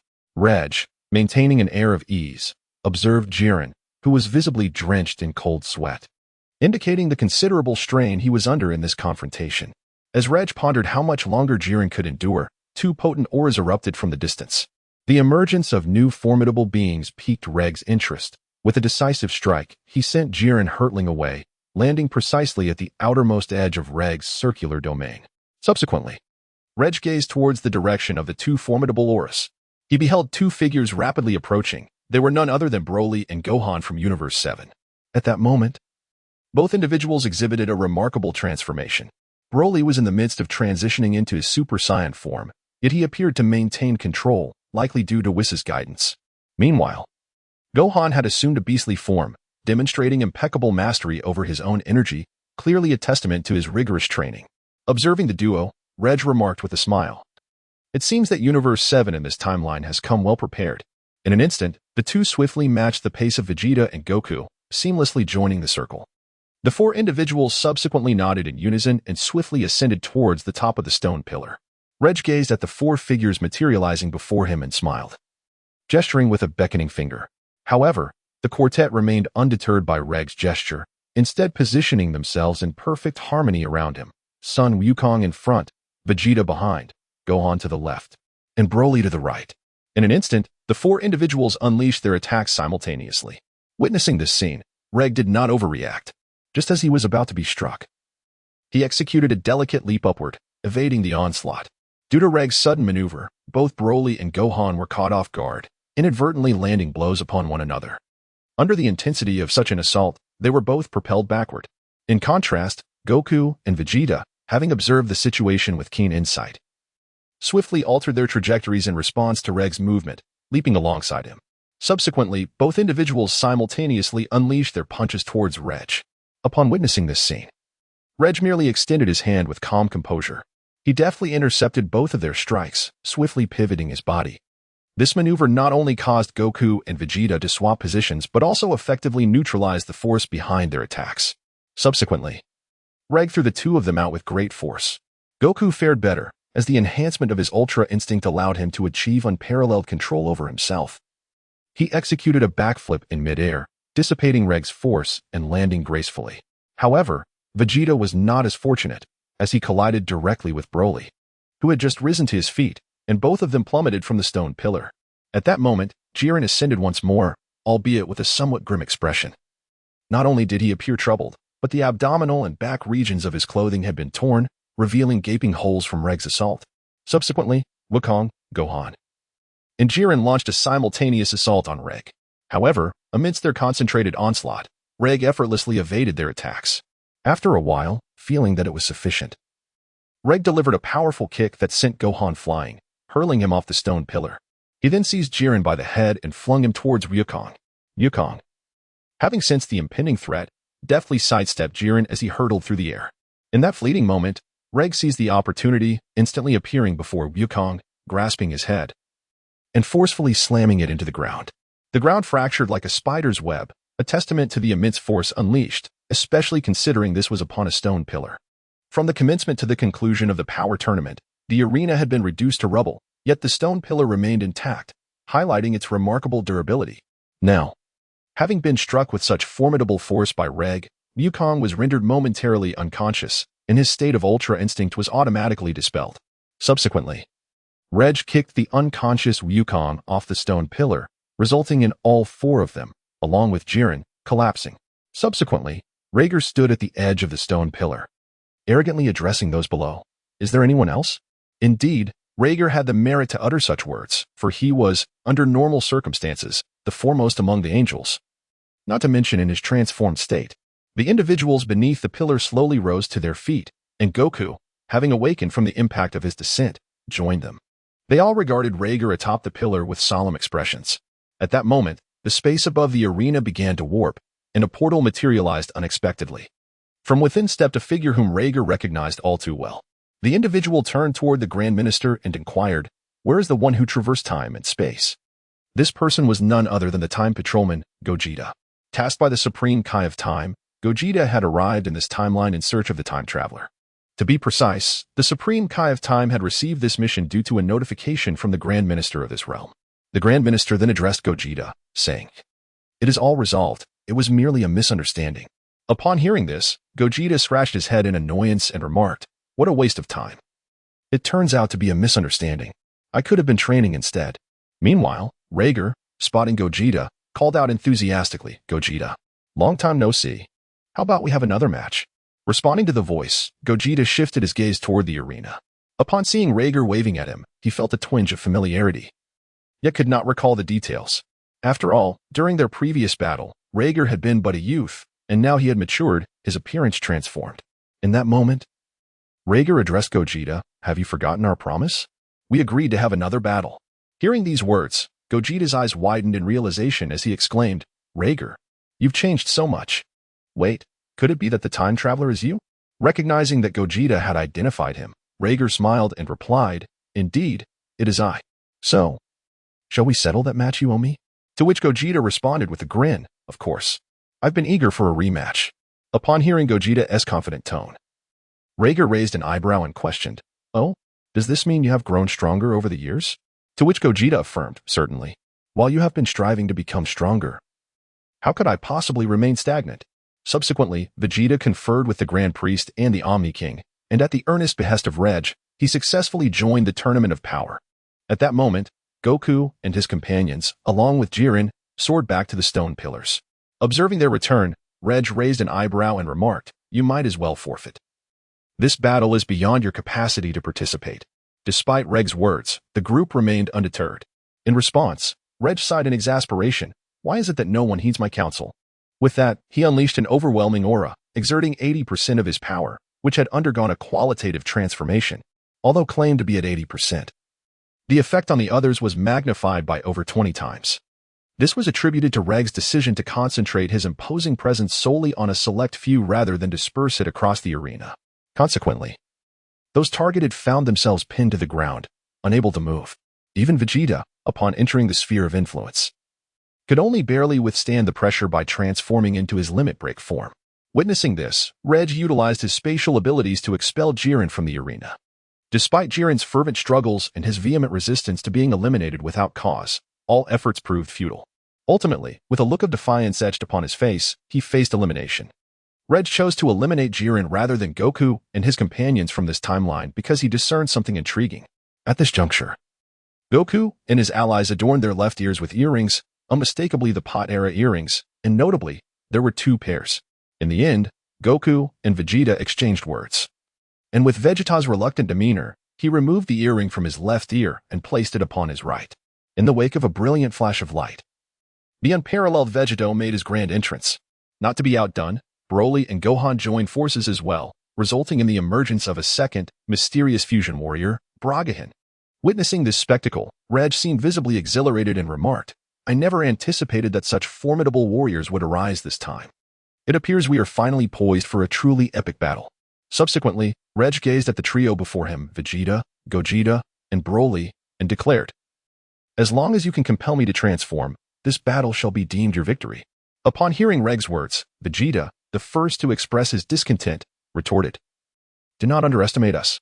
At the very least, we must make you pick your teeth off the ground before you concede." Subsequently, Vegeta instantaneously transformed into the state of Ultra Instinct. Broly, unwilling to be outdone, directly ascended to his Super Saiyan form, albeit with his pupils turning a vivid red. What astonished Regg was the sight of Gogeta transitioning into the Super Saiyan blue form.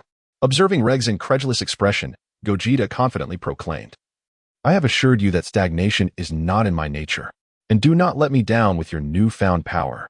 In response to Gogeta's words, Regg smiled confidently and declared, "Indeed, I must at least avenge the grudge of that fateful punch from years past." Subsequently, both sides swiftly formed their ranks. Regg faced none other than the formidable white god form of Vegeta, the beast transcending Broly, and the universe-breaking Gogeta. The overwhelming power emanating from the trio caused the entire arena to tremble. Observing this, Regg remained unfazed, unleashing the full extent of his pressure in his normal state. This surge of power not only caused the arena to shake, but also resulted in cracks appearing in the stone pillars upon which the four stood. Remarkably, Regg single-handedly withstood the combined might of the three, forcing a stalemate. Dear esteemed readers, I humbly beseech you for a 5-star review, if that is too much to ask. A gentle nudge for updates would suffice. Chapter 93, The Saiyan Battle. The unknown warrior of the second fusion. Despite pushing themselves to the limit, the confrontation remained a draw. Broly, unable to contain himself any longer, charged at Regg. Noticing Broly's advance, Regg felt a flicker of interest and met him head-on. The two collided, their fingers interlocking as they began to grapple. The sheer force of their powers caused the ground around them to fracture and sink further into the earth. Meanwhile, Vegeta and Gogeta, witnessing Broly's initial assault, also launched their attacks from either side towards Regg, sensing the encirclement. Regg's interest peaked as he effortlessly lifted Broly with his immense strength. Subsequently, a kick landed upon Broly's abdomen, sending him soaring through the air. Meanwhile, due to the momentum, Regg was able to retreat backward, evading the encroaching advance of the two assailants. Observing their failed attempt to surround him, Gogeta and Vegeta swiftly adjusted their positions mid-air, propelling themselves toward the direction in which Regg was retreating. The airborne Broly, regaining his composure, skillfully stabilized himself and landed gracefully on the ground. Subsequently, energy waves were incessantly unleashed towards the direction of Regg, providing cover for Vegeta and Gogeta. Observing Vegeta and Gogeta charging towards him, Regg felt a flicker of excitement. He unleashed his own aura, effortlessly dispersing all the energy waves that approached him. Subsequently, they advanced directly and engaged in close combat with one another. The speed of the three fighters was astonishing, continuously shifting positions upon the arena. Each new location they reached was marked by a deep, bottomless crater caused by their residual energy. Remarkably, Regg remained unfazed while contending against both Vegeta and Goku, even beginning to subtly dominate their efforts. Witnessing this scene, Broly, who had been observing from a distance, surged forward to join the fray. With Broly's intervention, Regg, who had previously held an advantage, found himself barely managing to maintain equilibrium in the battle. Within less than half a minute, the arena was on the brink of destruction from their fierce clash. The spectators, including the Kais and gods of destruction, were left in a state of astonishment, with even some angels displaying expressions of surprise. At that moment, Beerus remarked, "Who on earth is that young man? No one can subdue him. Could he possibly be a newly appointed deity by the Omni King?" Upon hearing Beerus's words, the crowd fell silent, while Whis gravely responded, "Lord Beerus, that individual does not belong to this timeline. The Omni King has not passed judgment, perhaps due to certain circumstances." Acknowledging the gravity of the situation upon learning that Regg was not of their timeline, they refrained from further discussion and focused intently on the unfolding battle. Meanwhile, on the arena, After witnessing Regg's unwavering stamina despite the prolonged conflict, the three fighters decisively abandoned close combat, swiftly retreating to prepare their respective energy attacks. Observing this, Regg commenced his own energy buildup, readying himself for a direct confrontation with the trio. As the strength of the four individuals continued to escalate, the surrounding space began to warp and shatter under their immense power. Ultimately, with the resounding crack of the stone pillar, they simultaneously unleashed their attacks in a clash of energy. Tenfold Kamehameha, Divine Kamehameha, Explosive Magic Piercing Light Cannon, Tenfold Divine Ultimate Flash. As the four unleashed their energy waves, everything in the vicinity was utterly obliterated. Subsequently, four beams of light converged, resulting in a blinding white radiance that illuminated the entirety of the realm of nothingness. As the brilliant light faded, what came into view was Regg, single-handedly contending against three formidable energy waves, still holding his ground resolutely. Witnessing this scene, the three individuals made the decision to converge towards the center. As the three individuals drew closer together, their energy waves began to coalesce, gradually advancing towards Regg. Witnessing this spectacle, Regg refused to be outdone and let out a mighty roar, amplifying the force of his energy wave in an attempt to repel it. In response, the trio simultaneously exerted their strength, pushing Regg's energy wave back. The point of collision remained precariously balanced, swaying erratically. At times, Regg held the upper hand, while at other moments, the three united against him prevailed. As the powers of the four individuals continued to amplify, the collision point ceased to oscillate laterally and instead expanded into an exceedingly unstable sphere of energy. Ultimately, with a resounding roar from the quartet, the energy sphere swelled to an extent that surpassed the spatial threshold and rapidly contracted, collapsing into a miniature black hole. Witnessing this spectacle, the four remained unfazed. They resolutely abandoned their assault on the wave and plunged into the black hole to engage in combat. Perhaps due to the pressure exerted by the black hole, the trio experienced a slight deceleration in their speed.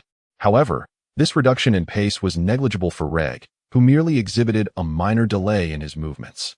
Consequently, the scene unfolded with Regg single-handedly overpowering the three, sending Broly flying with a kick and seizing Gogeta's tail, propelling him towards Vegeta. In the brief moment Vegeta attempted to evade, Regg surged forward, yet Vegeta, in his white god form, received no leniency as Regg unleashed a flurry of Wing Chun strikes. Subsequently, the three were unceremoniously expelled from the black hole by Regg. With a surge of his own formidable aura, Regg shattered the black hole and gazed down upon the trio with an air of arrogance, proclaiming, "How confident are you in your own abilities to dare to engage me within a black hole? Is this not merely an invitation for trouble? Do not underestimate this mere black hole. I could traverse one the size of a starfield with ease. Not to mention, I have previously clashed with others within such an abyss." Upon hearing Regg's words, the three slowly rose from the ruins of the arena. At that moment, Gogeta turned to the other two and said, "I have a strategy to defeat him, but it requires your assistance." Intrigued by Gogeta's proposition, the two immediately showed interest. Subsequently, Vegeta inquired, "What method?" Subsequently, Gogeta whispered something into Vegeta's ear. Upon hearing Gogeta's suggestion, Vegeta's face darkened, and he retorted, "Such a shameful act is beneath me. Let those who wish to partake do so, but I shall not." Observing the two engaged in hushed whispers, Regg appeared intrigued and declared, "I shall grant you 10 seconds. Should you fail to reach a decision swiftly, I will have no choice but to eliminate you." The gravity of Regg's words immediately weighed upon the trio. Regg commenced the countdown. 10, 9, 8. As the countdown progressed, tension mounted among them. Gogeta turned to Vegeta, stating, "The path to success is fraught with challenges. If you do not make sacrifices, you shall never attain your desires, unless you are content to remain a failure." Vegeta's expression remained unchanged, however. The tightness of his clenched fist betrayed his inner turmoil. 5, 4, 3. As the countdown neared its conclusion, Vegeta gritted his teeth and declared, "All right. I agree to this plan." At Vegeta's acquiescence, Gogeta smiled. Meanwhile, Regg concluded the countdown, addressing the three below. "Time's up. Since you have chosen an action, I shall proceed." Subsequently, he charged directly towards the trio. At that moment, Broly stepped forward and addressed Gogeta and Vegeta, saying, "I will hold them off. You must hurry, for I may not last much longer." With that, he swiftly ascended to confront Regg, engaging in combat. Rather than a battle, it resembled a relentless beating. Even though Broly had transformed into a legendary Super Saiyan, possessing the ability to enhance his combat prowess linearly during battle, this alone was insufficient to defeat Regg. After all, the capacity to augment combat strength was not unique to him. Moreover, Regg's rate of improvement surpassed that of Broly. If Broly's enhancement was quantified as 1 per second, Regg's would be 10, and when battling formidable opponents, he could escalate by 50. As Broly endured the onslaught, the two below began their own actions. They distanced themselves from one another and executed an awkward dance that could have unearthed a 3-bedroom apartment. Uncle Bird had previously mentioned that fusion could be achieved a second time, albeit with exceedingly slim odds, as maintaining the balance of 4 distinct energies was quite challenging. Finally, at the moment their fingers touched, a brilliant light enveloped them. Witnessing this spectacle, Regg delivered a powerful kick that sent Broly flying, turning his gaze towards the radiant glow. As the white light dissipated, a golden beam ascended towards the heavens. As the beam of light dissipated, a figure stood in its midst. This individual was adorned in attire exclusive to the dance fusion, yet the sole distinction lay in the fact that, aside from the outer garment, he also wore a form-fitting black bodysuit, with the earrings of the Supreme Kai still adorning his ears.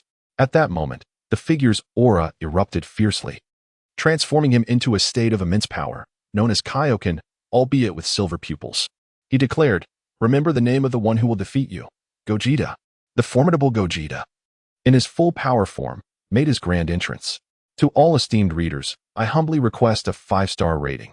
If that is not feasible, your encouragement for updates would suffice. Chapter 94, Gogeta's Full Power Unleashed. A timed battle of 5 minutes. A powerful aura surged from Gogeta, obliterating everything in its vicinity to mere dust. Witnessing such overwhelming strength, Regg's earlier, carefree demeanor faded, replaced by a serious resolve. Although in a transformed state, even the Super Saiyan form could overpower Gogeta. Regg had explicitly stated before the battle that he would not transform, and thus he was determined to adhere to that principle. While it would be somewhat challenging to contend with Gogeta in his current form, it was by no means insurmountable. With this thought in mind, Regg assumed a combat stance, ready to engage in the forthcoming battle. Observing Regg's movements, Gogeta let out a cold smirk. Then, extending one foot, he prepared to take a step forward. The moment his foot touched the ground, he vanished instantaneously, reappearing right in front of Regg. Upon seeing the sudden appearance of Vegeta, Regg's heart exclaimed in disbelief. Just as Regg was still processing the shock, Vegeta struck with lightning speed, landing a powerful punch squarely on Regg's face, sending him flying. The force of this tremendous attack propelled Regg backward, crashing into a stone pillar. Yet, he showed no sign of halting, piercing through the pillar and emerging from the other side. However, Regg was not to be underestimated. Regaining his composure midair, he swiftly adjusted his posture and executed a backflip, dissipating the impact of Vegeta's strike. At that moment, Regg found himself standing atop a fragment of the arena, gazing through the hole he had just created towards Vegeta. It was then that Regg tasted a metallic tang. He wiped the corner of his mouth with his hand, realizing that he had drawn blood from that recent encounter. Staring at the blood on his hand, Regg paused for a moment. Throughout all this time, he had never sustained an injury, let alone bled. Then he threw his head back and laughed heartily, leaving all present in a state of bewilderment. Once his laughter subsided, he turned to Gogeta with a serious expression and said, "Your strength is formidable enough for me to take you seriously. I hope that in the next 10 minutes, you won't succumb too quickly."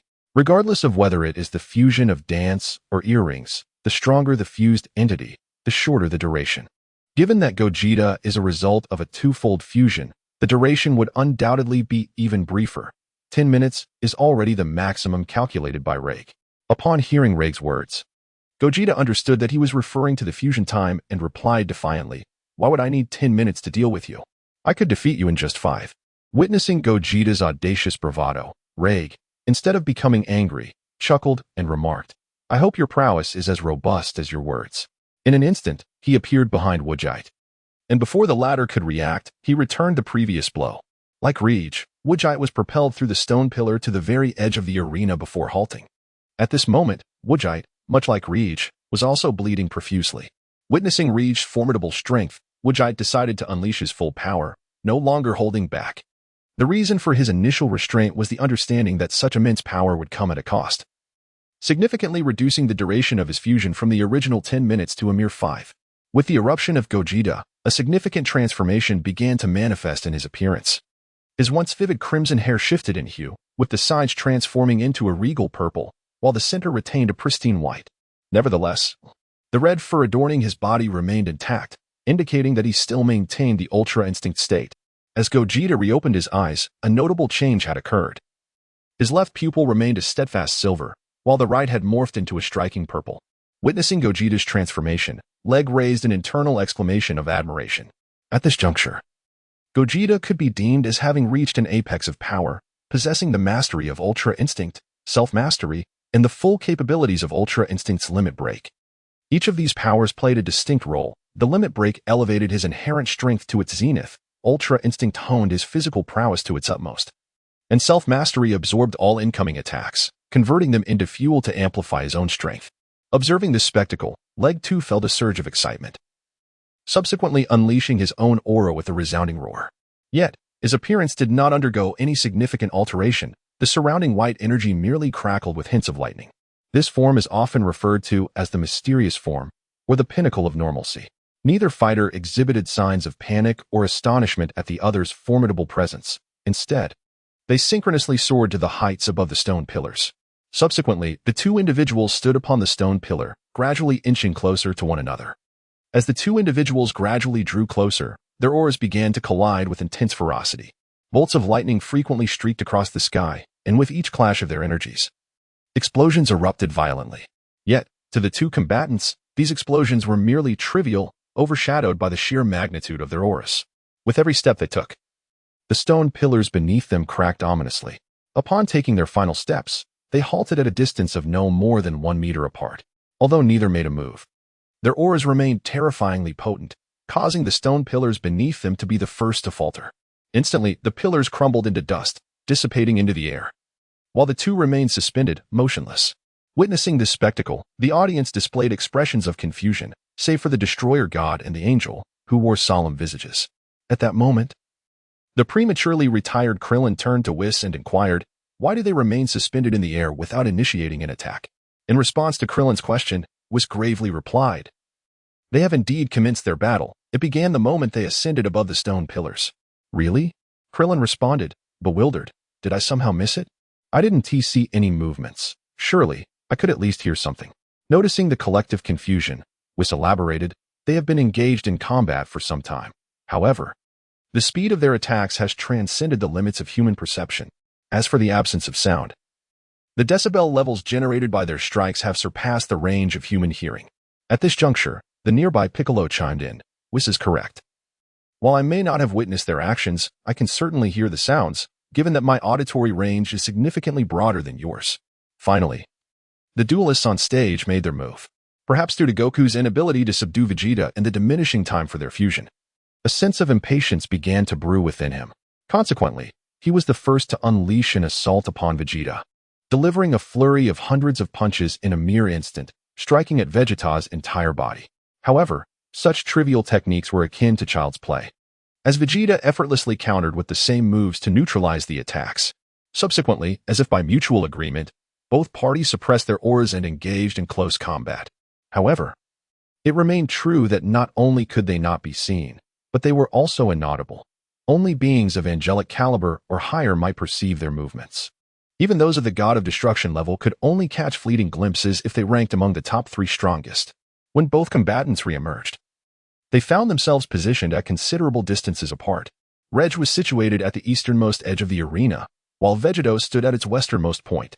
Yet, the imprints of their fists on each other's faces clearly indicated that the bout had concluded in a stalemate.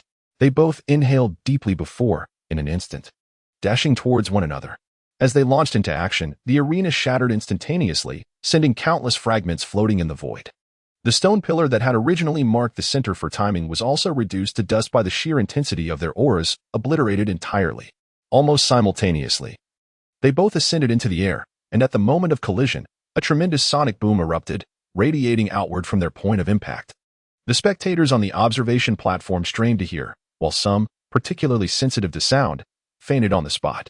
Those with unyielding wills remained conscious, though their eardrums ruptured, blood beginning to flow from their ears. The very fabric of space began to distort around them, rapidly expanding into a grayish-white domain centered on the two fighters, as if they had transcended dimensional boundaries and entered a lower dimensional space. However, neither combatant paid heed to such phenomena. They were solely focused on the presence of an opponent capable of drawing forth their utmost strength. Instantly, they commenced their battle within this lower dimensional realm. Wherever they fought, The space fractured and dimensions warped. No area could withstand the reverberations unleashed by their conflict. Dear readers, I humbly request your generous 5-star reviews or a nudge for updates. Chapter 95, A Cataclysmic Battle. The Final Dragon Fist. The Ultimate Victor.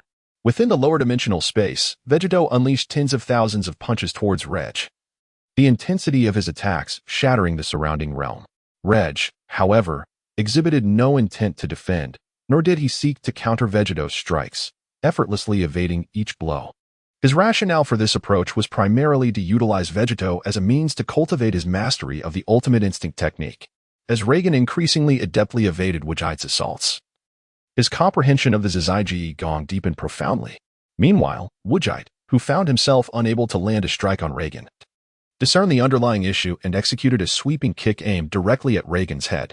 However, this time, Regg chose not to evade. It was not due to a lack of desire to continue refining his Zizai Gong, but rather an acknowledgement that his rate of progress had surged too rapidly. Vegeta's assistance was no longer as effective as it had been in the initial stages of their training. Thus, Regg smoothly pivoted and retaliated with a sweeping kick of his own. The limbs of both combatants intersected mid-air, occasionally unleashing bursts of white lightning. The formidable shockwaves emanating from their clash shattered the surrounding lower dimensional space, transporting them back to the void realm where their battle had first commenced. Following their exchange, which yielded no decisive outcome, both fighters swiftly retreated from the battlefield. The arena had transformed dramatically from its original state.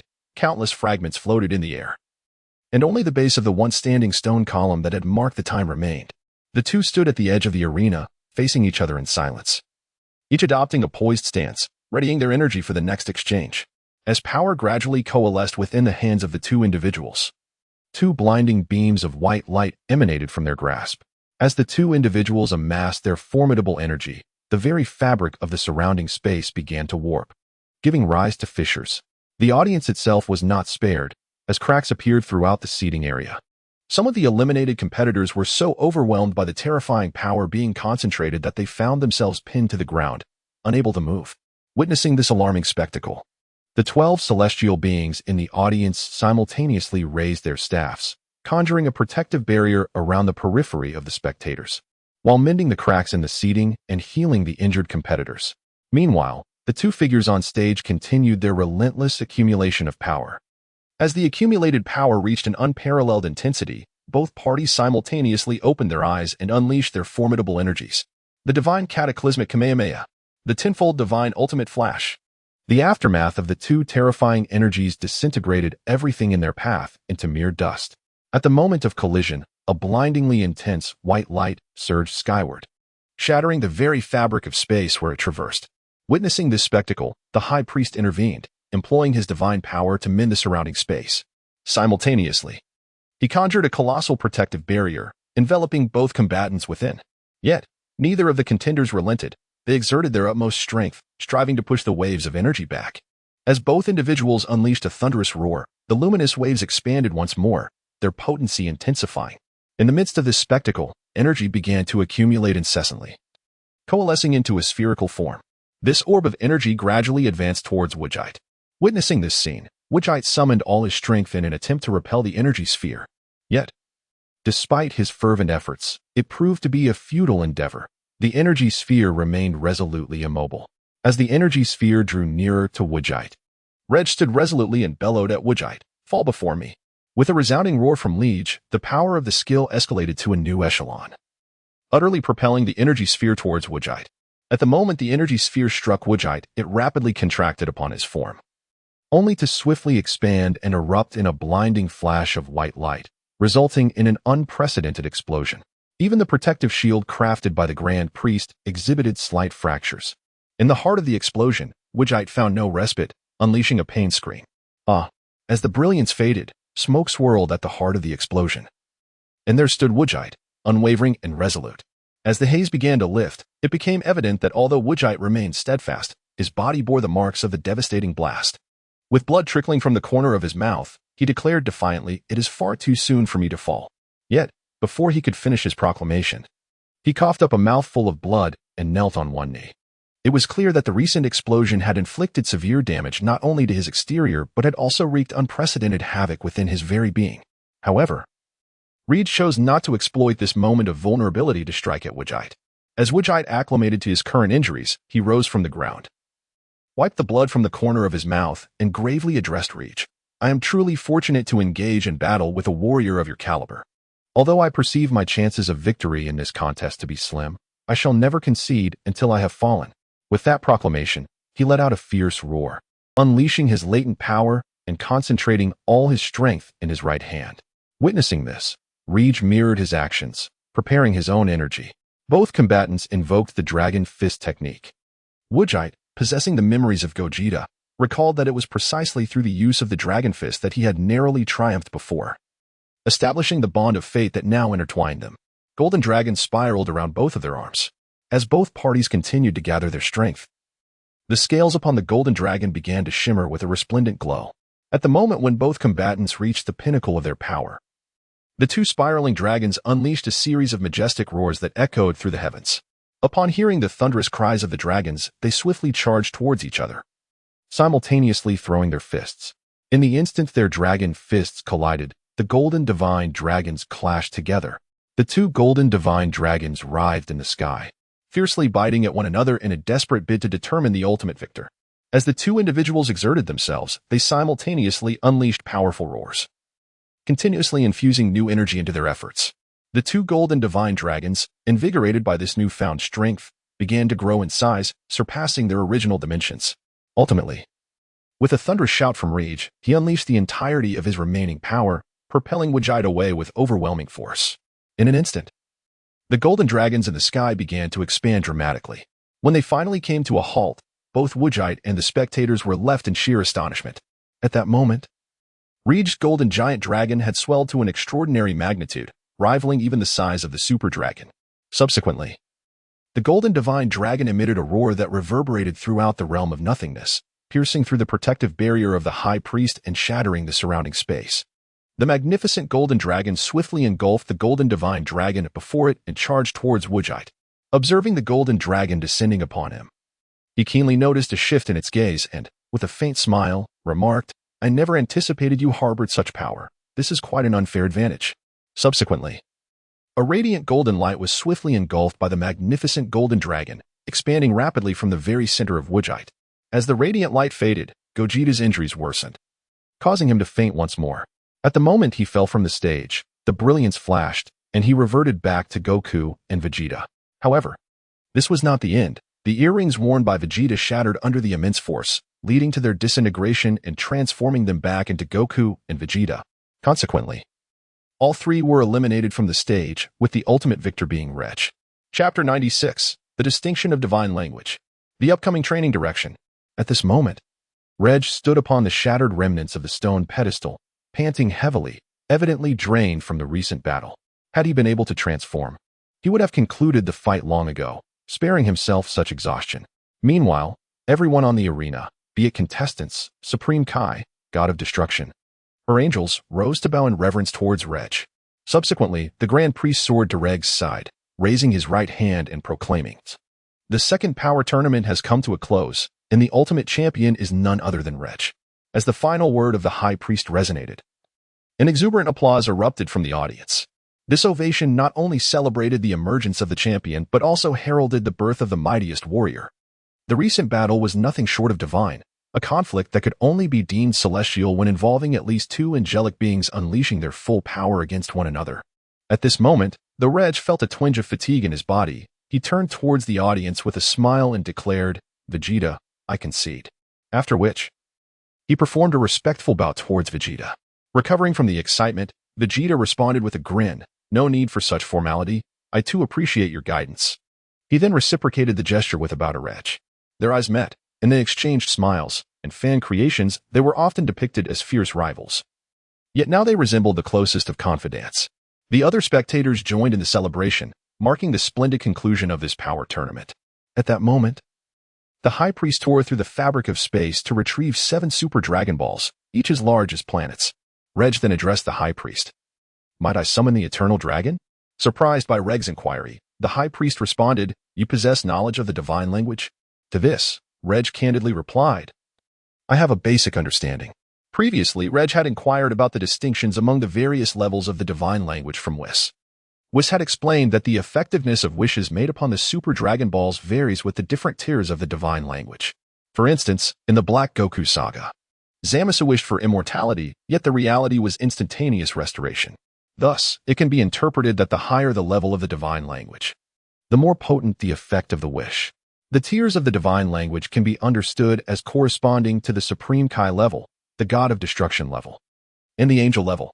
To simplify, the Supreme Kai level equates to Standard Mandarin, the God of Destruction level to dialects, and the Angel level to Vietnamese. Acknowledging Regg's response, the High Priest nodded in understanding and did not press further, stepping aside and gesturing for Regg to proceed. Subsequently, Liege uttered the divine language of the Super Dragon Balls. In an instant, the 7 Super Dragon Balls radiated with brilliant light, and from their midst emerged a magnificent golden dragon. Subsequently, the magnificent golden dragon addressed Regg, saying, "State your wish." Regg replied, in the language of the divine, "Enhance my comprehension of the laws." Upon hearing Regg's desire, the golden dragon's crimson eyes glimmered with a flash of red light as it declared, "Your wish has been granted." No sooner had the golden dragon's words faded than a surge of insights regarding the applications of the powers of the laws erupted within Regg's mind, including methods to enhance his control and intricate operational steps.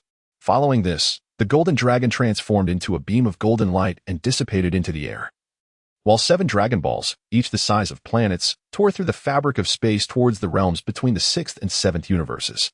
At that moment, Gogeta in the audience turned to Regg and remarked, "Well, this battle has concluded. I must return to report on my mission."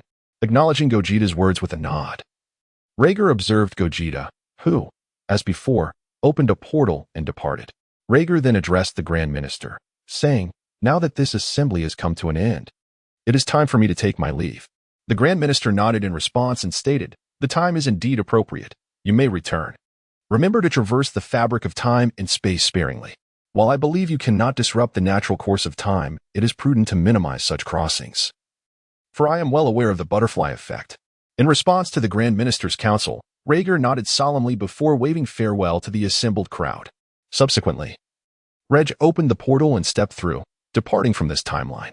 Upon reappearing, he found himself back in the primary timeline on Earth. Taking a deep breath, Regg prepared for his forthcoming cultivation.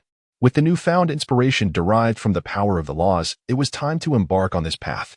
Sensing Regg's presence, Sapali joyfully soared towards him, landing gracefully before inquiring, "Regg, how was your journey through time and space? Was it enjoyable?" As she spoke, an ethereal glimmer seemed to flicker in her eyes, suggesting an unspoken subtext. In response to Sapali's question, Regg offered a somewhat perfunctory reply. "It was decent, primarily. I discovered some insights from my cultivation." Hearing his words, Sapali's expression shifted to one of disappointment and melancholy as she remarked, "So, you still need to continue your cultivation." Then, Regg, perceptive to her emotional shift, asked, "Is something the matter?" Sapali's demeanor grew dimmer as she responded, "Nothing at all. Focus on your cultivation. I shall return to rest now." With that, she turned to leave, and Regg keenly noticed that she seemed to be holding something in her hand. Then, after a faint cough, he remarked, "Ahem, in truth, there is no need to rush in our cultivation. A suitable pause for rest can be quite beneficial." Upon hearing League's words, the previously dejected Suprit instantly perked up and turned to League, exclaiming, "Indeed, what Brother Lei said is absolutely correct. Let us go and have some fun." At that moment, League also discerned what Suprit was holding in his hand, 2 tickets to an amusement park. The instant he laid eyes on those tickets, he comprehended Suprit's intention. He nodded in agreement, smiling as he consented. Witnessing League's approval, Suprit joyfully sprang into the air. Eagerly, she grasped Regg's hand and soared towards the amusement park. Upon their arrival, Regg was taken aback, for the scale of the park was indeed astonishing. This amusement park was situated upon a solitary island. Subsequently, Sapali took Regg's hand and entered the amusement park, embarking on a delightful adventure filled with various attractions. Observing Sapali on the carousel brought a smile to Regg's face. As they ventured into the haunted house, Sapali was so startled that she leapt into Regg's embrace. While he merely cast a fleeting glance at the costume staff, who promptly fainted, they then rode the roller coaster together, with Sapali's screams echoing throughout the ride. While Regg felt a tinge of boredom, fully understanding the thrill that Vegeta must have experienced during his own visit to the park. Afterward, they indulged in playful games such as water gun ring toss. Finally, Sapali and Regg ascended the Ferris wheel. Within the confines of the wheel, Sapali, feeling anxious, dared not meet Regg's gaze. In this moment, she blushed and inquired, "Regg, what kind of girl do you like?" Regg, taken aback by her question, paused for a moment before grasping her intent, feeling a wave of embarrassment wash over him as he turned his gaze away. After a brief silence, Regg took a deep breath and replied, "Rather than that, why not ask if you like me?"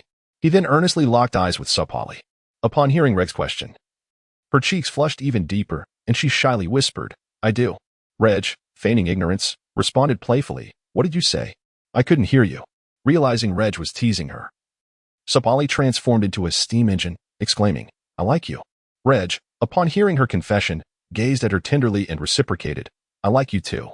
He gently ruffled her hair and embraced her.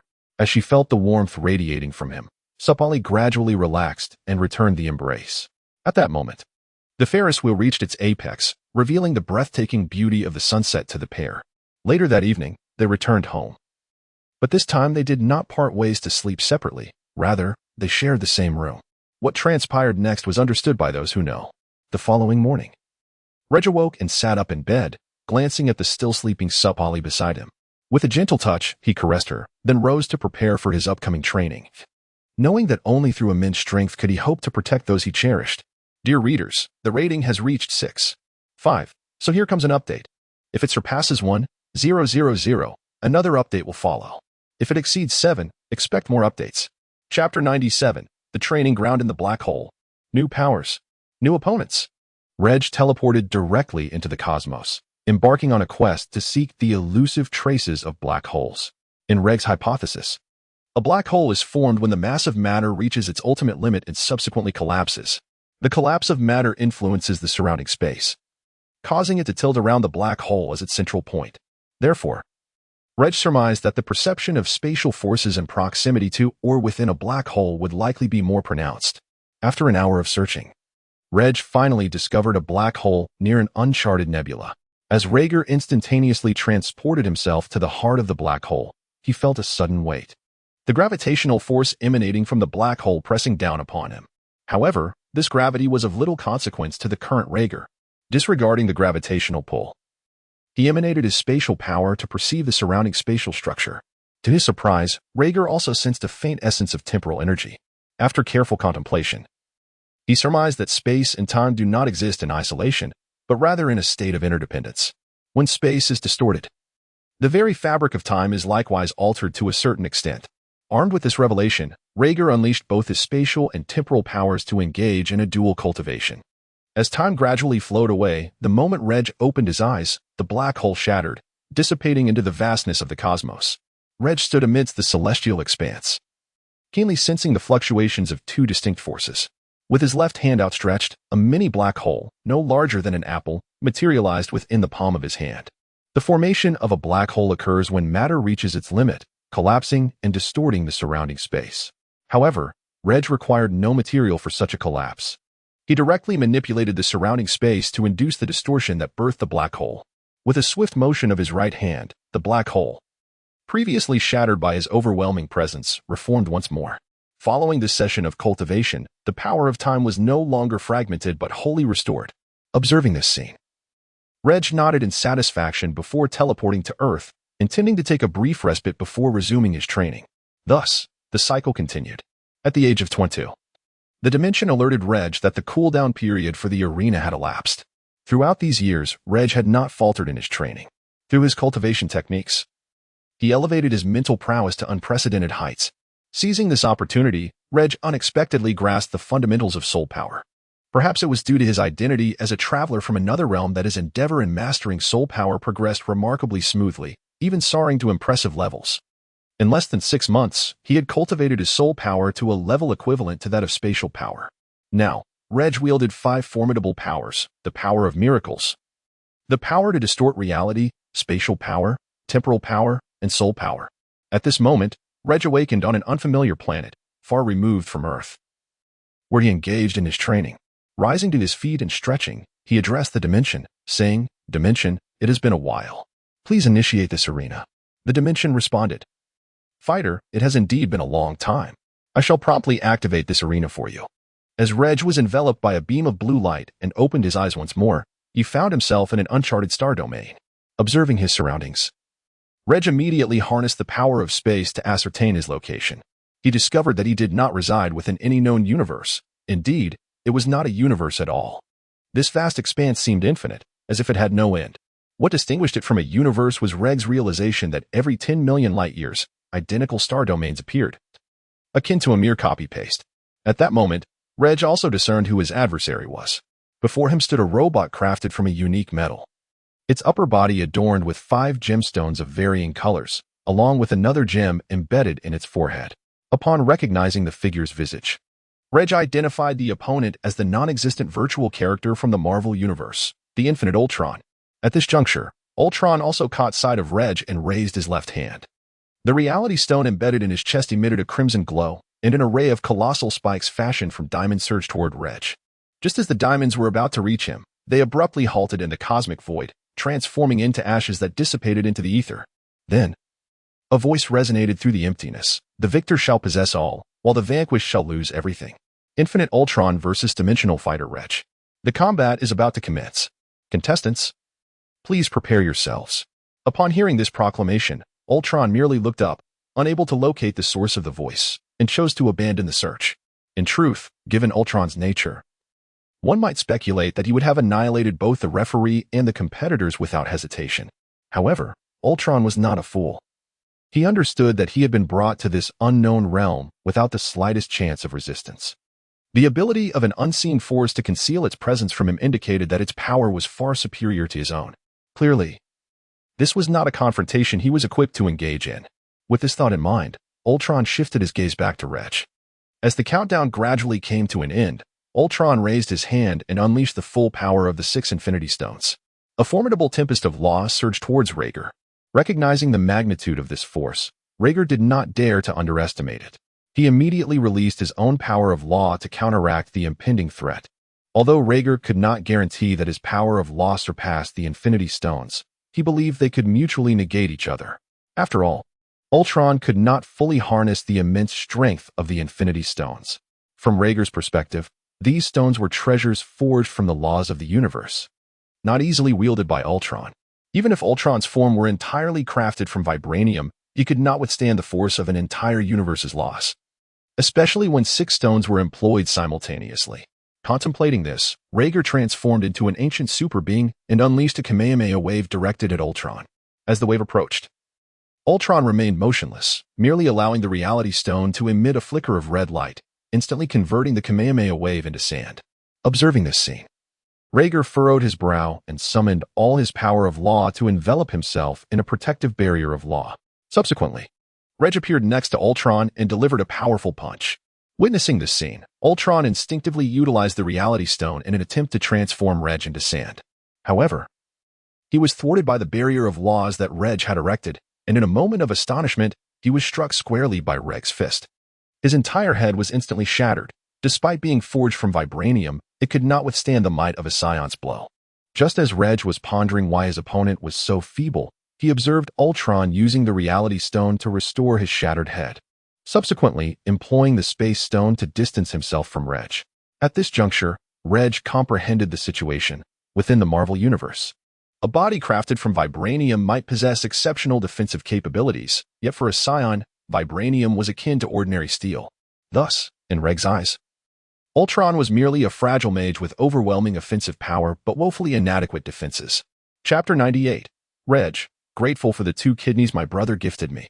With this realization, Regg formulated a new strategy and continued to unleash a Kamehameha wave towards Ultron. However, this time, he infused the energy wave with a modicum of reality warping power. Unbeknownst to Ultron, who perceived this as yet another ordinary Kamehameha wave, he attempted to utilize the reality stone to convert the energy into sand. Yet, as the limited-time gem emanated a flash of red light, the Kamehameha wave remained unaffected. While Ultron was momentarily perplexed, he quickly activated the space stone to evade.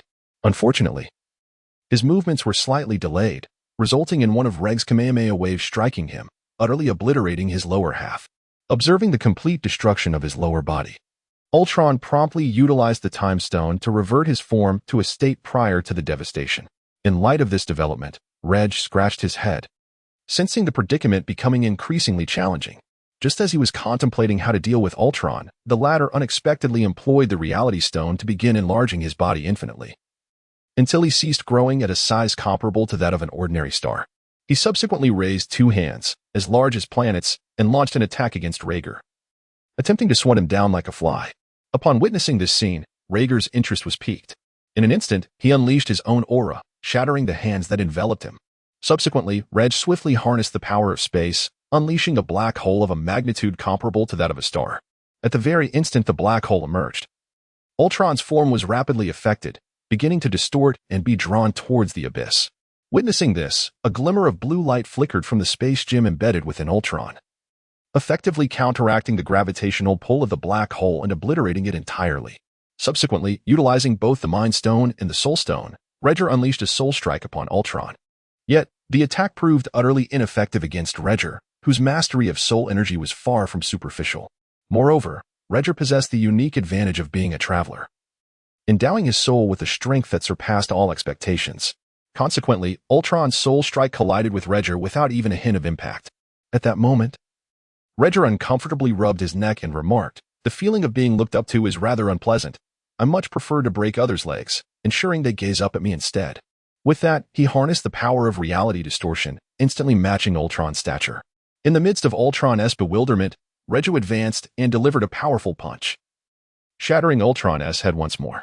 However, this time, he did not leave empty-handed.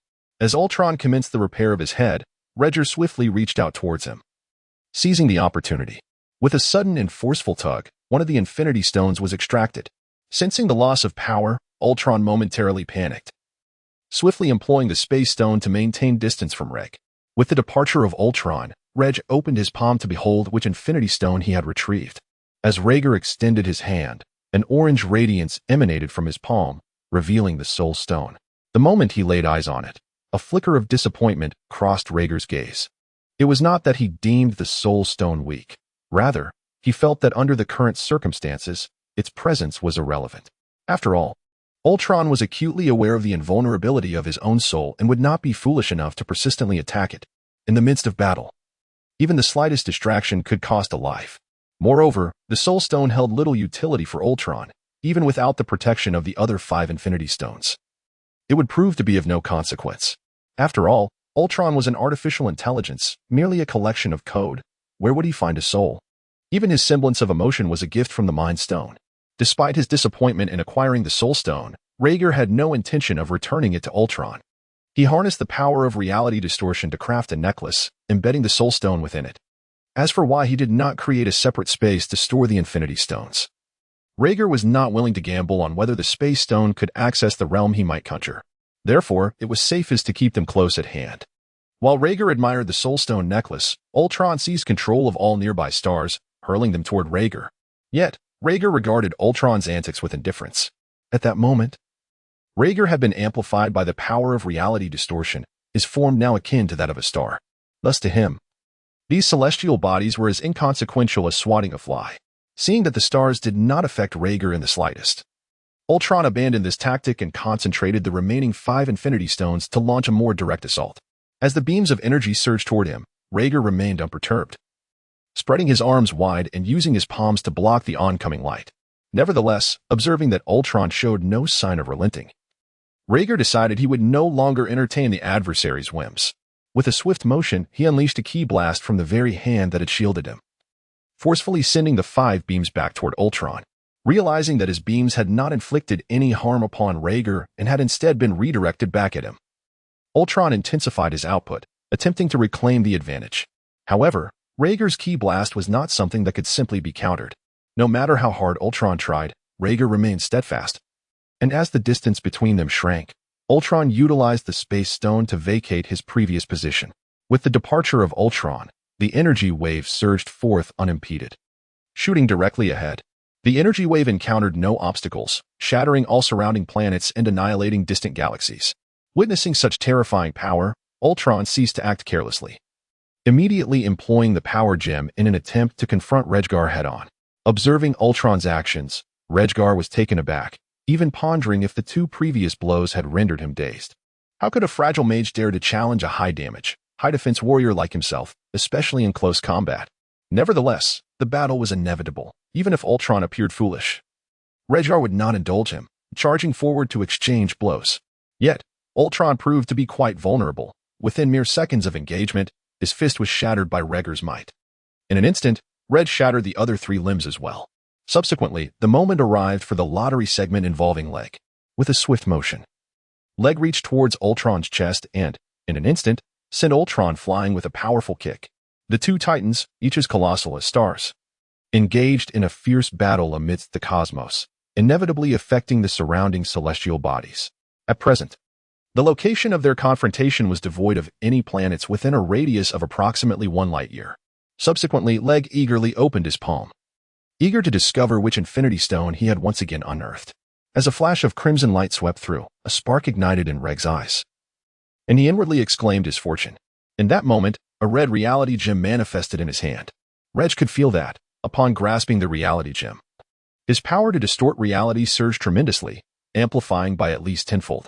Reflecting on this, it seemed his suspicions were confirmed. Ultron had not harnessed the full potency of the Infinity Stones. The power inherent in the laws of an entire universe could hardly be contained within a mere metallic box. As for why he could not perceive the enhancement bestowed by the Soul Stone, it was due to Regg's limited understanding of the concept of the soul. Even if the Soul Stone had augmented his own essence, the extent of such enhancement remained beyond his calculation. Now, with the reality gem in his possession, he began to grasp a more discernible outline of its capabilities. Having been significantly weakened by Regg's prior assaults, Ultron was no longer a formidable opponent and had reverted to his normal size, having lost the advantages conferred by the reality gem. Chapter 99. The proper utilization of the Infinity Stones. Upon witnessing Ultron return to his original form, Regg too relinquished the amplification of his reality-distorting power, returning to his former stature. In response, Ultron employed the Time Stone to restore his body to wholeness. Once fully restored, Ultron regarded Regg with caution, attempting to anticipate his next move. However, Regg disregarded Ultron's vigilance and directly wielded the power of space, ensnaring Ultron within a spatial barrier. Despite Ultron's possession of the Space Stone, he found himself momentarily unable to breach the spatial confinement. Subsequently, Regg teleported directly before Ultron, poised to seize the Infinity Stone once more. However, this time Ultron exhibited remarkable foresight, anticipating Regg's move. The moment Regg arrived in front of him, Ultron swiftly activated the Time Stone, suspending Regg in midair. Observing that the Infinity Stone was merely a finger's breadth away from his chest, he couldn't help but exhale in relief. Subsequently, Ultron prepared to reclaim the remaining 2 Infinity Stones from Regg when an unexpected event occurred. In an instant, Regg began to maneuver his form, evading Ultron's actions. Seizing the moment while Ultron was distracted, Regg swiftly reached out once more and snatched another Infinity Stone from Ultron. It was evident that his previous stillness had been a deliberate ploy. As the saying goes, once is happenstance, twice is coincidence, but thrice is enemy action. Having successfully pilfered 2 Infinity Stones from Ultron, it was only natural that Ultron would become vigilant. Thus, Regg devised this cunning strategy to lower Ultron's guard, allowing him to seize yet another Infinity Stone. In summary, in that fleeting moment, Regg anticipated Ultron's prediction, executing a counterattack. He then teleported away from Ultron, beginning to assess which Infinity Stone he had acquired this time. A radiant green light emanated from Regg's palm, indicating that he had secured the Time Stone. Regg felt the temporal power coursing through him, amplified by at least tenfold. He now sensed that with a mere gesture, he could not only halt the entire universe, but could also freeze a minimum of 10 superclusters. After all, Regg did not believe he could harness the full potential of the Infinity Stone. Perhaps the tenfold enhancement was not the stone's limit, but rather the threshold of what his body could endure. With this thought, Regg ceased to concern himself with anything else and focused his temporal energy, directing a time freeze at Ultron. Bereft of 3 Infinity Stones, Ultron was undoubtedly rendered immobile, trapped in place. Subsequently, Regg gracefully soared beside Ultron, persisting in his quest to collect the Infinity Stones. As the 2 gemstones were extracted from his body, only the final gem upon his forehead remained. Regg, with a decisive motion, crushed Ultron's helmet, directly dislodging the Mind Stone from Ultron's brow. Thus, all 6 gemstones were gathered by Regg. However, Ultron did not perish, for the Infinity Stones merely served as instruments of power for him, who was fundamentally a mere collection of data. Regg unleashed a powerful energy wave, obliterating Ultron's corporeal form into nothingness. As Ultron was completely vanquished, an announcement echoed through the air: "Congratulations to the dimensional fighter, Regg, for achieving ultimate victory. You shall receive all that your opponent possessed: the artificial intelligence of Ultron, data blueprint, 6 infinity stones, a suit of vibranium armor, and a robotic body, vision." At that moment, Regg interjected, "Wait a moment, could you transform my current star domain into the visage of the universe I once knew in my previous life?" His request stemmed from a desire to gauge his current strength. Returning directly for a test was out of the question, for even with the protection of the red pencil, he would be met with an avalanche of lectures. The voice in the air fell silent for a brief moment before responding, "Certainly. But you may remain in this space for no more than 10 minutes. Upon receiving the necessary consent, Regg nodded in satisfaction. Time was of little concern, as this was merely a test. Simultaneously, the space surrounding Regg began to transform. When the changes ceased, he found himself standing upon the surface of Earth, devoid of any life, not even a single insect. Yet, Regg was unconcerned, promptly retrieving the reality stone. As the genuine gem emitted a dazzling crimson light, Regg's form rapidly expanded in an instant. This enlargement showed no signs of abating, breaking through the confines of the Milky Way and continuing to swell. When Regg ceased to grow and opened his eyes, he beheld countless galaxies floating before him like grains of sand. Although astonished by the sheer magnitude of his form, he began to feel a pang of confusion, as there were no reference points to gauge just how vast he had become. While pondering how to measure his current size, Regg's peripheral vision caught sight of a supercluster nearby. This supercluster appeared somewhat familiar to him. Though not an expert in astronomy, he recognized a few of the renowned superclusters, akin to the way one might recognize Mount Everest. As Regg looked on, an unsettling familiarity washed over him as he shockingly realized that this supercluster was none other than the Wuxian Baiming constellation wall. According to Regg's knowledge, the Wuxian Baiming constellation wall is the largest known supercluster within the observable universe, stretching an astonishing 10 billion light-years in length. Yet, upon closer inspection, Regg discovered that even this colossal supercluster occupied merely half of his own height. This implied that Regg's stature had reached a staggering 20 billion light-years. At this thought, Regg couldn't help but exclaim in disbelief, considering that he had only utilized one of the 6 infinity stones. One could only fathom the immense power contained within these stones. Amidst his astonishment, he also held a sense of disdain for Ultron, who, despite wielding such formidable power, seemed incapable of utilizing it effectively, relying solely on the Space Stone and Time Stone for a mere fraction of their potential in time-space traversal. At the same time, Regg beheld another renowned supercluster, known as the Laniakea supercluster, which encompasses the Milky Way galaxy. The diameter of the Laniakea supercluster measures an impressive 520 million light-years.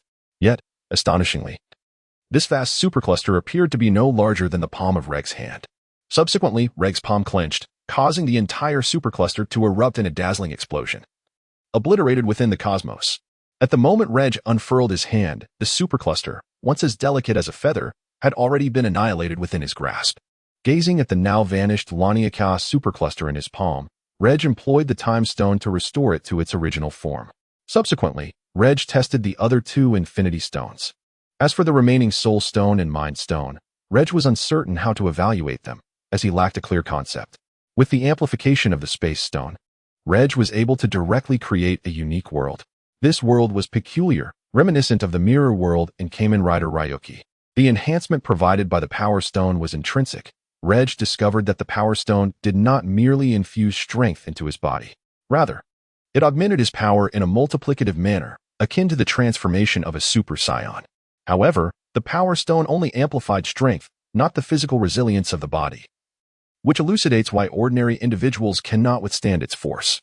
According to Regg's conjecture, the amplification of the Power Stone does not solely enhance his own strength but also boosts the power of the remaining 5 Infinity Stones. It is as if the cooldown of skills has been nullified, simultaneously balancing the powers of the other 5 stones. Moving forward, for every increase of 0.1 points in the rating, additional content will be provided. As for the current installment, it shall be supplemented tomorrow. Chapter 100, The Cultivation of the Power of Loss. After testing the strength of the Infinity Stones, Regg prepared to assess his own power. However, his physical form remained unchanged, still retaining its colossal appearance. Subsequently, he gradually gathered his energy within the palm of his hand. As the energy reached its culmination, Regg struck with precision. With the explosion of the Qigong wave, a blinding white light illuminated the entirety of the universe. When Regg opened his eyes once more, he was utterly astonished by the devastation he had wrought. It was as though everything around him had succumbed to the void. All the galaxy clusters that once floated in the air had been reduced to mere ashes. Remarkably, such a formidable assault, while not devoid of its own toll, was akin to extracting a single drop of water from the vast Pacific Ocean. Subsequently, Regg relinquished his mental probing to survey his surroundings. Enhanced by the mind gem, his mental prowess had experienced a remarkable augmentation. Although he could not ascertain the precise extent of his detection range, encompassing 4 or 5 universes was well within his capabilities. However, under his scrutiny, the environment revealed itself to be nothing but an expanse of void, devoid of any vitality. After several minutes of relentless searching yielded no results, Regg opted to concede. At that moment, a voice reminded him, "Time's up." Upon hearing the prompt, Regg reverted from his colossal form. As his body returned to its normal size, he was enveloped by a radiant white light and found himself back in the world of Dragon Ball. The moment he re-entered this realm, the Grand Priest suddenly appeared before him. With a warm smile, he regarded Regg and said, "Welcome back, Mr. Regg. I wonder what treasures you have acquired this time." Upon hearing the Grand Priest's inquiry, Regg's lips twitched slightly. It seemed he had not mentioned to them the existence of a space akin to an arena. Nevertheless, it mattered little, for he had indeed gathered some rewards this time, and it could not be said that he returned empty-handed. He then nodded at the High Priest and remarked, "There are some, but not many. It is likely that Lord All-King holds no interest. After all, the 6 Infinity Stones cannot be given to the All-King, leaving only the scraps behind, which is why I say he might not be intrigued." Upon hearing Regg's words, the High Priest replied, "Whether he is interested or not is for Lord All-King to decide." Acknowledging the High Priest's response, Regg could only nod resignedly and said, "I may need to engage in training for a while, so I cannot go directly to the All-King's palace. Thus, I require your assistance, High Priest, to deliver these items into Lord All-King's hands." With that, he opened a dimensional space and retrieved the body of the illusion. However, the body alone, devoid of programming, could not function. Yet, Regg possessed more than just Ultron's program. Subsequently, the blueprint of the intellect known as Luotian was retrieved, and with the power to distort reality. The data contained within was infused into the mechanized form of vision. Subsequently, Regg began his next course of action. In addition to these, energy is also required to initiate the process.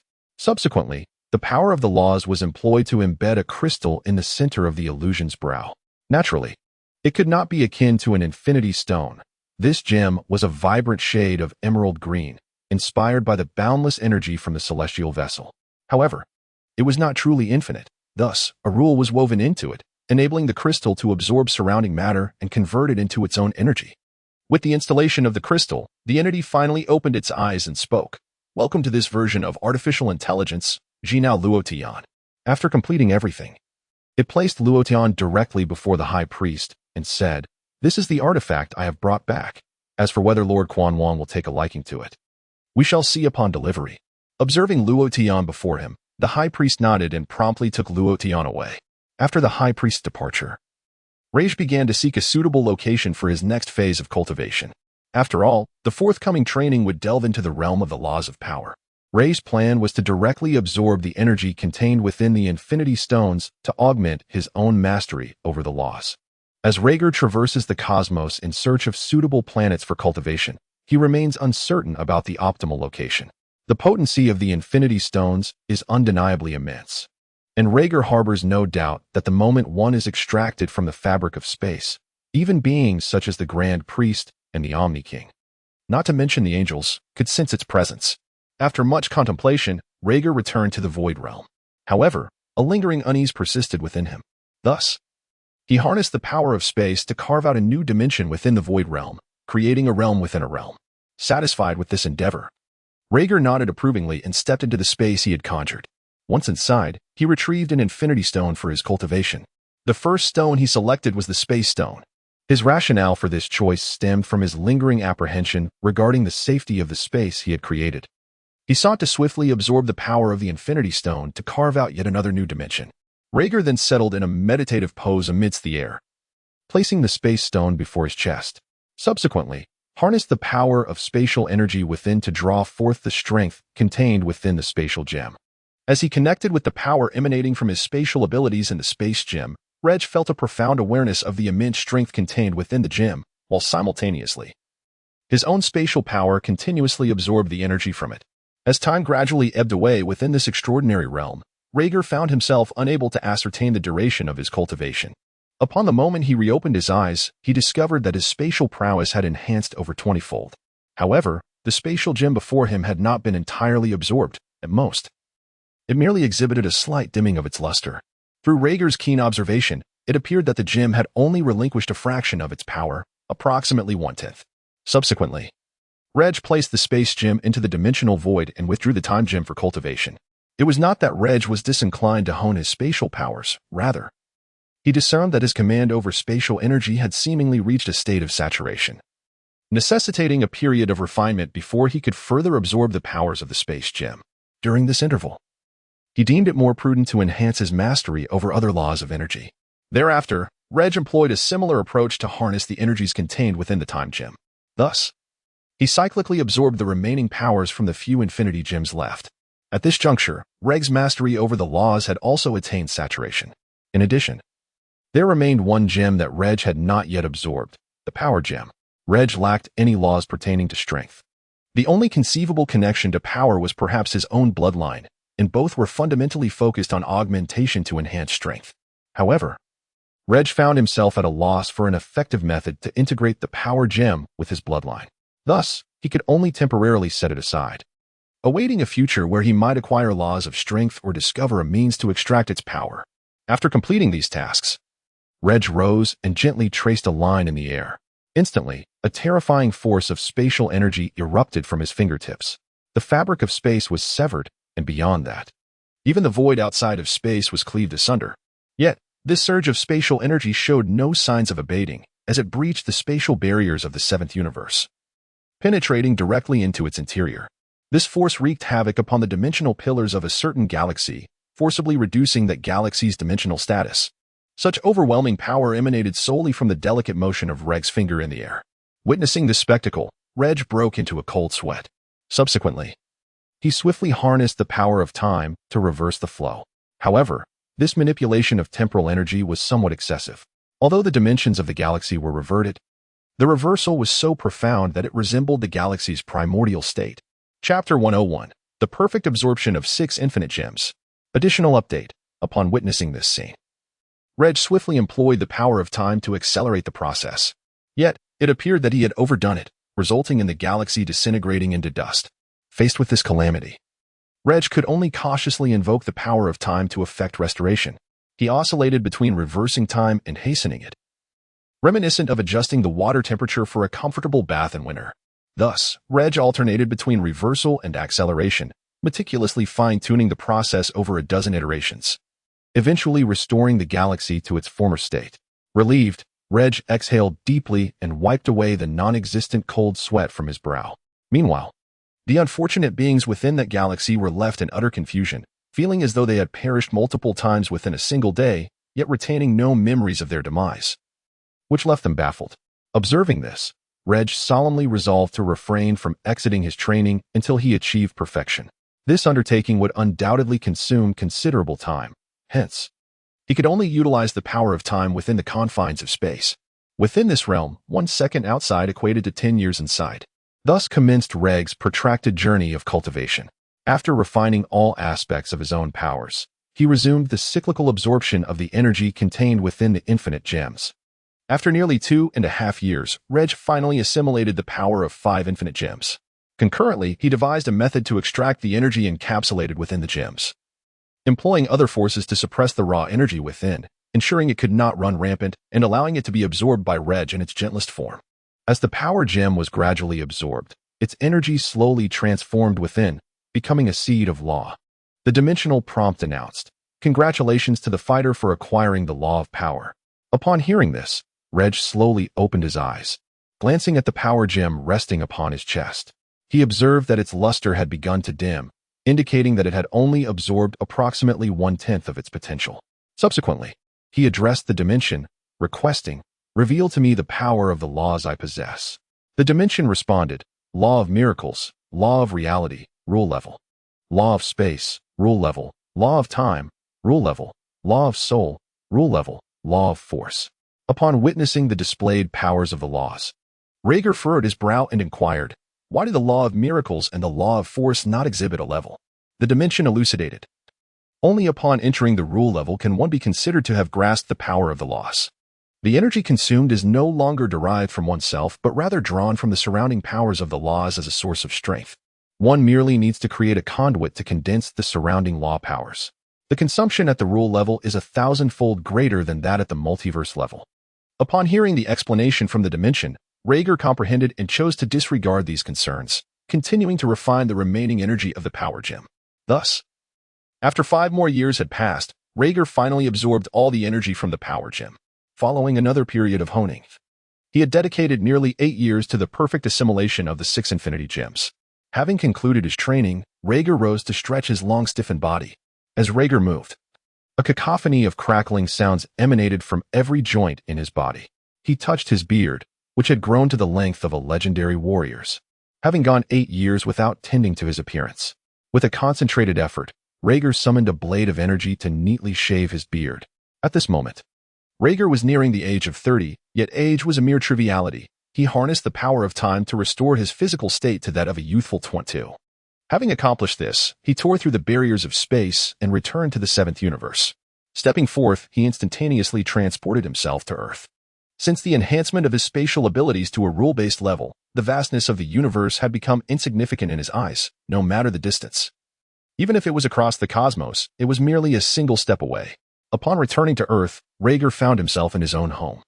The first thing he did upon arrival was to collapse onto his bed and surrender to slumber. During his cultivation, the assistance of the laws of reality had ensured that he lacked nothing in terms of sustenance. What he craved now was merely sleep. After nearly 8 relentless years of training, who could endure such a grueling regimen? Were it not for the Mind Stone, which bolstered his mental fortitude, he might have long since collapsed from exhaustion. His slumber was profound, lasting nearly 5 days and nights, before he slowly awakened. Upon rousing, he stretched with a great yawn and invoked the laws of reality to conjure a feast before him, entering into a mode of hearty consumption. In a whirlwind of activity, he satiated himself in less than a minute, finding himself 7/10 full. Once nourished, Regg retreated to the backyard to practice Tai Chi. Tai Chi is not merely an exercise for the elderly. For Regg, it was perfectly suited to his needs. After nearly 8 years of immobility, his body had become stiffened.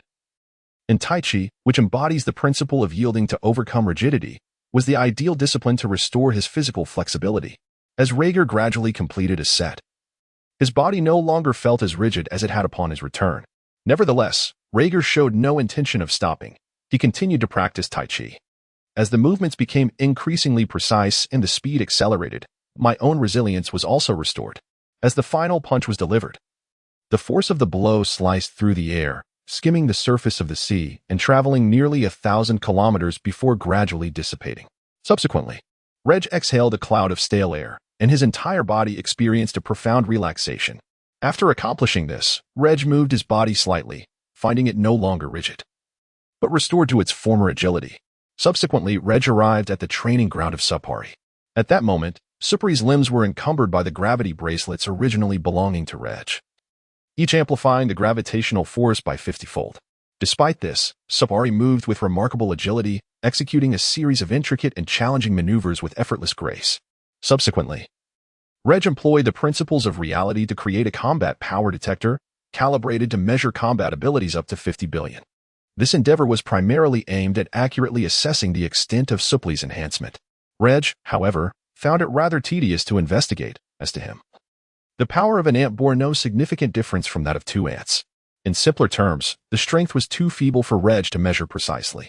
Equipped with the combat power detector, Regg directed it towards Sapali for assessment.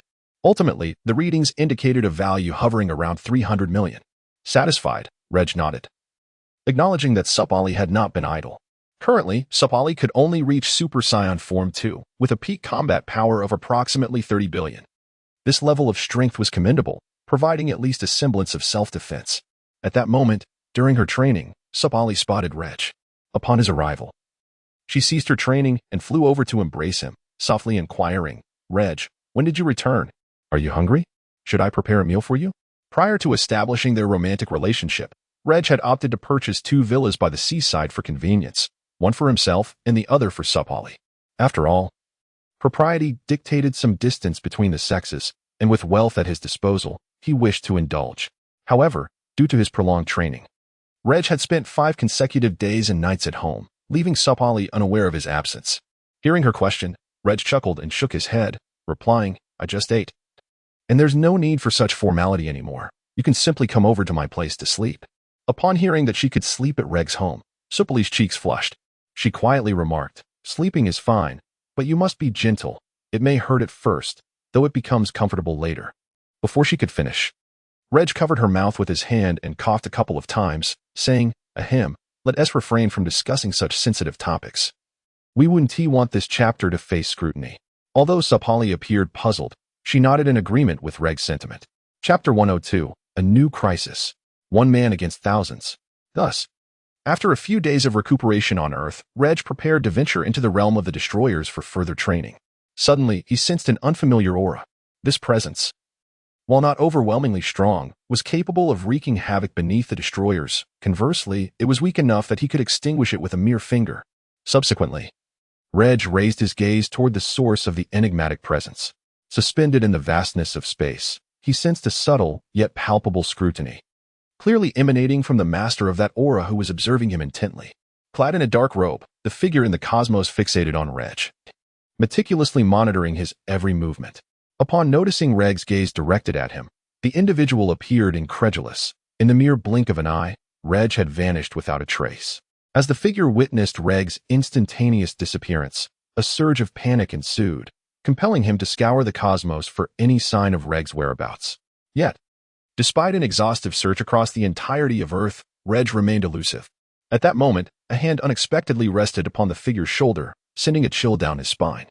He quickly pivoted, turning to face the individual behind him, only to discover that it was none other than Regg, who had seemingly reappeared from thin air. Observing the other's wary demeanor, Regg remained unperturbed, merely extending a finger to tap the void. Instantly, an invisible force enveloped the surroundings, establishing a barrier that clearly demonstrated Regg's mastery over spatial powers. With this barrier isolating them from the environment of outer space, Regg found the liberty to converse within its confines. Subsequently, Regg inquired of the figure before him, "Who are you? Why have you come to surveil me?" Upon hearing Regg's question, the individual remained silent, merely regarding Regg with vigilant eyes.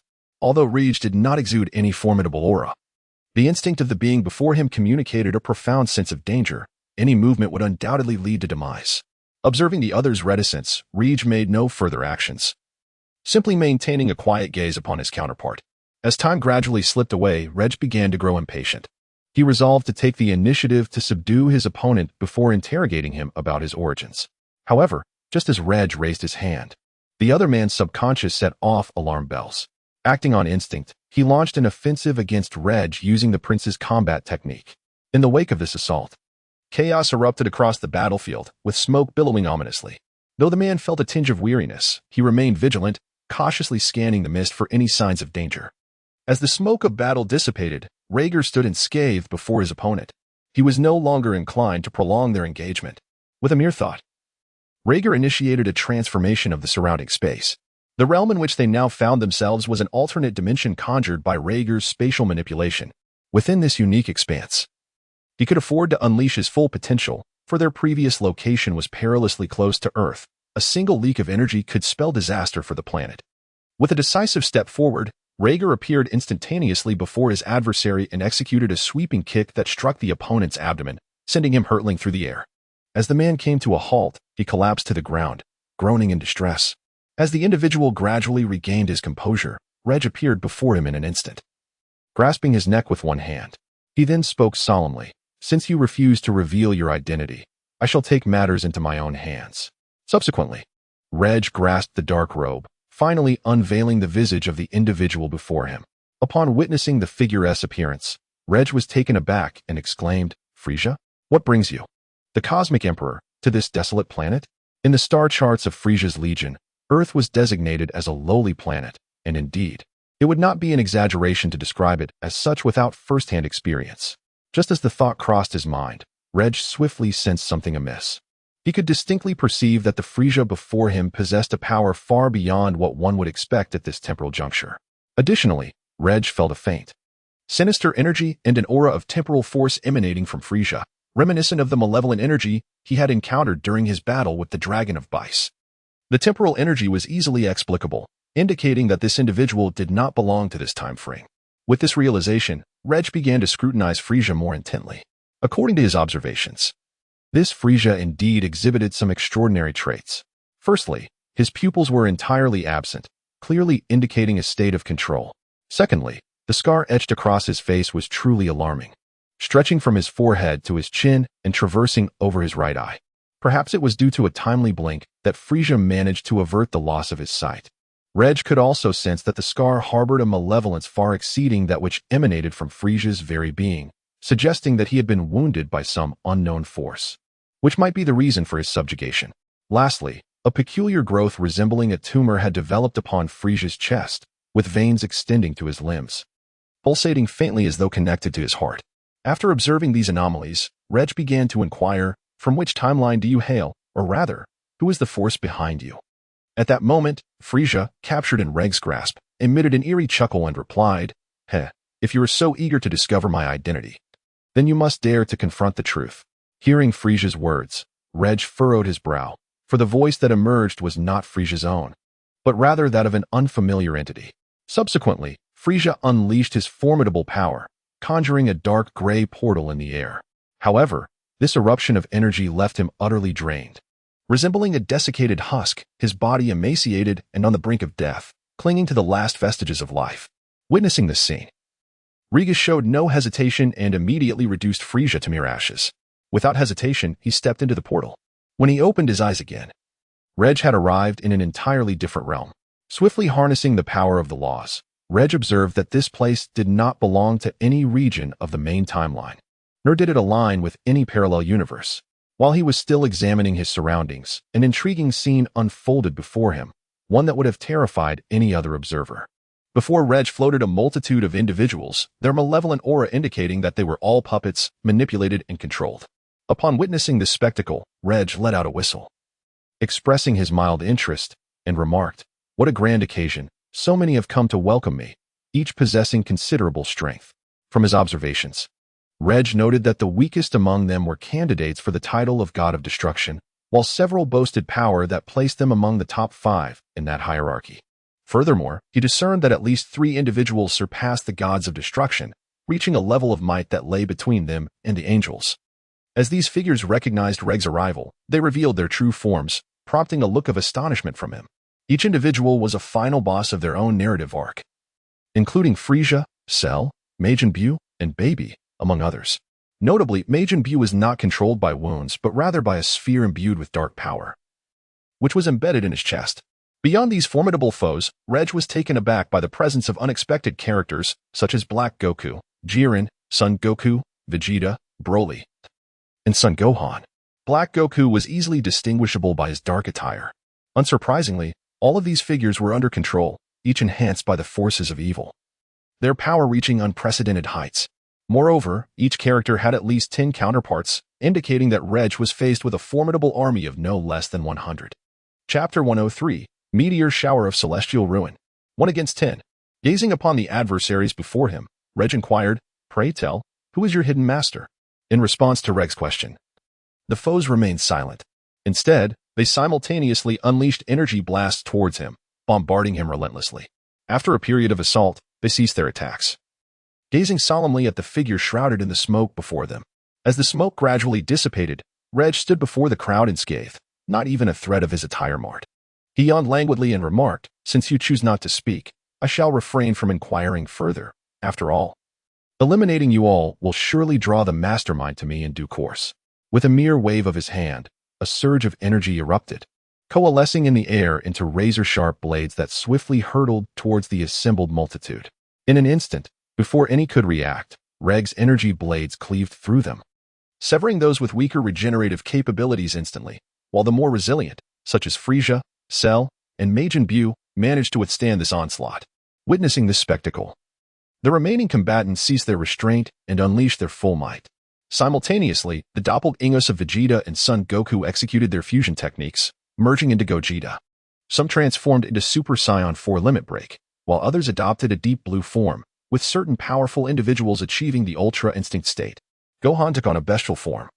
Jiren transformed into his Crimson state, and Broly ascended to his legendary form.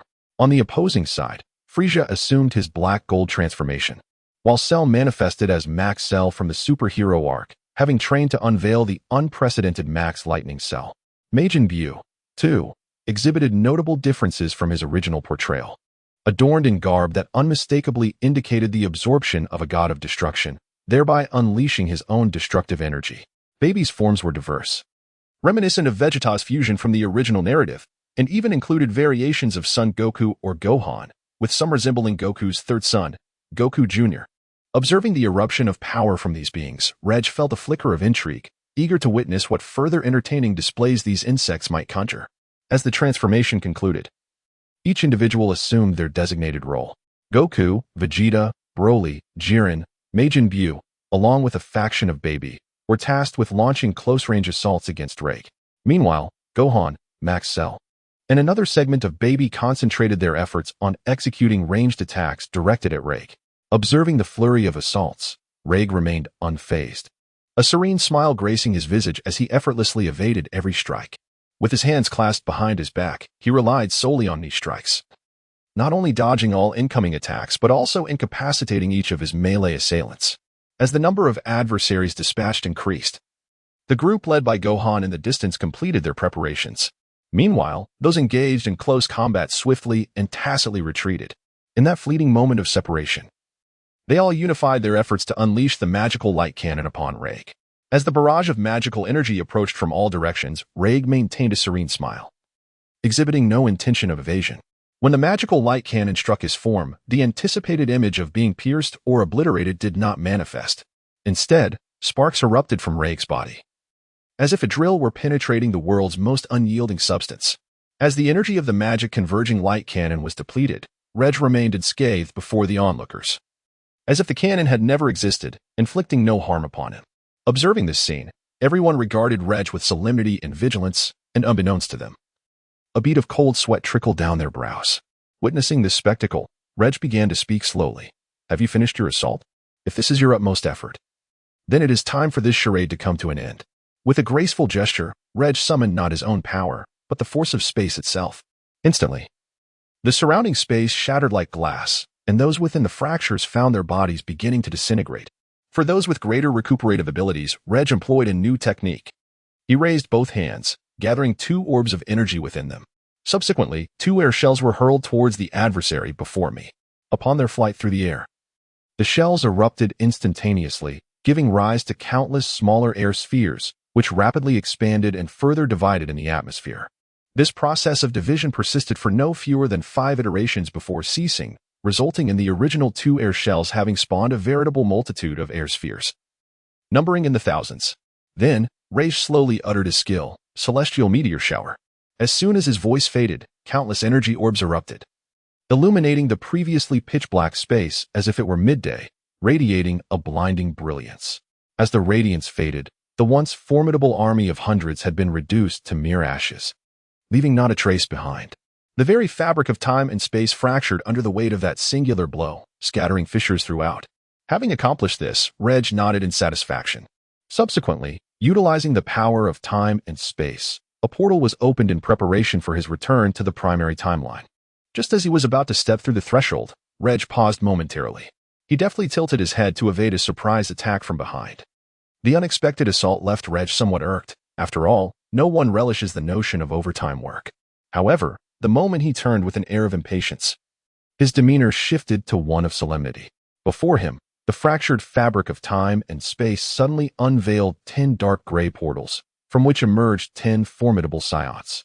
The appearance of these 10 individuals caught Regg off guard. Among them were 5 counterparts from his timeline, while the remaining 5 were fusion warriors, known to him as Vegeta. Upon close observation, Regg noted that each individual's power had been significantly amplified. Although their strength was still inferior to his normal state, it nonetheless instilled a sense of unease within him, for as a Saiyan, transformation was a commonplace occurrence. had he not absorbed the power of 6 Infinity Stones. This confrontation might have proven quite challenging. They had chosen not to linger but instead to engage with full force. Vegeta and his companions all transformed into their Super Saiyan Blue forms. Witnessing the spectacle, Regg raised an eyebrow. It was evident that the hidden orchestrator behind their previous skirmish had been watching closely. Meanwhile, his parallel timeline counterparts had all assumed the Super Saiyan 5 form. Observing this, Regg took a deep breath and slowly exhaled, his expression grave as he declared, "It appears I too must reveal the true extent of my abilities. Otherwise, some individuals will always attempt to ride atop my shoulders."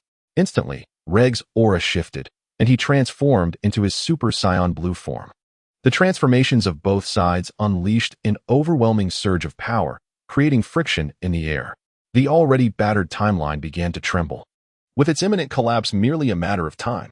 Subsequently, both parties assumed defensive stances, yet neither exhibited any intention to engage in combat, opting instead to observe. As time elapsed, in that fleeting moment when the fabric of space fractured, both sides simultaneously chose to strike. They swiftly closed the distance, and at the instant of collision, a blinding white light erupted, illuminating the entirety of time and space. As the white light dissipated, both sides had already engaged in battle. Regg, despite facing 10 adversaries, remained unyielding, showing no sign of faltering, even when his opponents were merely his own temporal counterparts. As the clash between the two parties intensified, the rifts in time and space multiplied. In the fleeting moment when they both retreated, they swiftly condensed their energy into a powerful wave, engaging in a fierce exchange. It was this very confrontation that pushed the fabric of this dimension beyond its limits, leading to its utter annihilation. Yet, neither side ceased their struggle despite the obliteration of the realm. They transcended the confines of time and space, plunging into the void. Moreover, another chapter awaits, to be added tomorrow. Chapter 104, The Battle in the Void. A fivefold slaughter and a single escape. In the vast emptiness beyond time and space, 11 formidable warriors were embroiled in combat. The odds stood at 10 against 1, yet even in such a dire scenario, one warrior remained undaunted, exhibiting a subtle advantage in the fray. This warrior was none other than Regg. He faced a cohort of his counterparts from alternate dimensions, including other versions of himself and various incarnations of Gogeta. Regg deftly bent down to evade the ambush of 2 assailants from behind, swiftly turning to send them flying with a powerful kick. Following that, he unleashed 2 energy spheres in retaliation. As he turned to face the front, he discovered that the remaining 8 had already gathered their energy, launching a barrage towards him. Upon witnessing this, Regg opted not to confront the attack head-on, instead soaring upwards with remarkable speed. However, it appeared that these energy waves were under the command of the 8 opponents, relentlessly pursuing him with unwavering determination. While soaring through the air, Regg glanced back at the encroaching energy waves that were closing in with alarming proximity, causing him to furrow his brow. Nevertheless, Regg seemed to possess a strategy of his own. He hovered in midair, observing the 8 energy waves approaching him with increasing urgency. Unfazed, Regg raised both of his hands with deliberate calmness. At the moment of contact, Regg unleashed his energy instantaneously, performing a fluid motion akin to Tai Chi, skillfully blending 8 waves of energy together. Thus, after executing a single Tai Chi move, Regg completely fused the 8 energy waves. Subsequently, he retaliated by projecting this newfound power, simultaneously infusing it into his own energy wave. Witnessing this scene, the counterpart of Gogeta opted for instantaneous teleportation to evade the situation. Meanwhile, Regg's counterpart could only unleash his energy to its utmost limit to withstand this force. And it was evident that both Super Saiyan 4 and Super Saiyan 5 possessed the same capability to absorb this energy for their own advantage. As this surge of energy wanes, the Regg isotope remains largely unscathed, and its own power and aura reserves have increased by over 50%. As the 5 Gogeta counterparts instantaneously materialized around Regg, they launched simultaneous assaults on his vital points. 2 targeted his temples, while another pair aimed for his heart from both the front and back, and one focused on the neural center at the nape of his neck. It could be said that even if Regg were not struck with fatal injuries, the consequences of such an attack would be irrevocable. Given that the 5 attacked concurrently, even if Regg attempted to block 2 of them with his hands, the remaining 3 would inevitably breach his defenses. Yet, astonishingly, Regg made no move to counter their onslaught, allowing them to strike at will.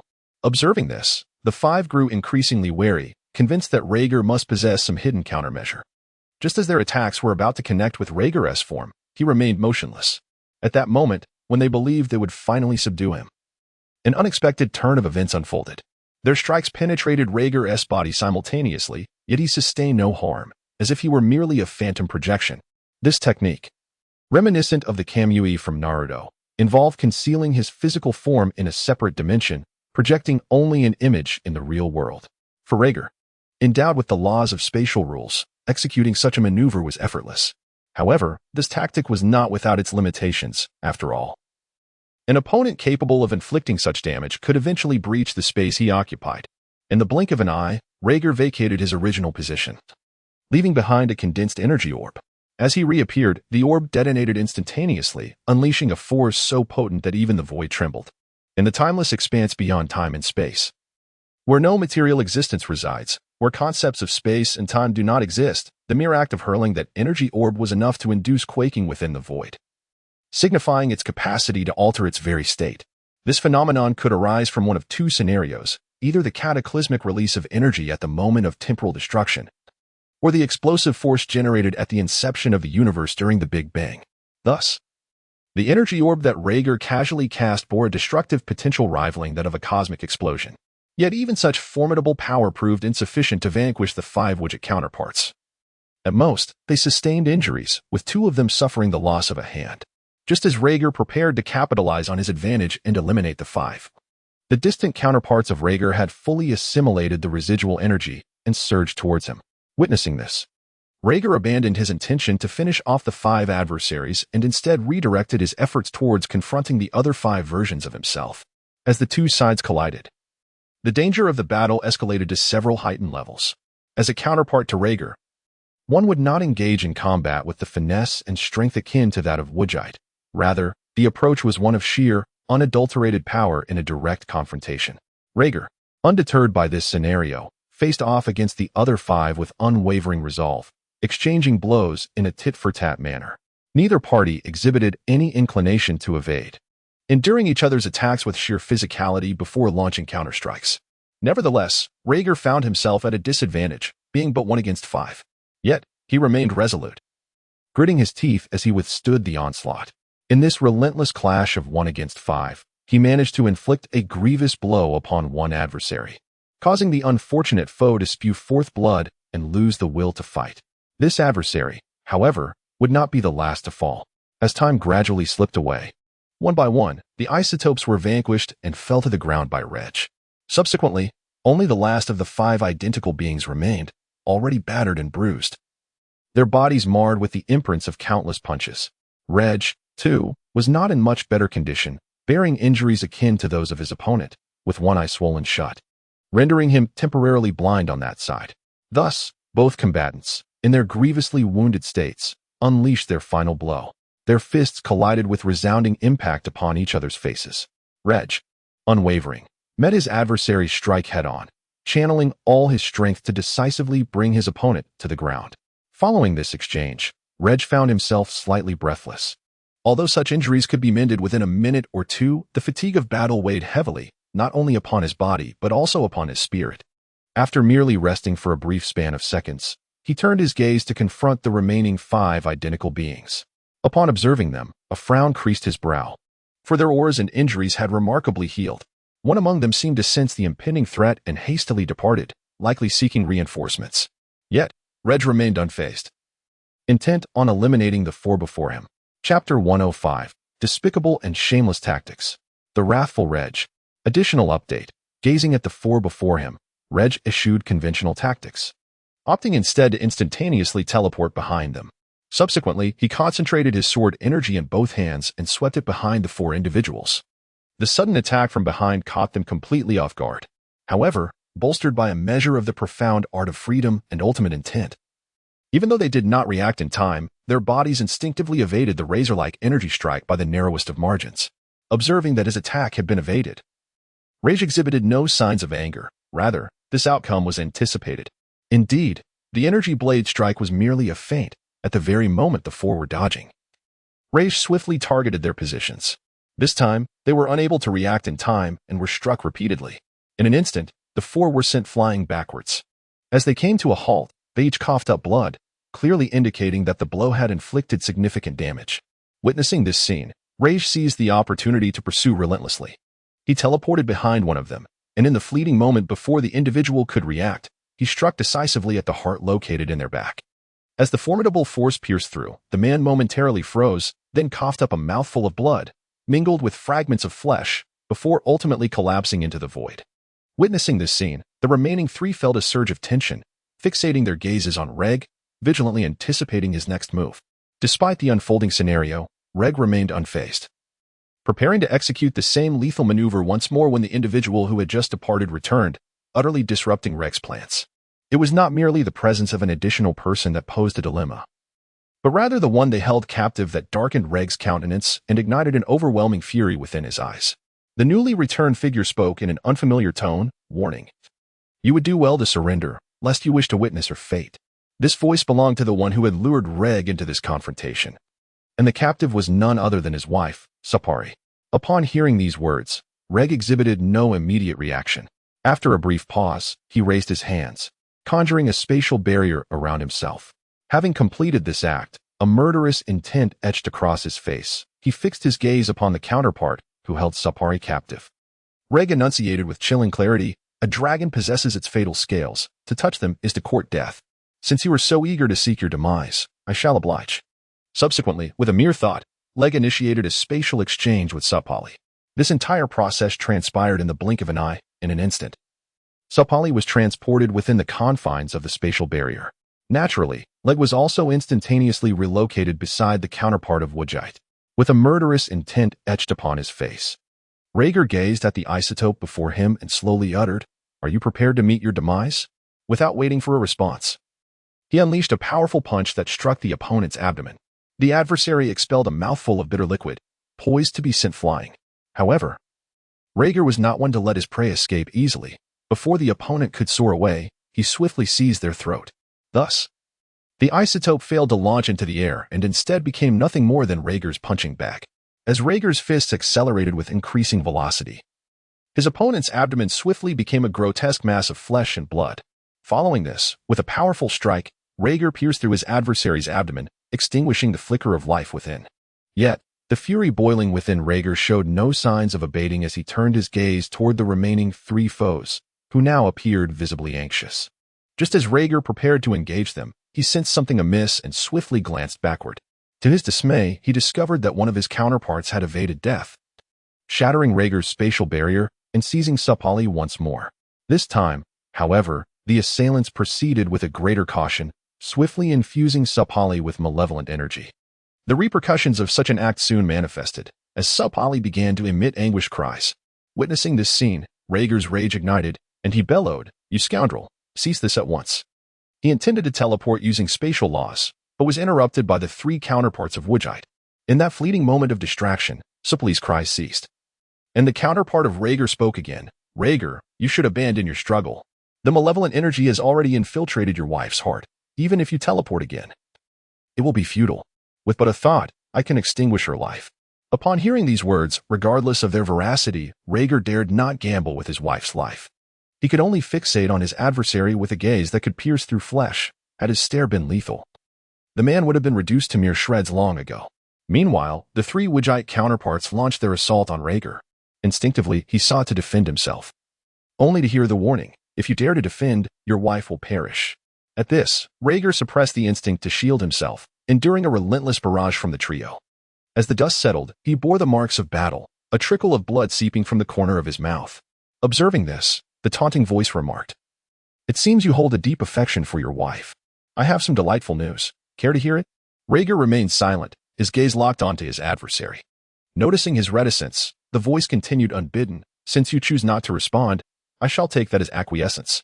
Subsequently, the controlling counterpart of Regg turned to Sapali and remarked, "When I probed with malevolent energy, I discovered that your wife is with child. In other words, there is an unborn child of yours nestled within her womb." Upon hearing these words, Regg was struck with a mixture of astonishment and fury. The astonishment stemmed from the realization of his own prowess, having penetrated so deeply as to conceive a child. The fury arose from the fact that not only did the adversary threaten his wife, but also sought to use their unborn child as leverage against him. The individual, noting the shift in Regg's expression, nodded in satisfaction before gesturing to the three individuals beside him, signaling them to attack. Heeding the command, the trio immediately aimed towards Regg, unleashing another barrage of relentless assaults. This time, Regg's injuries began to worsen significantly. As the smoke dissipated, blood began to flow from Regg's abdomen, chest, and arms, saturating his entire being. Yet, even in such a dire state, Regg remained steadfast, showing no inclination to succumb, his gaze unwaveringly fixed on Sapali's position. It could be said that, given the slightest opportunity, even for a mere moment, he could rescue Sapali and subsequently vanquish all those present. Observing this scene, the assailant remained unsatisfied, harboring a profound disdain for the way Regg looked at him.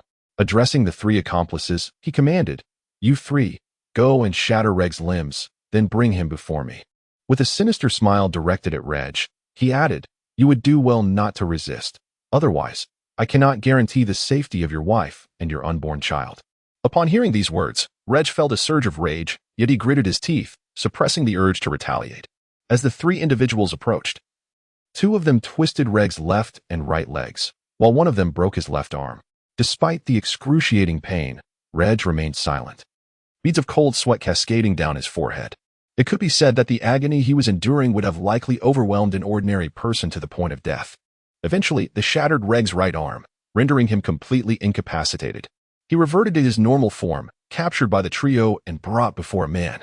Chapter 106. The Pinnacle of Rage. Is it crying or laughing? The birth of Super 5. 3,000 words. Gazing at the severely injured Regg, the man laughed heartily, unabashedly mocking him. "I never imagined you would find yourself in such a pitiable state.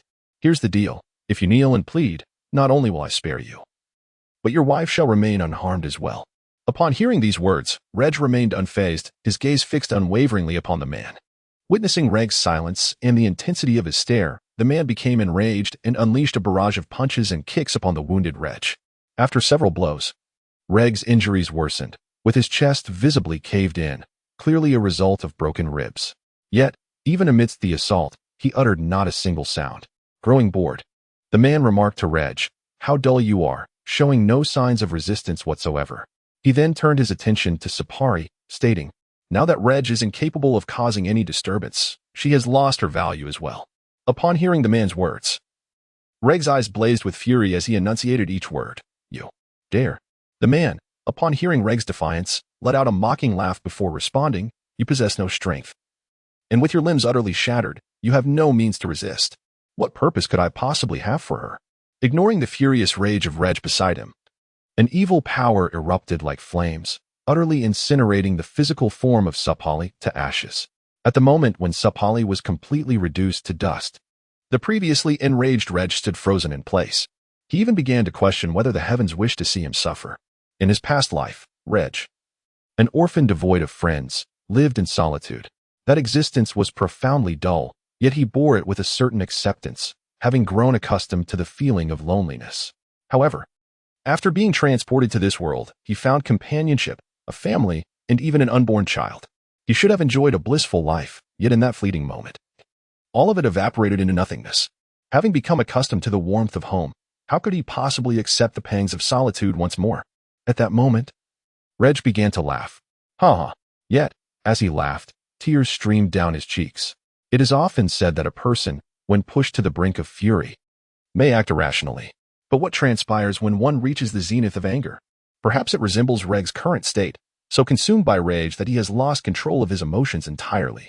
At this moment, the phrase "laughing in the face of rage" was exemplified in Regg's demeanor. It was impossible to discern whether he was angry or sorrowful, whether he was laughing or weeping.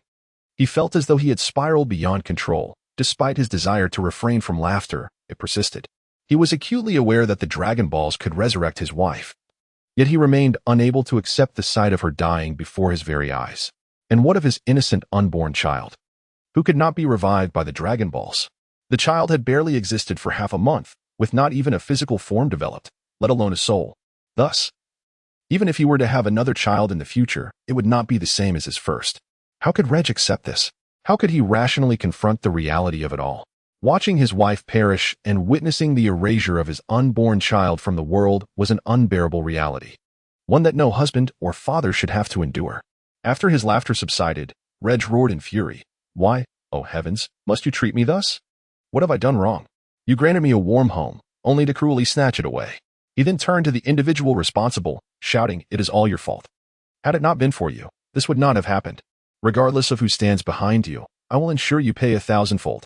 With that declaration, Regg began to unleash a mighty roar, his power surging upward, yet his appearance remained unchanged.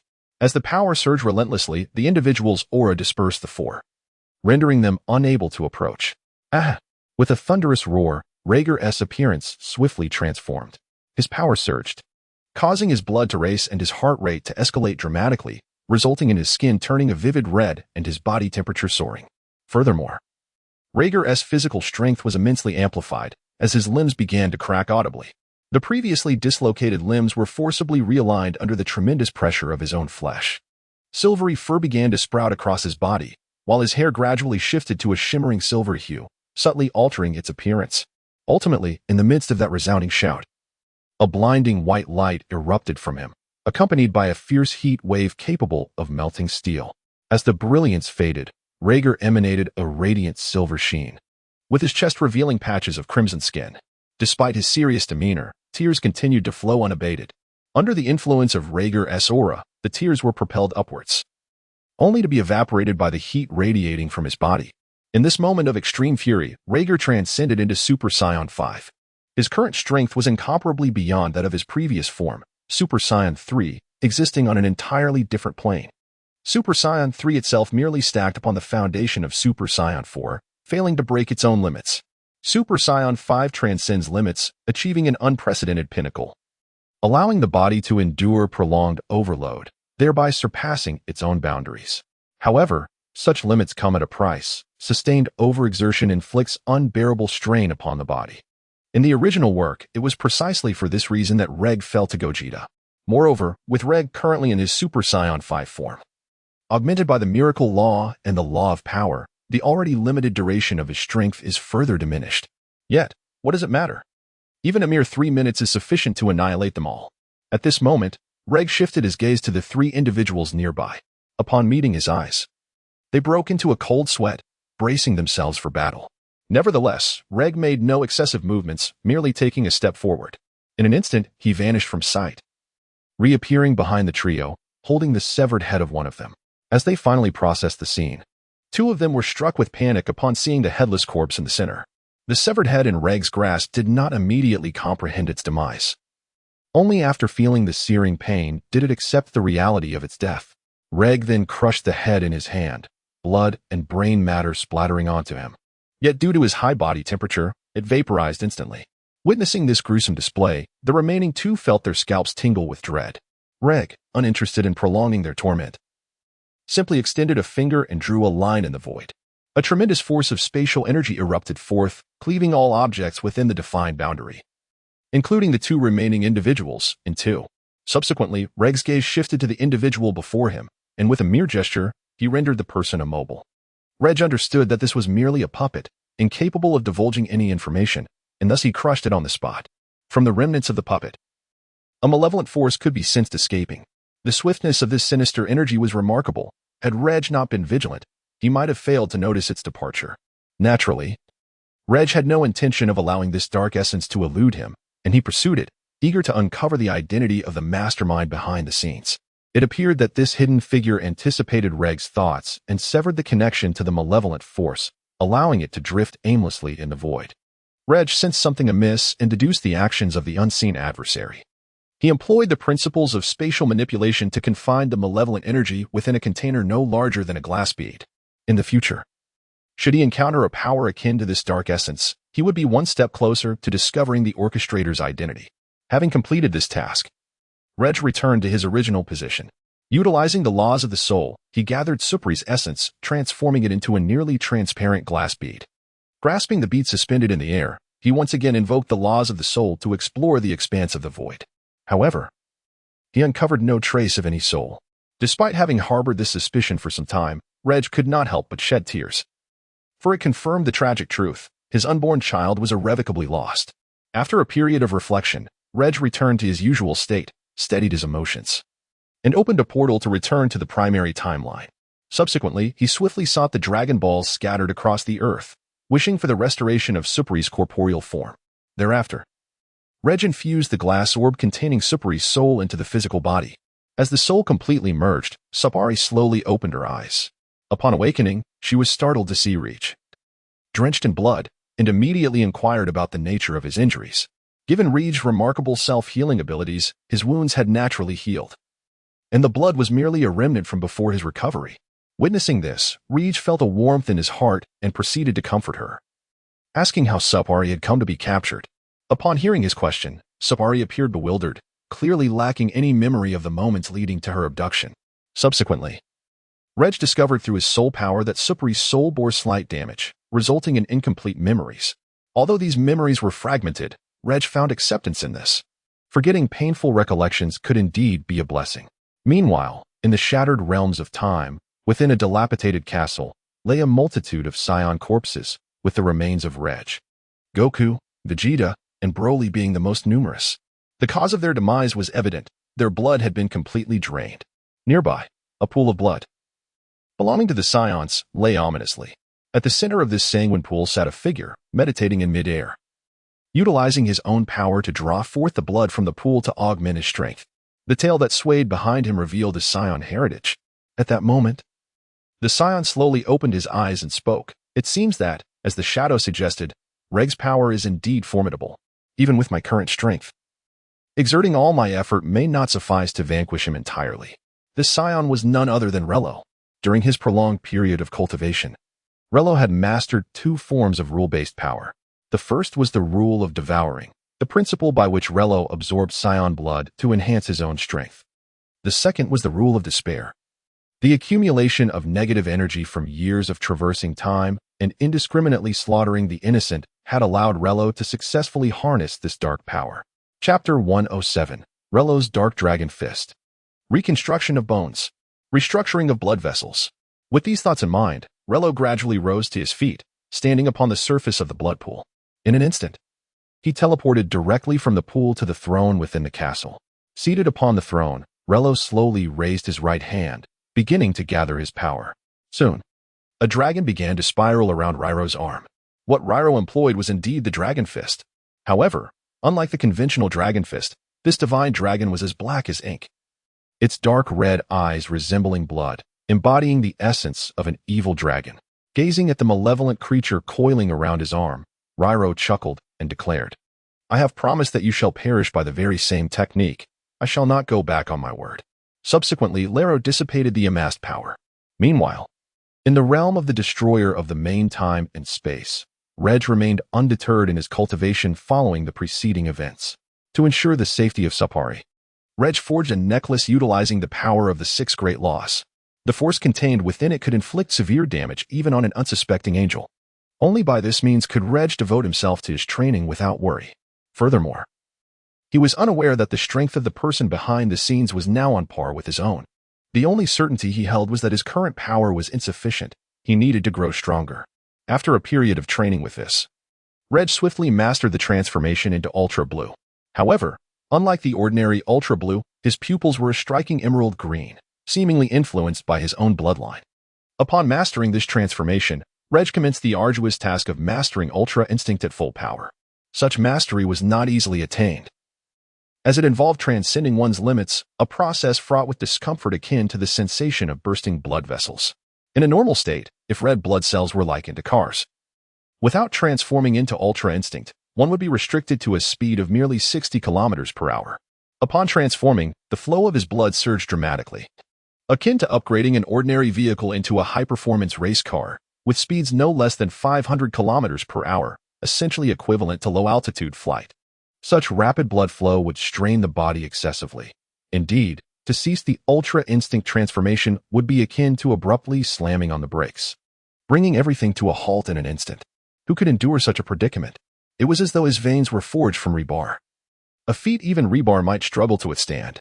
Moreover, in the form of Ultra Instinct, his physical strength increased exponentially, though his bones remained unchanged. After all, enhancing bone strength requires either prolonged accumulation or the breaking and subsequent remolding of bones.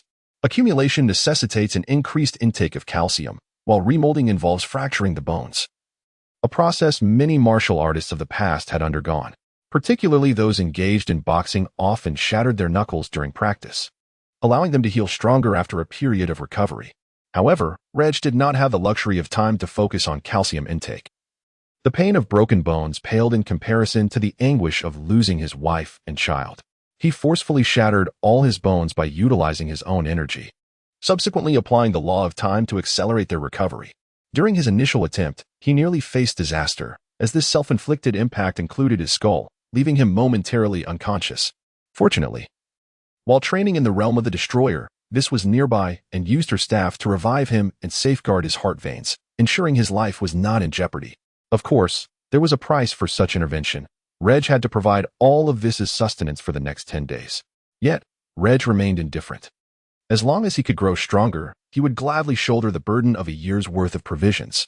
The method Regg employed for bone remolding proved effective, enhancing his skeletal strength by approximately 10%. However, he was left utterly famished, as the nutritional demands for bone repair were substantial. He had lost a significant amount of weight, shedding at least 30 kilograms. Subsequently, Regg conjured an immense array of food and began to devour it voraciously.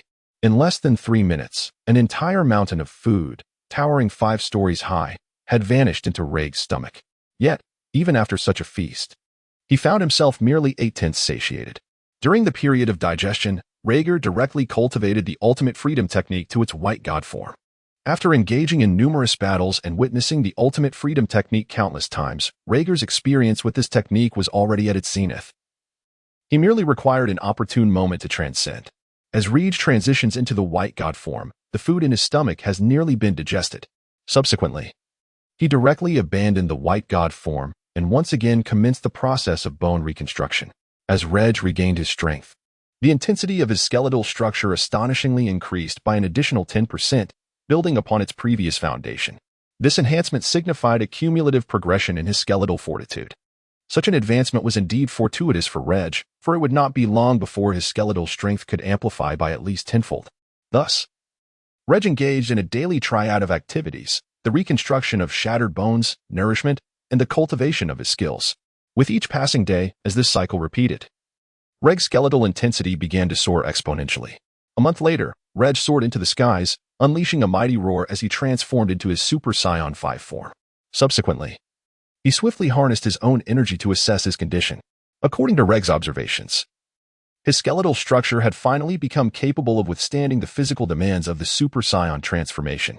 Remarkably, the strength of Regg's bones had increased to at least 20 times their original capacity.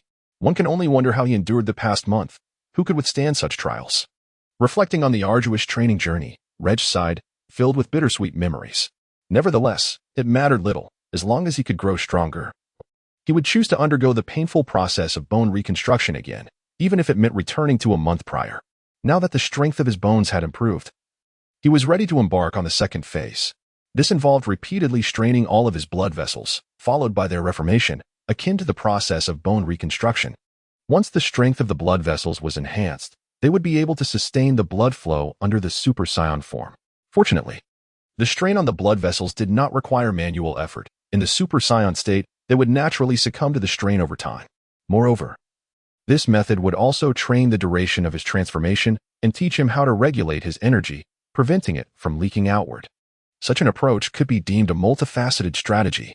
After another month had elapsed, Regg's vascular strength had reached that of human bones. Yet it retained the inherent flexibility of blood vessels. Simultaneously, the duration of his transformation had increased from 3 minutes to 30 minutes. His energy was no longer as uncontrollable as it once had been. Additionally, his body temperature had significantly decreased from the original staggering 7,000 degrees to approximately 40 degrees. And his skin color had reverted from a crimson hue to a normal flesh tone. Indeed, the body temperature during the Super Saiyan form was over 7,000 degrees. Having accomplished all of this, he was now poised to enter the third phase, aiming to fully master the complete power of Super Saiyan. Chapter 108. Engaging in the regular practice of Super Saiyan transformation, the aura of higher life forms. With these thoughts in mind, Regg transformed into the Super Saiyan state. However, the aura emanating from his transformation was not particularly strong. Even weaker than the aura produced during his Super Saiyan Grade 1 transformation. This was because Regg had perfected the control of his energy. Thus, even while maintaining the Super Saiyan form, his presence remained indistinguishable from that of an ordinary person. Nonetheless, remaining in the Super Saiyan state did not leave him without tasks to pursue. Subsequently, Regg took out an egg and a brick. He found a platform to position the brick in front of him, placing the egg behind it. Regg's objective was to shatter the egg without causing any harm to the brick. This exercise served as a training for harnessing one's power, akin to striking a bull from behind a hill. Such training not only enhances one's control over personal strength, but also tempers it, preventing excessive volatility. After all, Regg possessed an inherently formidable strength. In his Super Saiyan 5 form, even a mere sneeze could obliterate a star. Thus, Regg needed to master the power of his Super Saiyan 5 transformation. This exercise would not only expedite his understanding of power exertion, but also facilitate a gradual integration of the Super Saiyan 5 form with his base state. The initial two phases were not merely preparatory steps for the Super Saiyan 5 transformation. They also laid the groundwork for the fusion of the Super Saiyan 5 form with his normal state. The transformation into Super Saiyan 5 represented not just a surpassing of personal limits, but also a transcendence of ancestral constraints, akin to a return to one's primordial roots. Each time Regg transformed into the Super Saiyan 5 state, his bloodline would stir with excitement, as if this form was intrinsically tailored to his lineage. However, whenever Regg contemplated this possibility, he found it somewhat absurd. Setting aside the sheer strength of the Super Saiyan 5 form, power that most Saiyans could scarcely endure, how could it possibly integrate with his normal state? Moreover, his bloodline was a unique ancient lineage. The mere excitement of such a powerful bloodline hinted at the immense potential of the Super Saiyan 5 form. Thus, Regg found himself grappling with disbelief. Despite expressing skepticism, he could not shake the thought, what if he succeeded? At this stage, Regg was intensely eager for power. Even if the probability of success was a mere 1 in 10,000, he was willing to take the risk. Based on his conjectures, should he manage to merge this form with his base state, unexpected transformations might occur in the Super Saiyan 5 form. With this thought in mind, Regg exhaled slowly, then directed his gaze toward the brick and delivered a punch. This strike was executed without any application of strength, not even his basic energy. Yet, even so, the force of Regg's punch reduced the brick and the egg behind it to mere dust, continuing unabated to pierce through a distant planet. Although Regg had anticipated that his power was overwhelming, witnessing this spectacle still stirred a complex expression in his eyes. Finally, Regg sighed deeply, feeling a tinge of helplessness as he remarked, "It appears that mastering this power will require a considerable amount of time and practice." Subsequently, he raised his hand to employ the law of time, restoring everything that had been obliterated before him, including the planet itself. However, this time, Regg opted not to throw another punch, but rather to pursue alternative methods to cultivate his own strength. He approached a massive boulder, kicking it skyward, and then swiftly inverted himself to perform push-ups using only a single finger. As the boulder descended, it struck Regg, who deftly caught it, thereby adding extra weight to his exercise. In the following days, Regg diligently practiced one-finger inverted push-ups while bearing the weight of the boulder. To master the full potential of his Super Saiyan form, he consistently maintained this state, though it brought considerable challenges. To Regg, the world around him seemed as fragile as paper, no, even more so, when he merely intended to grasp a cup of water. Without even touching it or releasing any of his power, the gust from his hand shattered the cup into pieces. This bewildered Regg, as he felt it was absurd to break something without even making contact. Each time he reflected on such occurrences, a deep sense of frustration enveloped him, and he meticulously examined his strength, finding no sign of negligence. Amidst his confusion, was provided an explanation. According to him, the Super Saiyan form not only represents a breakthrough of limits and a return to one's ancestral roots, but it also elevates one's life essence. It is akin to a born emperor. Even without knowing who they are, one cannot help but feel compelled to kneel, as if under the innate majesty of an emperor. Similarly, Regg's current state mirrored this concept. In essence, Regg's elevated life essence emanated an imperceptible aura, an unknown power that he himself could not detect. Yet it influenced everything in his vicinity. This was the reason behind the sudden shattering of the cup. A mere ordinary cup could hardly withstand the aura radiated by a being of superior life essence. Upon hearing Whis' explanation, Regg displayed no significant surprise or excitement, merely wearing an expression of speechless bewilderment. Subsequently, he covered his face and remarked, "It seems that an additional training regimen must be incorporated." However, what troubled Regg the most was the question of how to cultivate this elusive aura. This intangible presence could not be manipulated with the ease of breath. It was an inherent quality, devoid of an off switch.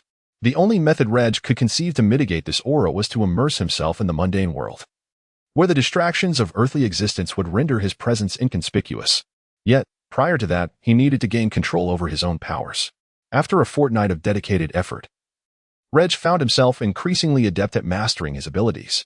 Ultimately, the strength he exhibited became indistinguishable from that of an ordinary person, and it was preferable to disregard the aura that enveloped him. Having accomplished this, Regg promptly returned to Earth, seeking out Sapali to invite her on an outing as a form of recompense for a previous incident. Naturally, Sapali was elated upon receiving Regg's invitation. The two traversed various cities on Earth, indulging in an array of culinary delights. During their escapades, many individuals regarded them with curious glances. After all, one bore a tail reminiscent of a monkey while the other resembled a humanoid gorilla with silvery fur. Such a pairing appeared quite peculiar. Nonetheless, this oddity did not invite excessive trouble, for even in some regions, monarchs were, astonishingly, canine in form. Regg's mastery of his aura indeed showed marked improvement. Initially, anyone within a 10-meter radius of him dared not approach. Those who ventured within 5 meters experienced a sensation of suffocation. However, after their period of exploration, his aura had significantly subsided. While traces of apprehension still flickered in the eyes of onlookers, they no longer avoided him as they had at the outset. Chapter 109, Mastery of the Subtle Force. Breaking through the Super 5 limits. Having undergone a period of recuperation, Regg could now fully control his aura without it affecting others. Once he had confirmed this, he ensured Sapali was settled before heading directly to the realm of the Destroyer Gods to continue his training. Subsequently, Regg sat cross-legged in midair. Commencing his warm-up, he focused on the meticulous control of his energy, condensing it into delicate strands akin to fine hair. He then cast 20 embroidery needles into the sky. Observing the needles suspended above, Regg willed his energy to weave seamlessly through them. In that moment of stillness, each needle's eye was pierced by the slender strands of energy. Witnessing this scene, Regg nodded in satisfaction. Initially, he could not even manage to pierce a single needle without severing it in two. Now, being able to thread 20 at once signifies a remarkable advancement. Subsequently, Regg embarked on his initial training, a technique akin to striking a cow across a mountain. With closed eyes, he exhaled slowly, and at the moment he opened them, he unleashed a punch. A gust of force surged forth, effortlessly penetrating the brick wall and shattering the egg's position behind it, while the brick remained unscathed.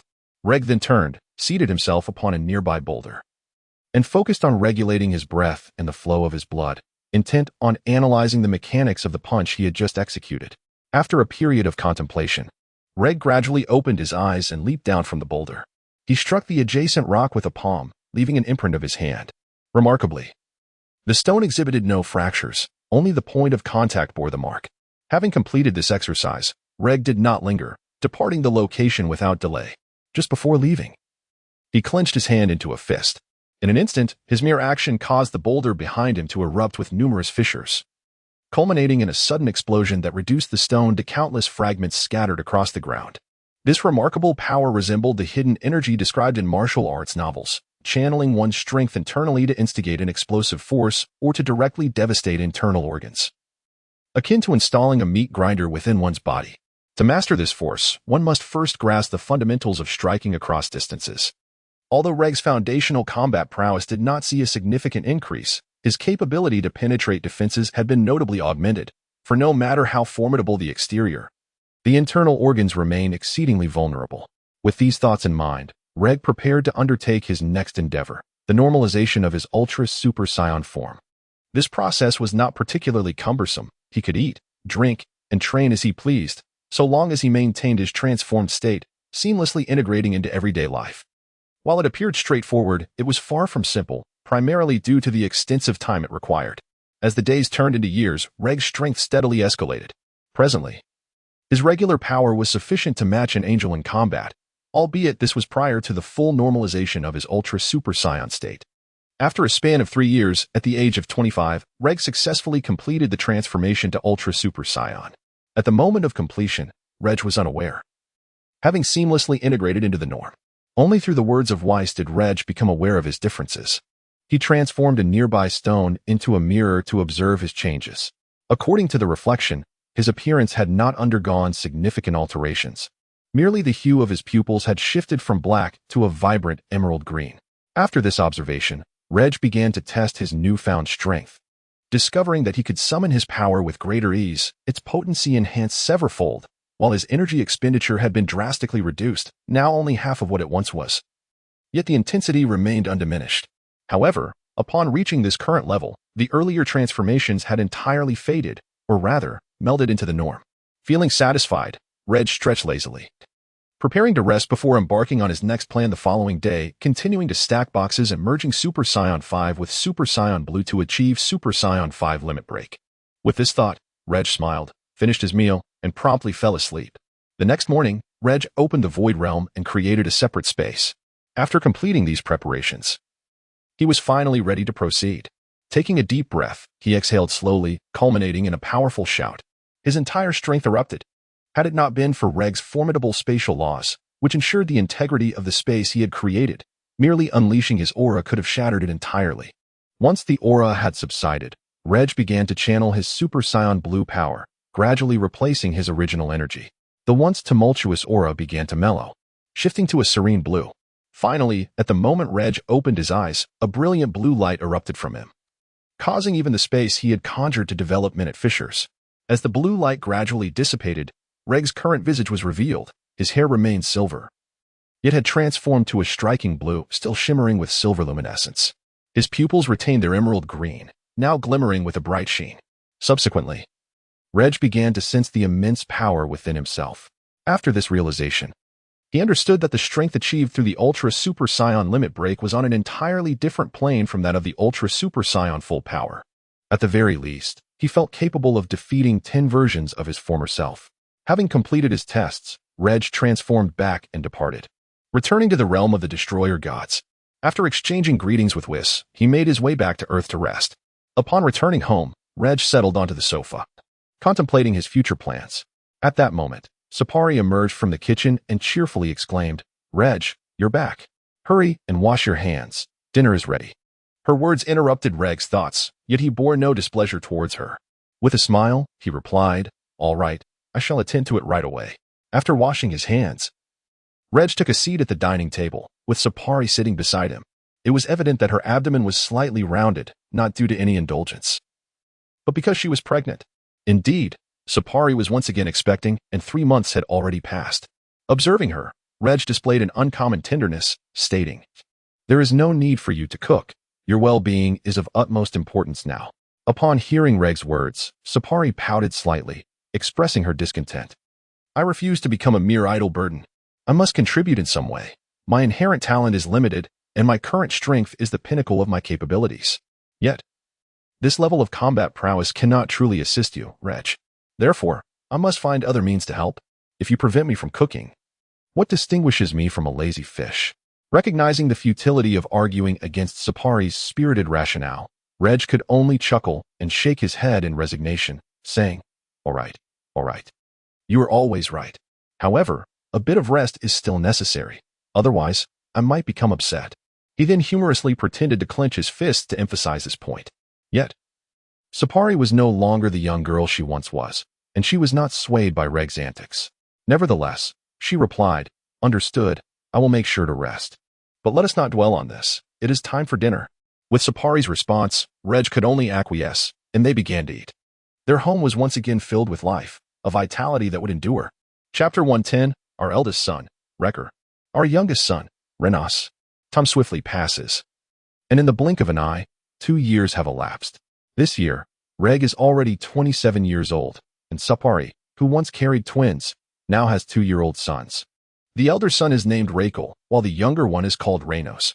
The elder son has inherited his ancient bloodline and possesses a remarkable talent for amplifying his strength during combat, although he may not be as powerful as the Transcendent bloodline. His recovery and endurance have seen significant enhancement, matching his younger brother's attacking prowess. In contrast, the younger son has inherited the Transcendent bloodline, possibly with a fraction of the ancient lineage, allowing him to maintain his composure when activating his Transcendent form, which also grants him slight boosts in attack power and recovery abilities. Their personalities are notably distinct. Rakel is more combative, eager to test his mettle against even his father. Regg, embodying a spirit that refuses to back down. On the other hand, Reynolds exhibits a gentle demeanor. He is not as confrontational as his brother and will not retaliate unless provoked. At this moment, Regg sits in the backyard, observing his two sons sparring. The residual energy from their practice has ravaged the terrain, leaving craters in their wake. Suddenly, two golden streaks of light collide in the air, each impact generating shockwaves powerful enough to shake the ground. After countless aerial clashes, the boys finally descend, creating a deep pit upon landing, yet they continue to exchange blows. Witnessing this spectacle, Regg interjects, "All right, that's enough for today. Dinner is ready, so wash up and prepare to eat." Upon hearing their father's words, the boys swiftly separate and fly to Regg's side, both maintaining their Super Saiyan forms, not merely in the first but in the second level. It is astonishing for 2-year-old Saiyans to achieve such a state, yet here they are. Not to mention, Regg is incredibly powerful.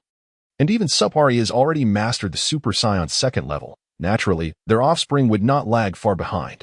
However, Regg is unconcerned. No matter how strong these little rascals become, they cannot surpass their father. As Regg turns to head inside, Regg grows restless again. Seizing the opportunity, he launches a flying kick towards Regg, exclaiming, "Take this, old dang." Rio flying kick. Lacking experience in parenting, Regg can only draw from the special effects shows and animated series he has watched in his previous life to entertain his children. Naturally, the combative Regg is fond of tales where heroes battle monsters, frequently shouting out moves from those stories. Hearing the commotion behind him, Regg sighs in exasperation. What a raucous display. And how dare you call me old dang? After speaking, Regg did not even glance back. He swiftly sidestepped to evade Regg's flying kick and, in an instant, seized his opponent's ankle, pulling him towards himself and subsequently pinning him under his arm. At that moment, Regg was utterly bewildered. Unable to comprehend what had just transpired, finding himself ensnared by his father's embrace. A chill surged through him, reaching the crown of his head as he slowly turned to face Regg, his expression stiffening. "Father, you wouldn't strike me, would you? After all, I am merely a 2-year-old child." Upon hearing Regg's words, Regg replied with an affable demeanor, "Of course not, for I am your father. However, I do have a dish in mind that you are sure to relish. It's called stir-fried bamboo shoots with meat." With that, before Regg could react, Regg mysteriously produced a bamboo stick from thin air. Subsequently, gazing at the underarm of the Raquel, one aimed and delivered fervent strikes upon the posterior. As Regg's merciless lashes fell, Regg emitted a scream akin to that of a slaughtered pig. Meanwhile, his young son, Reynolds, witnessing this harrowing scene, was seized by a chill that coursed through his body, prompting him to feign ignorance and retreat indoors. After 10 minutes of culinary endeavor, Master Lei unveiled his renowned dish of stir-fried bamboo shoots with meat. Regg's posterior had long been subjected to a punishment reminiscent of a monkey's, with wisps of faint white smoke emanating from it, while the bamboo strip in Regg's hand had snapped into pieces. Observing Regg, who appeared utterly bereft of hope, Regg inquired, "Do you understand where you went wrong?" Upon hearing Regg's question, Regg, tears streaming down his face, nodded in affirmation. Seeing this, Regg pressed on, "So, will you dare to do it again next time?" Regg promptly replied, "I shall never dare again." Yet, despite his outward declaration, his inner monologue whispered, "Next time, I certainly will." Regg, with a knowing smile, remarked, "Oh, so, you are quite brave, are you?" Having absorbed the powers of the mind gem and the soul gem, Regg had long since acquired an uncanny ability to read minds. Caught off guard by Regg's playful banter, Regg inadvertently voiced his true thoughts. "Come on, I'm incredibly brave. If it happens again, I will surely make old dang beg for mercy." Only after uttering this did Regg realize the gravity of his words. Subsequently, Regg was drenched in sweat, as if he had just emerged from a bath, uncontrollably perspiring from every pore. Yet, despite this, a chilling sensation enveloped his entire being, causing his body temperature to drop by a degree or two. Casting a glance at Regg, he managed to muster a smile that was more grotesque than tears, and slowly uttered, "What I just said was actually a jest. I am, in fact, quite cowardly. Surely, you would believe a 2-year-old child like me?" Upon hearing Regg's words, Regg maintained his silence, a smile still gracing his lips. However, to Regg, that smile appeared devilish in nature. Tentatively, he probed, "You believe me, don't you?" No sooner had Regg spoken than he found himself once again beneath Regg's arm.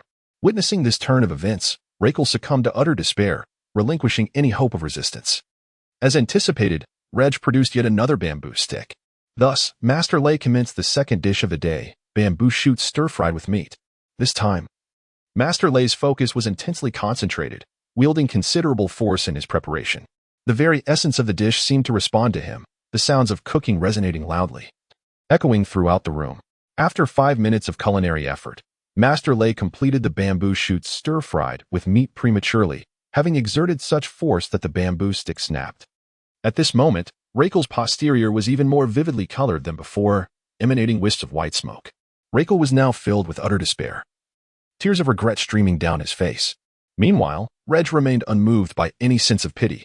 After all, being the bearer of his bloodline, Regg was well aware of the resilience and fortitude inherent in their lineage. Such injuries would heal within a mere 10 minutes. Regg firmly grasped Rakel by the nape of his neck, leading him indoors and allowing him to recline on the sofa. He then sought out his younger son, Reynolds, and handed him a spatial bracelet, saying, "Inside are your brother's snacks for this month. Please deliver them to him, and warn him not to provoke his father unnecessarily. Let him know that today's ordeal is the cost of his actions." Upon hearing his father's words, Reynolds nodded in agreement. Chapter 111. The Harmonization of the Ultimate Freedom Technique. The Convergence of the Warrior, Kronos. The narrative officially commences. After attending to his domestic affairs, Regg teleported directly to the realm of destruction to continue his training. At this juncture, Regg found himself at a certain impasse, both in terms of his bloodline power and divine energy. Consequently, he had yet to achieve perfection in the art of ultimate freedom. Following 2 years of introspection, his mindset underwent subtle transformations.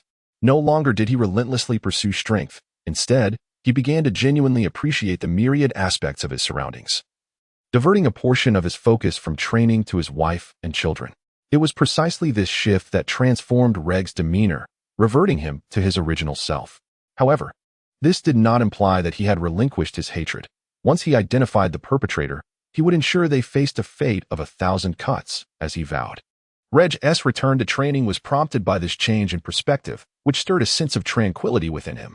As a fervent practitioner, he was determined not to let this opportunity slip away. Upon Regg's arrival, Vis expressed his surprise, saying, "What a pleasant surprise. I had thought Mr. Regg had abandoned his training. After all, it has been over 2 years since your last visit here, and I assumed you would continue to focus on raising your children." As Vis recalled, the moment Regg's children, Lecker and Reynolds, were born marked the first time Regg expressed his desire to cease his training. Vis was taken aback by Regg's decision. After all, no one understood Regg better than he did. The notion of Regg willingly stepping away from training seemed as improbable as the universe exploding and halting his relentless pursuit. Thus, when Regg declared his intention to stop training, Vis felt as if a cat had decided not to chase mice but rather to befriend them. Nevertheless, Regg's absence did not leave Vis feeling out of sorts. Being an ancient being who had lived for countless years, Regg's time spent training here felt like but a fleeting moment to Vis. Just as he believed Regg had truly forsaken training to concentrate on nurturing the next generation, Regg returned once more, 2 years later. However, Regg paid little heed to Vis's astonishment. After exchanging greetings, he proceeded to immerse himself in his training. Subsequently, Legg found an open space, closed his eyes, and felt the gentle breeze brushing past him, all the while savoring the tranquility that enveloped him. As time gradually slipped away, Legg's state of mind grew increasingly serene, akin to a placid lake. As my mind became increasingly tranquil, a sudden ripple emerged, causing Regg to instantly open his eyes, sensing the aura of a breakthrough. The moment he felt the surge of advancement, the bottleneck shattered unexpectedly, and a formidable power erupted forth. The state of the Supreme Freedom Technique had been fully realized. In the distance, Vis, who sensed this energy, was rendered speechless by astonishment. Achieving perfection in the Supreme Freedom Technique at the age of 27 was beyond Vis's wildest dreams. Spending a century just to reach the threshold was already considered a prodigious feat, yet Regg, not even 30, had attained completeness, leaving others in disbelief. At this moment, Regg had undergone a profound transformation. His silver hair gleamed more brilliantly, radiating a faint luminescence imbued with a sacred aura. The instant Regg opened his eyes, his imposing presence vanished, rendering him akin to an ordinary person.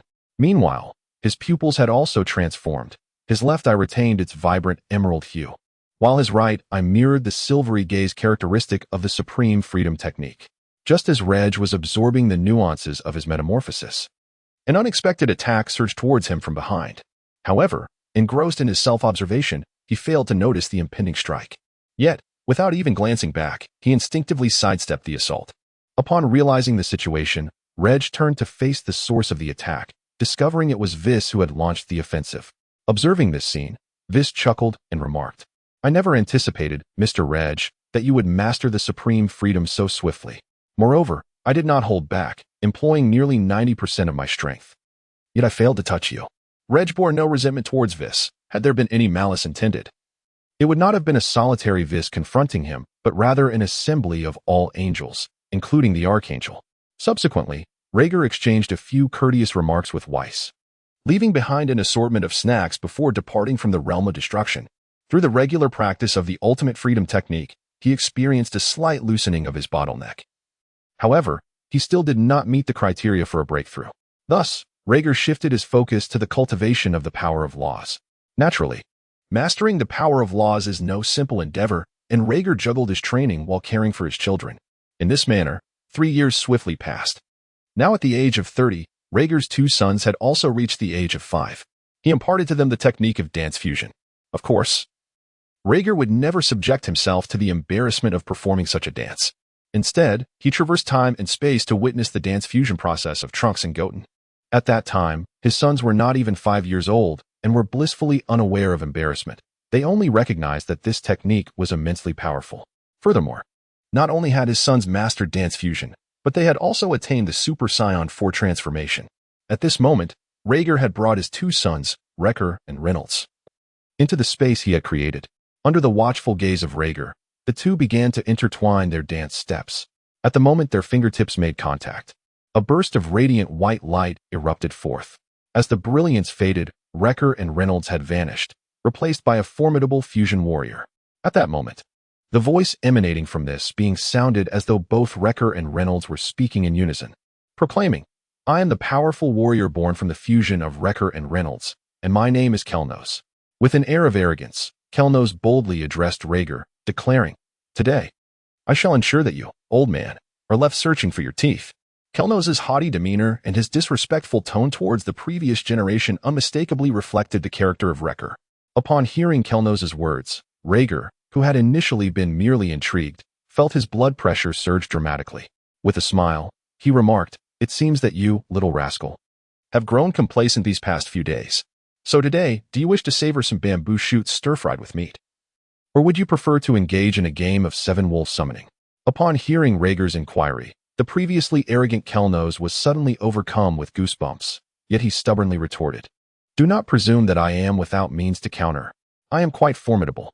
With that declaration, he unleashed all of his power, transforming into his Super Saiyan form. Empowered by this surge, Kelnos' confidence swelled, and he even extended a finger to provocatively beckon Regg, exclaiming, "Come on, old man, face me." Observing Kelnos' renewed bravado, Regg discerned that he need not choose between the stir-fry or the game. He would tackle both simultaneously. In the instant that Kelnos was caught off guard, Regg seized him effortlessly. Subsequently, the entire space resonated with the jubilant exclamations of Kronos, his tears streaming down in sheer elation.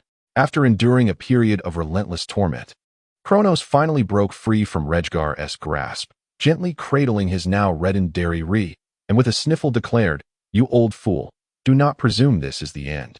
I have yet to unleash my full power." With that, he once again unleashed his formidable aura. His appearance began to transform in tandem with this surge of energy. His fur faded away, and the hue of his hair gradually shifted towards a cerulean shade. Ultimately, with a thunderous roar, Kronos completed his metamorphosis. This transformation left Regg somewhat astonished, for Kronos had assumed the ancient transcendent form. Meanwhile, as Regg was engaged in a sparring session with his son, the saga of Dragon Ball had already commenced. At this juncture, Goku's brother, Raditz, had just arrived on Earth. Chapter 112, the iconic scene of the weaklings. As Raditz descended, he encountered a farmer wielding a shotgun. With a scoff, he remarked, "Has Kakarot truly failed in his duties, allowing a stray to escape?" The farmer, upon witnessing Raditz emerge from the peculiar spacecraft, felt a surge of apprehension and inadvertently pressed the trigger of his shotgun. In an instant, Raditz caught the bullet barehanded. This astonishing display left the farmer utterly paralyzed with fear, collapsing to the ground. Subsequently, Raditz activated his scouter to assess the combat power of the farmer. To his astonishment, the final reading indicated a mere 5 points of battle prowess. With a mocking tone, he remarked, I expected a formidable adversary. Yet it turns out to be nothing more than a weakling with a mere combat power of 5. Raditz then raised his left hand, poised to eliminate this insignificant target. Suddenly, the scouter detected an overwhelming surge of energy. Observing this phenomenon, Raditz assumed it to be Kakarot and dismissed the weakling entirely. Soaring towards the source of the detected power. During his flight, Raditz noted that, regardless of whether it was an island or a city, people were bustling about, with no signs of destruction in sight. As Raditz beheld an increasing number of adversaries, his expression grew increasingly grim, and he muttered under his breath, "What is that scoundrel Kakarot doing? Why are there still so many insignificant insects left alive?" Meanwhile, on the other side, Piccolo abruptly opened his eyes wide. Gazing back in alarm, he sensed a formidable power drawing near to him. As the ominous force drew nearer, beads of cold sweat began to trickle down Piccolo's forehead. He pondered to himself, what could this terrifying power possibly be? Could it be Sun Wukong? It seems implausible, after all. Such a short span of time has passed, there's no way that fellow could possess such formidable strength. As the force drew ever nearer, Raditz finally soared before Piccolo. Observing that the individual before him was not Kakarot, but rather an unfamiliar figure, he expressed his confusion. "The formidable power I just detected must belong to you. It truly perplexes me. Do you happen to know the whereabouts of Kakarot?" Raditz assumed that Piccolo was privy to Kakarot's location. Considering that Kakarot's primary objective upon arriving on this planet was to eradicate all sentient beings inhabiting it, given Piccolo's prowess, he surely must have clashed with Kakarot. If only Piccolo were to divulge Kakarot's location, Raditz would find no further value in him, and could even assist Kakarot in eliminating this obstacle. However, unbeknownst to Raditz, Piccolo had indeed fought against Son Goku, yet he was unaware of Goku's other name, leaving him bewildered by Raditz's inquiry. At that moment, a spark of inspiration ignited within Piccolo, prompting him to devise a plan. With a smile directed at Raditz, he said, "I am aware of the whereabouts of the person you seek, but you must draw closer, lest we be overheard." Upon hearing Piccolo's words, Raditz's interest was piqued. He certainly did not believe that Piccolo, with his combat power exceeding 300, could pose any threat to his own power of 1500. Subsequently, he glided slowly towards Piccolo. Upon nearing a certain distance, Piccolo's eyes narrowed as he declared, "Now is the moment. Perish." With that, Piccolo unleashed a close-range energy wave, striking Raditz directly.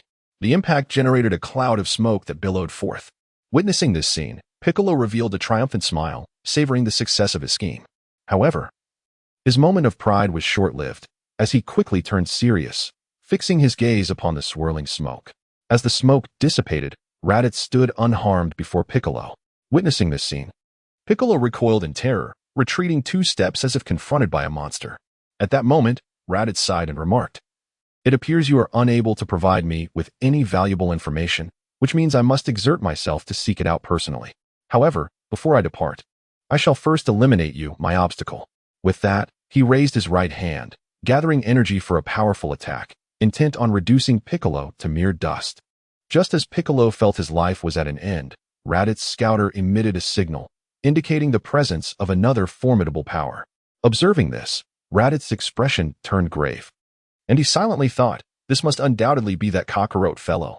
Subsequently, without hesitation, he cast aside his fears and soared towards the formidable force of combat emanating from Piccolo, who had long been paralyzed by terror. With Raditz's departure and the absence of the menacing aura of death, Piccolo collapsed to his knees, gasping for breath as he exclaimed, "I'm still alive. What on earth was that creature? How could it possess such terrifying power?" He realized that his strength was woefully inadequate to confront that monster and resolved to seek out Son Goku. With a clear plan in mind, Piccolo soared towards Raditz's direction. Meanwhile, outside the Kame house, everyone, except for Walmart, sensed a formidable force approaching. Among them, Son Goku, Krillin, and Master Roshi felt it most acutely. At that moment, Krillin voiced his alarm. What in the world is that overwhelming power? Could it be that Demon King Piccolo has transcended to a new realm to seek vengeance upon us? The thought sent a shiver down Krillin's spine, recalling how he had perished at the hands of the Demon King's minions during their first encounter. As the formidable aura approached, the crowd soon realized that the figure before them was not the Demon King Piccolo, but rather an unfamiliar man. Nonetheless, they remained vigilant, for they sensed a malevolent presence emanating from him. This man was none other than Raditz.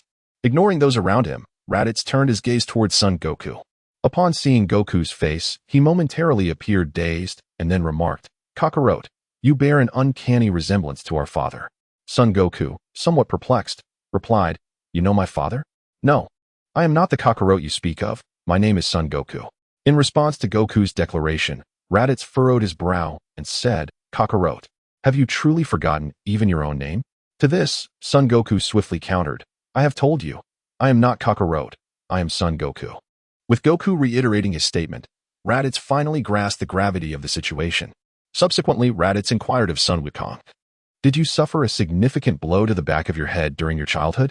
Upon hearing Raditz's question, Sun Wukong scratched his head, pondering for a moment before replying. I did fall off a cliff when I was young, and my head took a hit, causing me to forget many things. Raditz, upon hearing Sun Wukong's response, confirmed his suspicions and declared to him, That explains everything.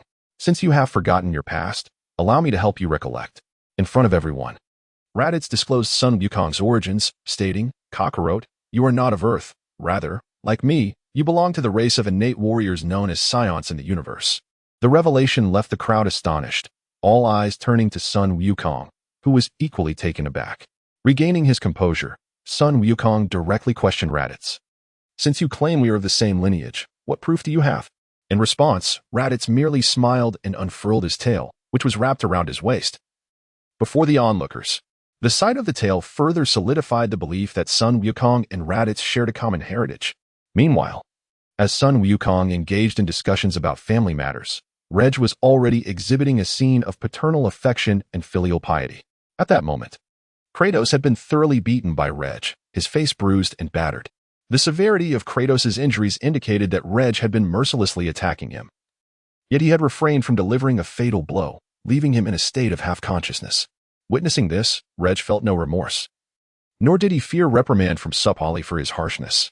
It is important to note that at their age, they were typically dispatched to other planets for missions, where all adversaries showed no mercy, adhering to the survival of the fittest. There was no opportunity for one-on-one tutelage. Regardless of the injuries sustained, survival was paramount. To all fathers reading this, the author's balance has reached zero. I currently face two options, either embark on a new book or pause updates to earn some income. Should there come a day without updates, it would signify my return to work, so please refrain from erecting tombstones in my absence. Thank you. Chapter 113. The saga of Dragon Ball continues. At this moment, Regg looked at the battered Kratos and taunted, With your meager strength, you dare to challenge your father? You haven't even matured yet, and you seek to flaunt your bravado. If I don't reduce you to nothing, then I am not your father. Upon hearing Regg's words, Kratos was immediately engulfed by a shiver, a visceral instinct compelling him to flee. It was only upon turning that he realized he had been ensnared within the realm crafted by Regg. To his dismay, he found Regg had vanished, only to discover the latter had circled around to his rear. Before Kratos could react, Regg unleashed a flurry of strikes upon him. Meanwhile, on the other side, Raditz had abducted Gohan. He addressed Goku with an ominous ultimatum. If you wish to rescue your child, you must personally slay 1,000 individuals and present their severed heads before me. Witnessing this, Goku shouted in desperation, Gohan, you fiend, he is your nephew. Raditz, however, scoffed at Goku's words, retorting, Nephew? Saiyans do not indulge in such trivial emotions, only strength defines our worth. Truthfully, I have no desire to slay my own nephew, not out of familial affection, but because this child possesses Saiyan blood. After all, in this universe, the Saiyan lineage is nearly extinct, dwindling with each passing day. He then cast a glance at Gohan's tail, confirming the boy's mixed heritage as a near-pure Saiyan.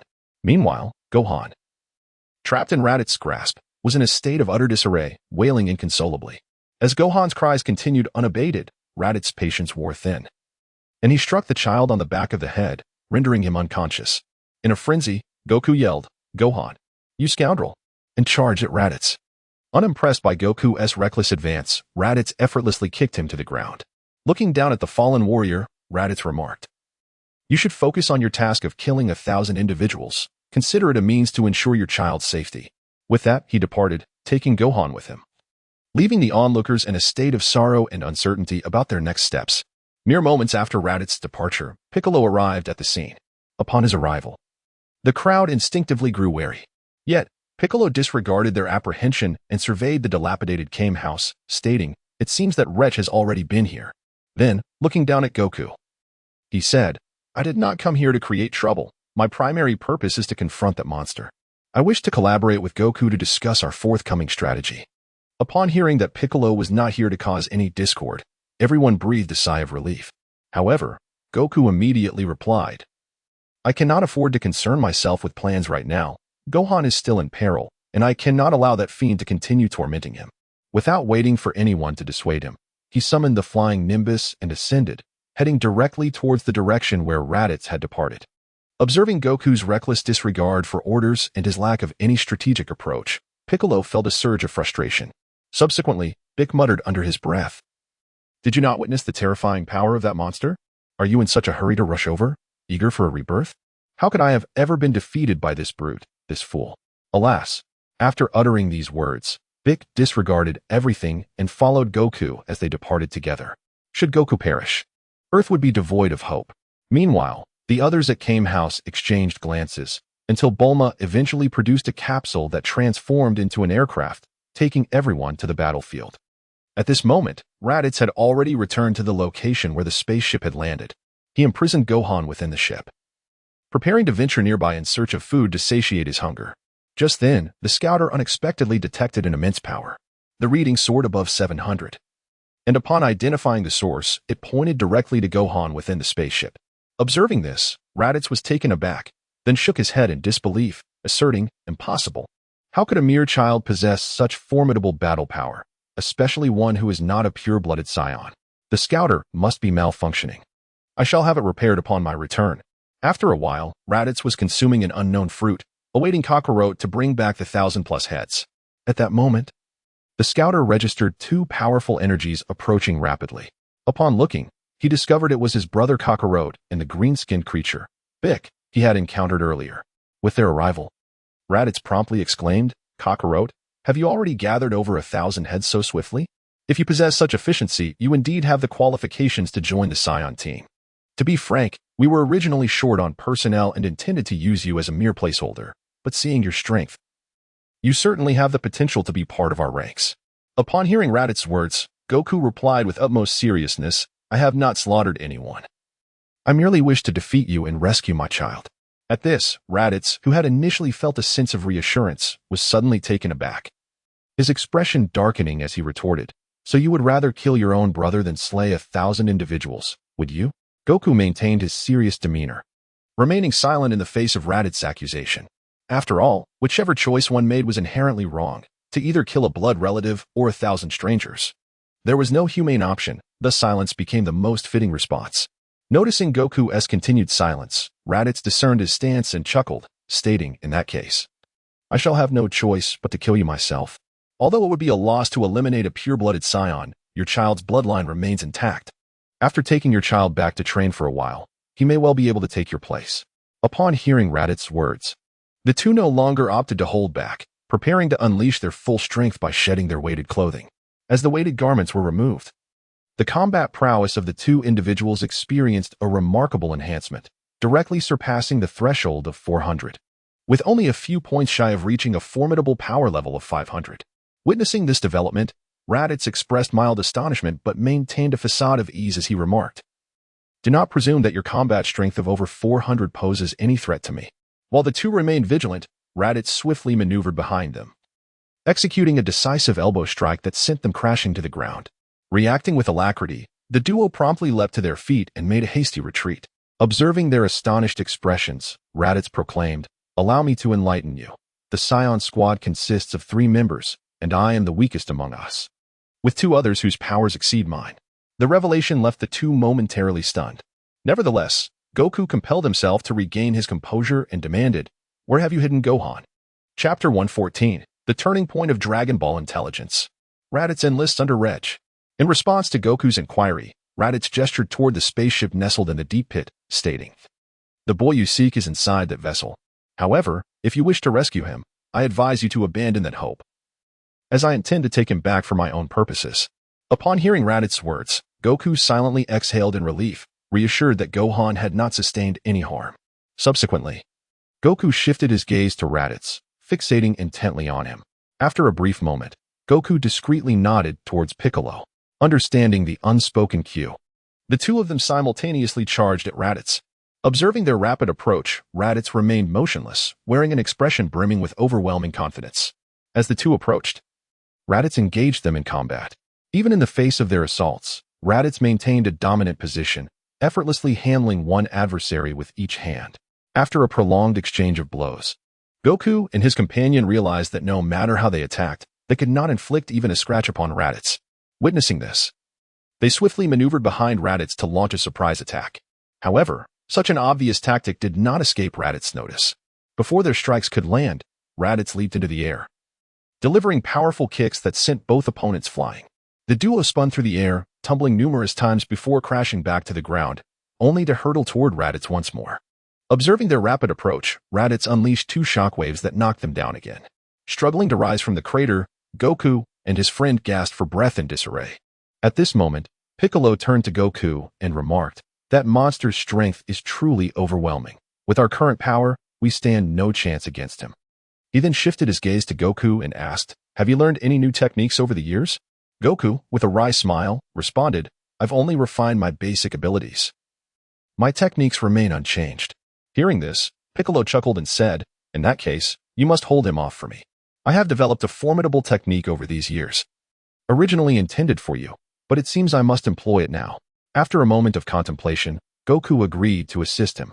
Subsequently, Goku charged towards Raditz alone, while Piccolo stood back, beginning to gather energy for his special beam cannon. During the time it took to harness this formidable attack, Goku's battle with Raditz could only be described as one-sided domination, with Goku unable to mount any defense. At that moment, Raditz noticed Piccolo's power surging exponentially. Upon checking with his scouter, he discovered that Piccolo's strength had escalated to over 1,300. Seizing the opportunity during Raditz's momentary distraction, Piccolo swiftly unleashed his special beam cannon towards him. As the smoke dissipated, Raditz remained steadfast in his position, bearing only minor abrasions on his shoulders. Evidently, in the fleeting moment of the attack, Raditz had evaded the opponent's magical energy blast with astonishing speed. Just as Raditz was poised to eliminate Piccolo, he abruptly found himself devoid of strength. Turning his head, he discovered Goku grasping his tail. At this moment, a sense of panic began to envelop Raditz, and he exclaimed to Goku, "Kakarot, what are you doing? You cannot treat me this way. I am your own brother. If you agree to release me, I swear I shall never return to Earth."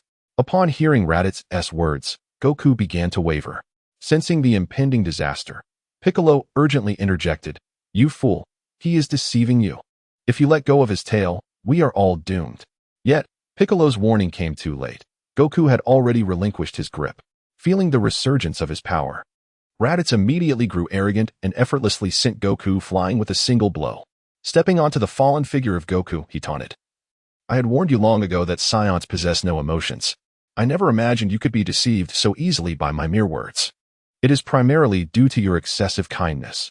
Your character is wholly unsuited for the survival laws of the universe. It seems I must personally eliminate you." Just as Raditz was poised to end Goku's life, the scouter detected an overwhelming power. Sensing this, Raditz became immediately alert, instinctively glancing towards Piccolo, suspecting an ambush. Noticing that Piccolo remained motionless, Raditz turned his attention to the source indicated by the scouter. To his astonishment, the formidable energy emanated from Gohan, who had burst forth from the spaceship, appearing before everyone with an expression of intense fury. His power was steadily rising.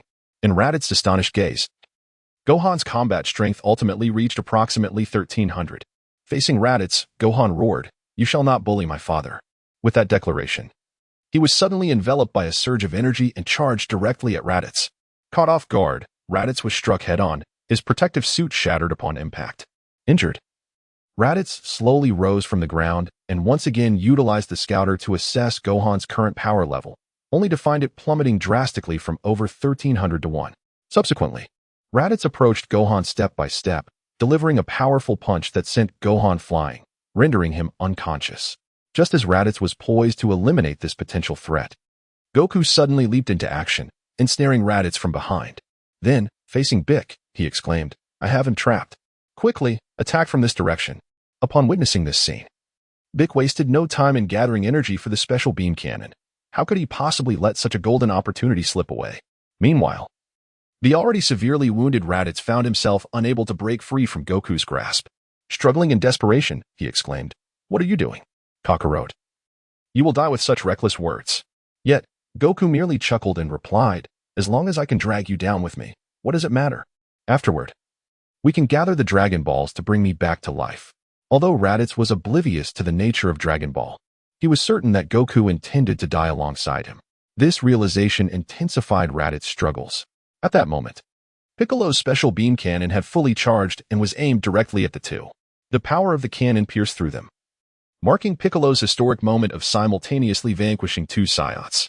Raditz, bewildered, pondered why his adversary showed no hesitation in this dire situation, where they too were destined to perish with him. Afterward, Piccolo explained to Raditz the existence of the Dragon Balls, a revelation that would serve as a pivotal turning point in the unfolding narrative, drawing Vegeta and Nappa into the fray. Just as Piccolo prepared to finish off Raditz, he discovered that his opponent had vanished. In light of this unexpected turn, Piccolo wore a perplexed expression. Nearby, Regg was laying down Raditz's body, not out of sympathy, but with the intention of nurturing him as a subordinate. Despite Regg's formidable strength, he operated alone. As the saying goes, a visible sword can be dodged, but a hidden arrow is hard to defend against. A few years prior, the abduction of Sapali as a hostage served as a stark reminder of this truth. Moreover, Raditz possessed notable talent. According to the information he had, Raditz exhibited the potential of a top-tier warrior. Otherwise, he would not have been part of Vegeta's Saiyan squad. His lackluster performance stemmed purely from laziness. While others honed their skills through battle and training, he indulged in eating and sleeping, neglecting any thoughts of self-improvement. However, under Regg's guidance, it was not unreasonable to expect Raditz to surpass a combat power of 100,000 within a year, or at the very least reach 80,000, provided he actively engaged in training. The foundation he possessed was still too fragile. Had he exerted even a modicum of effort, he would not have been so inept. With this in mind, Regg employed healing techniques to restore Raditz's injuries. Before arriving, Regg had reverted to his original form, no longer maintaining his Super Saiyan 5 appearance. Although there was little distinction between his initial state and that of Super Saiyan 5 in terms of power, returning to a normal life posed its challenges. After all, that particular visage was ill-suited for blending into human society. Those unfamiliar might mistake him for an evolutionary halfway mutant of some sort. With his silver fur and mismatched eyes, he certainly appeared striking, yet some individuals would likely wish to study him, a sentiment epitomized by the villainous Red Ribbon Army. Despite Regg's belief that no being in the universe could threaten his life, such attention could lead to considerable complications. If trouble were to arise, it might force him to leave Earth, a place he had called home for over a decade, making relocation no trivial matter. Thus, Regg typically presented himself in his original form. At that moment, Raditz, lying on the ground, began to show signs of awakening. Upon opening his eyes, he found himself in an unfamiliar environment. Instinctively, Raditz murmured, "Am I dead? Is this hell?" Meanwhile, the book-reading Rager remarked, "You are not dead. It was I who saved you."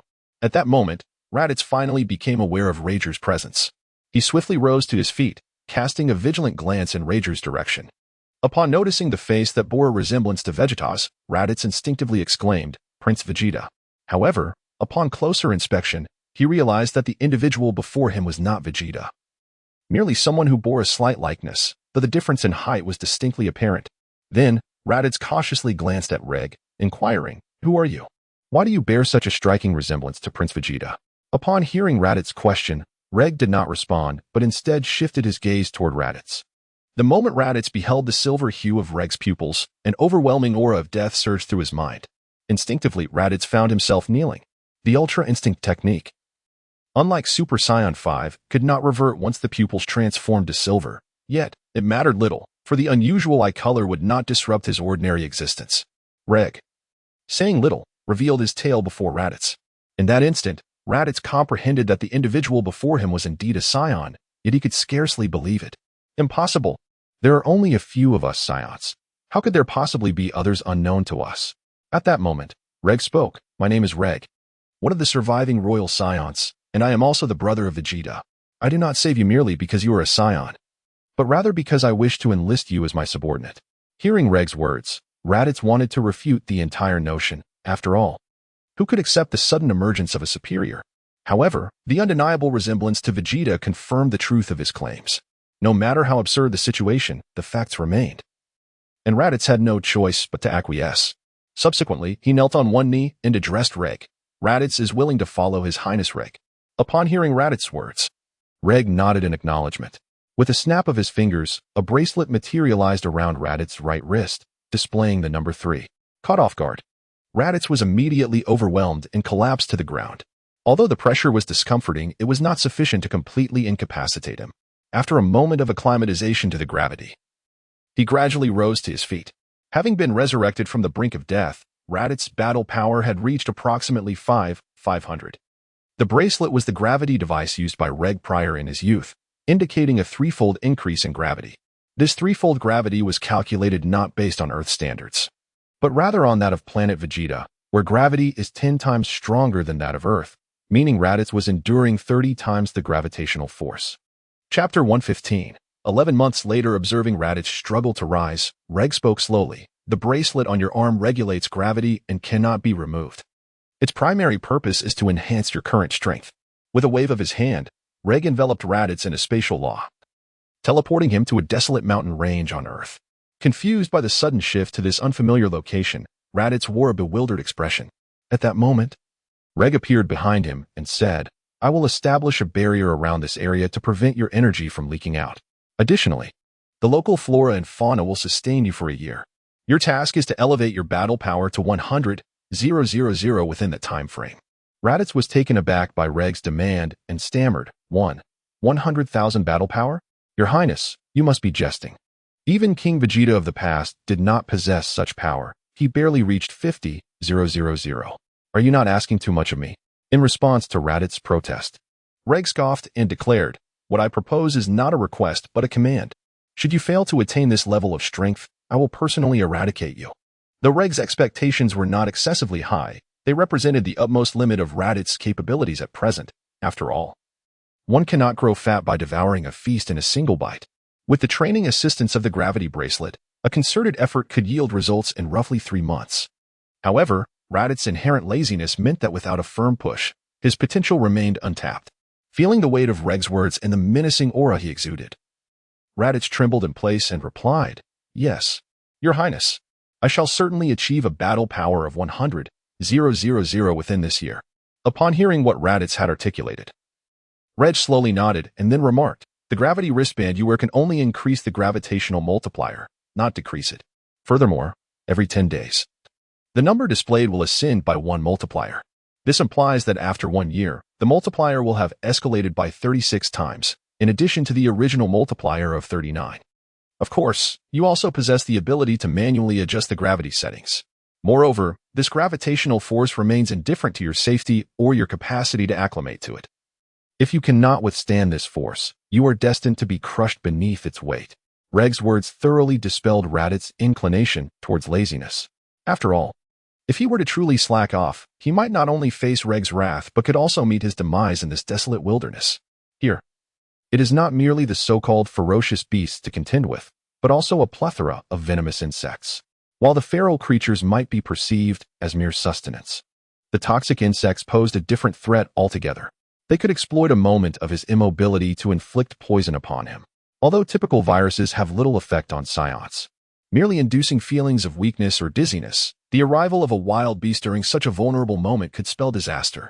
Regardless of a Saiyan's formidable prowess, they remain flesh and blood, susceptible to injury from sharp objects. The claws and fangs of those beasts are nothing short of lethal instruments. Contemplating this, Raditz shook his head, abandoning his previous thoughts of idleness, and began to earnestly engage in his training. Once Regg concluded his dealings with Raditz, he returned home, book in hand, to continue his reading. This particular tome was Dragon Ball. After several decades, certain details had begun to elude his memory. Initially, Regg had contemplated traversing time and space to witness the events firsthand. However, frequent temporal excursions had drawn the attention of Kranoa, the supreme Kai of time. Yet, armed with the token from the old bird, he received merely a verbal admonition against reckless time travel, warned that incessant crossing could lead to temporal chaos, before she departed. Following that warning, Regg seldom ventured through time. Yet, due to the passage of time, significant portions of the narrative had faded from his recollection, prompting him to seek out the old bird directly for a recounting. At first, the old bird was elated to hear of Regg's visit. But upon learning that Regg sought him for artistic collaboration, the smile vanished from his face in an instant.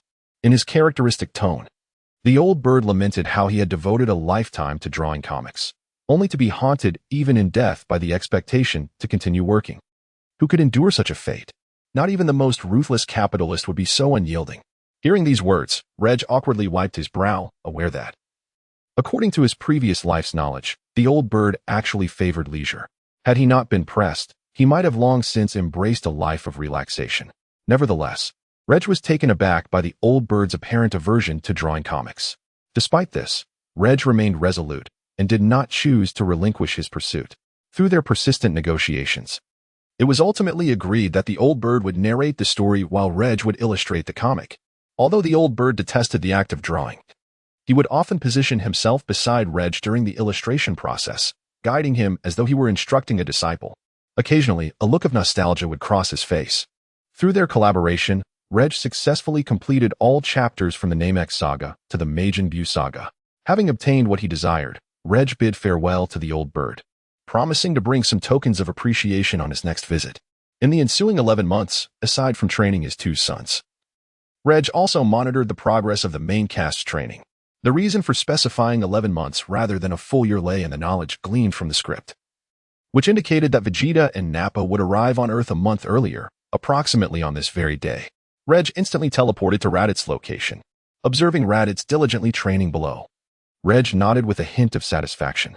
In the initial month, Raditz had sought every possible means to avoid exertion.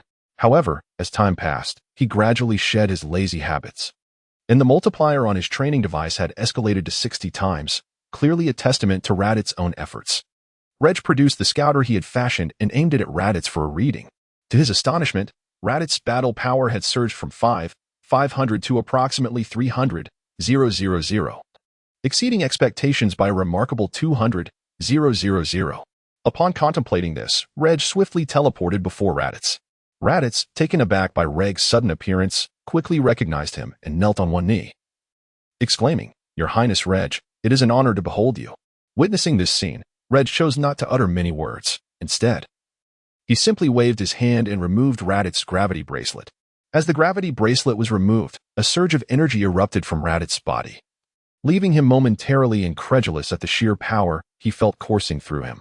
At that moment, Regg remarked, "Your combat power has indeed increased significantly, surpassing my expectations, reaching approximately 300, Upon hearing this, Raditz began to swell with pride, buoyed by the notion of possessing such formidable strength. However, when he locked eyes with Regg, his bravado swiftly deflated like a punctured balloon. The palpable sense of impending doom remained undiminished, and he was acutely aware that any attempt to strike would likely result in his utter annihilation. Chapter 116. The Arrival of Vegeta and Nappa. Regg, observing the expression on Raditz's face, discerned his thoughts. After all, who among the powerful would willingly remain subordinate? Addressing Raditz, he cautioned, "I care not for what you were contemplating. Until your might exceeds mine, keep those trivial thoughts to yourself." With that, he placed a hand upon Raditz's shoulder and instantaneously transported them away. They reappeared high above a city. Yet Raditz remained perplexed as to why Regg had brought him to this location. As Regg's gaze fell upon the newly arrived Vegeta and Nappa on Earth, Raditz, upon witnessing their presence, instantly comprehended Regg's intent. Cautiously, he approached Regg and inquired, "Your Highness, do you wish for me to apprehend those two?" Upon hearing Raditz's question, Regg subtly shook his head and replied, "It is not a matter of capturing them. Rather, we are here to observe the unfolding drama." Raditz, perplexed by Regg's response, found himself engulfed in confusion, unable to fathom the connection between their arrival and the notion of entertainment. Just as he was about to seek clarification regarding what spectacle they were to witness, he caught Regg's glance directed at him, which rendered him speechless, compelling him to remain obediently in place. The gaze then shifted to Vegeta and Nappa. At that moment, Vegeta and Nappa were slowly emerging from their spacecraft. As they stepped out, the two surveyed the crowd that had gathered out of curiosity. Vegeta, with a disdainful smile, remarked, "Having finally arrived on Earth, shall we greet them?" Nappa, fully understanding Vegeta's intent, displayed a cruel grin towards the surrounding onlookers. Subsequently, a surge of power was gradually channeled into his palm, and with an upward motion of 2 fingers, an overwhelming force erupted from the ground, sweeping across the entire city.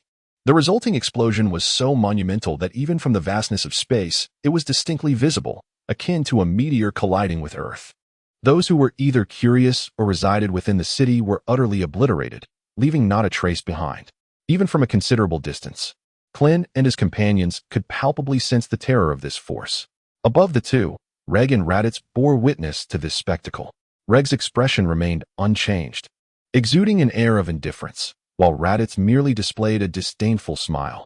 To him, this display of power was no more impressive than a jester performing tricks. Indeed, it seemed even more rudimentary. Meanwhile, in the vicinity of Vegeta and Nappa, everything around them had been reduced to rubble. At this moment, Vegeta turned to Nappa and said, "Enough of this frivolity. Let us seek the Dragon Balls, for they are of paramount importance." With that, he activated his scouter to detect the presence of formidable warriors on this planet. Their search revealed 2 fighters with power levels exceeding 1,000 in a specific direction. Upon receiving this information, Vegeta remarked, "It is likely those 2 individuals are the ones responsible for Raditz's demise. They may very well possess intelligence regarding the Dragon Balls." Nappa, familiar with Vegeta's character, understood that this translated to an indifference towards Raditz's fate, with the primary focus being on the information concerning the Dragon Balls. Subsequently, the 2 individuals flew towards the direction of their adversaries. Meanwhile, in the distance, Piccolo and Gohan sensed the formidable auras of Vegeta and his companion approaching their location. Realizing that they were associates of Raditz, Piccolo and the others began to prepare for battle, gradually shedding their burdensome weights. At that moment, both Piccolo and Gohan felt an overwhelming energy drawing near. The arrival of Krillin brought them a sense of relief, as they assumed there were more than just 2 Saiyans. At this juncture, Piccolo addressed Krillin, saying, "What brings you here?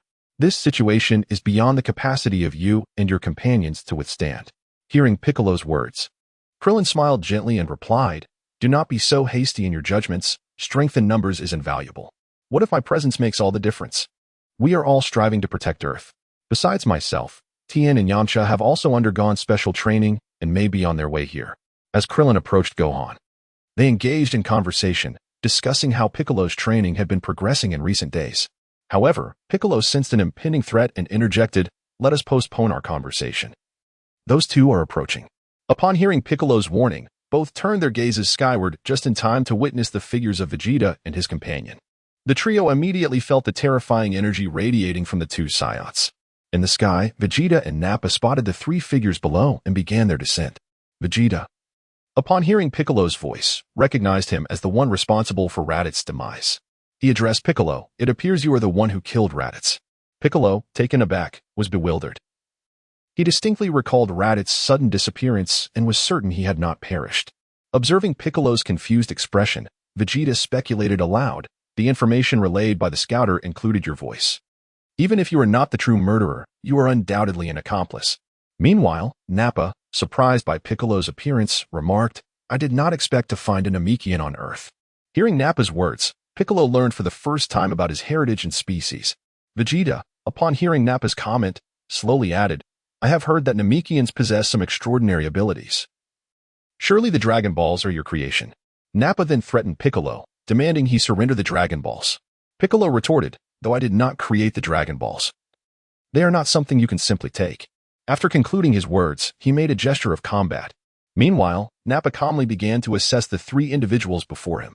As he scanned, he remarked, 981, Gohan, 1220, Piccolo, 1083, Krillin. Upon completing his examination and discovering that none exceeded a power level of 1500, he scoffed, "It's laughable. With such meager combat prowess, who can you possibly deter?" Beside him, Vegeta removed his scouter, asserting, "The scouter is unreliable. These Earthlings can alter their power levels during battle." Upon hearing Vegeta's words, Nappa obediently removed his own scouter.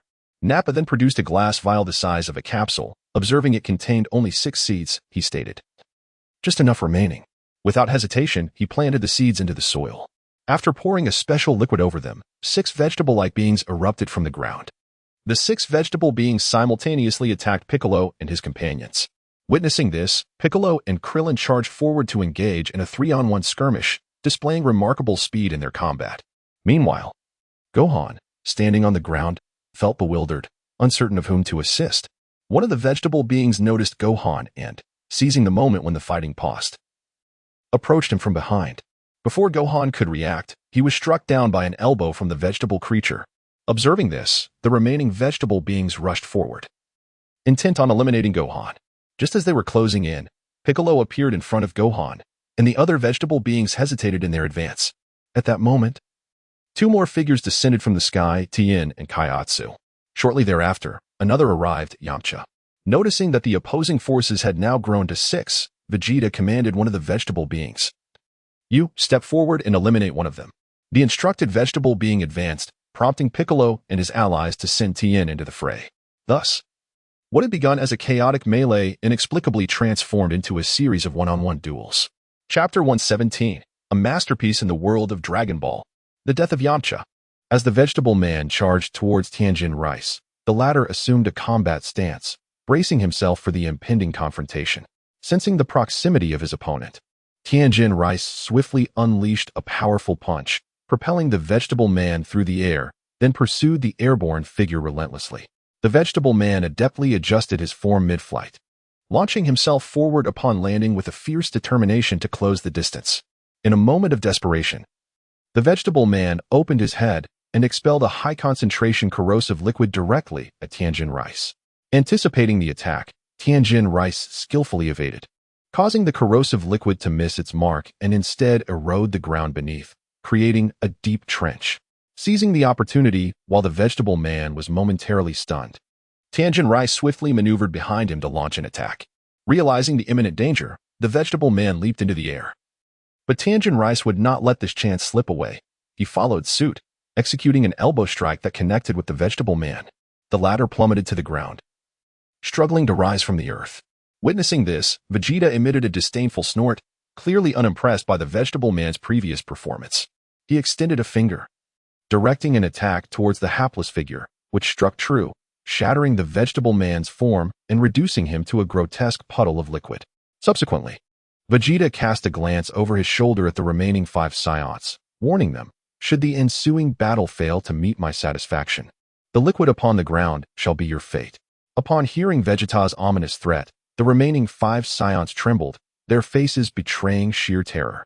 Meanwhile, Piccolo and the others recovered from the astonishment of Vegeta's earlier display. At that moment, Krillin stepped forward, declaring, I shall take on the next battle. As he prepared to advance, he was abruptly halted by a hand belonging to Yamcha. Yamcha stated, You have already perished once. The Dragon Balls can no longer resurrect you. For your safety, I shall take this fight. With that, he disregarded Krillin's protest and stepped forward, readying himself for combat. Opposite them, a Saiyan had already been dispatched. In an instant, both combatants launched their attacks, vanishing from sight. The velocity of their skirmish was such that the naked eye of an ordinary person could not perceive the unfolding battle.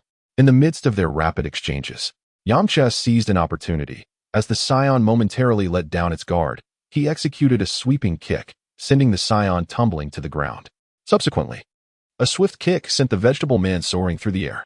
As he was propelled, the vegetable man adeptly executed several backflips, adjusting his posture mid-flight. Just as he regained his balance, he realized that Yamcha's figure had already vanished. At that moment, Yamcha had stealthily positioned himself behind the vegetable man, poised to deliver another decisive blow. Anticipating Yamcha's trajectory, the vegetable man swiftly seized the attacking arm, executing an over-the-shoulder throw that sent Yamcha sprawling. However, Yamcha quickly adjusted his body in midair, preparing to launch a flying kick directly towards the vegetable man. Observing this, the vegetable man leaped aside with agility, evading the kick and landing on a nearby cliff. Undeterred, Yamcha pressed his advantage, charging towards his opponent.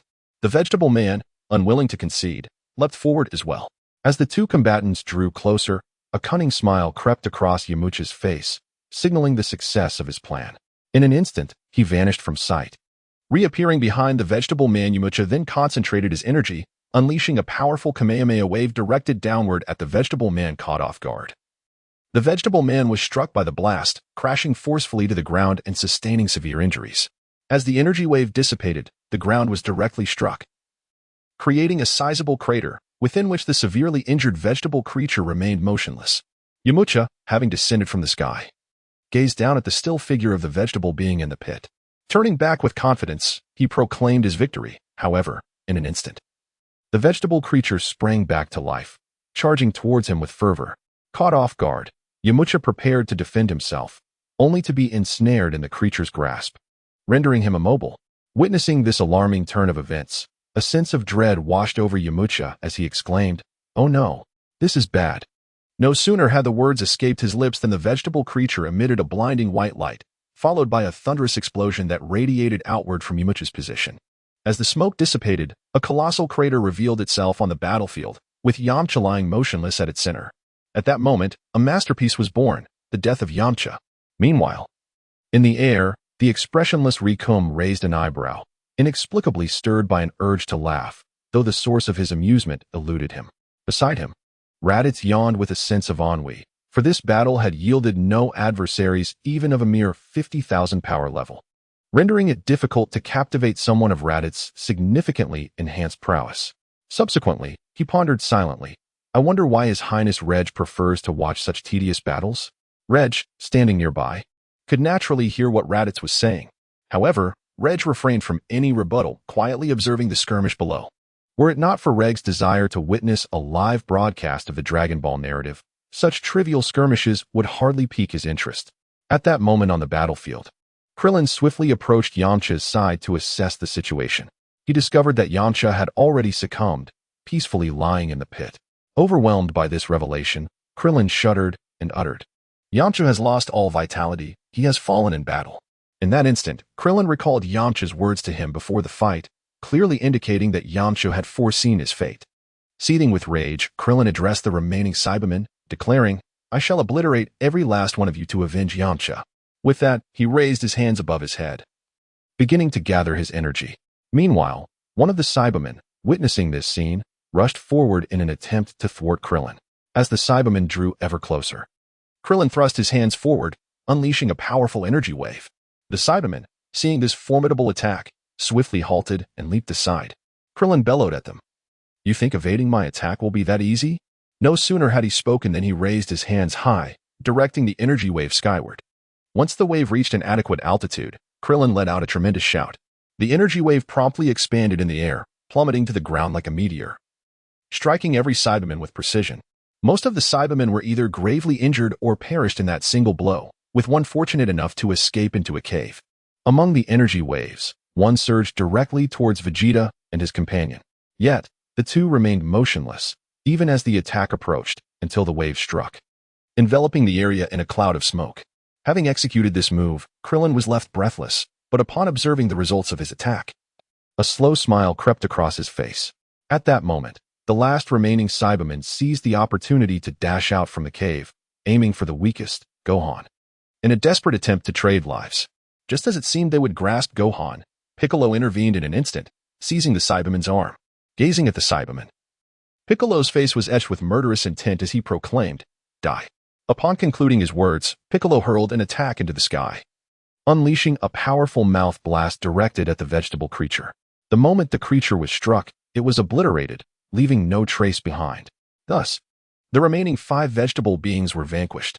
Before the crowd could revel in their victory, the battlefield smoke began to dissipate, revealing Vegeta and Nappa unscathed before them. Chapter 118. Nappa enters, challenging 4 at once. At this moment, Nappa stepped forward, declaring, "You Earthlings possess some strength, but it ends there." With that, Nappa prepared to take matters into his own hands and eliminate Piccolo and the others. As he approached, each step he took increased the psychological pressure on the group. For at their current strength, they were no match for Nappa. As Nappa surged forward with increasing speed, transitioning from a brisk run to a full sprint. His target was the exhausted Krillin. Observing Nappa barreling towards him, Krillin swiftly prepared for battle, beads of cold sweat forming on his brow. Clearly aware that he had little hope of victory in the impending confrontation. Just as Krillin contemplated his counterattack, Piccolo unexpectedly intervened, positioning himself in front of Krillin and launching an assault against the oncoming Nappa. Upon witnessing the attack aimed at him, Nappa abruptly halted his charge, deftly sidestepping Piccolo's strike. The attack collided with the cliff behind him, causing it to crumble into disarray. Piccolo, taken aback by Nappa's effortless evasion, was momentarily stunned. In the blink of an eye, Nappa vanished from sight, reappearing behind Piccolo. Sensing a disturbance at his back, Piccolo quickly turned to retaliate, but his strike was a fraction too slow, allowing Nappa to elude him once more with a playful grace. Seizing the opportune moment, Nappa delivered a powerful kick to Piccolo's abdomen, causing him to spit out a mouthful of bile as he was propelled backwards, crashing into several boulders. after smashing through a particularly large rock. Piccolo finally came to a halt, buried beneath the rubble. Moments later, he emerged from the debris, the pain radiating from his midsection leaving him in considerable discomfort. Yet, he gritted his teeth, fixating his gaze on Naba ahead. Before Piccolo could fully regain his composure, he witnessed Naba begin to radiate an intense aura. The surrounding fragments of stone levitating ominously in the air. The ground trembled violently, fissures appearing with alarming frequency. In that moment, Naba surveyed the onlookers, selecting his next prey. Ultimately locking his sights on Tien, who foolishly adopted a fighting stance against him. Observing this, Naba enveloped himself in a menacing aura akin to armor, charging towards Tien with formidable intent. As Tien watched Naba advance, a cold sweat began to trickle down his face. However, when he attempted to move, he discovered that under Naba's overwhelming presence, his body was rendered immobile, unable to respond. As Naba closed in, Piccolo shouted urgently, "Tien, get out of the way." Tianjin Fan, despite hearing the words uttered by Nappa, found himself utterly immobilized. As he perceived Nappa closing in on him, he cast aside any hesitation and instinctively assumed a defensive posture. Nappa, noticing Tianjin Fan's refusal to evade and his readiness to defend, revealed a cruel smile. With unrestrained ferocity, he unleashed a punch at Tianjin Fan, a blow far beyond what the latter could withstand. The impact shattered Tianjin Fan's arm, causing blood to spurt violently from the severed limb.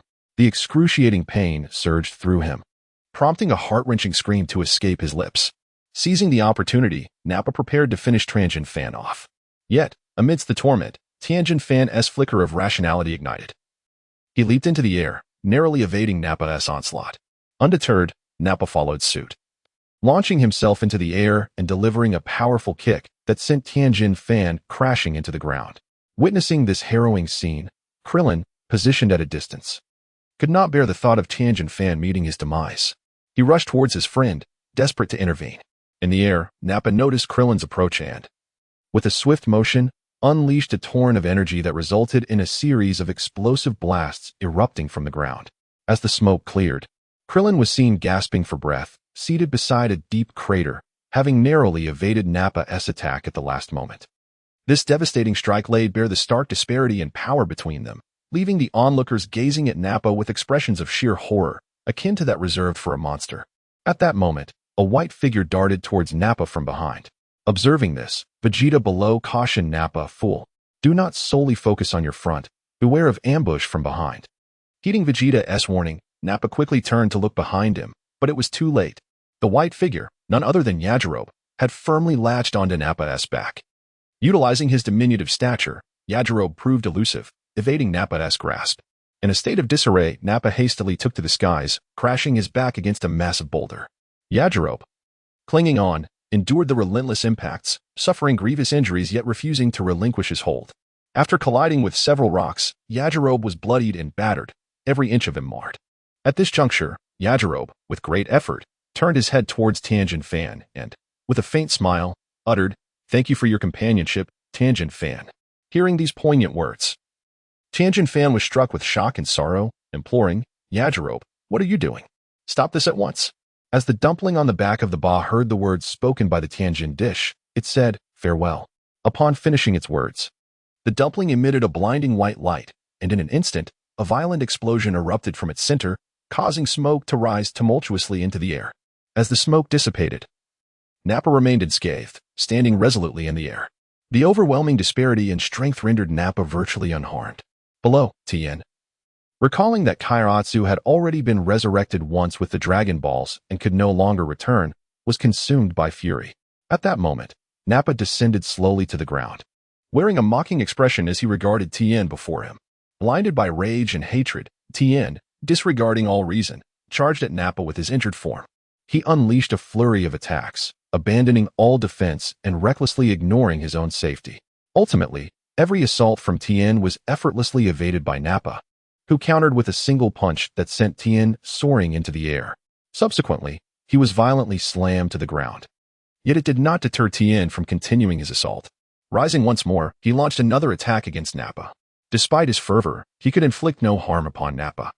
And instead, his own stamina began to wane significantly, leading him to be swiftly knocked down by Nappa with just a few strikes.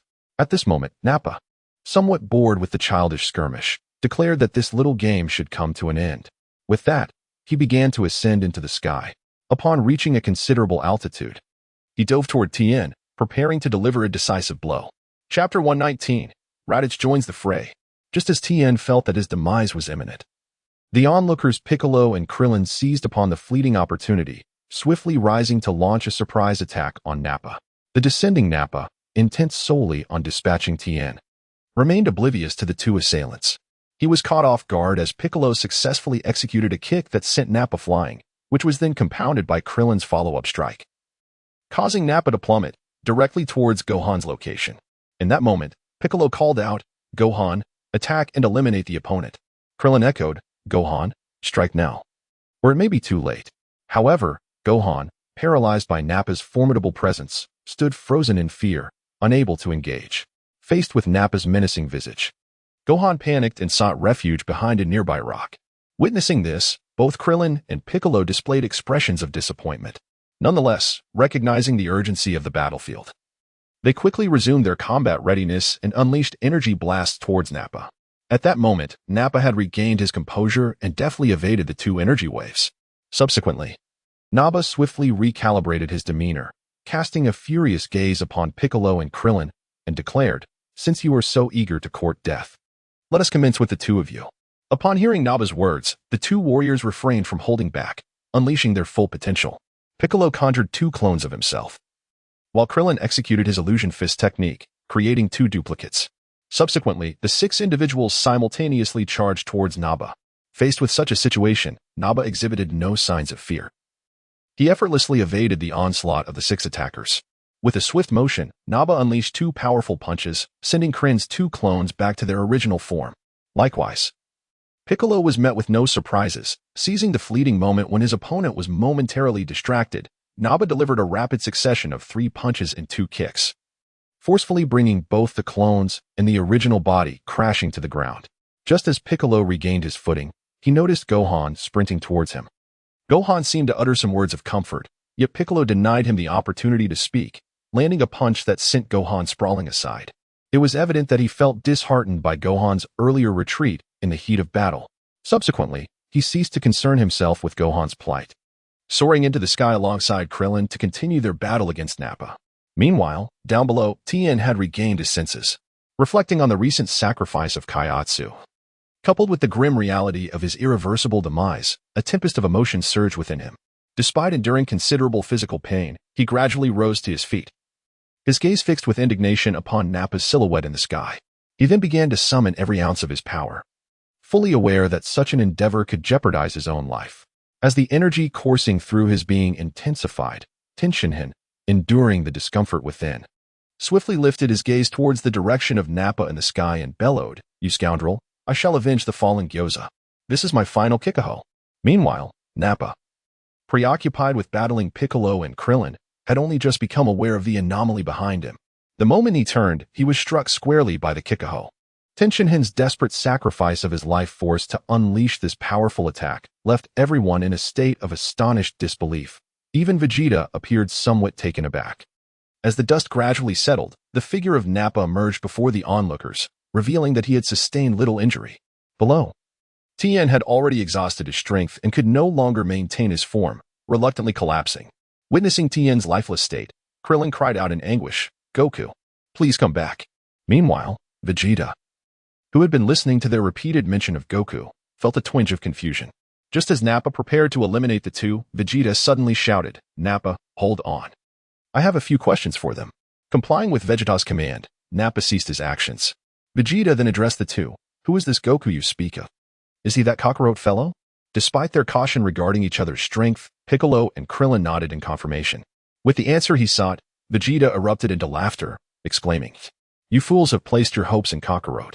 He sought to dishearten them by highlighting their reliance on a lower-class warrior.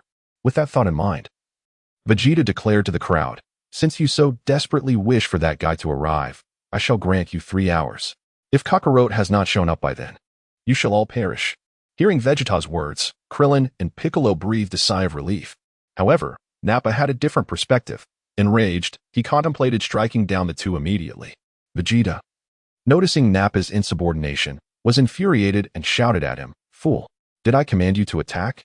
Nappa, startled by Vegeta's roar, was left frozen in place.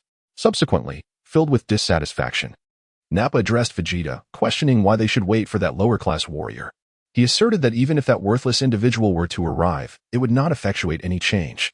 Vegeta, discerning Nappa's discontent, elucidated, "That is because Kakarot, that fellow, is a traitor among our Saiyan race, witnessing his comrades and son perish before his very eyes, while feeling utterly powerless, will undoubtedly be quite entertaining." During this interval of anticipation, aboard Nappa sought amusement in the nearby human cities. After devastating several urban areas, he arrived at a coastal region where he discovered a formidable naval fleet, all eyes fixated menacingly upon him. However, Nappa perceived no threat whatsoever and, with a cruel smile directed towards the military, unleashed a one-sided massacre. Ultimately, in a cataclysmic explosion, the entire fleet was left utterly annihilated. As time gradually ebbed away, the 3 hours had elapsed.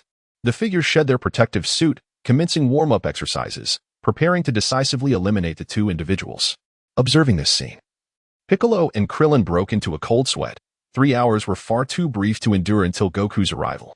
At that moment, an idea sparked in Piccolo's mind, prompting him to inquire of Vegeta, "Why are you gathering the Dragon Balls? Is it to resurrect your fallen comrade?" The comrade Piccolo referred to was, of course, Raditz. His words were a gamble, presuming that Raditz was not truly dead and might be lurking somewhere, observing the current confrontation. Although Piccolo did not possess extensive knowledge of Saiyan temperament, the actions displayed suggested a lack of concern for the well-being of allies.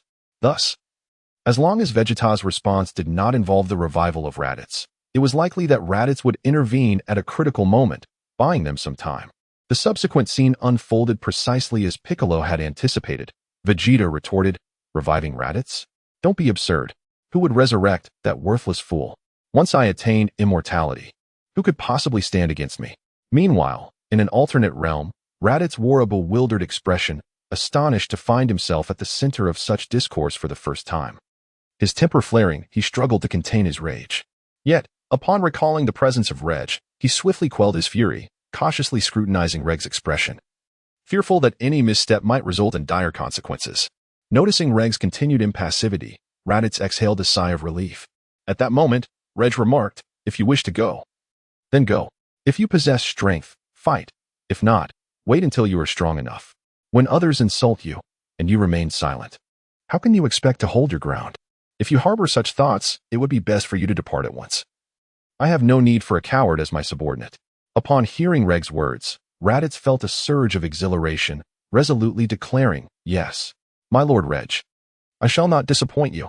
Acknowledging Raditz's determination with a slight nod, Regg conjured a portal to the outside world. Raditz stepped through, descending directly into the heart of the battlefield. The appearance of Raditz left all present in awe, their faces reflecting shock, while only Piccolo exhibited an expression of confirmation. At that moment, Vegeta exclaimed in disbelief, "Raditz, are you not dead?" After all, it was only moments prior that he had claimed the impossibility of Raditz's resurrection. Yet here he stood, disregarding all semblance of dignity. Though he reveled in brutality, it did not equate to a lack of self-respect. Ultimately, writing a daily quota of 6,000 words was a taxing endeavor. I am neither a beast of burden for capitalists nor a mere donkey for a production team. Thus, the inability to produce such volumes is entirely reasonable. Therefore, another chapter will follow tomorrow, and I hope for your understanding. Additionally, every increase of 0.1 in ratings will yield an additional update. Chapter 120, The Counterattack of Raditz. Observing the astonishment of the crowd, Raditz chose not to utter many words, simply fixing his gaze upon Vegeta and Nappa. Then he quietly remarked, "Were it not for His Highness Regg, I would have likely perished long ago. I am also aware of your character. You would certainly not revive a slain weakling, yet hearing it with my own ears still incites considerable ire." Upon hearing Raditz's words, everyone was left in a state of bewilderment. Who was Regg? Why would he save Raditz? At that moment, a voice emerged in Piccolo's mind. It was the old Kai. Addressing Piccolo, the Regg he speaks of is also a Saiyan, a formidable presence who arrived on Earth even before Son Goku. Upon hearing this, Piccolo immediately felt a surge of tension. What nonsense! There exists an even stronger Saiyan. Including Son Goku and Regg, 5 Saiyans have now appeared on Earth. Was it not said that the Saiyans were extinct? What is the meaning of this? Piccolo's expression grew complex as he absorbed the implications of the old Kai's words. However, the old Kai's subsequent statement allowed Piccolo to breathe a sigh of relief. Although I am unaware of Regg's current disposition, he was quite courteous upon his arrival on Earth. In simple terms, if you do not provoke him, he will not instigate you. Hearing this, Piccolo's heart felt considerably lighter. Given Raditz' evident respect for the Saiyan named Regg, it seemed that Regg was indeed aligned with their cause. With Raditz on their side, they now had at least 2 Saiyans aiding them. Meanwhile, Vegeta and Nappa were equally perplexed. Nappa had no knowledge of the individual called Regg. Only Vegeta found the name familiar, as if he had heard it before. Yet he could not place it. However, from Raditz's tone, it was apparent that he held Regg in high esteem, indicating that Regg must be an exceptionally powerful figure. After all, to recruit a Saiyan as a subordinate, the foremost requirement is that one must be stronger than them. Otherwise, any efforts would be futile. Vegeta was the first to snap out of his daze, addressing Raditz, ahem, since you are still alive, hurry over to our side and bring forth this Regg you mentioned. When Vegeta uttered those words, his tone was notably dismissive. His concern did not lie with Raditz's survival, but rather with the being responsible for Raditz's revival, known as Recom. Furthermore, one could infer from Raditz's demeanor that he, too, was a Saiyan. Those who command the respect of Saiyans are typically addressed with honorifics such as Lord, akin to the reverence shown to Frieza. The title of Prince is reserved solely for members of the Saiyan royal lineage or those possessing royal blood. The reason Nappa dared to address Vegeta by name was due to his lineage as a descendant of the royal guard. To qualify as a royal guard, one must possess at least the aptitude of an elite warrior. To maintain this elite warrior prowess within the royal family, marriages are often arranged with members of the royal collateral lines, ensuring the continuation of such traits. This explains why Nappa felt emboldened to call Vegeta directly by name, omitting the title of Prince, as he inherently possessed a measure of royal blood. Conversely, Raditz was different, although he, too, exhibited the potential of an elite warrior. He was merely around 5 years old at the time, far too young for any marriage alliances, especially considering the destruction of planet Vegeta. Thus, Raditz, devoid of any significant status and lacking the advantage of marital ties, found himself at a disadvantage despite his elite warrior capabilities. This may elucidate Raditz's lackadaisical attitude. After all, possessing the potential of an elite warrior should, in theory, translate to a battle power of at least 3,000, if not 5,000. Yet Raditz's battle power languished at a meager 1,500. This stark disparity in power is precisely why Vegeta was so dismissive of Raditz, beyond the inadequacy of battle strength. The issue of status played a significant role. In terms of social standing, Raditz's position resembled that of a mere lackey, scarcely even qualifying as a guard. At that moment, Raditz discerned the dismissiveness in Vegeta's tone, causing the veins on his forehead to throb. As a Saiyan, how could he possibly tolerate such dismissiveness? Especially now that he had recently acquired formidable power? Subsequently, a portion of his aura erupted forth, even if it were merely a fragment. Its power had already reached approximately 30,000. As the surge of energy erupted, the expressions of those present turned to one of sheer terror. Both Vegeta's faction and Piccolo's side shared in this fear. After all, aside from Raditz, only Vegeta remained, whose power level barely reached 18,000. Even when exerting his full strength, it would not exceed 24,000. Even more alarmed was Piccolo, who, having engaged in battle previously, was acutely aware of his opponent's capabilities. In their past encounter, Raditz's power was still less than 1/10 of what it was now. Such formidable strength could not simply stem from solitary training. It must surely be attributed to Raditz's influence, whether through direct training or some form of enhancement. There was no possibility that such power could have been achieved in isolation. At that moment, Raditz, standing in the center, reveled in the fearful expressions surrounding him, a smug smile illuminating his face. He addressed Vegeta with haughty arrogance, inquiring, "What do you think of my current battle power, Prince Vegeta?" The title Prince was emphasized with a deliberate cadence. Vegeta, fully aware of Raditz's mockery, nonetheless felt the weight of the situation. He was all too aware that he stood no chance against him. His only response was through gritted teeth, uttering, "What is the source of this terrifying strength? How could you possess such overwhelming power?" He then fixed his gaze upon Raditz, his eyes now reflecting not disdain or indifference, but a grave and fearful intensity. Raditz, with a tone of feigned reverence and admiration, replied, "It is, of course, the result of Prince Regg's guidance. Without his assistance, I would never have attained such formidable strength." He then added with a sneer, "By the way, my true battle power is not merely this. I possess a staggering 30,000. Upon hearing Raditz' declaration, the expressions of those present became exceedingly complex. Vegeta's faction was engulfed in shock, while Piccolo's side was consumed by dread. Piccolo's fear stemmed from the concern that, after eliminating the two Saiyans, Raditz might turn his malevolence towards them. After all, he had nearly slain Raditz himself in their previous encounter. Should vengeance be sought, he knew he would stand no chance. Chapter 121, Vegeta and Nappa Surrender. For Vegeta's group, the astonishment was beyond words. A battle power of 30,000 was unfathomable. They considered themselves fortunate to even reach 100,000. Meanwhile, Nappa's eyes burned with jealousy. Why should a worthless fool, whom he had easily bullied, possess such extraordinary strength? It was akin to a common laborer transforming overnight into a billionaire. A scenario that was utterly incomprehensible. They are all cattle, yet the horns atop your head are merely affixed. You declare their removal with ease, transforming instantaneously into a dark horse, as if to trample me underfoot and soar away. At this moment, the envious Nappa had succumbed to madness, losing all reason, and charged directly at Raditz, exclaiming, "Why do you possess such formidable combat prowess? I refuse to believe it. This must be a deception, a trick you employ against us." Observing the impotent fury of Nappa as he barreled towards him, Raditz merely smirked. Upon Nappa reaching him, Raditz delivered a singular, devastating blow to his abdomen. The ferocity of this strike was such that Nappa's abdomen caved in, his back protruding grotesquely. At this juncture, Nappa, reeling from the impact, spat out a mouthful of bile, his eyes rolling back as he succumbed to unconsciousness. Raditz, gazing down at the fallen Nappa, taunted, "Were it not for Prince Regg's command to show restraint.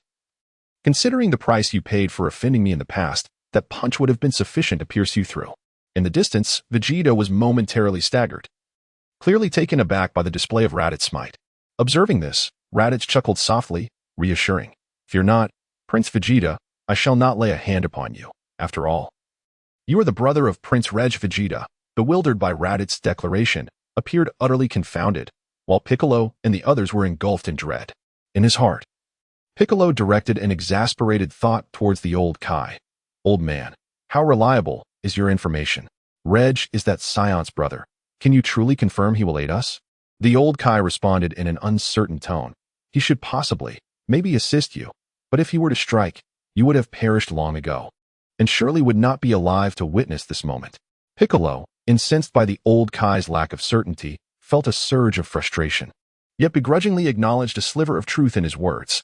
Had their adversary intended to take action, they would have met their demise long before now. Thus, the paramount objective now was to remain vigilant and refrain from any rash movements. Meanwhile, the dazed Vegeta regained his composure and addressed Raditz. "I do not recall having any brother. Even if I did, his character would likely be more ruthless than my own. How could one as pathetic as you have survived to this day?" Vegeta's assertion holds merit. After all, those of royal lineage are often depicted as merciless fiends. Particularly when it concerns a brother, if such a being truly existed, one would expect the Earth to be devoid of life, having been annihilated entirely. Indeed, as Vegeta articulated, the character of Regg is far more malevolent than the current incarnation of Vegeta, having endured exile and possessing an unwavering confidence in his own prowess that eclipses Vegeta's. In such circumstances, to claim that Regg is virtuous would be a probability slimmer than winning the grand prize of $10 billion 10 times in a row.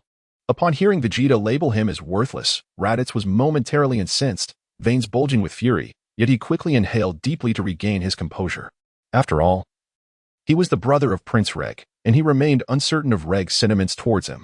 If Regg harbored affection for his sibling, any hostility from Raditz could result in his immediate demise at Regg's hands. Just as Raditz contemplated uttering a retort, a figure descended from the heavens. It was the hastily arrived Goku. Raditz was taken aback by Goku's presence, as he had witnessed Goku's demise with his own eyes. However, after a brief moment of astonishment, he settled back into a state of tranquility, having previously learned of the Dragon Balls. It was evident that Kakarot had been resurrected by their magic. Meanwhile, Goku, having just arrived on the battlefield, appeared bewildered. Initially, upon seeing the fallen Baba, he felt reassured that his companion could handle matters alone. Yet, upon encountering Raditz, confusion engulfed him, for this was the very being he had once sacrificed his life to eliminate, his own brother. Nevertheless, It seemed that Raditz had not perished. Confusion aside, Goku instinctively regarded Raditz as an adversary and launched an attack. Raditz, observing the oblivious Goku, smirked with disdain and effortlessly countered, sending Goku hurtling away. The impact caused Goku to crash into several massive boulders before finally coming to a halt, gradually rising from the rubble. He gazed at Raditz with disbelief etched across his face. Raditz, observing the disheveled state of Sun Wukong, felt a sense of vindication. After all, he had initially extended an invitation to join their ranks, only to be met with treachery, as Sun Wukong resorted to a brotherly conflict, even going so far as to attempt a desperate trade-off to eliminate him. Who could remain unperturbed in such a situation? Once the matter concerning Sun Wukong was settled, Raditz shifted his attention to Vegeta and remarked, "His Highness Regg is not intent on causing you harm. Rather, he wishes to enlist you as his subordinate."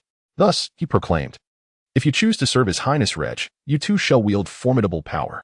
This statement was naturally directed at Vegeta, as Nappa lay unconscious and unaware of these words. Upon hearing this, Vegeta felt a stirring within. After all, who would not desire immense strength? However, he was reluctant to become a subordinate to Regg. Having been a prince for so long, how could he submit to another prince? A true man, standing amidst heaven and earth, ought not to languish in servitude beneath others. Despite his mental resistance, his body betrayed him, and he knelt on one knee, declaring, "I am willing to serve His Highness Regg." Who would not yearn for such power? If necessary, he could always rebel once he obtained it. Raditz, witnessing Vegeta's unexpected act of submission, was filled with excitement. After all, he had only ever knelt before others. Never had he experienced the sight of others kneeling before him. With the subjugation of Vegeta, the Saiyan invasion reached a temporary conclusion. Regg had directly transported Vegeta and his companions into his own alternate dimension. Vegeta, however, exhibited little astonishment, his expression instead marked by a profound numbness. After all, the day's revelations had surpassed the totality of his astonishment over a lifetime. With a battle power of 300,000, Raditz inexplicably found himself with a formidable elder brother, only to subsequently become the subordinate of this very brother.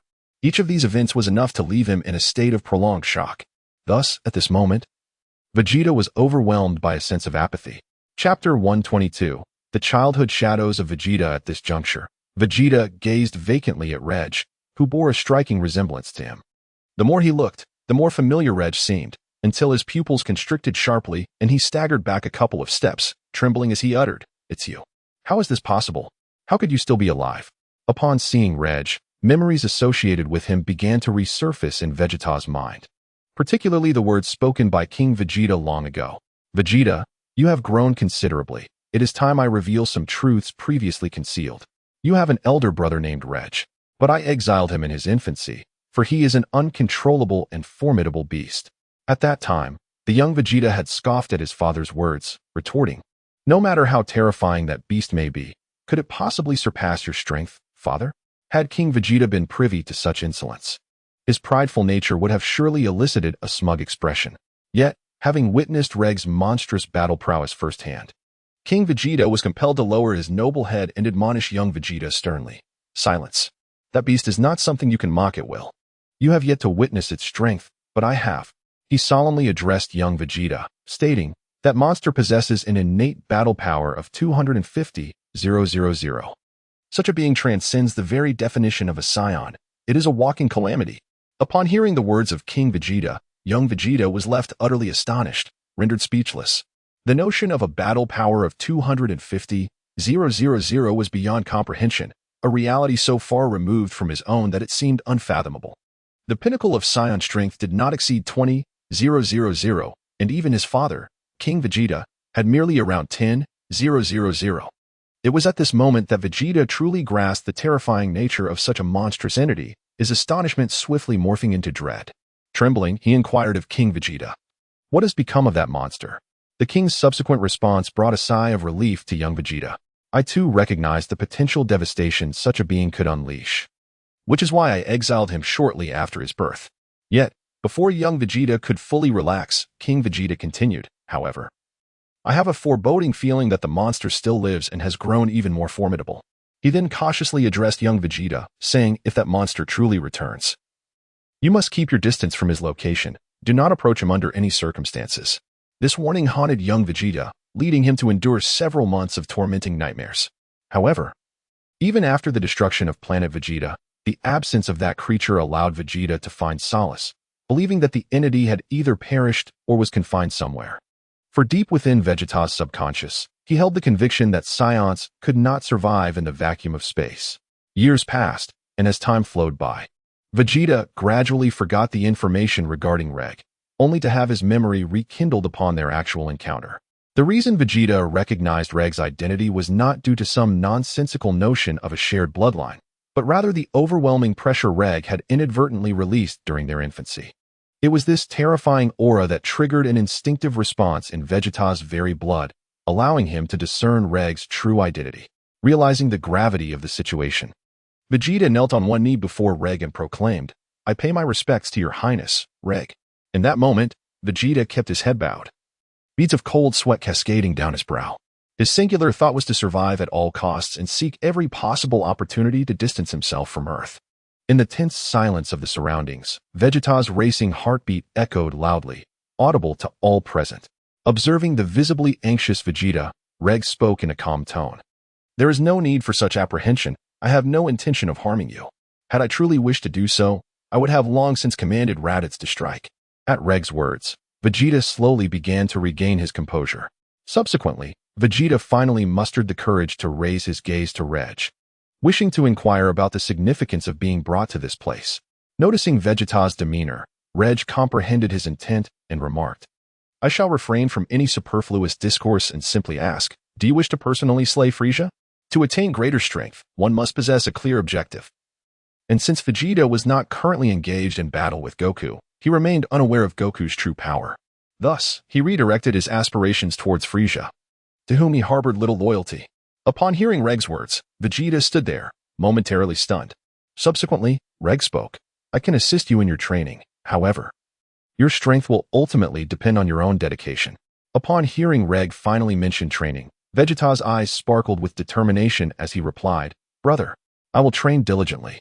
Observing Vegeta's spirited demeanor, Regg simply smiled and added, "Since you are so eager to enhance your power, allow me to inform you that Frieza currently possesses a combat power of 100 million. The revelation of Frieza's staggering strength left both Vegeta and Raditz utterly astounded. Noticing Vegeta's shocked expression, Regg continued, "To say nothing of the current Frieza, you wouldn't stand a chance against even that low-class warrior, Kakarot."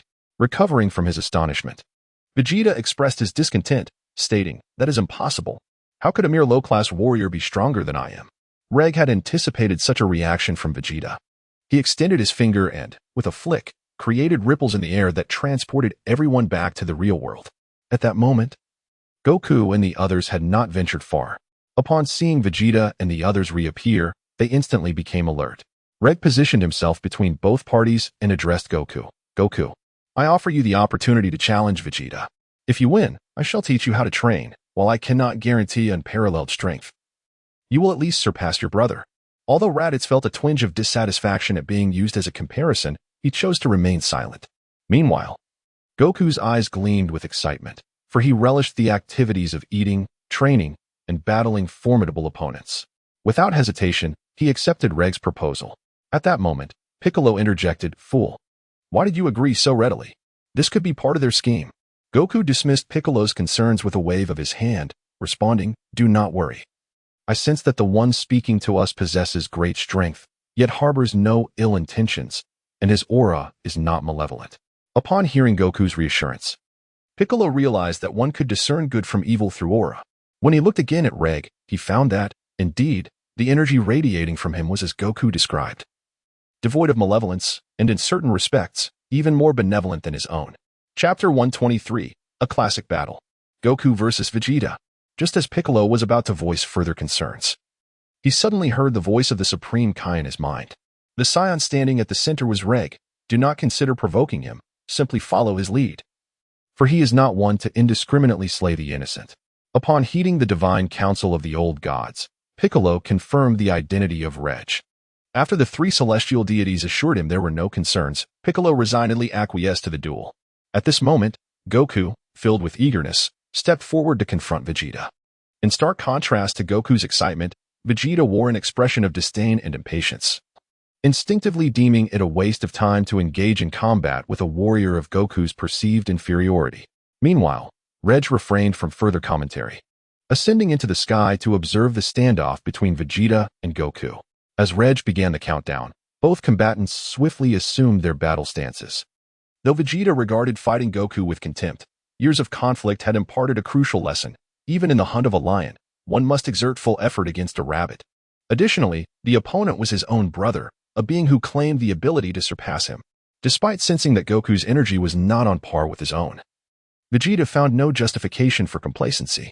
As Regg concluded the final digit of his countdown, both warriors launched themselves towards each other, seizing the initiative. Goku aimed a punch at Vegeta, whose keen perception allowed him to evade the attack effortlessly. Before Goku could regain his composure, Vegeta retaliated with a swift punch directed at Goku's face. Goku, anticipating this move, countered with a fist of his own, resulting in a clash that failed to inflict any harm on him. Disappointed by the ineffectiveness of his strike, Vegeta continued his counteroffensive. Goku, having regained his stance from the exchange, unleashed a flurry of attacks upon Vegeta, who adeptly countered each move, maintaining a reciprocal exchange of blows. However, Goku was exerting his full strength, whereas Vegeta remained composed, not yet unleashing his full potential. Recognizing that this stalemate would yield no favorable outcome, Goku swiftly altered his approach, executing a whirlwind kick towards Vegeta. Anticipating this, Vegeta nimbly leaped backward, evading the attack and seizing the opportunity to perform several backflips, distancing himself from Goku. Observing this, Goku unleashed his full power and pursued Vegeta. In response, Vegeta, with a dismissive smirk, sprang off a rock and retraced his steps. Caught off guard, Goku was struck squarely in the face by Vegeta upon his unexpected return, causing him to stagger several steps back. Reeling from the blow, Goku swiftly regained his balance in midair. Vegeta, utilizing instant transmission, appeared behind Goku, preparing to strike with a knife hand attack. Goku, however, had anticipated this maneuver, ducking to avoid the blow while executing a handstand, delivering a kick aimed at Vegeta's chin. Vegeta, perceiving the threat, soared backward to evade Goku's strike. As he watched Vegeta retreat, Goku pursued him with a spinning kick aimed at his face, yet Vegeta effortlessly arched backward to evade it. The two then engaged once more in a fierce exchange of blows, both combatants matching each other in skill. As they fought, they instinctively ascended higher into the sky. The disparity in their combat prowess was glaring. Goku's power level hovered around 8,000, while Vegeta possessed a formidable 18,000, rendering Goku no match for him. Observing Goku's plight, Vegeta mockingly declared, "Kakarot, you are but an inferior warrior. How could you ever hope to rival me? If it weren't for my brother's belief that I am not your equal, I would never deign to engage you in battle." Upon hearing Vegeta's words, Piccolo and the others displayed expressions of bewilderment. Regg remarked, "Can Goku truly contend with Vegeta? Surely, this must be a jest." The battlefield clearly illustrated that Goku was at a disadvantage, being thoroughly overwhelmed by his opponent. Such thoughts instinctively crossed the minds of Piccolo and his companions, who subsequently shook their heads in denial of this notion. Given Goku's character, it was evident that he would undoubtedly have a hidden ace, and considering Regg's formidable strength, it was highly improbable that he was speaking falsehoods. Perhaps Goku truly possessed some secret weapon. At that moment, Vegeta, hovering in the air, began to grow impatient and unleashed a powerful strike, sending Goku hurtling away with a blow to his head. As Goku was propelled through the air, he experienced a fleeting sensation of dizziness. Regaining his senses, he swiftly corrected his posture in midair and landed gracefully. Goku then lifted his gaze towards Vegeta, who regarded him with disdain and contempt. No longer inclined to conceal his intentions, Goku unleashed the Kaioken technique without hesitation. In that instant, he focused his energy, crouching slightly as a white aura enveloped him. His blood surged with accelerated flow, causing his skin to take on a crimson hue. In a heartbeat, the surrounding white aura transformed into a vibrant red, and his power began to surge exponentially. Kaioken times 2. Utilizing the Kaioken technique, Goku swiftly charged towards Vegeta. Unbeknownst to the overconfident Vegeta, who was momentarily caught off guard and sensed an impending danger, a sensation honed through years of battle, he relied on his instincts. In a split second, Vegeta leaped upward, evading the instantaneous attack from Goku, which instead struck the rock beneath him and shattered it into fragments. Seizing the opportunity presented by Vegeta's momentary distraction, Goku dashed toward him with remarkable speed, empowered by the Kaioken, which had doubled his strength and velocity, reaching Vegeta in less than a second. Just as Vegeta was still reeling from the shock, Goku landed a powerful punch to his face. Yet, Goku showed no signs of relenting, continuing his relentless assault on Vegeta, delivering a kick that sent him plummeting downward. However, the confrontation was far from over. Goku swiftly outpaced Vegeta's retreat, positioning himself behind his opponent. As he prepared to launch another attack, Vegeta, having recovered from the pain, immediately appeared beside Goku. In a moment of surprise, he delivered a kick to Goku's chin, sending him hurtling through the air. Regaining his composure mid-flight, Goku stared in astonishment at Vegeta, realizing that even with his enhanced power, he remained no match for him. Had it not been for Vegeta's momentary lapse in concentration, Goku's prior assault would likely have proven ineffective. Chapter 124, Goku vs. Vegeta Part 2. At this moment, Vegeta wiped the blood from the corner of his mouth and addressed Goku. Kakarot, your recently unleashed power indeed astonishes me. However, if this is all you have to offer, then it ends here. With that, Vegeta began to radiate an immense energy, his power escalating dramatically. The sky darkened, filled with ominous clouds accompanied by flashes of lightning, as if a terrifying beast were about to emerge. Witnessing this spectacle, Goku felt a wave of anxiety wash over him, beads of cold sweat forming on his brow.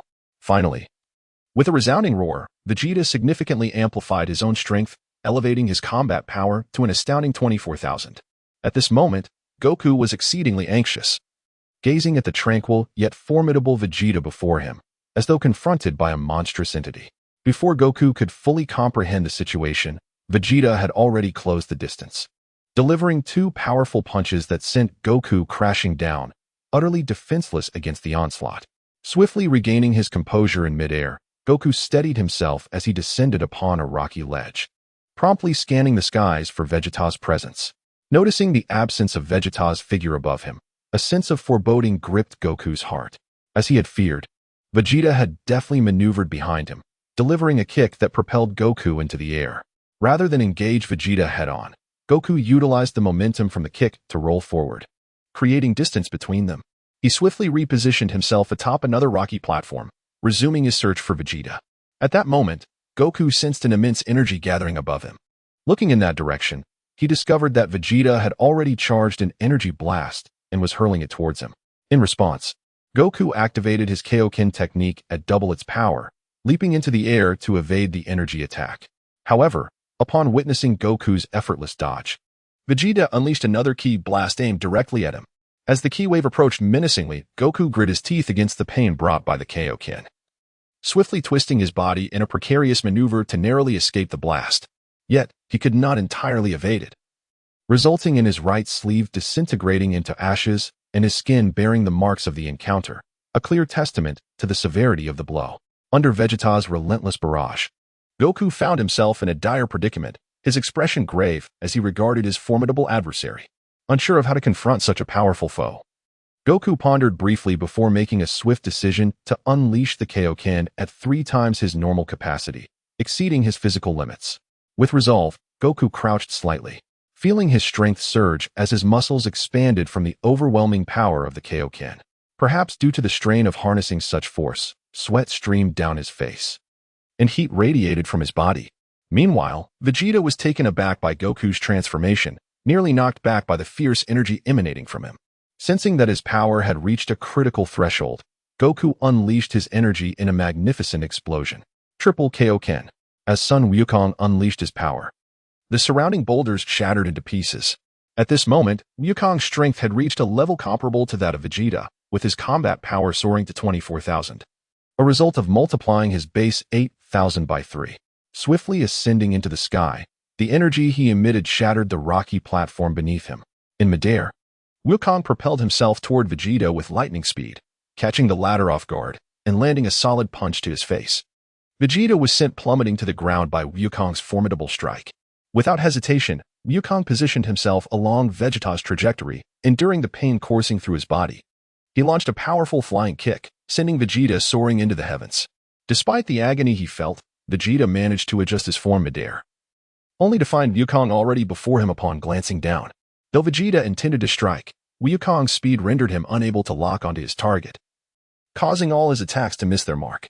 Seizing the moment of Vegeta's vulnerability, Wukong delivered a swift kick, sending him crashing down. Enraged and overwhelmed by his emotions, Vegeta was unable to fathom being defeated by a lower-class warrior. In a fit of fury, he unleashed his energy, sending debris flying in all directions.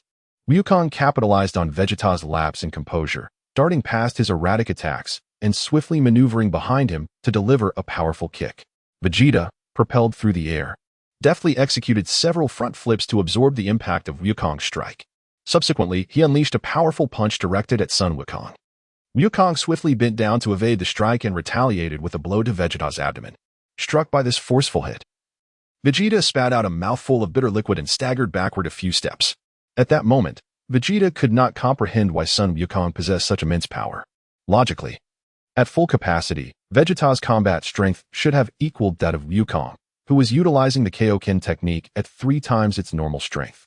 In fact, one would expect Wukong to be at a disadvantage, as the side effects of the Kaioken would hinder him from sustaining prolonged combat. While Vegeta was unleashing his full power without any adverse effects, the dynamics of advantage and disadvantage were glaringly apparent. Yet, the reality was quite the opposite. Wukong was overwhelming Vegeta with absolute strength. The crux of this disparity lay in Wukong's superior combat skills. Without any formal training, Vegeta had honed his fighting techniques through years of ruthless battles, which paled in comparison to the rigorous training Wukong had undergone. Given Vegeta's natural talent, most of his battles had been won through sheer force, leaving little room for the refinement of technique. In stark contrast, Wukong had been studying classical martial arts since childhood. Guided by his grandfather, Son Gohan, a martial arts master, as well as the turtle hermit, Popo, and Old Kai, all of whom imparted their wisdom to him. One had relied on innate talent to develop brutal techniques over a few years, while the other had absorbed centuries of martial arts knowledge. The disparity in strength was unmistakable.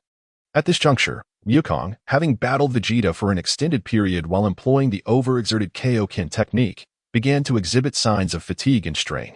Vegeta, who had been on the receiving end of the assault, noticed this change. However, rather than feeling elated, he was engulfed by an overwhelming sense of shame and fury. As the proud prince of the Saiyans, the notion of resorting to a strategy of delay against a lower-class warrior was utterly unacceptable. How could one once hailed as the most prodigious Saiyan accept such a reality? It was one thing for someone surpassing him to be his own brother, whose innate talent was a part of his own lineage. But to fathom that a low-ranking warrior could eclipse him, and do so with such ease, was intolerable. Consumed by rage at this thought, he shouted at Sun Wukong, "You lowly warrior! What right do you have to surpass me? I will surely kill you." Soaring upward with great velocity, he soon ascended to the lofty heights of the sky. At that moment, Vegeta struck a pose reminiscent of a powerful attack, the energy he was gathering steadily rising.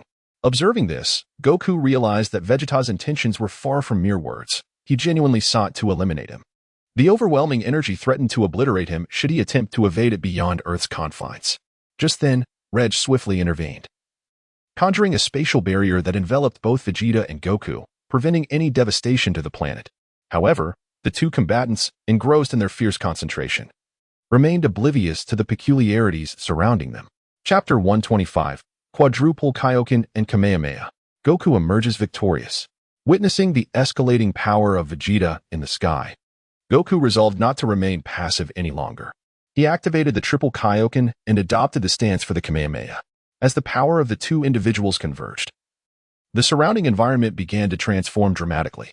The heavens were rent asunder with flashes of lightning and a tumult of thunder, while the ground was beset by fierce winds, lifting countless fragments of stone into the air, buoyed by the overwhelming residual energy.